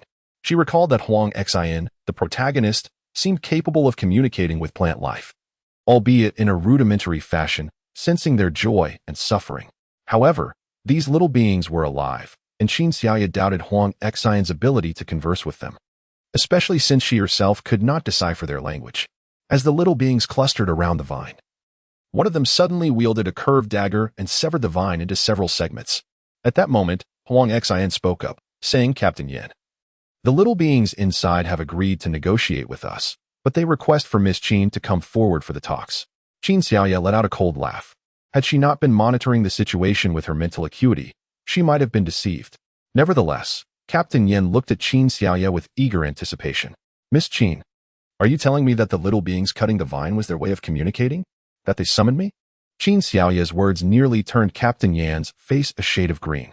The mental prowess of the little beings was formidable, and if the vine had indeed been severed, it was certainly not a means of dialogue. Chapter 076. We are aware that this is the manner of their communication. Does Miss Qin not believe it? Huang Xian let out a cold snort. Once she had set her mind, she was eager to observe how Qin Xiaoya would respond. I wonder if Miss Huang Xian could enter and convey a message, perhaps inform those little ones that we need to tidy up before proceeding? Xiao Chen remarked icily, unwilling to stand by and watch his treasure be ensnared. Qin Xiaoya's mental energy was ever present. She understood that Huang Xian's long vines could not be retracted. I find Miss Huang Xian's dialogue quite intriguing. I cannot comprehend the words of those little ones, but since Miss Huang Xian can, it would be most fitting for her to negotiate, she asserted. Her reasoning was sound, and Captain Yin concurred, saying, "Miss Huang, since Miss Qin genuinely cannot understand their language, why not step in and converse with them?" Huang Xian was taken aback by Captain Yan's request, uncertain of how to proceed. Observing her expression, Shangguan Yun was incensed. "Huang Xian, we are in a post-apocalyptic world. Why do you persistently target Miss Qin? I have always wondered what animosity lies between you two, especially since you have profited from her on numerous occasions." Now, eager to align with Qin Xiaoya, Shangguan Yun felt compelled to show some sincerity. Huang Xian could hardly fathom that Shangguan Yun would betray her. Incredulously, she exclaimed, "Brother Yun, how can you not trust me?" Shangguan Yun could hardly suppress his frustration. "Will you enter and speak with those little ones then?"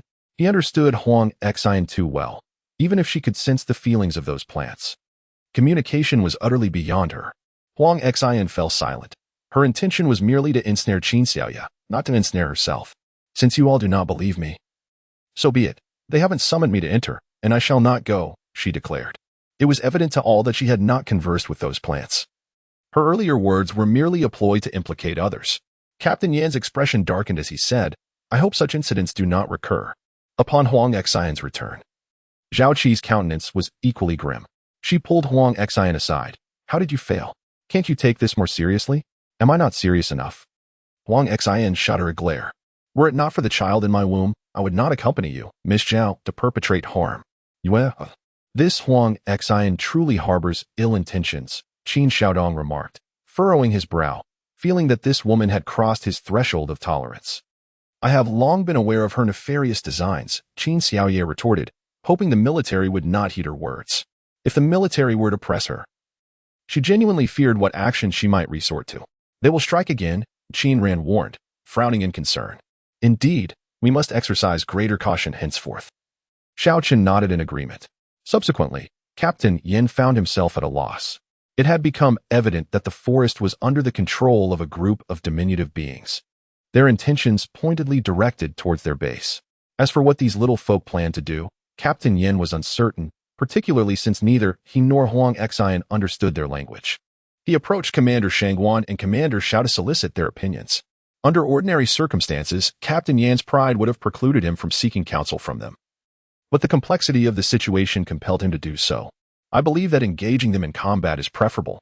We may not comprehend their language, but I doubt they are oblivious to ours. We should instill fear in them first, Xiao Chen suggested. His words resonated with Shangguan Yun, yet Captain Yin hesitated. Even though these small beings were merely humanoid, would an attack yield undesirable consequences? Captain Yin, the decision rests with you. Ultimately, the issue of the forest must be resolved sooner or later. Their current pace is slow, but who can predict whether they might accelerate tomorrow? Their strength likely surpasses ours. Shangguan Yun opined, noting that the distance to their base was still considerable. Even employing fire abilities posed little risk of igniting the base. I must return to seek further guidance on this matter. For now, let us retreat, Captain Yin said, furrowing his brow. How about I approach them for a discussion? Huang Xian suddenly interjected. You are merely a pregnant woman, Captain Yin replied, his brow furrowing further, as he was not accustomed to allowing a pregnant woman to take the lead. Yet I possess wood-based abilities, which are akin to theirs, are they not? Huang Xian retorted provocatively, casting a challenging glance at Qin Xiaoya.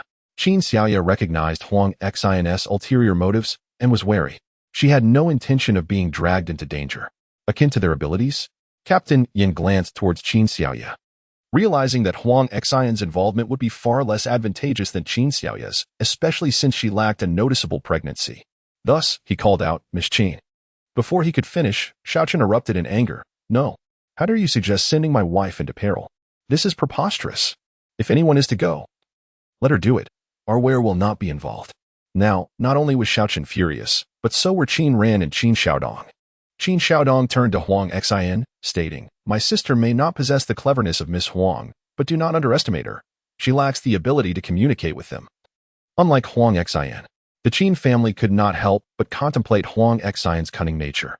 However, the words of Xiao Chen and Qin Xiaodong dissuaded Captain Yin from pursuing any further intentions towards the Qin family. At that moment, Xiao Chen had already taken Qin Xiaoya's hand, leading her back to their vehicle. Let us depart. The waters here are too murky, and one misstep could lead to our downfall. His words were stark, and Captain Yan's expression turned ashen. However, he suddenly felt that his actions were rather foolish. How could he repeatedly impose such a blatantly perilous situation upon others? To be honest, he was uncertain why, but whenever Huang Xian spoke, he could not help but think of Qin Xiaoya. What could be the reason behind this? At that moment, a soldier stood beside Captain Yin, expressing his discontent. Captain Yin, your actions seem rather unscrupulous. They have already stated that they cannot understand those people's speech. Why do you insist on pushing them toward their demise? Captain Yin suddenly broke into a cold sweat. If anything were to happen to Qin Xiaoya, the Yueshao mercenary group would undoubtedly seek retribution against them. As they conversed, Qin Xiaoya and her companions had already sped away from the scene, accompanied by Shangguan Yun. Shangguan Yun had been pondering a particular question. Why did Huang Xian command such unwavering obedience from Captain Yin? Whatever she said, he seemed to accept without question. At the same time, Qin Ran was grappling with a similar dilemma. He sensed an underlying strangeness. Why did Captain Yin immediately fixate on Xiaoya upon Huang Xian's mention? Had they conspired in advance with the intent of taking Xiaoya's life? Chapter 077. With Qin Xiaoya's departure, Captain Yin and his crew noticed the trees before them shifting ominously. Quick, retreat. Captain Yin urgently instructed his team to withdraw, but their response came too late. Just as he shouted, several long vines surged forth from the tree line, sweeping over them, and a dozen individuals were ensnared. The remaining members hastily boarded their vehicles and sped away from the scene. As they fled, Captain Yin felt a sense of frustration. He regretted not heeding Xiao Chen's advice to employ a fire attack. Why had these beings suddenly launched an assault? Captain Yin found himself perplexed. One of his companions spoke up. It suggests that Xiao Chen and his team possess a higher level of abilities, capable of intimidating those entities. Once they departed, the balance of power shifted, prompting the attack. What became of those who were taken? Captain Yin inquired. As soon as they were ensnared, they began to bleed. Their fate will surely be grim. Did those two women manage to escape? Captain Yin suddenly recalled the two women who had so profoundly affected him. They fled faster than anyone, already in the first vehicle. Silence enveloped the vehicle. Had Qin Xiaoya approached the Trilene, she too would have met a similar fate. It was disheartening to think of sending someone to their demise without cause. If such treatment were to befall him, he would have acted long ago. Leaving would be the least of their concerns. It would likely be difficult to call upon them for future missions. Upon returning to the base, Xiaochen informed Lu Zi that they should outright reject any future requests for missions from the military district. Unable to contain his curiosity, Lu Zi asked, "What happened, boss?" Xiaochen, irked and unwilling to elaborate, remained silent, while Qin Xiaodong recounted the events. Lu Zi immediately sprang to his feet, exclaiming, "How can they treat people this way? Tomorrow is an endeavor fraught with peril, yet they still insist on compelling participation. What nonsense is this? Let us set this matter aside. They shall no longer expect us to undertake such tasks." Qin Xiaodong has resolved to blacklist the base. Not long after their return, the military convoy reappeared. But the soldiers appeared considerably more disheveled. Each one bore the marks of dirt, and their faces were pallid, with some even missing comrades. The soldiers lost were all extraordinary individuals, invaluable assets to the base. Captain Yin, feeling despondent, went to deliver his report, fully aware that the gravest responsibility lay upon his shoulders. General Xin, observing his most trusted subordinate, inquired, "I find it perplexing why you always acquiesce to Huang Xin's whims." To which the captain responded, "General, I am at a loss myself, whenever she speaks." I instinctively glanced towards Qin Xiaoya, as if guided by some unseen force. Captain Yin, too, was bewildered by this phenomenon. General Xin's gaze sharpened. It was imperative to remain vigilant regarding Huang Xin, for she was evidently no ordinary individual. It is fortunate that no calamity has befallen us. Had there been an incident, chaos would undoubtedly ensue within our ranks. What of Xiaochen and the Qin family? Captain Yin lamented, having inadvertently offended them. How could he make amends? A sincere apology, coupled with the truth, would serve the interests of both you and them. Captain Yin nodded resolutely and proceeded directly to the Qin household. Upon his arrival, although the Qin family received him with reluctance, they extended an invitation to avoid escalating tensions with the military. Captain Yin articulated his intentions and shared the general's suspicions. The expressions of the Qin family shifted. This revelation was of paramount importance, considering Huang Xin had persistently targeted them. If she possessed the ability to hypnotize, they would need to exercise extreme caution going forward. After bidding farewell to Captain Yin, the Qin family found themselves troubled. If this woman were to remain, her sporadic hypnotic manipulations could pose significant complications. I believe it would be prudent to eliminate her. Allowing her to linger is too perilous, Qin Xiaodong asserted decisively. How shall we proceed? She is currently under the protection of General Zhao, who is, in fact, an adversary of ours.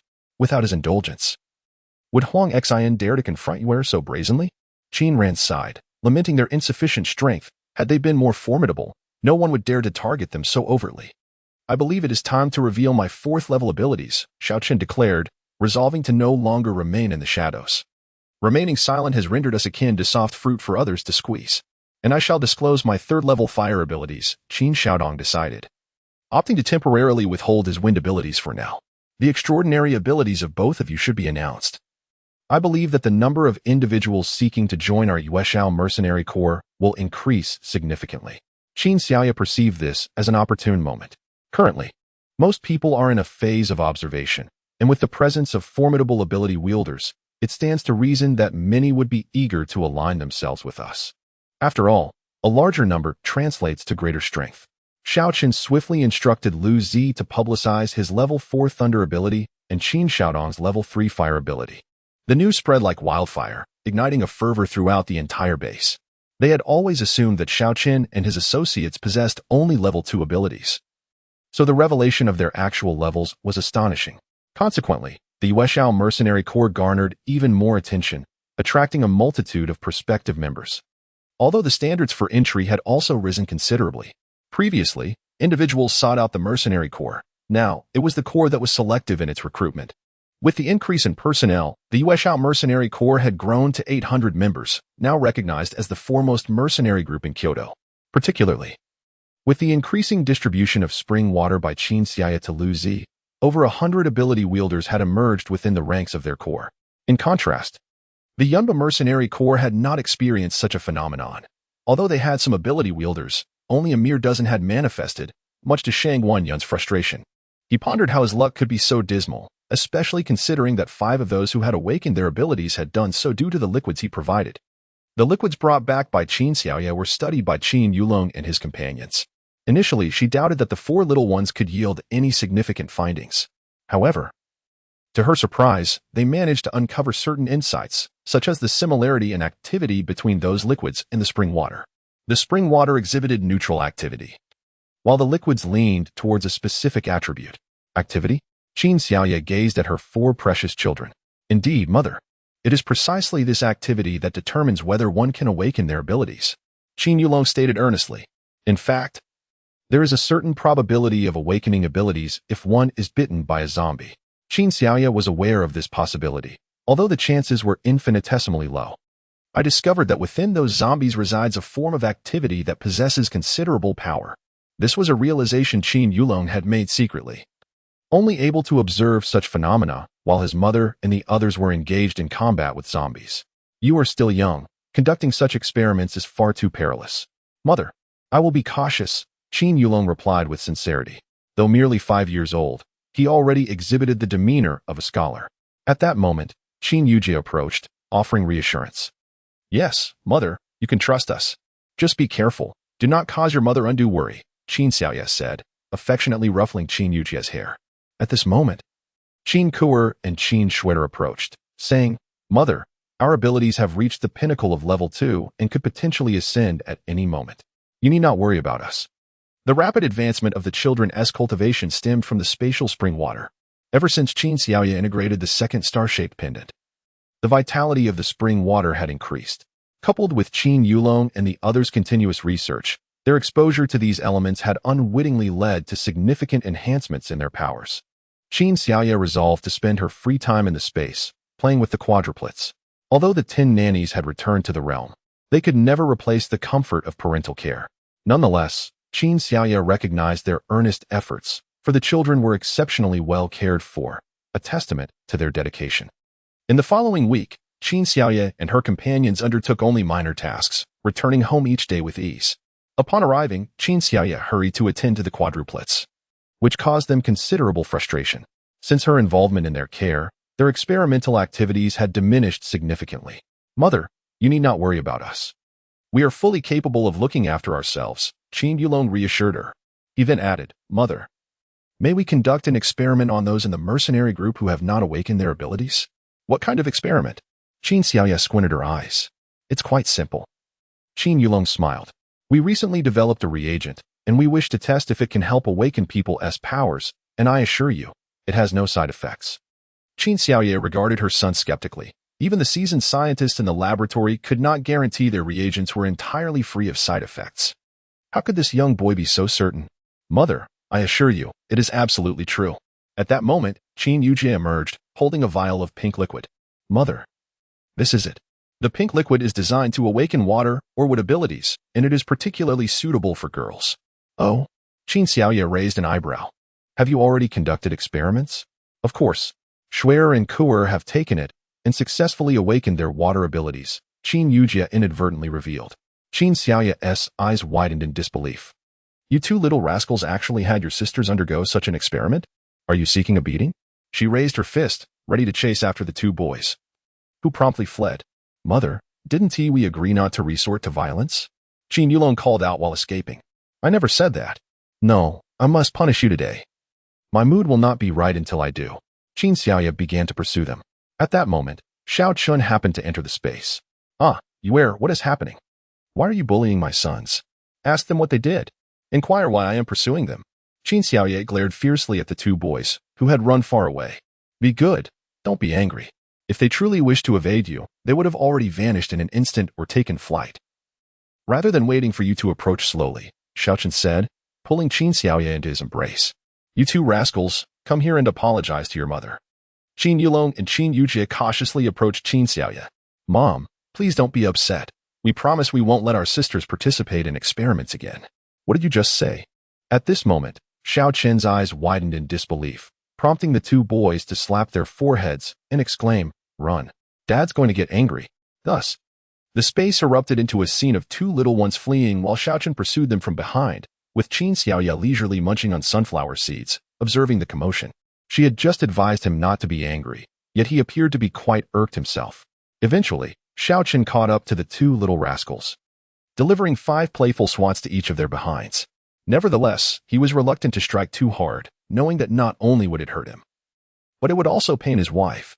The two boys promptly made their requests, and Xiao Chen readily agreed, albeit with the stipulation that it had to be voluntary and not coerced. Nodding and understanding, they were then taken to the headquarters of the Moonshao Mercenary Corps. Though termed a headquarters, it was merely 2 large warehouses rented within the military district, accompanied by a yard. One warehouse had been partitioned into dormitories, while the other served as a temporary meeting space. The spacious yard was utilized for various activities. "Boss, why have you brought these 2 little ones here?" Liu Zi inquired, eyeing the 2 small boys who bore an uncanny resemblance to Xiao Chen. They claimed to have developed a serum capable of awakening supernatural abilities and wish to offer it to our brothers. Please inform those who have yet to awaken their powers that participation is voluntary and devoid of any side effects, Xiao Chen instructed. Understood, I'll go notify them immediately. Liu Zi's eyes sparkled with excitement. Many who had yet to awaken their abilities were eager for such an opportunity, making this a timely offer. As Liu Zi hurried off to relay the news, Xiao Chen watched the 2 little ones prepare enthusiastically. They had already brought out 2 large boxes of serums, each in a myriad of colors, casting a shadow of doubt in Xiao Chen's mind regarding their safety. Were there truly no side effects? Why did some of them appear unsettling? The green liquid bubbling in one vial raised particular concern. Would consuming it really yield no adverse consequences? However, he refrained from voicing these worries, fearing it might dampen the children's spirits. Soon, a group of around 20 individuals entered the space. They were considered the weakest members of the Moonshao Mercenary Corps, as otherwise, they would not have dared to participate in the children's experiment. As soon as the group arrived, Qin Yulong began to elucidate the purpose of the vividly colored test liquids, explaining the potential abilities associated with each, particularly emphasizing the green bubbling concoction, rumored to awaken mutated powers. Such mutated abilities could be likened to Xiao Chen's lightning powers and Lin's ice powers, which were notably formidable. Of course, Qin Yulong refrained from comparing these to his grandmother's abilities, as they were to remain concealed until the very end, given that their powers had never been revealed. Upon finishing his explanation, Qi Luo, standing nearby, was immediately captivated by the bubbling test liquids. He rushed forward and seized the soul green vial, consuming it without hesitation. Witnessing this act, the others hastily followed suit, eager to claim their desired vials. Given that the crowd consisted entirely of men, the row of pink test liquids remained untouched. Meanwhile, both Qin Yulong and Qin Yujie found amusement in the situation, diligently recording the reactions of those who had ingested the substances, with particular focus on Qi Luo. Soon, Qi Luo lay on the ground, his face flushed, but Qin Yulong assured everyone that this was a normal reaction. After all, one could hardly awaken their powers without enduring some discomfort. Before long, Qi Luo began to writhe in agony, despite his remarkable endurance. As the effects of the potion proved overwhelmingly intense, his body oscillated between warmth and chill, while Qin Yulong meticulously documented the data, commenting on the apparent need for improvements to the formula as the pain seemed excessive. Xiao Chen grimaced, realizing that this concoction was indeed being tested on them. However, the other participants did not seem to suffer excessively. After a brief period of discomfort, several began to awaken their powers. Those who successfully awakened their abilities rushed out to share the news with their friends, becoming the first to demonstrate the effects of the experiment. Seeing their excitement, others swiftly turned their gaze toward Qin Yulong and the remaining test liquids. In no time, another wave of individuals surged forward. Not waiting for Qin Yulong to explain the effects of the liquids, each grabbed a vial and drank it, leading to the rapid consumption of over 100 bottles.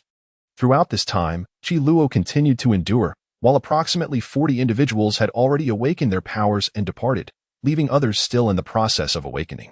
Eventually, Qi Luo ceased his writhing. The pain had diminished, and he managed to sit up, exhilarated as he gazed at the ice spikes forming at his fingertips, exclaiming, "I have awakened ice powers." Xiao Chen's eyes sparkled with excitement, remarking on the efficacy of the green, bubbling liquid, suggesting they ought to procure more of it. Qin Yulong shook his head, explaining that such a liquid was derived from those concocted in the laboratory. Xiao Chen felt disheartened, questioning whether the components could not be replicated. Qin Yulong once again shook his head, affirming that decomposition of the substance was not feasible. After 6 hours had passed, only a handful of individuals remained at the scene. Qin Yulong shook his head and remarked, "There is no need for you to linger here. It is likely that none of you will awaken your abilities for the time being. It would be best for you to return home." The 10 or so individuals left in a state of dejection, yet Qin Yulong diligently recorded their names. It was curious that these individuals could not awaken their powers, and he saw potential for further experimentation upon them. The experimental serum contained a significant amount of spring water, which had been purified. And even those who did not awaken their abilities would likely see a considerable enhancement in their strength after consuming the elixir. Xiaochen returned with the two little ones. Qin Kuer and Qin Shuebe eagerly inquired about the results. Upon hearing the outcome, Qin Kuer felt disheartened, lamenting, "Had I known, I would have chosen the green one. Awakening ice powers would have been splendid. That was the only opportunity, and now it is too late." Qin Yulong shot her an exasperated glance, thinking that had his sister not been so fearful, he would have administered the potion to her long ago. Qin Kuer's little face contorted in frustration, eliciting laughter from Xiaochen and Qin Xiaoye.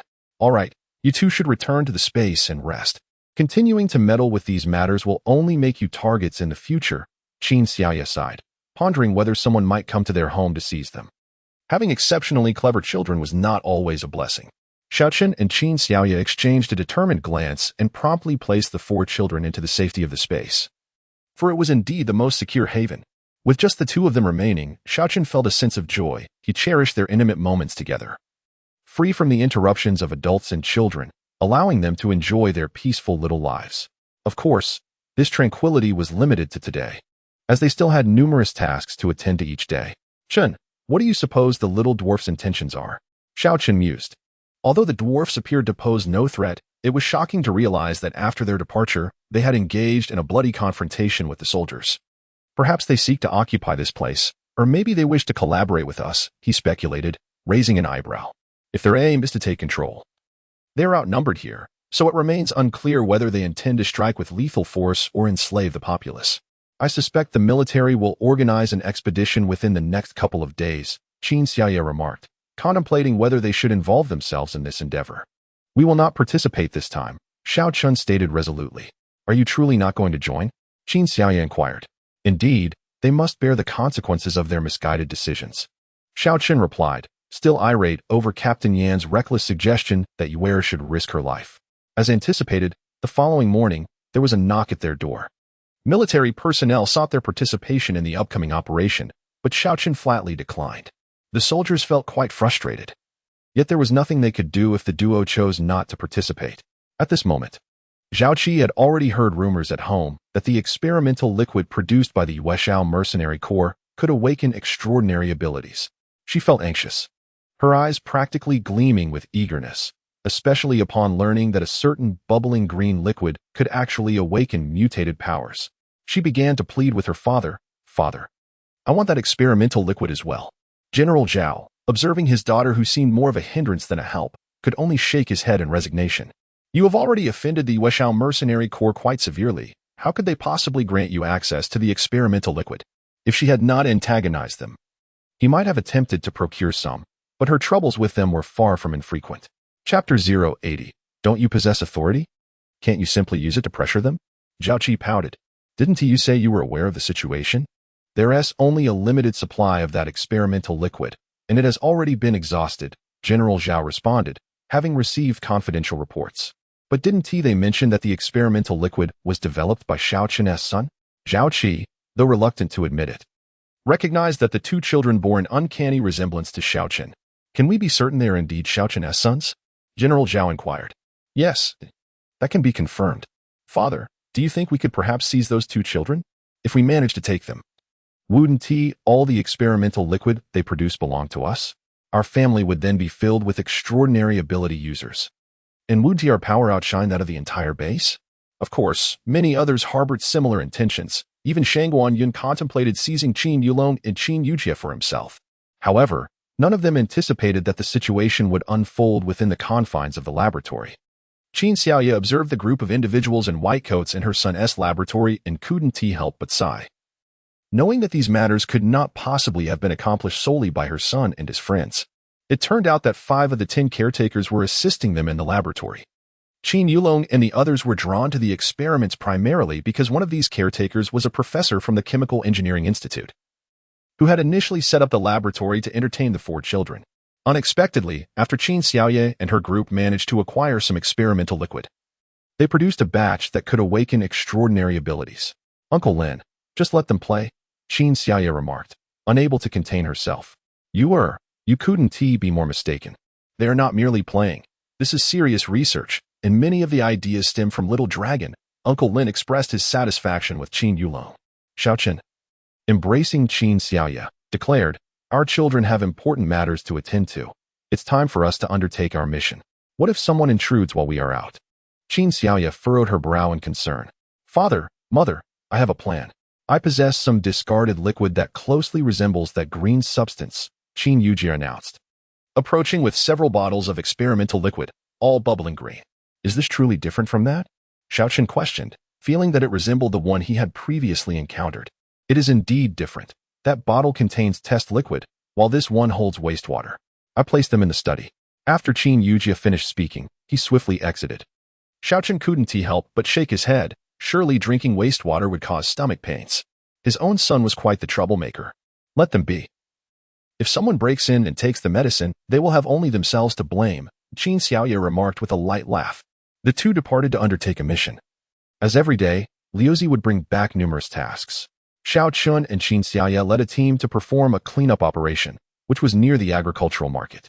In truth, Qin Xiaoye intended to clear out the gray-skinned individuals within that market. She was concerned that if they were allowed to proliferate, it would become unmanageable. As the group passed by the agricultural market, they noticed a squad of soldiers stationed nearby. These soldiers resembled special forces due to their agile movements. Although the vehicle they operated was not military-issued, Xiaochen parked his vehicle nearby. Their mission coincided with this location, making it entirely reasonable to stop. Boss, these individuals don't seem like base personnel, someone whispered. Oh, Xiaochen had sensed this and had deliberately pulled over, hoping to recruit some capable hands for his mercenary group. Hello, Xiaochen greeted them. Greetings. Though the individuals appeared stern, they returned the greeting. Are you planning to assault this agricultural market? Xiaochen inquired as he offered a cigarette to the man in front of him. It's tough going, the man replied after accepting the cigarette. We've been here before. There are quite a few gray-skinned individuals inside, but due to insufficient power, we refrained from taking action. Xiaochen intended to caution them not to underestimate the situation. Gray-skinned individuals? How many are there? Soon, the team leader approached. After Xiaochen offered him a cigarette, he turned to Qin Xiaoye. You are approximately how many gray-skinned individuals are there? Qin Xiaoye had been using her mental energy to observe the conditions of the agricultural market. From what I can see, there are around 30, but there is an area that my mental energy cannot penetrate. Which direction is that? The leader asked nervously. Qin Xiaoye pointed, and the leader's face paled. The reconnaissance officer he had dispatched had headed that way, and it seemed the situation was dire. Leader, what should we do? Little Four has been inside for a long time, someone, usually close to the reconnaissance officer, fretted. That area is beyond the reach of mental energy. There are likely more gray-skinned individuals there. The leader furrowed his brow. Let us go and assist Little Four. As the leader began to move, the person who had been conversing with Xiaochen spoke up. Brother, are you planning to go in? Xiaochen glanced at Qin Xiaoye, who nodded. She had intended to enter that location all along. With their abilities, they should not suffer too great a loss. We were just about to take a look. Xiaochen waved to those behind him, and then their group proceeded inside. As they approached the farmer's market, they beheld a horde of zombies encircling them. Among these undead, there were no gray-skinned individuals, yet some second-tier zombies had emerged. Qin Xiaoye and her companions fought off the zombies while collecting crystal cores, for their son had mentioned that the test liquids contained such treasures. Observing their actions, the special forces began to gather the cores as well, unaware of their true nature, yet instinctively recognizing their value. The man conversing with Xiaochen inquired, Brother, what are these? Crystal cores, they can enhance abilities, Xiaochen promptly replied, having no intention of deceiving those with strength. Soon, their group managed to eliminate half of the zombies before realizing their optimism had been misplaced. As the cleared section was swiftly replenished, it appeared that the gray-skinned individuals had been orchestrating the chaos all along. Xiaochen raised an eyebrow and unleashed a barrage of lightning strikes upon the zombies, with Qin Xiaoye joining in with her own lightning technique. Behind them trailed two individuals solely focused on collecting crystal cores. The overwhelming prowess of their combat skills ignited envy among the special forces. Captain, they are remarkably powerful, one remarked. Indeed, They are formidable, the captain nodded, yet acknowledged that, despite their strength, they were not part of their unit. Captain, can we surpass them? Do you not perceive that they might seek to surpass us? The captain discerned the underlying dynamics. Regardless, we have nowhere to go. If they wish to take us, we shall accompany them. The captain fell silent, grappling with the reality that they were a forsaken squad, having struggled from the brink of death to this point. The uncertainty of their future weighed heavily upon him. Qin Xiaoya overheard their conversation, yet she refrained from premature elation. These individuals were prideful. Only through genuine strength and emotional connection could they be persuaded to stay. They battled for 2 hours, advancing merely 2 or 3 rooms, yet they discovered some provisions within, which were shared equally, as the quantities were modest. While Qin Xiaoya found it manageable to carry her share, the soldiers faced greater difficulty. Yet each managed to shoulder a hefty pack. At that moment, someone suddenly exclaimed, "Captain, here are Xiaoxi's glasses." The captain quickly turned to see Xiaoxi's glasses lying in a corner, fortunately devoid of bloodstains. It appeared that Xiaoxi had discarded them while evading some danger. Quickly, let us search for other clues. Perhaps Xiaoxi did not venture inside but remains nearby. Someone speculated. Yes, everyone. Be vigilant and see if Xiaoxi left any other traces. The captain nodded in agreement. The number of zombies surrounding them was considerable. Whenever they managed to eliminate a batch, another would emerge, leaving the overall count seemingly unchanged. How many zombies were there? One wondered. Had they all congregated here? Xiaochen furrowed his brow, observing the relentless horde before him. You're already anxious, and yet the gray-skinned ones have yet to appear. Is this effective? Qin Xiaoya couldn't help but comment. Xiaochen raised an eyebrow. I am not anxious. I merely speak the truth. Some of these zombies have only just been summoned. Qin Xiaoya noticed that certain zombies were emerging from a door behind them. Are they engaging us in a war of attrition, depleting our abilities until we are too weak to resist, only to ensnare us in one fell swoop?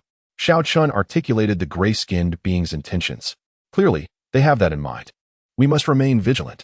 We cannot afford to be caught off guard when we are weary, Qin Xiaoye responded. This prompted not only heightened alertness from them, but also from the Special Forces unit nearby. Where? Can you see the situation over there now that we are closer? Xiao Chun inquired. Qin Xiaoye shook her head. The area is shielding mental energy. Just then, Qin Qiuer's voice echoed in the space, Mom. I sense something nearby that I desire. Oh, Qin Xiaoya looked at Xiao Chun, who had not heard their daughter. She explained briefly, then retreated to a spot out of sight, releasing Qin Qiuer. Qiuer, Mom, I can feel it nearby. Qin Qiuer pointed toward the area that blocked mental energy. Come. Let us retrieve it, Qin Xiaoya urged, allowing her daughter to climb onto her back, securing her with a long vine, and rushed back into the fray. Hey, Qiuer, why did you come here? Xiao Chen remarked, frowning as he saw his wife bring their daughter out. She secretly hid in the car's trunk. I wouldn't have known if I hadn't scanned with my mental energy, Qin Xiaoya feigned annoyance, patting Qin Qiuer's head. Qin Qiuer stuck out her tongue. Daddy. Uncertain of their intentions, Xiao Chun resolved to protect them above all else. Soon, Qin Xiaoya whispered to him, there is something here that our daughter desires. Xiao Chun speculated that within the area shielding mental energy, there might be something beneficial to their daughter's powers. As they fought, a new group approached from behind, General Zhao's subordinates, accompanied by Huang Xin. The appearance of Huang Xin made Qin Xiaoya frown. Why is this woman always around?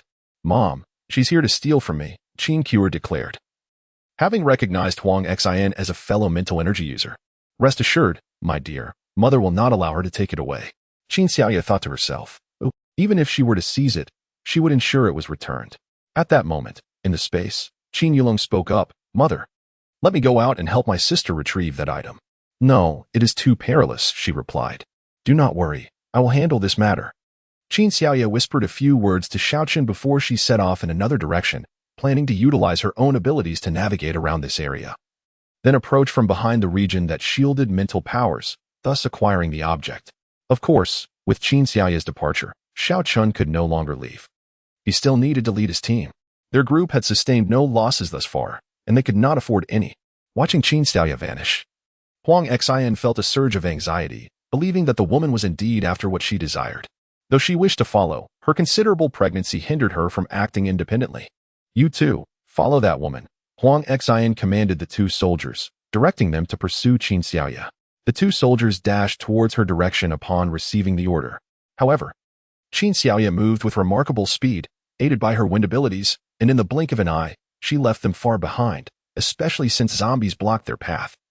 They would have to fight their way through to get past. Before long, Qin Xiaoya's figure vanished from sight, leaving the two soldiers to retreat. "Miss Huang, we've lost her," they reported, their expressions filled with frustration. Huang Xian shot them a fierce glare. "Are you two just useless?" Her attitude drew dissatisfaction from the soldiers around her, one of whom remarked, "Miss Huang, please show some respect to us brothers. We are not omnipotent. Everyone saw how fast Miss Qin is, and we cannot match her speed." Although Huang Xian was furious, she understood that this was not the time to quarrel with the soldiers. Despite her healing abilities, they were ultimately limited. Qin Xiaoya swiftly soared to the rooftop with the aid of her wind powers, returned Qin Karen to the space, and then dashed towards the large room that could shield abilities. Though she advanced with a bent posture, some gray-skinned beings noticed her movement. Soon, one of the gray-skinned beings blocked her path. Qin Xiaoya felt a sense of relief, as most of the gray-skinned beings were focused on Xiaoqin and his group. Had more remained here, she would not have been able to proceed. Chapter 082. While Qin Xiaoya was engaged in battle, Qin Yulong suddenly teleported out, swiftly decapitating the gray-skinned being before her and extracting its crystal core. Excitedly, he exclaimed, "Mother, this crystal core is of the 4th level." Qin Xiaoya was furious. "Did I not tell you not to come out?" "But mother, I just wanted to help," he replied. Nonetheless, Qin Yulong obediently returned to the space. Soon, Qin Xiaoya reached the rooftop of the large house and discovered a hole through which she could gaze down. To her astonishment, she saw no fewer than 10 gray-skinned beings seated within. The moment Qin Xiaoya cast her eyes upon them, they too became aware of her presence. A shiver ran down her spine at the sight of these gray-skinned entities. "Mother, it is that stone among them that I desire," Qin Kuer suddenly exclaimed. Moreover, she was not alone. Qin Shuer chimed in, "Mother, I can temporarily control those gray-skinned beings, just for a minute." Qin Xiaoya, well aware of Qin Shuer's formidable abilities, replied, "All right, 1 minute. I will retrieve the stone." Kuer, retreat to the space for now. Without hesitation, Qin Shuer began to exert her influence over the gray-skinned beings below. Though the duration was brief, it was sufficient for Qin Xiaoya to act. She leaped down and swiftly secured the stone. But as she prepared to ascend back to the rooftop, she unexpectedly spotted someone lurking in the corner. It dawned on her that this individual was likely the Special Forces soldier. "Mother, hurry, I can't hold on much longer," Qin Shuer called out in a rush. Qin Xiaoya pushed her speed to the utmost and dashed to the corner, seizing the soldier before soaring back to the rooftop. By this time, the gray-skinned beings had regained their senses and were howling in agitation. Meanwhile, Xiao Chun and his companions noticed that the surrounding zombies were beginning to head in their direction. Qin Xiaoya summoned Qin Shuer into the space and called forth Qin Kuer, who swiftly climbed onto her back. With the assistance of her wind-based powers, Qin Xiaoya reached unparalleled speed. As she approached closer to Xiao Chun and the others, she shouted, "Everyone, retreat." No sooner had Qin Xiaoya spoken than Xiao Chun and the Special Forces captain sprang into action, for the captain had spotted the small figure Qin Xiaoya was carrying. They all hurried toward the vehicles, while Huang Xian and the others quickly fell back. There was no choice. Behind Qin Xiaoya, a dozen gray-skinned beings followed closely. There was no time to waste in fleeing. Thus, the group sped away in their vehicles, yet the zombies continued to pursue them relentlessly, with only the gray-skinned beings matching their speed. Once inside the vehicle, Qin Xiaoya began to assess the condition of the small figure, who remained unconscious. Curiously, the gray-skinned beings had not harmed him. Upon waking him, the small figure appeared bewildered. "Where am I? Who are you?" Qin Xiaoya gestured for him to look at the vehicle behind them. Upon seeing his captain driving, he finally breathed a sigh of relief. But soon his expression turned to one of concern. There were no fewer than 50 gray-skinned beings at the farmer's market. 50? Both Qin Xiaoya and Xiao Chen exclaimed in shock. "Indeed, I was not expecting so many," the small figure replied, feeling a surge of adrenaline as his heart raced from the experience. Xiao Si swallowed hard, perplexed as to why those gray-skinned beings had captured him but spared his life. Xiao Chun and his companions did not retrace their steps to the base. Instead, they ascended to the 4th ring, while Huang Xian and his team had vanished from sight, likely fleeing to avoid being encumbered by Qin Xiaoya and her group. The number of pursuing gray-skinned beings had dwindled, prompting them to engage in battle. Qin Xiaoya's psychic abilities had begun to discern certain details. The vehicle came to a halt, followed closely by the others, and the Special Forces were particularly pleased to see Xiao Si, though the presence of the gray-skinned beings made them somewhat anxious. Before long, the gray-skinned beings approached, and everyone immediately unleashed their abilities against the oncoming threat. 5 gray-skinned beings trailed behind, with Qin Xiaoye restraining one and Xiao Chen another, leaving the remaining 3 to be confronted by the larger group. Qin Xiaoye realized that the gray-skinned being before her was of at least level 5. She was exerting every ounce of her strength in battling this zombie, employing all her powers, yet their impact was barely significant. Both Qin Xiaoye and Xiao Chun felt the strain, and the special forces alongside Xiao Chun were sustaining injuries. Meanwhile, Qin Yulong and the others in their safe space grew anxious. Their parents were in danger. Just then, Qin Xiaodong emerged from the illusionary time tower. Uncle! Uncle! Mom and Dad are in danger outside. Qin Yuchie rushed over, feeling nervous and afraid, yearning to go out but fearful of burdening their parents. Let me take a look. Qin Xiaodong began to assess the situation outside and confirmed that Qin Xiaoye and her team were indeed struggling. Additionally, 3 other gray-skinned beings were relentlessly injuring others. I need to get a gun. Qin Xiaoye soon exited the safe space armed with a firearm. It must be said that this tactic proved quite effective, as the introduction of the gun significantly alleviated their burdens. Before long, Qin Xiaodong assisted his sister in dispatching the gray-skinned being before her. After eliminating this foe, Qin Xiaoye swiftly extracted the crystal core, confirming it was indeed level 5. Brother, go help Xiao Chun. I will take on the ones over there. Qin Xiaoye lunged toward one of the 3 gray-skinned beings, and with her involvement, the group collectively exhaled in relief, as they had already sustained injuries to 5 or 6 members, and the remaining ones were nearing their limits. The 3 gray-skinned beings in this area were not as formidable as the one Qin Xiaoye had faced earlier, and soon one was eliminated by her. As the pressure lessened, they quickly dealt with the remaining 3 gray-skinned beings. Xiao Chun was still engaged with a level 5 gray-skinned being, while the other 3 were slightly less formidable, being level 4 speed types. After vanquishing the gray-skinned beings, Qin Xiaoye tended to the wounds of the injured, though one of the wounded Special Forces members, not being an ability wielder, had begun to run a fever. Qin Xiaoye offered him some spring water and instructed the captain to temporarily bind him. Whether he could endure this ordeal depended solely on his willpower. Once bitten by a zombie, the virus activated swiftly, transforming the victim into a zombie within approximately half an hour. The group decided to wait, and after about 30 minutes, the man finally regained consciousness. He had managed to survive and even awakened an Earth-based ability, which delighted everyone. The fact that a bite from a zombie could lead to such an outcome intrigued the Special Forces. However, Qin Xiaoye cautioned them that there was another possibility following a bite, transformation into a zombie. Her words fell upon them like a bucket of cold water, dousing their spirits completely. Chapter 083. Join my Moonlight Mercenary Corps. We possess experimental serum that might grant you the chance to awaken special abilities, suggested Xiao Chen's team, unable to contain their enthusiasm. Is it truly possible? One of the Special Forces soldiers inquired with a hint of eagerness. Why not? The serum was developed by our captain's son, and it's exclusive, they responded, engaging in lively conversation. We should depart. The gray-skinned creatures have not pursued us, Qin Xiaoye said, having surveyed her surroundings with her mental prowess, confirming there were no gray-skinned beings in sight. At Xiao Chen's warm invitation, the Special Forces group decided to accompany them. They learned that the captain's name was Bai Shiji, who had awakened a fire-type ability and had already reached level 3, which explained why his team remained active in the urban area. Upon their return to the base, Liuzi sent someone to summon them. After arriving at the mercenary corps, Liuzi furrowed his brow and reported, Captain, someone intruded into our home today and stole several vials of the green serum. Who? Xiao Chen asked. People from General Zhao's team. Liuzi replied, his anger palpable. How did you discover this? Qin Xiaoye inquired, her eyes blinking in surprise.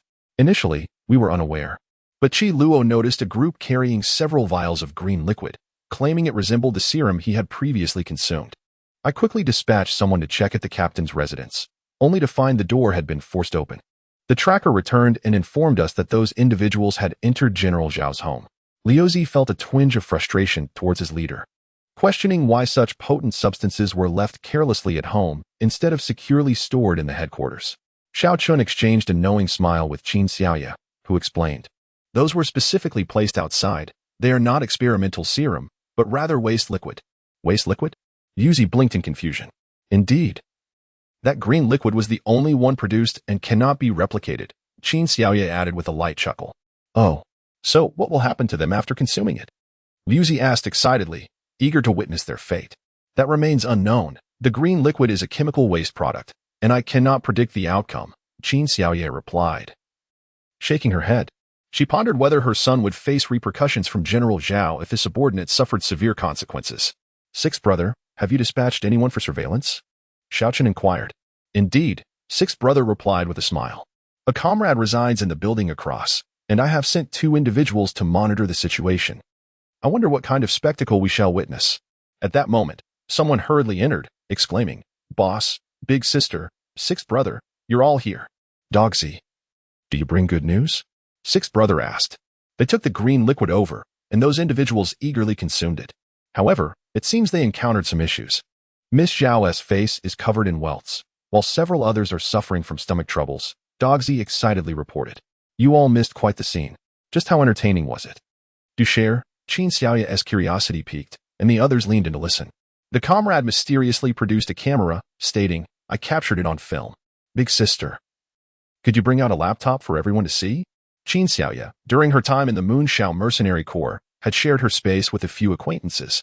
She retrieved a laptop and inserted the memory card, and soon everyone was engrossed in the footage, which resembled a short play due to the distance. They observed the spectacle at the Zhao family estate. As soon as the test liquid was brought to the Zhao household, Zhao Qi seized a vial. General Zhao stood silently in the courtyard, yet the bottles of green liquid were swiftly emptied, and the individuals consumed it in one gulp. It was evident that General Zhao's expression soured, but he remained a passive observer. After drinking, the group sat cross-legged on the ground, evidently experiencing the effects of the green liquid. Soon, one individual writhed in pain on the ground, exhibiting symptoms akin to those of Qi Luo at the onset. Before long, he bolted towards the courtyard's restroom, followed by 2, 3, and then 4 others, all scrambling in the same direction. However, the restroom was occupied, leading some to rush into the house while others fled outside, resulting in utter chaos. Zhao Qi, however, remained untroubled by stomach pains. She sat cross-legged, but soon her face began to swell and redden, as if inflated. Then, she erupted into screams while clawing at her face. And then it ceased. Qin Xiaoye could not help but click her tongue, remarking, It seems quite tragic. She has indeed transformed into a pig's head. But why does her reaction differ from the others? Indeed, the test liquids were ostensibly the same. Xiao Qin expressed his confusion. Yet, Qin Karen, who had been quietly observing, interjected, It's quite simple. This liquid inherently distinguishes between genders. Distinguishes between genders? Qin Xiaoye turned to her daughter, perplexed. Does this medication really differentiate by gender? Yes. Karen replied with a grin. As my brother elucidated, the effects of this concoction vary between men and women. For men, it results in weakness for a month, while for women, it transforms them into a pig's head for a month. Qin Xiaoye exchanged a helpless glance with Xiao Chun, pondering why their son had not informed them in advance. This incident would likely provoke General Zhao to retaliate with even greater fervor. Eldest brother, given the outcome, General Zhao will undoubtedly not let this slide. It would be wise for Xiao Long and the others to refrain from venturing outside for the time being, Liu Zi remarked, furrowing his brow. These 2 youngsters are remarkably cunning and audacious in their mischief. It seems that Miss Zhao Qi will likely refrain from causing trouble for a while. He added, The individuals affected this time were all relatives of the Zhao family. Qi Luo interjected. Oh, no wonder General Zhao refrained from seizing those liquids. Xiao Qin raised an eyebrow. However, regardless of their familial ties, if they are not his own son, General Zhao should show no mercy. You must understand that General Zhao is not one to be trifled with. His reluctance to act at that moment suggests he was uncertain, which is why he did not proceed with the seizure. Liu Zi speculated regarding the situation's possibilities. But if he were to test it, shouldn't he only test one? Qin Xiaoye retorted, Their vigilance is still lacking. Moreover, what is stored at home must not necessarily be the test liquid. Even if they appear identical, their effects may differ. Why did they not consider this? In truth, the Zhao family is quite peculiar, Bai Shiji remarked. In the Zhao household, it is not General Zhao who holds the power, but rather his elder brother, the family head. Among this group, aside from Zhao Qi, who is General Zhao's daughter, all the other men are the sons of General Zhao's brother. Is that so? Qin Xiaoye and Xiao Qin were somewhat astonished. In this apocalyptic era, General Zhao should hold some influence, right? Bai Shiji shook his head. Not necessarily. Their family possesses a unique inheritance method that is traditionally passed down only to the family head. which means General Zhao is likely not as formidable as his brother. Does this imply that General Zhao refrained from seizing the green liquid because he desires the inheritance of the Tomb Master? Qin Xiaoya pondered aloud. Chapter 084. One cannot dismiss this possibility. Bai Shiji nodded in agreement. Xiao Chun then stated, regardless, the more chaotic the Zhao family becomes, the better it is for us. I have truly had my fill of this Zhao family, especially that Zhao Qi. Seeing her foolish demeanor brings me a sense of satisfaction. All right, it is getting late, and everyone should return to rest. Lucy, please arrange accommodations for Captain Bai and the others, Xiao Chen instructed. Certainly, no problem, Lucy nodded. The territory of the Yushao Mercenary Corps was ample, and soon, Bai Shiji and his team were escorted to their quarters by Lucy. Qin Xiaoya and Xiao Chun returned home, but upon seeing the pried open door, they felt a sense of their own troubles being rather trivial. In this apocalypse, even repairing a door was a daunting task. Fortunately, Qin Xiaoya had previously gathered some locks and other supplies. Xiao Chen took a moment to replace the door, then turned to Qin Xiaoya. Yuer, do we have any formations inside? Perhaps we should study some defensive arrays, as I am genuinely concerned that those individuals may return to wreak havoc. General Zhao is indeed the leader of the base, and the individuals he dispatches are not to be trifled with, even if they are merely stationed at the entrance. Their acts of sabotage are brazenly audacious, leaving one with no recourse. Qin Xiaoya nodded, pondering the necessity of investigating the matter further to prevent their home from being ransacked while they were away, as it would render their stay there quite uncomfortable. Initially, Qin Xiaoya and her companions had hoped for a restful night. However, by evening, their door was being pounded upon incessantly. Xiao Chen opened the door to find a woman with her head tightly wrapped. Who are you? What do you want? He inquired. The tone and gestures unmistakably revealed that it was Zhao Qi, yet her voice had inexplicably become hoarse. Is that you, Zhao Qi? Xiao Chen feigned confusion. Brother Chen. It's me.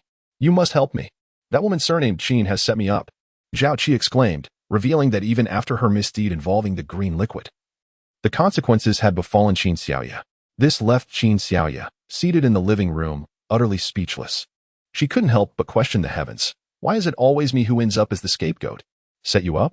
What do you mean? Xiao Chen furrowed his brow. Yuer has been with me on missions these past few days. I had no idea she had any grievances with Miss Zhao. Isn't it about the green liquid? Zhao Qi shouted. Green liquid? Did you have anything to do with the theft of our belongings today? Xiao Chen's expression darkened.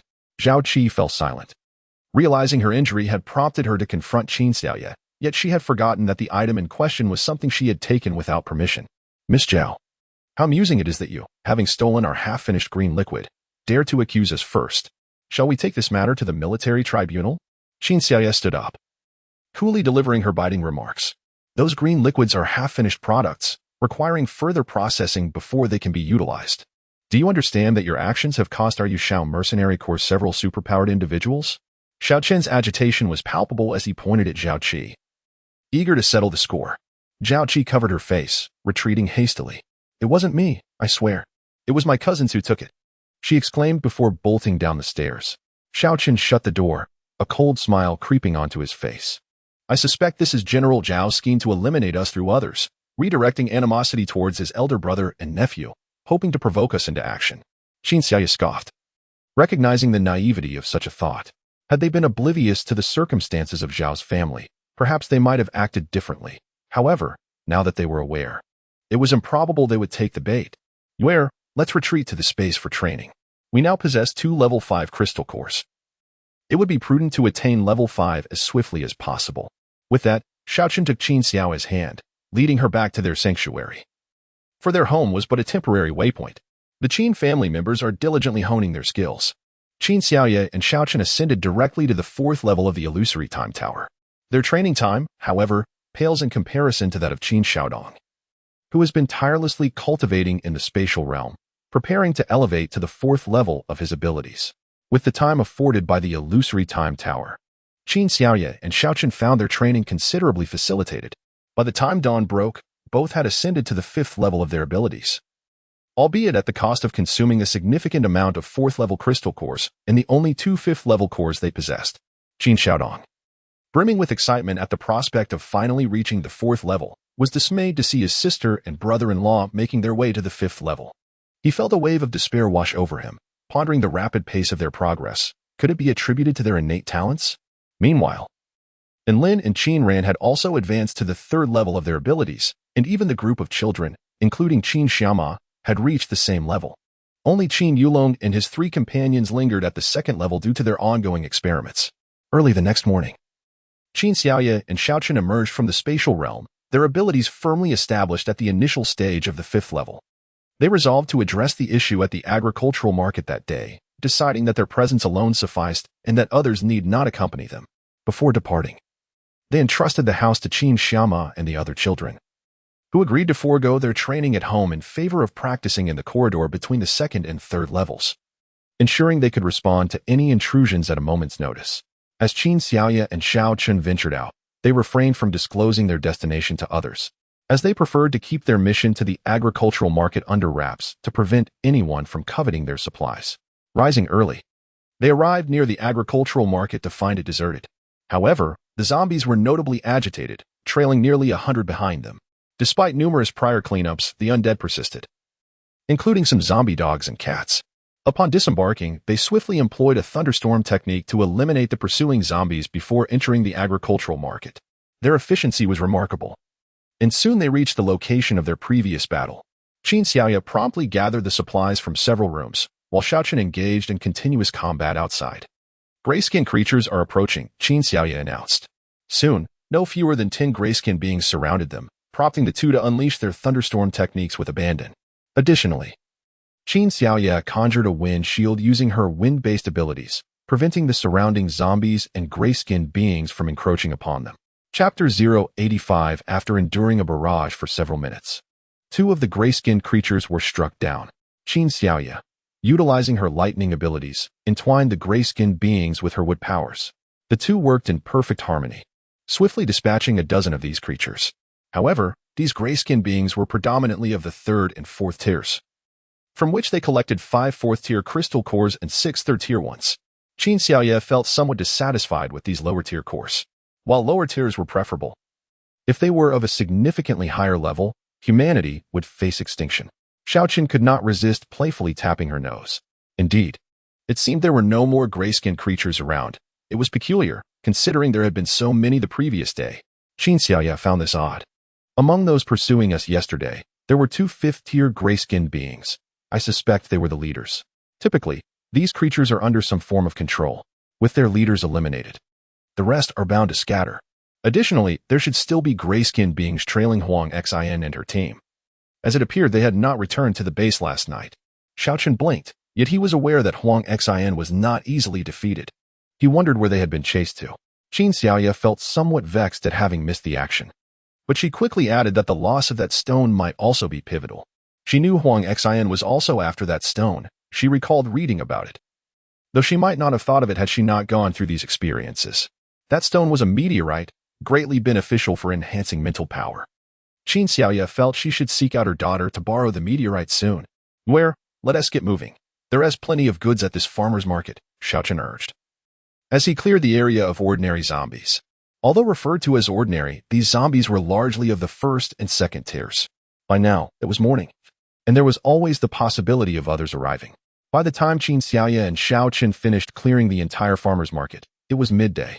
Qin Xiaoye collected all the items from the warehouses, though some stores still retained some goods.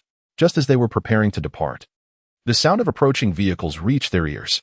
The road was rather narrow, so Xiao Chen pulled the car to the side to let the others pass. However, these individuals were evidently not as astute as Xiao Chun had imagined. They did not completely move past, but instead encircled Xiao Chen's vehicle. "Hey, there's a stunning beauty inside," exclaimed a rogue-looking fellow upon spotting Qin Xiaoye in the car. "Bro, step out. You've been surrounded by us." Someone rapped on Xiao Chen's window. Xiao Chun turned to Qin Xiaoye and asked, "You wearer, what shall we do if trouble arises?" "Eliminate them," Qin Xiaoye replied, raising an eyebrow, recognizing their intentions to provoke her. "All right. While I prefer not to take lives, should they press me, I shall not hesitate to act." Xiao Chen clenched his fist tightly and stepped out of the vehicle.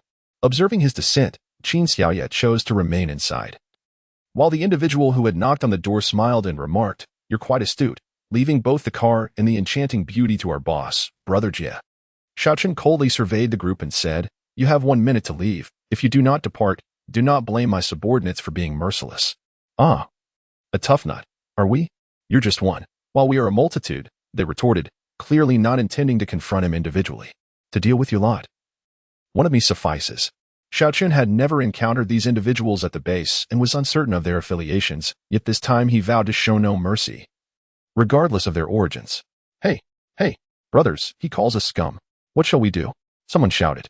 Almost immediately, another brandished a metal rod and swung it at Xiaoqun. With a swift kick, Xiaoqun sent both the assailant and the iron rod flying. Is that all you've got? His words incited the surrounding ruffians. And soon a swarm rushed at him, iron rods flailing towards his head. Xiaoqun was not one to be struck. He swiftly evaded the onslaught and unleashed a thunderstorm technique upon them. The attack caught them off guard, and before they could react, several were rendered charred and blackened. Fortunately, Xiaoqun had only employed a first-level technique, sparing them from death, albeit leaving some trembling in fear. Brother, he possesses supernatural abilities. That lightning strike was unbearable. Retreat. Keep your distance. Brother Pig had already taken refuge beside Qin Xiaoya's vehicle and spotted her in the driver's seat. He hastily opened the door, intending to pull her to safety. However, Qin Xiaoya enveloped herself in electricity, and as Brother Pig reached for her, he was instantly incapacitated, collapsing to the ground. Frothing at the mouth. How disgusting. Qin Xiaoya grimaced. Brother Pig, wake up. Meanwhile, his companions had begun dragging him away from the scene. Now wary of provoking Qin Xiaoya further, recognizing her formidable nature, Qin Xiaoya exited the car and addressed Xiaoqun, saying, Darling, be quicker. I wish to return home and rest. Her playful tone sent a shiver through Xiaoqun, prompting him to intensify his assault. This time, he unleashed a second-level lightning ability, swiftly reducing the group closest to him to charred remains, their bodies twitching with residual electricity. Spare us, great hero. We were blind to your might. We should not have provoked you. Many began to kneel in supplication. Xiaoqun found their pleas distasteful. They were truly the dregs of society. At that moment, two young women emerged, one exclaiming, Do not spare them. They have no idea how many lives they have already taken. Soon, the girl beside her echoed, insisting that they should not be spared, for they would only harm others. Qin Xiaoya then turned her gaze towards the two girls, who were dressed quite neatly and were rather attractive. However, it was perplexing how they had ended up here and how they were acquainted with the misdeeds of that group. We live nearby, and so do they, one of the girls explained. They have been terrorizing the neighborhood, abducting men and bullying women. If we hadn't escaped quickly, we would have been captured by them long ago. Their accusations sent a shiver down the spine of the thug, who internally lamented that their chances of survival had just diminished. Oh, Xiaoqun furrowed his brow, observing that these individuals indeed did not appear virtuous. Their previous gaze towards where was enough to warrant their demise. Swiftly, Xiaoqun dispatched the group, leaving them in ruins. The two girls clapped excitedly, exclaiming, Handsome. You are incredible. They approached Xiaoqun without a hint of shyness, attempting to link their arms with his, but he deftly evaded them. One girl laughed. Oh, are you shy? Handsome, why not join us? Our team is formidable, and we promise you a life of luxury and plenty of beautiful women. Chapter 086. His ownership belongs to me. Shouldn't you consult with me first? Qin Xiaoya could not help but interject, bemused by the audacity of the two women. As she spoke, their attention shifted to her. One of them chimed in, Beautiful, let us share resources. Don't be so stingy. Xiaoqun, now quite vexed, sensed that he might be exploited by these women. The men he had just defeated perhaps weren't as vile as they had claimed. Leave, he commanded. Causing the girls' faces to pale, they were offended by his dismissal, feeling that a mere display of abilities did not warrant such arrogance. Qin Xiaoya found their remarks amusing. Darling, let us go. There's no point in reasoning with trash. Xiaoqun smirked and replied, I'm on my way, dear. The two departed in their vehicle, leaving the two women behind. Shortly thereafter, several more women approached them. Shieling, why are you standing here? One asked. That thug was just taken down by a handsome guy.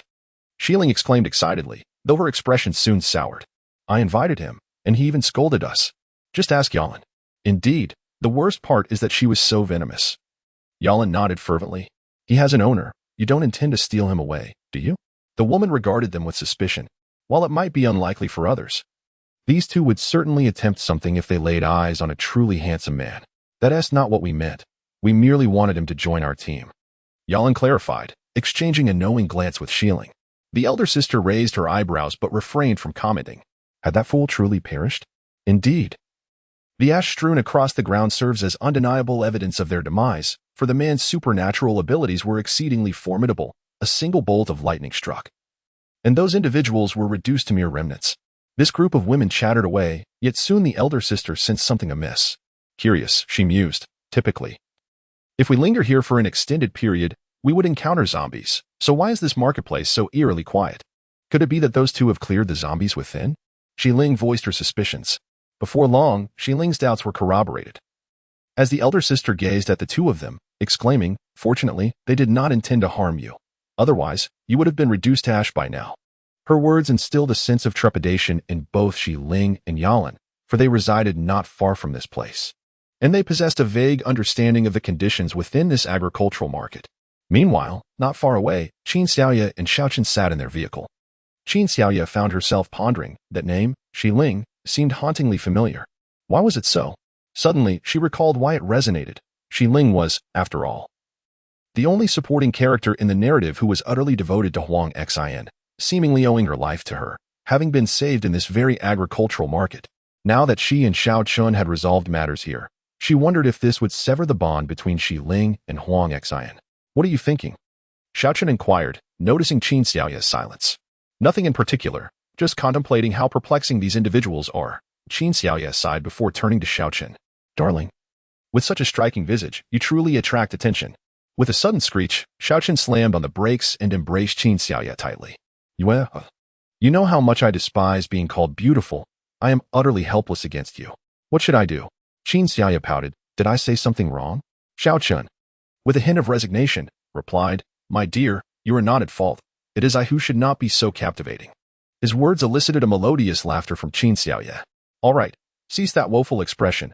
I shall refrain from commenting on your looks in the future. Is that satisfactory?"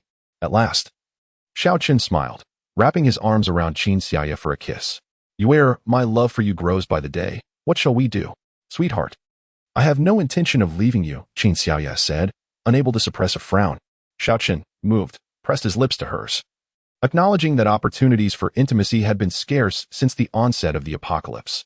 Qin Xiaoya gently pushed him away, gesturing for him to observe the zombies surrounding them. Frustrated, Xiao Chun started the car and drove forward, colliding with the zombies ahead. "This is utterly infuriating. Let us head home. I wonder if the Zhao family will stir up any trouble today." Qin Xiaoya expressed her concern. "Darling, let us just go straight home." Xiao Chun agreed, opting for the direct route home. The two returned to their residence on the third floor, only to hear a cacophony echoing from the corridor. "Let go of me. Help. Someone is assaulting me." The voice belonged to Qin Xiao. Qin Xiaoya rushed out immediately, witnessing two men grappling with Qin Xiao. "Stop. Release Xiao Xiao. What are your intentions?"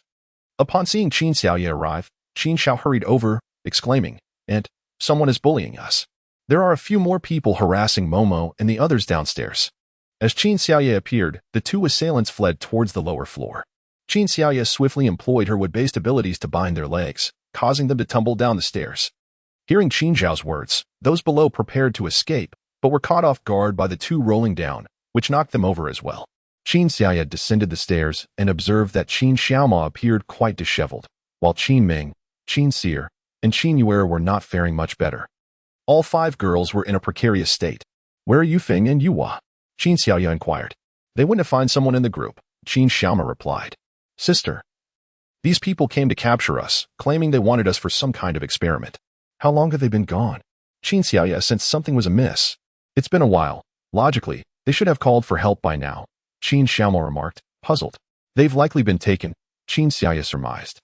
Realizing that these individuals were targeting her family's two troublesome boys, inadvertently dragging Momo and the others into the chaos, Qin Xiaoya and Xiao Chun hastily exited, with Qin Xiaoya scanning the entire base with her psychic power as they ran, while Xiao Chun surveyed the surroundings for any suspicious activity.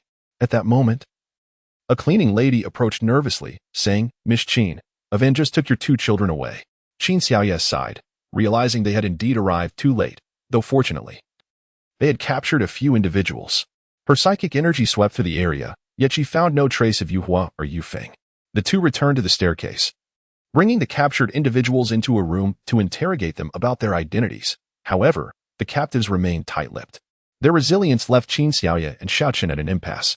Xiao Chun continued to press the captives, while Qin Xiaoya directed her psychic energy towards the Zhao family. At that moment, General Zhao was leisurely enjoying tea and playing chess with a man. Soon, an individual entered to report, "Master, we have captured them." "Oh, have they returned?" The man opposite General Zhao inquired. "Not yet, for others were apprehended," the messenger replied. "What a pity. Those four were promising talents cultivated within the family." "Brother, who were they capturing?" General Zhao asked. "Two boys from the Qin family. We are uncertain if the experimental liquids are related to them," the man replied with a smile. "The two boys from the Qin family are likely connected. However, let us bring Chej along, as she knows them," General Zhao responded with a smile. Qin Xiaoya swiftly conveyed the situation she had witnessed to Xiao Chun, who promptly dealt with the four individuals, since they were no longer of use. There was no reason for them to remain alive. Qin Xiaomao and the others observed the unfolding scene with indifference. Having become desensitized to the fleeting nature of life and death through their numerous encounters with such events, "Let us proceed to rescue Yu Feng and Yu Hua," Qin Xiaoya declared as she first entered the room, followed closely by the others. Initially, Qin Xiaomao intended to venture out, but Xiao Chen halted them, instructing, "Stay at home.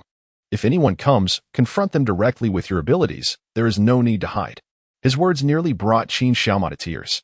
She had refrained from allowing the use of their powers for fear of causing trouble at home, yet she had not anticipated that Yu Feng and Yu Hua would be captured.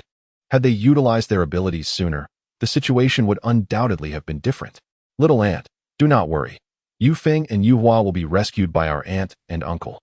Qin Xiao comforted Qin Xiaoma. "Indeed, we shall await their return here." Qin Xiaoma resolutely shook her head. Xiao Chen and Qin Xiaoya followed General Zhao and his men into a narrow alley, hidden within the older section of the military district. Easily overlooked if one was not attentive. "Here? Isn't this a crematorium?" Qin Xiaoya inquired. "Indeed. Do you not think this is an excellent hiding place?" General Zhao replied. "If they were to discover this place, they would be reduced to ashes, and no matter how they tried, they would not be recognized."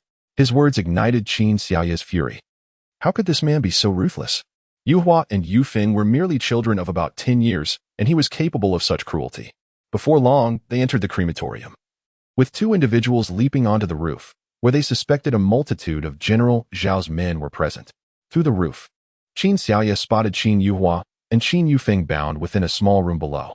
Zhao Qi followed behind, entering the room alongside General Zhao and his brother.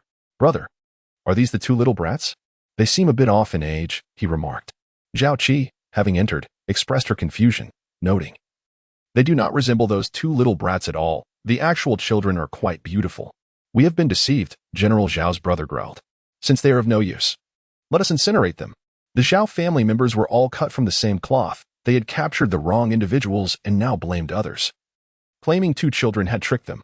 Qin Xiaoya, incensed, leaped down, exclaiming, "I believe it is you who will be turned to ash." And Qin Yulong and Qin Yufeng rejoiced upon seeing her. With her arrival, they need not fear being reduced to cinders. "What is the purpose of your powers if you allow them to burn you?" Qin Xiaoya scolded, exasperated that they would conceal their abilities even in such dire circumstances. Qin Yufeng and Qin Yulong unleashed their fire abilities, burning through their bindings, and Qin Yufeng incinerated their captors to ash with a burst of flames. Zhao Qi, terrified, cried out, "Father! Uncle! Help!" Unbeknownst to her, she felt as though her fate was sealed this time. Qin Xiaoya unleashed a bolt of lightning upon General Zhao's brother, reducing him to ash. Subsequently, Xiao Chen directed a similar strike at General Zhao, turning him to cinders as well.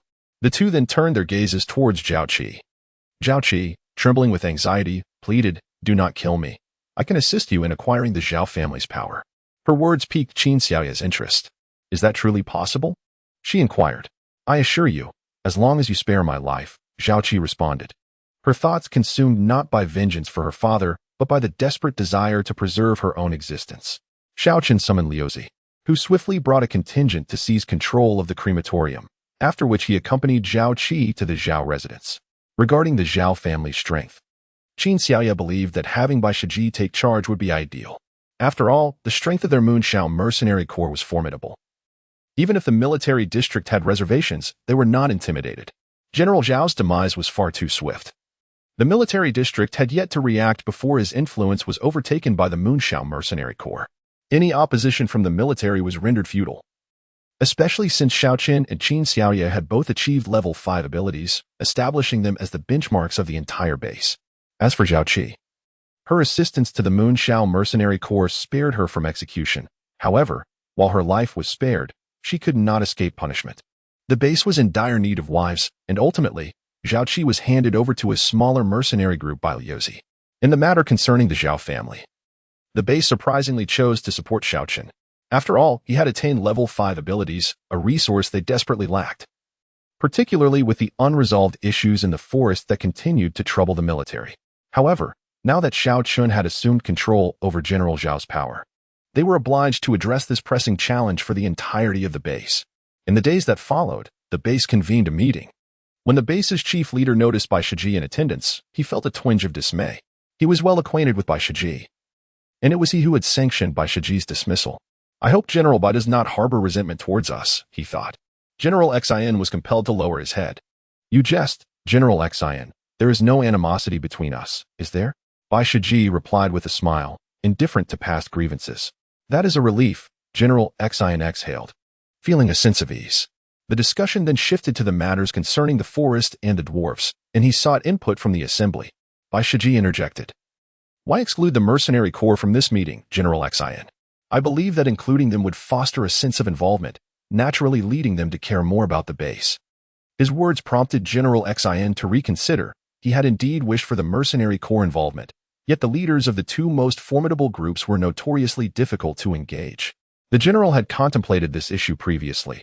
As you all know, both Captain Xiao and Captain Shangguan are exceptionally capable individuals, not easily persuaded. Those nearby could not help but interject an explanation for the general. Ah, I see. Bai Shiji raised an eyebrow in understanding. After the meeting concluded, there remained no satisfactory resolution regarding the matters of the forest. General Xin, feeling quite helpless, began to ponder seriously whether it might be prudent to invite the adept members of the base and the captains to the next assembly. With a larger gathering, the competition would intensify, and surely they could devise some effective solutions. Upon returning, Bai Shiji inquired of Xiaochen whether they had indeed been invited to such meetings in the past. Xiaochen replied, I am uncertain. All affairs concerning the mercenary group are managed by Liu Zi. He has never mentioned such matters to me. At that moment, Liu Zi erupted in indignation, exclaiming, What nonsense! Did they truly consider that an invitation? Not long ago, someone came to summon us, yet that individual stated that the military district had offered a courtesy, allowing the captain to stand at the door and listen to their discussions. Xiaochen frowned and turned to Bai Shiji, questioning, Is that what they call an invitation? Bai Shiji's lips twitched in disbelief. Are those who extend such invitations fools? How could they dare offend anyone? Whether they are fools, I cannot say. But I do know the person who issued the notification is a relative of a certain general. Liu Zi scoffed, vowing to confront that individual once found, determined to give him a stern reprimand for speaking to them with such arrogance. Why dwell on it?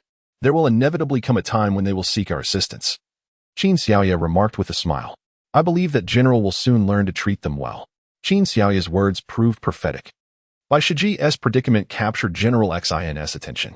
He did not perceive Xiaochen and Shangguan as particularly formidable adversaries. Thus, he summoned the individual responsible for the previous notification to question him thoroughly. General Xin finally grasped the reason behind the absence of attendees. If one is treated with indifference, it is only natural that they would choose not to appear.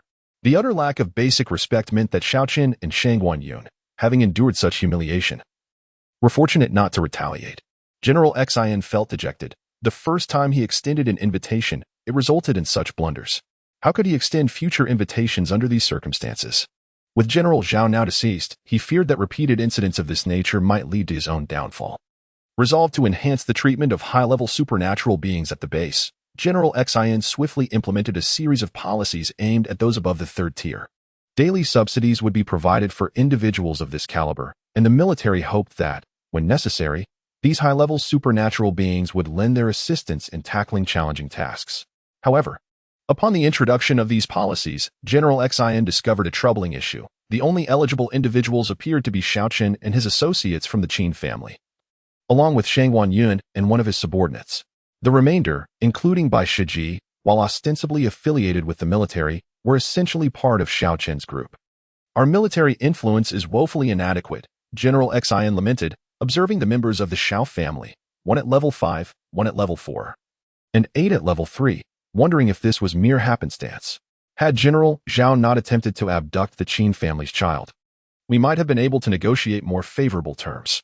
General Xian's secretary found himself quite helpless regarding this matter. Lao Zhao is Lao Zhao, and we are we. You may wish to converse with Xiao Qin or the Qin family to inquire if they could supply us with the test liquids, provided the price is reasonable. Our military can procure them using crystal cores or points. General Xian believed this transaction was indeed feasible, especially since the Qin family is capable of producing such test liquids. Very well, I shall approach them for a discussion, he decided. The secretary felt the weight of this task bearing down upon him. However, since it was assigned by the general, they had no choice but to proceed. Make sure to negotiate well and adopt a humble demeanor. We are the ones seeking assistance, not the other way around. General Xian remained apprehensive about repeating past mistakes. Rest assured, the secretary has never been one to adopt an arrogant stance. That evening, the secretary paid a visit, and after an hour-long discussion with Xiao Qun in the study, he departed with satisfaction. Xiao Qun later informed Qin Xiaoya that the secretary's discussion revolved around the test liquids, and while he had agreed, the military would need to exchange crystal cores. As for points, to be frank, he had little interest in them, for they currently possessed an excess that was simply unspendable. Qin Xiaoya began to ponder. Xiao Qin, the base should be able to exchange points for weapons, correct? We could initially trade for some arms, should we find ourselves devoid of combat capability. Possessing weapons would surely safeguard our lives. Indeed, this matter warrants careful consideration, Xiao Qin nodded. Although they had a few weapons, their quantity was rather limited. He resolved to consolidate all points and trade them for some weaponry. As for food, their household was never lacking, not even the mercenary group, since Qin Xiaoya delivered supplies every couple of days. However, to avoid unnecessary complications, the vegetables she provided were not overly abundant, yet sufficient to nourish the mercenaries. Qin Xiaoya exchanged all her points with Xiao Qin, as they held no utility for her. Xiao Qin set about his errands, while that day, a notice was issued at the base stating that all leaders of mercenary groups and those with abilities rated level 3 or above were required to attend a conference in the afternoon. This gathering aimed to address the encroaching forest, which had been advancing at a rate of 20 meters per day. Should this issue remain unresolved, it could escalate significantly. Upon seeing the notice, Qin Xiaoya felt a wave of dismay. This meant the Qin family would all emerge from their shelter. She feared that in the absence of family members, trouble might find its way to them. With this thought in mind, Qin Xiaoya retreated into her space, seeking any ancient knowledge regarding formations left behind by her ancestors. After searching for quite some time, she stumbled upon a nearly decayed book in a corner. Upon examination, it turned out to be a text on formations, albeit somewhat incomplete. Qin Xiaoya began to study it earnestly, secluding herself on the 5th floor of the illusionary time tower. By the time she finished her research, she realized she was so famished that she could hardly move. After casually eating a little something, Qin Xiaoya began to arrange a simple formation. Although some parts had deteriorated, through her meticulous study, she was still able to create a few basic formations. After spending half an hour, she successfully set up a rudimentary warning formation. The moment anyone touched it, she would be alerted immediately. Additionally, she devised a simple maze formation, akin to the proverbial ghost wall, which would ensnare individuals within its confines. Qin Xiaoya reviewed both formations once more before exiting the space and implementing them at her two homes. Just as she completed the setup, the doorbell rang. When Enlin opened the door, she found Ning standing there. "Aunt, it has been ages since I last saw you. Where have you been?" Ning inquired.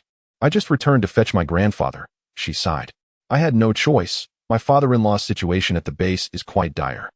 The Luo family has shown them a modicum of mercy by not completely oppressing them." "Oh." Qin Xiaoya grimaced as she loathed the elder of the Hua family. She thought to herself that had she known better, she would have ensured Ning lived further away from them. She truly despised complications. Noticing Qin Xiaoya's expression, Ning understood her disdain for the Hua patriarch and refrained from mentioning that Huaya, along with her son Liang Yu and husband Liang Zhu, had also arrived. Chapter 089. Sister, you're busy, so I'll take my leave. I merely came to inform you, Ning said before departing. Once Ning had left, Enlin couldn't help but speak up. "Where? Even if you dislike that old man from the Hua family, there's no need to give your aunt a sour face. Mother, every time I hear about that old patriarch of the Hua family, I am reminded of the hardships our Qin family faced when they refused to extend a hand. How many benefits did they reap from us?" Qin Xiaoye retorted angrily. As much of the Hua family's enterprise was built upon the support of the Qin family. Let it go. What's the point in dwelling on the past? Enlin sighed, recalling that she had seen Huaya when she opened the door. She could only hope that the woman would not cause further trouble. or else Yuer would surely be even more upset. Having set up the formations, Qin Xiaoya gathered her family together to explain them. Under normal circumstances, as long as they could enter, there would be no adverse effects. However, if someone unfamiliar were to trespass, they would trigger the warning or become ensnared in the maze. With the protection of these formations, Qin Xiaoya felt a sense of relief. "Sister, you are truly remarkable. I can sleep soundly at home now," Qin Xiaoma exclaimed. Qin Xiaoya smiled wryly at her, as the base had issued a notice today. "What notice?" Qin Xiaoma blinked, wondering if it was related to the ability level she had registered a few days prior. "You are now in a favorable position. The base requires your presence. This afternoon, there is a meeting, and attendance is mandatory for all those with abilities at level 3 or above." Qin Xiaoya gazed at the group of children before her. Although they had undergone significant transformations, the perceptive Shang Guanyun could likely recognize them at any moment. Could they truly be so unfortunate? Would that Shang Guanyun also be present? Qin Xiaoma could not help but inquire. Indeed, he would be attending. "Are you still fearful of him?" Qin Xiaoya had long suspected that Shang Guanyun had left a shadow in the hearts of these children. Otherwise, they would not display such apprehension towards him. "I am not afraid," Qin Yufeng declared. Having grown from a mere 3 or 4 years of age to 10, his appearance now drastically different. Perhaps it was the nurturing of their surroundings, for these children bore a striking resemblance to the Qin family. "You are truly brave, Xiaofeng," Qin Xiaoya praised. "Auntie, I am not afraid either," Qin Yuhua chimed in. Soon, the other children echoed their sentiments of bravery, except for Qin Xiaoma, who remained silent. "Xiaoma, if you are feeling apprehensive, you need not attend tomorrow," Qin Xiaoya suggested, observing that Xiaoma's appearance had not changed much, although Shang Guanyun had not voiced it. Qin Xiaoya sensed that he had recognized Qin Xiaoma. However, with a shared enemy, he had refrained from mentioning it. As they had previously stated, the past was behind them, and he was no longer concerned. Yet, if Qin Xiaoma continued to dwell in fear, that was a matter of her own making. Qin Xiaoya wondered if Xiaoma could overcome the emotional hurdle within her. Qin Xiaoma forced a smile, tinged with sorrow. "Sister, I am such a coward, am I not?" Qin Xiaoya shook her head. "Xiaoma, we have ample time to take things slowly. If you do not wish to confront it for now, I suggest you devote yourself to cultivation. When your skills have advanced, perhaps you will find the courage to face him." Qin Xiaoma pressed her lips together, grappling with an inexplicable dread of Shang Guanyun.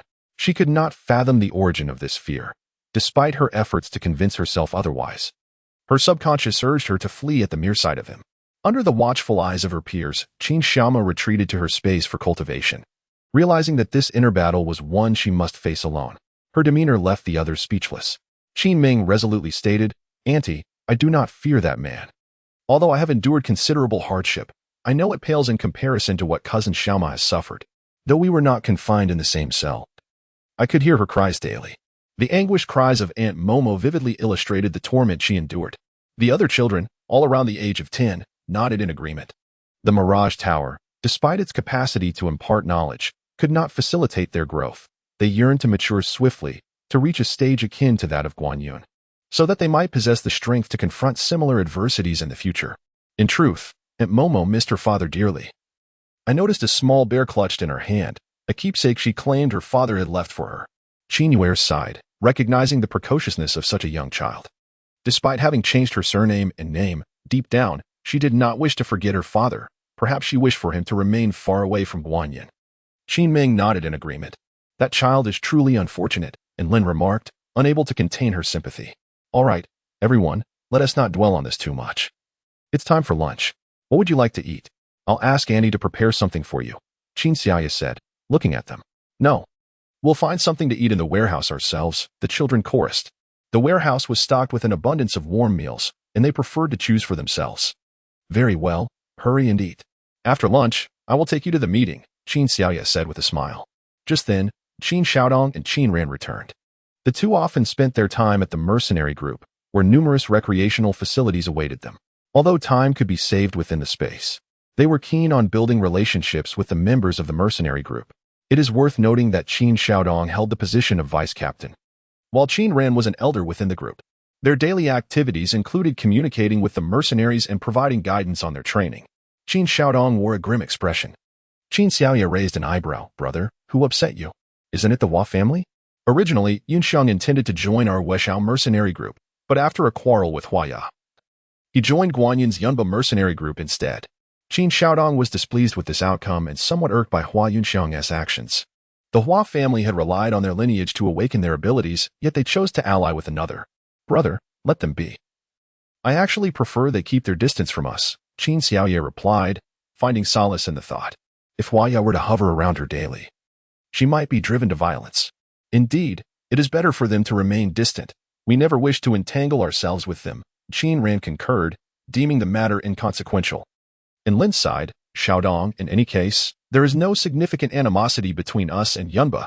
Let them join whichever mercenary group they choose. Yes, brother. We are not in need of ability users at the moment.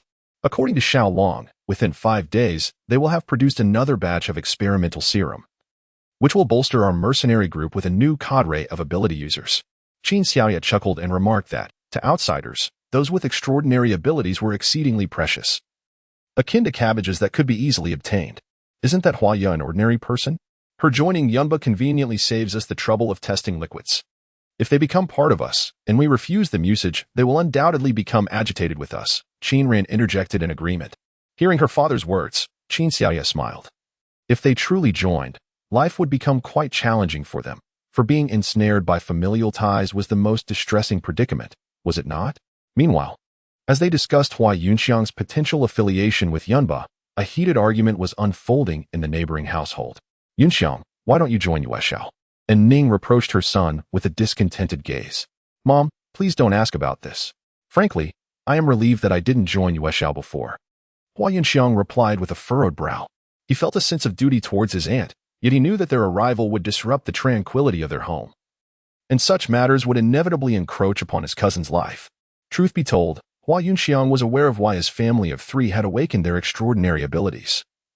It was somehow connected to his cousin.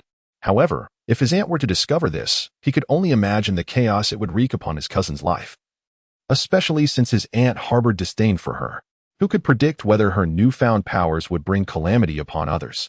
It was essential to preemptively guard against any potential threats. Hence his decision to join Yunba, let his aunt direct her mischief towards them instead of his cousin. Regrettably, Hua Yunxiang's silent struggles were unbeknownst to Shang Guanyun.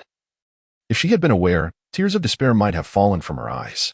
In Ning, I believe Yunxiang's choice to join Yunba today was indeed prudent. Even brothers must keep accounts clear. If he were to join Yuexiao and they were to suppress him, what then? Huaya chimed in with a cold scoff. This is our family matter. You needn't interfere, and Ning retorted angrily, directing her ire at Huaya. Dad, look at how she is bullying me. Huaya protested with unyielding persistence. Old Master Hua turned his gaze towards Ning, questioning, What? Do you find this bothersome? And Ning looked at Hua Ziki and said, You handle this. If it truly becomes unbearable, we might have to part ways. After all, divorce is no longer an option. Without Ning, would they have such a comfortable home? Had it not been for her, they would still be struggling under the grasp of the Luo family, Hua Ziki thought, exasperated. As he supported his forehead, Sister, in a couple of days, your family should move out. What did you say? You want me to move out? This is the old master's home. Huaya immediately countered, but soon recalled that it was Ning who had purchased the house, and it had no ties to her brother. Suddenly, old Master Hua interjected, Are you attempting to drive me to my grave? The words of the elder Hua brought an abrupt halt to their quarrel, allowing Ning to retreat to her room. She felt an overwhelming sense of helplessness in the presence of so many people. Huaya was already an unreasonable person, and with the addition of the 2 lecherous and oblivious Liangzhu and Liangyu, it rendered this household unbearable. Mother. Hua Yunxiang gazed at his weary and disheartened mother, feeling a pang of sadness. Ideally, she should be living an untroubled life like Auntie and the others, yet this home had reverted to its former oppressive state. The burden was one that neither his mother wished to bear, nor did he. Yunxiang, this is not your fault, and you need not feel guilty. What you did was right. Misfortune awaits anyone who associates with them. It is prudent that you avoid Yuexiao, and Ning said wearily. If it comes to it, we should find a way to move away from this home. Mother, this house is ours, Hua Yunxiang replied, feeling tears welling up. And Ning suddenly smiled. Yunxiang, are you reluctant to part with them? Mother, you know I merely empathize with you, Hua Yunxiang said, feeling a little aggrieved. This home clearly belongs to them. In truth, I possess another property elsewhere, and Ning remarked, blinking. She had entrusted that house to Xiao Qin, who had promised to keep an eye on it for her, assuring her that she could reclaim it whenever she wished. After all, the vicinity was filled with Xiao Qin's people, making it quite convenient. although the space was modest. It would surely suffice for the two of them. Moreover, the provision stock there far exceeded what they had here. And Ning had purchased a ground floor unit that included a basement brimming with supplies. Both Xiao Chun and Qin Xiaoya were aware of this arrangement. Yet Ning was confident they would never disclose it. "Mother, we cannot leave just yet," Hua Yunxiang said, furrowing his brow. "We still require an opportunity. However, that opportunity might endanger Ware and the others." And Ning understood that such a chance would likely involve Huaya's scheming against Ware, a scenario she wished to avoid. "Do you think that if we leave, she will refrain from targeting Auntie and the others?" Hua Yunxiang whispered. "Mother, you don't intend to take Father away, do you? If they were to leave now, Father would certainly not accompany them, yet should trouble arise, he might very well choose to follow." Indeed, and Ning's shoulders slumped. She was all too familiar with Hua Ya's character. A woman who thrived on chaos would undoubtedly act. If she remained vigilant here, what defenses would her sister and the others have if she were to leave? After reassuring Ning, Hua Yunxiang returned to his training. He was only at the second level of his abilities, while his cousin had already reached the fourth, and it was said that his cousin's sister had achieved the fifth. The competition was fierce, and he knew he must strive harder. As afternoon approached, the time for the meeting arrived, and the entire Qin family headed off to attend. The conference room was expansive, reminiscent of a representative assembly. Qin Xiaoya and her companions were seated together, with Shang Guanyun nearby. Observing the group, Shang Guanyun remarked, "It seems your family possesses considerable influence." "Influence or not, they are merely children," Xiaochun replied with a wry smile. He had already stated that these were just kids. The notion of sending them into battle was utterly out of the question. As the meeting commenced, General Xin began to discuss the situation regarding the nearby forest, which was encroaching closer to their base. If this issue remained unresolved, it could lead to significant trouble. Soon, aerial footage of the forest was presented. It was evident that the military district had some adept individuals, as they had utilized drones to capture the situation. However, this information was superficial and lacked the depth known to Qin Xiaoya. At that moment, General Xin spoke up.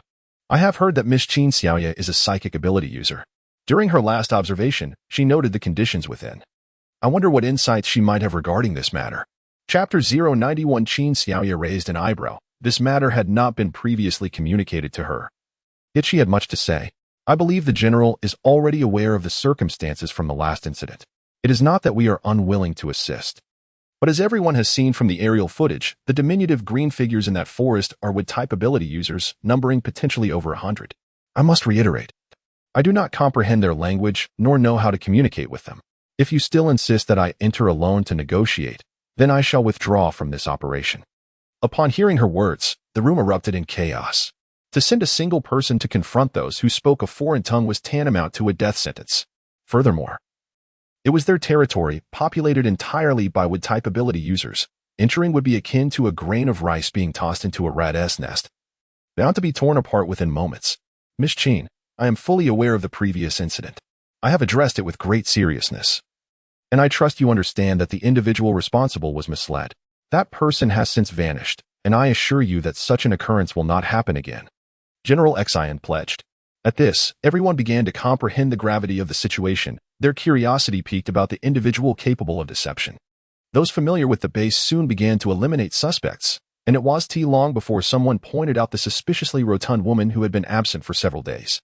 With General Xin's sincere apologies, Qin Xiaoya sensed his earnestness and agreed to participate in the operation. With her involvement, Xiao Chun's participation naturally followed. Subsequently, many others also signed up, which brought a smile to General Xin's face. He appreciated the enthusiasm of the group, recognizing that the base was a shared home that required collective maintenance. After the group had reached a consensus to take action early the next morning, the meeting adjourned. However, General Xin retained Qin Xiaoya and Xiao Chun, recognizing them as the highest-ranking ability users in the base. General Xin intended to bestow upon them the title of lieutenant. Although this was merely an honorary title that would not entail any command over troops, it did afford them certain privileges within the mercenary group and the base, such as the ability to purchase weapons. Upon hearing this, Xiao Chen's spirits lifted, for he had been contemplating weapon purchases, and this opportunity seemed serendipitous. After inquiring about the available discounts for weapon acquisitions, he promptly summoned Liuzi to facilitate the purchase. As for Qin Xiaoya, she felt indifferent toward the honorary title. Yet she accepted it graciously since it was offered in good faith. observing Xiao Qin's excitement as he rushed off to procure weapons. She chose not to partake and instead walked leisurely out of the conference hall toward the villa. Along the street they traversed, there were 2 hotels, predominantly operated by the base, as private enterprises had dwindled in the post-apocalyptic era.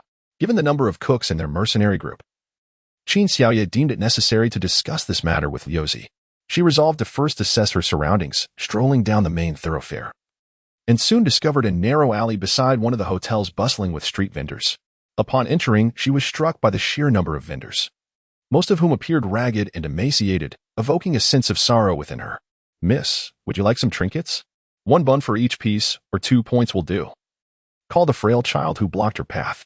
Noticing the card in the child's hand that allowed point exchanges, Qin Xiaoye recognized the convenience of such a system. She selected 20 trinkets from the stall and exchanged 40 points for them. "Thank you." The boy beamed with joy, having completed his first sale. In no time, Qin Xiaoye accumulated a hodgepodge of items and departed only when her points were exhausted. She realized she had perhaps indulged her good-heartedness a bit too much, as such acts were typically the province of the female lead, though she wondered where that lead had found herself now. Upon returning home with a large bag of assorted items, she distributed them for the children to enjoy. Having never encountered such treasures before, the children were delighted, immersing themselves in playful abandon. Later that evening, a vehicle slowly entered the base, and Huang Xian was inside. Strangely, her belly had flattened, and she bore no child in her arms. Though her clothing was clean, her expression was somewhat vacant, and no one could fathom what had transpired. Yet, her eyes shimmered with a glint of hatred.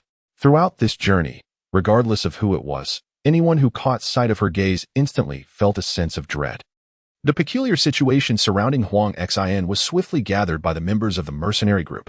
Throughout the month, everyone in the Shao mercenary corps became aware of the discord between their female vice-captain and this enigmatic woman.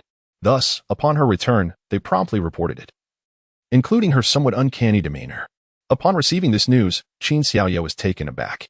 The child was gone? Her gaze was somewhat strange. Considering the timeline, it was evident that she was not near her due date, indicating a probable miscarriage, Xiao Qin surmised. Am I not also not at that point? Qin Xiaoye raised an eyebrow, stating that Huang Xian was indeed the protagonist, blessed with extraordinary fortune. It was entirely possible that the child was born elsewhere and simply not brought back, or perhaps the child resided within the space. Furrowing her brow, Qin Xiaoye contemplated whether having seized the protagonist's space meant that Huang Xian could possess another such realm. If we were to consider luck alone, it was indeed a distinct possibility. Furthermore, regarding Huang Xian's peculiar gaze, one could wonder if it was a transformation within herself or an invasion by another soul. In this apocalyptic era, many occurrences, though unseen, could very well transpire. Reflecting on the forthcoming actions for the next morning, Qin Xiaoye felt somewhat disheartened, convinced that Huang Xian would inevitably meddle, especially with her bewildering ability to enchant, leading anyone astray and drawing them to her. Worried about tomorrow's mission? Fear not. I shall ensure someone keeps a close watch on her, Xiao Qin reassured her. I merely find it quite troublesome to be entangled with such bizarre individuals, Qin Xiaoye remarked, casting a scrutinizing glance at Xiao Qin. I ponder a question. Might she come to ensnare you? You ought to be cautious, should you encounter her tomorrow. Remember not to gaze into her eyes. Chapter 092. This is a miss. If she has a target, it should still be Shang Guanyun, as he is the one she ought to pursue. Xiao Qin, however, was not the least bit concerned about this. Of course, to avoid being ensnared himself, keeping a safe distance from that woman was indeed prudent. I truly cannot fathom Shang Guanyun. I suspect he does not merely command this small faction, Qin Xiaoye remarked. Her brow furrowed. I speculate if he is indeed a reincarnator. Most of his followers should be at the Luo family's base, Xiao Qin smiled. Having learned from Yuer that the Luo family's Luo Tian base was the epicenter post-apocalypse, if he is Shang Guanyun, he would undoubtedly dispatch the majority of his people there. However, why he is situated at the Kyoto base remains unclear. That is a distinct possibility, Qin Xiaoye nodded, acknowledging that Shang Guanyun might indeed act in such a manner. But why do you think he remains at the Kyoto base? I surmise that after the apocalypse, most individuals would deduce the existence of reincarnators. And within the Luo family's Luo Tian base, they wield significant power. He likely fears being cornered, Xiao Qin speculated. Indeed, the members of the Luo family are exceedingly domineering, far inferior to those residing in the Kyoto base. Had we remained in their midst, we would likely have become their subordinates. reflecting on her escape to this place. Qin Xiaoya thought that had she not been quick to realize the danger, she might have been captured long ago. The Luo family members are incredibly difficult to associate with. Xiao Chun believed that their current demeanor could not endure for long. He simply could not tolerate the existence of others' power. How could that be permissible? By the way, I recall that in the dream I had, there was an instance of zombies attacking a city. And it seems that such an event has indeed occurred here at the Kyoto base. A sudden realization struck Qin Xiaoya. Zombie siege?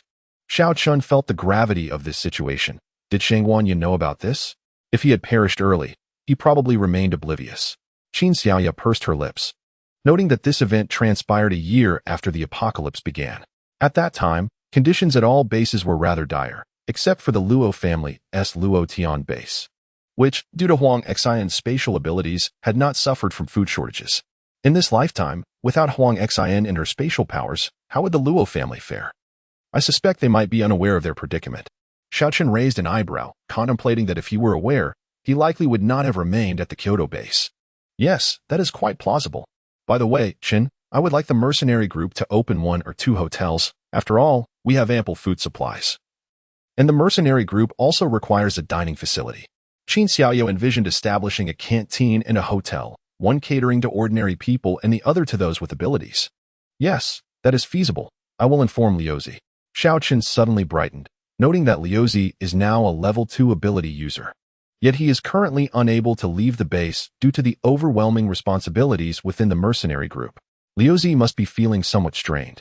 Perhaps you should suggest he recruit a couple of secretaries to assist him, alleviating his burden. Qin Xiaoya felt a twinge of guilt towards Liuzi. Xiao Chun shook his head, saying, "Do not concern yourself with him. He is far more aware of his own preferences than we are. This fellow does not particularly enjoy undertaking tasks outside. If you were to strip him of his management duties, he would likely become quite agitated." Upon hearing this, Qin Xiaoya shrugged. "Well, then, you can discuss this with him. As for the ingredients, there is no need for concern. Our mercenary group is not short on provisions. Indeed, you should rest early. We have a mission to embark on tomorrow." Xiao Chun gently embraced Qin Xiaoya as they returned to their space. For it is only within that realm that they could truly find respite. They arrived directly at the 5th floor of the illusionary time tower, where each level was furnished with beds, allowing them to rest and cultivate simultaneously.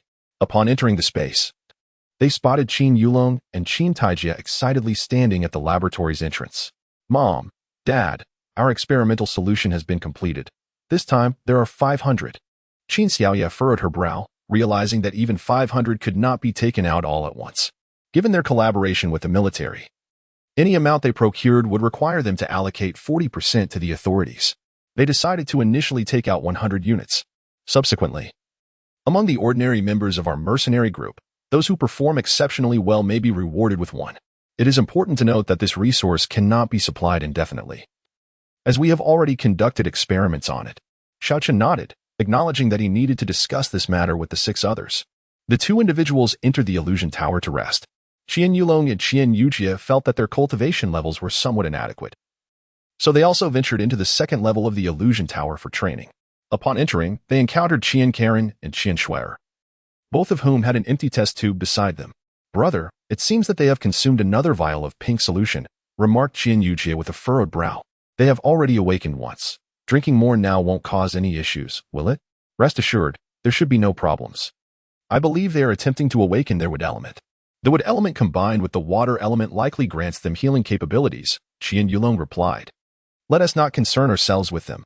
We should focus on our own cultivation." Qian Yujia nodded in agreement. They had never disclosed to their parents that they were the foremost subjects of the experiments. The green solution was not limited to a single vial, but rather 3. Both he and his brother had each consumed 1, awakening the same abilities as their parents, lightning powers. However, lightning powers served as their trump card. They had also successfully consumed solutions for fire and earth abilities. The question lingered, should they reveal this to their parents? If they did, their father would likely want to partake too, as he often lamented having fewer powers. After contemplation, Qian Yujia decided it would be best not to mention it, especially if his brother chose to remain silent. They could always address it later when their parents discovered the truth, to avoid being reprimanded for conducting experiments on themselves. Meanwhile, Qin Xiaoya and the others could cultivate in the space for an extended period. Upon awakening from her slumber, Qian Xiaoye sought her precious daughter to retrieve the stone. Qian Karen had now ascended to the third level of abilities, exhibiting the fastest improvement in her mental prowess, while Qian Shuer and the others remained on the second level. Mother, this is incredibly potent for enhancing mental strength, Qian Karen exclaimed with excitement. Qian Xiaoye brought the stone to the fifth level and began refining her mental abilities. With the presence of this stone, she dedicated herself to honing her mental prowess, a pursuit that Xiaoqin also engaged in alongside her. It must be noted that this stone was exceptionally powerful. Within merely a few days, their mental strength had more than doubled, especially for Qian Xiaoye, whose mental abilities, originally not classified as powers, had remarkably ascended to approximately level 3. Although her abilities were comparable to her daughter's, Qian Xiaoye felt a deep sense of satisfaction. Xiaoqin, meanwhile, was intrigued by the abilities that his son and the others were investigating. Despite Qian Yulong's reluctance to share, it did not hinder Xiaoqin's own discoveries. He directly proceeded to the laboratory and began consuming the test solutions himself, although he did inquire about any contraindications. Chapter 093. During the time Qian Xiaoye was cultivating her mental strength, Xiaoqin successfully awakened his fire, wind, and earth abilities, thus mastering 4 elemental powers. When he flaunted this achievement before Qin Xiaodong, it made Qin Xiaodong's eyes turn red with envy, prompting him to sneak into the laboratory and awaken the remaining powers. Realizing that Qin Xiaodong now possessed one more ability than himself, Xiaoqin felt compelled to catch up, leading both of them to become complete elementalists during this period. Although their other abilities were still at a low level, they were sufficient for their needs. The wind ability offered speed, the earth ability provided defense, while the water ability required only access to water, and the wood ability allowed for food to be cultivated directly from seeds in times of scarcity. Haha, I feel invincible, Qin Xiaodong exclaimed with excitement. I possess an additional lightning ability. Xiaoqin finally allowed himself to feel a sense of pride. I have 2 abilities at level 4, while you only have 1 at level 5 and the rest at level 1. What is there to boast about? Qin Xiaodong retorted, rolling his eyes before heading towards the illusionary time tower. I am already at the 5th level, and my cultivation speed surpasses yours. Shall we compete? Xiaoqin proposed. Let us compete then, Qin Xiaodong replied defiantly. While they were engaged in their friendly rivalry, and Lin and Qin Ran had already brought a group of children to the laboratory. Since they could awaken all elemental powers, why should they settle for just one? None of them were willing to fall behind. By the time Qin Xiaoye's mental power abilities reached level 4, she realized she had become the one with the least powers among them, causing her lips to twitch in disbelief. Did they not understand the adage of too much leads to failure? Having many skills is never a burden, Xiaoqin countered. This left Qin Xiaoye speechless, prompting her to decide to awaken her remaining abilities as well, given that her family had the means to do so. Thus, every member of the Qin family became a complete elementalist, including Li Xiaoling and Qin Yuba. The family excitedly engaged in cultivation within the illusionary time tower, each one more smug than the last. This left Qin Yulong and Qin Yujie feeling quite helpless. The experimental solutions were originally their research, yet these individuals had wasted so much. Particularly when Qin Ran attempted to awaken his earth ability. He failed the first time and astonishingly consumed 2 tubes of the experimental solution on his second attempt. Qin Yulong and Qin Yujie lamented their grandfather's extravagance. Despite their frustrations, they could only look at each other helplessly, hoping that these enthusiasts would not damage their laboratory. Yet, even under these circumstances, they found themselves enduring complaints from their uncle about why the green experimental solution was not saved for him, which would have spared him from being overshadowed by Xiaoqin. Qin Yulong and Qin Yujie could only exchange resigned glances, unaware of the fierce competitive spirit that drove these two. As the night gradually passed, the next morning arrived, and as they prepared to venture out on a mission, Qin Xiaoye made the necessary arrangements for the household. At this moment, Qin Xiaoye's psychic power had reached the 5th level. As for the other abilities, apart from the lightning power, all others had attained the 4th level. Xiaoqin's powers, except for the 5th level lightning ability, were also at the 4th level. However, his psychic strength had not manifested as a separate ability, merely slightly surpassing that of others.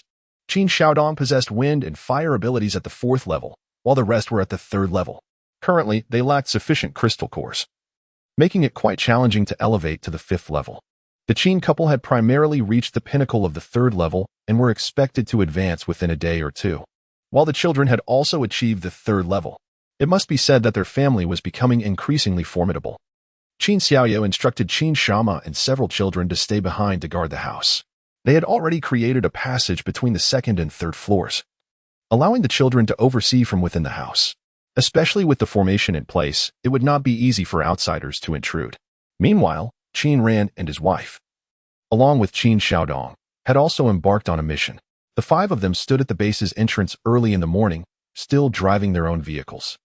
For Qin Xiaoya, having her own car was more convenient. Should she wish to part ways, she could simply drive away. Huang Xian had returned, and there were matters for which she needed to be on guard. Soon, everyone gathered, although Qin Xiaoya had not noticed Huang Xian's presence, which relieved her. Perhaps Huang Xian had returned late yesterday and had not realized the mission today. Following the military convoy, Qin Xiaoya and her group advanced slowly. Today, many individuals were venturing out, not only Qin Xiaoya's team but also 10 from the mercenary group and 50 from the Yushao mercenary team. However, Xiao Chun and his team were not with the mercenary group, as their higher power levels warranted their placement at the front. Upon reaching a distance of 200 meters from the grove, the convoy halted, and Qin Xiaoya's group disembarked. At this time, Qin Xiaodong had already adjusted their vehicle's position. The military convoy also repositioned, preparing for a potential retreat. The grove had advanced another 20 meters overnight. The military scouts reported that they had been monitoring the grove during this period, noting an increase in its advance speed. Qin Xiaoya used her psychic power to survey the entire grove, discovering that the number of green dwarfs had exceeded 500. Moreover, based on her estimation, these green dwarfs possessed abilities above the third level. Qin Xiaoya inhaled sharply upon spotting a fifth-level green dwarf. The growth rate of these dwarfs was astonishing. Had they truly become this formidable since her last encounter? Lieutenant Qin, have you noticed something? An officer from the military had been observing Qin Xiaoya's expression and quickly discerned the change in her demeanor. In the forest, there are nearly 500 diminutive green beings, among which one possesses a formidable level 5 ability, while the rest mostly exceed level 3. Qin Xiaoya herself gasped in astonishment as she spoke. Her words elicited a collective intake of breath from those around her, who glanced at their uneven ranks and felt a profound disparity between the two groups. With a smile, Qin Xiaoya reassured them, stating that there was no need for excessive concern, as their adversaries were solely of the wood element. As long as their fire element was sufficiently powerful, they would prevail. Very well, I shall promptly gather the fire element users, the officer nodded, swiftly dispatching someone to summon all fire element practitioners to the forefront. However, the total number of fire element users, including the Qin family, barely reached 30. Aside from the members of the Qin family, only a few individuals such as Shang Wanyun and Bai Shiji had attained levels above 3, while the abilities of the others were predominantly at level 2. To their astonishment, they discovered that Shang Wanyun's ability had astonishingly reached level 4, showcasing his remarkable prowess and the rapid rate of his enhancement. Yet, upon reflection, this seemed only natural. After all, Shang Wanyun had meticulously prepared for the apocalypse long before it arrived, making a slow progression in his abilities rather peculiar.